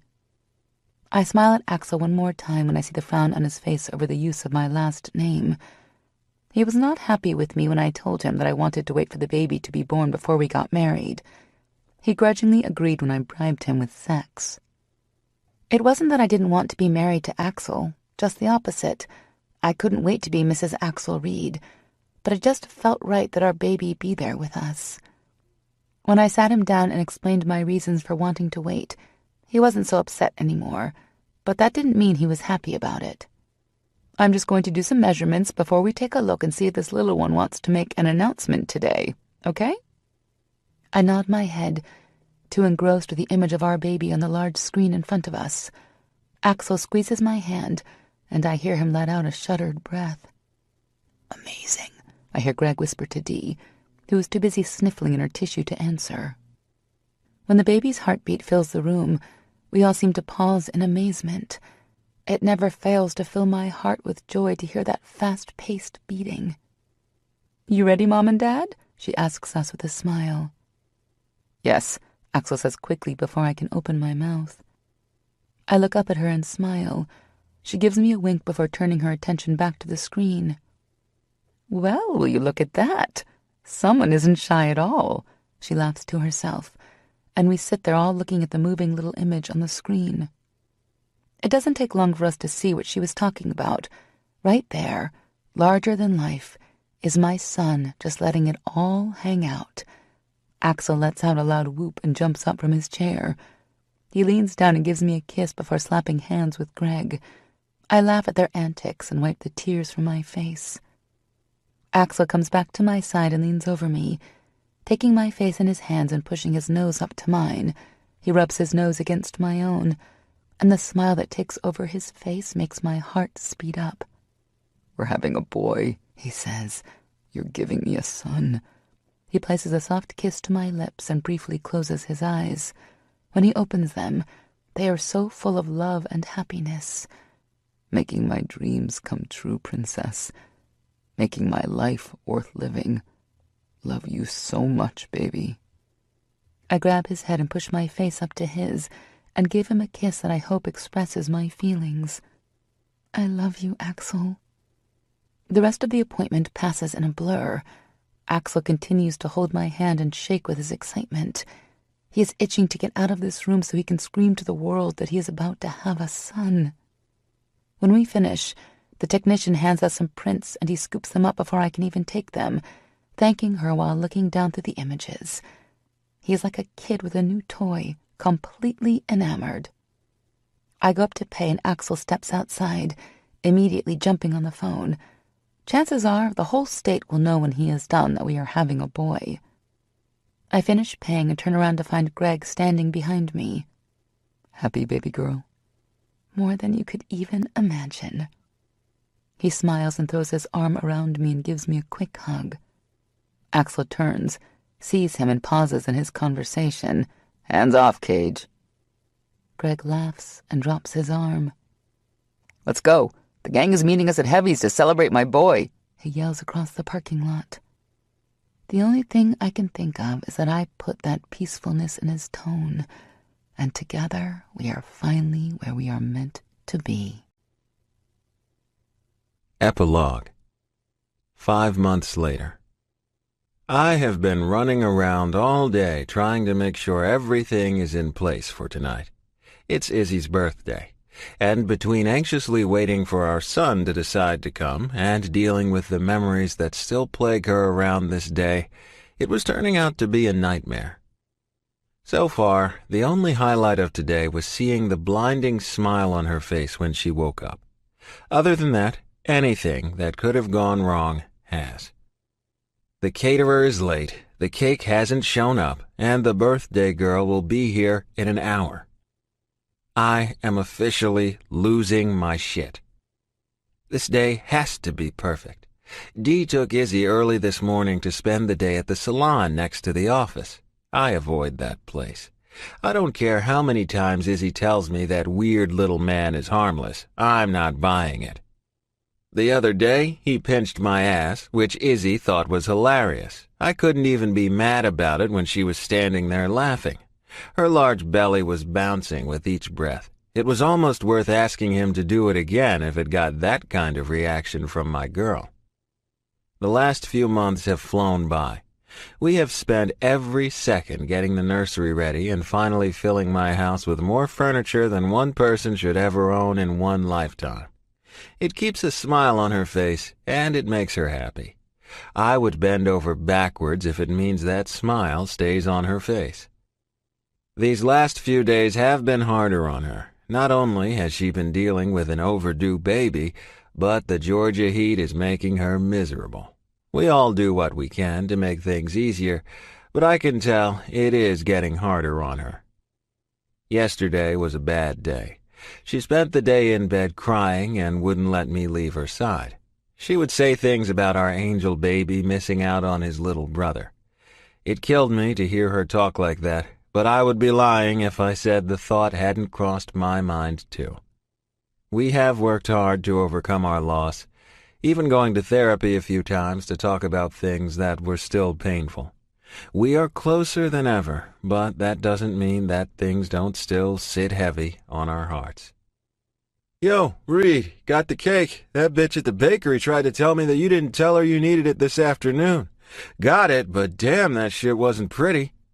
Coop comes through the door with the stupid fucking cake I have been screaming at the bakery over for the last 2 days. Idiots. Dee just called. She said Sway was finally done rubbing all over Izzy's belly and has just started her hair. Should be another 2 hours now. Good news is we can figure out where those fucking caterers are, Greg says, coming into the kitchen from the deck. I'm about to pull my fucking hair out. It isn't even a big party. All the guys are coming, and last time I checked, even Maddox is bringing a date. Emmy has been here since Izzy left, helping me set up the streamers and balloons. Dee's current boy toy and newest piss-off Beck ploy is here helping also. I don't know him very well, but Izzy says that he is nice enough. I wish those two would stop their fucking games and just admit that they want to be together. I've talked to Beck a few times about it, but he would just change the subject and say that it wasn't his idea. I think I understand where Dee is coming from, but I am sick of playing monkey in the middle. Where's Locke? I ask. Doesn't matter who answers me at this point. He went to pick up Daisy, Emmy says softly next to my side. Or maybe it was Candy. She smirks and walks away. I shake my head, thinking, once again, it would be nice if someone stopped making me feel like I am stuck in the middle. Walking back into our living room, I push aside the balloons that seem to be floating in every direction and stand in front of the fireplace. Hanging dead center is the picture I gave Izzy for Christmas. Immediately, a sense of calm rushes through my body. I take a deep breath and remember what the point of this massive headache is. My girl. My girl, and returning her birthday to a day of happiness and not one of heartbreak. With a new determination, I turn and walk back out to the porch, where we are finishing up with the decorations. There are pink and white balloons flying from every available banister. The path down to our dock is lined with torches, and there are lights streaming from the branches of the trees that line our yard. It looks like it is raining white lights. Emmy spent hours littering the yard with pink and red rose petals. Coop and Beck had a good laugh over the roses. Laugh all they want, but when they find their women, they will be pulling out all the stops to make sure that life is perfect too. We set up tables across the yard and to the side for all the food. My backyard has been transformed into a princess's dream. I can't wait to see her face when she takes it all in. "Greg!" I snap, yelling into the house for him. "Any word on those motherfuckers with the food?" This is what I get for hiring out a big company to cook some fancy shit. Should have stuck with heavies. It is all she craves these days anyway. Fuck. Heavies. I cut him off before he can even open his mouth. "Call those assholes and tell them since they couldn't show up on time to forget about it. Coop, get your ass in the truck and drive to Heavy's. Buy the place out. Everything you can think of and get it here." I throw my wallet at him and turn back to Greg's smiling face. "What the fuck are you smiling at?" He holds his hands up and walks off laughing. "You need to calm down. I haven't heard you this uptight since last fall," Emmy says, sneaking up to my side again. I swear that chick floats. She is always popping up out of nowhere. I am calm. I'm not calm. I'm losing my fucking mind. My girl is sad, trying hard to keep it hidden, and I can't fix it. My son refuses to come out, and if one more thing goes wrong today, I'm going to say fuck it and kidnap my woman and drag her up to the bedroom. At least I know I can keep her happy there. "You aren't calm, but you will be," she says before she vanishes again. I look around for her before I stomp back in the house and grab a beer. By the time Dee calls to tell us that they are leaving the salon, things have finally calmed down. Coop gets back with so much food that it looks like he has, in fact, ordered everything Heavy's has to offer. Locke has finally arrived and gotten the rest of the sound system running. Emmy is running around, making sure all the tables have flower arrangements and that all the bubble machines are still hidden from sight, but functioning. Coop is somewhere with his date, and Beck is bringing out all the coolers with drinks and dragging them down to the yard. You can't see the lights yet, but the torches are lit, and the rose petals against the green grass make it look like there's a blanket of pink and red. The balloons are rocking back and forth in the slight breeze. It is perfect. Nothing else could go wrong today. "They're pulling up the driveway," I hear Greg yell through the house. We pulled all the cars behind the garage and down a little ways on the property. She won't see them from where she would park. If she comes through the garage, she won't notice the balloons invading the living room either.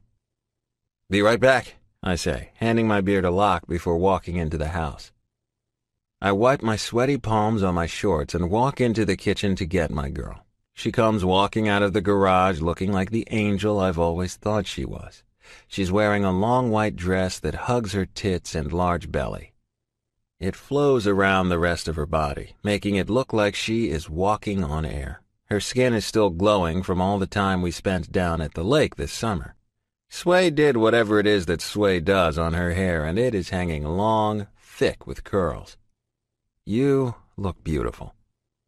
"You don't look that bad yourself, baby," she says, walking into my arms and giving me a kiss.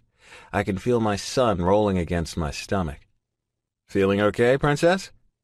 "I'm feeling great. Sway pampered me good. He even made one of the shampoo boys massage my feet." I bite back the displeasure I feel about another man with his hands on my woman. She needs today to be perfect, and my being a possessive ass won't help. "Can Dee stay for dinner? I told her we were going to grill out, and she said she would love to spend some more time with me." "Sure, baby." I give Dee a hug and start walking Izzy out to the deck. I hear her gasp from behind me when her eyes take in everything in front of her. Our friends all yell, "Surprise!" and I feel her jump through our joined hands. Her hand squeezes mine tightly, and I go to turn around. She looks shocked, but not about her surroundings. Axel?" I hear Dee call back from inside the house. She is standing behind Izzy and looking down at the ground with an odd expression across her face. "Yeah?" "Oh, boy," she says, looking up to meet my eyes, and I note the apprehension. Izzy squeezes my hand, harder this time, and whispers my name. "Axel?" It comes out so light, I almost miss it. Shit, she must hate it. "Baby?" She tries again. I turn to look into her eyes and frown when I see sweat beginning to gather around her temples and worry lines across her forehead. "Izzy, what's wrong?" "Holy shit, her water broke!" I hear Greg yell from behind me. I look down, and sure enough, there is a small puddle of water between her feet. Her handle on my hand hasn't lightened up, and I know that my girl is in pain. She gives a small, strained nod and waits a few seconds for the contraction to ease up before opening her eyes and looking into my own. "He's coming," she whispers with a brilliant smile. Everything moves fast from there. I quickly usher her out to the car. We had stopped using the truck months ago when it became too uncomfortable for her to get in and out. Dee and Greg run to his truck, and the rest of the gang files out. Emmy yells that she will stay behind, make sure everything is turned off, and meet us at the hospital. I don't care. Let the house burn down. My son is on his way. We make it to the hospital in good time, but by the time we arrive, Izzy is in more pain than before. Her contractions are coming quick, and she keeps screaming out in pain.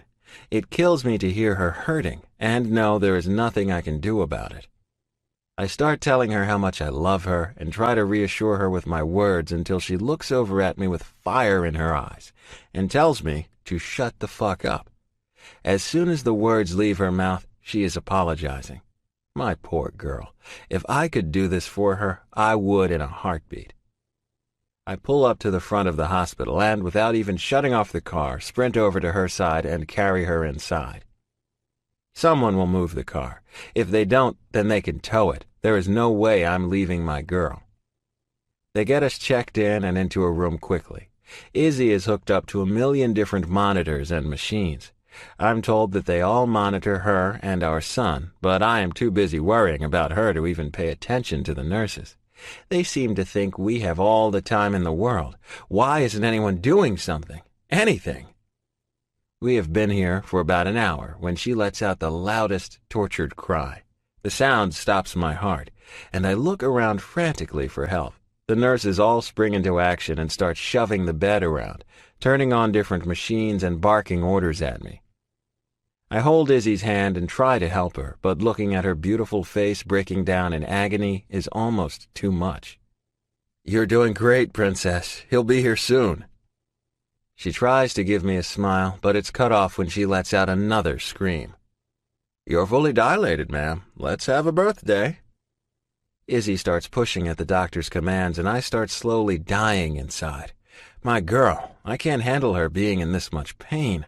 My mental distress for her continues, but I try to hide it and be the support she needs. I rub her forehead with the wet cloth one nurse thrusted into my hands. I curl my arm around her back and help her lean into her pushes, holding her leg open with my other arm. 30 minutes later, at the end of a long push, I hear the most magical sound I have ever heard. My son is taking his first breath and letting out a loud, healthy cry. "Would you like to cut the cord, Daddy?" the doctor asks. I nod my head lamely and take the scissors. The nurses take him off to the side after I finish. I look down at Izzy and kiss her forehead. She meets my gaze and with tears in her eyes says, "Hey, Daddy." That is all it takes for me to drop a few tears of my own. "Thank you, Princess. You've made me the luckiest man in the universe." We both watch in awe as the nurses weigh and measure our son and bundle him up tight in a blue blanket. His head is covered with a tiny blue hat. They place him into Izzy's arms. Seeing her there with our son makes my skin break out in chills and my heart speeds up. "Perfect," she whispers. I look down into her face and think that she is not wrong. He has a tiny, round, and chubby face. His lips are small and form a perfect bow. He makes little mewing sounds and puckers his lips, showing off a dimple in his right cheek. I lift the cap up and see a full head of jet black hair. "He looks just like you, Axel." And he does. We sit there until the doctor is done cleaning her up and the nurses start leaving to go make another couple as happy as we are. This moment right here makes every day we were apart worth it. Complete. I feel complete. Leaning down, kissing my son softly on his small head and breathing in his baby scent has me choking on my emotions again. We've been waiting on you, just as perfect as we knew you would be. Love you, little man. I kiss him once more before moving my lips to Izzy's. I kiss her twice before kissing away each tear that has escaped her eyes. Love you so much, Princess. Watching Axel fall in love with his son is the most beautiful moment. I love you too, baby. So much. Axel has refused to leave our side to go tell everyone that the baby is here. We have just been moved into our private room and they start filing in. I'm impressed they made it that long. I'm starting to get tired, but the desire for our friends to meet our son keeps me from falling asleep. "Oh, my Lord! Look at him! He is perfect!" Dee says with an excited whisper.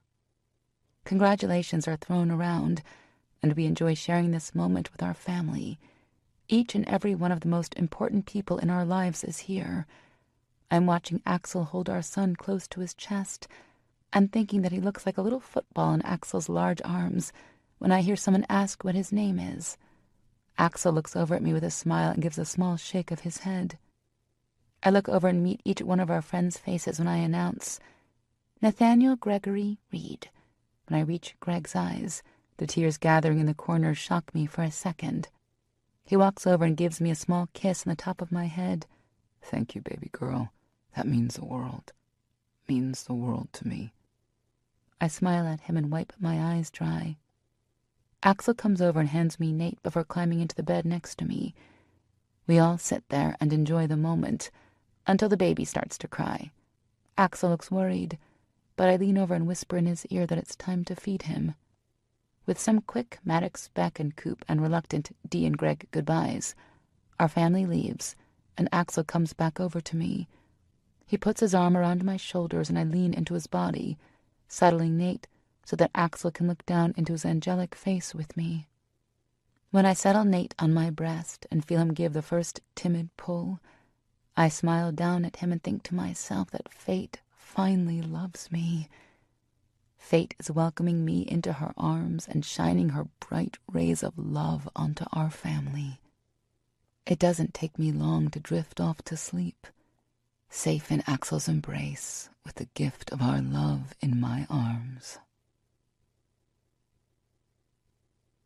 This concludes Axel by Harper Sloan. Narrated by Abby Creighton and Sean Kristin. Copyright 2013 by E.S. Harper. This unabridged audiobook is published by arrangement with Harper Sloan and was produced in the year 2014 by Tantor Media Incorporated, which holds a copyright thereto. Please visit tantor.com for more information on our growing library of unabridged audiobooks and to take advantage of special offers, or call toll-free 877-7-TANTOR to request a catalog.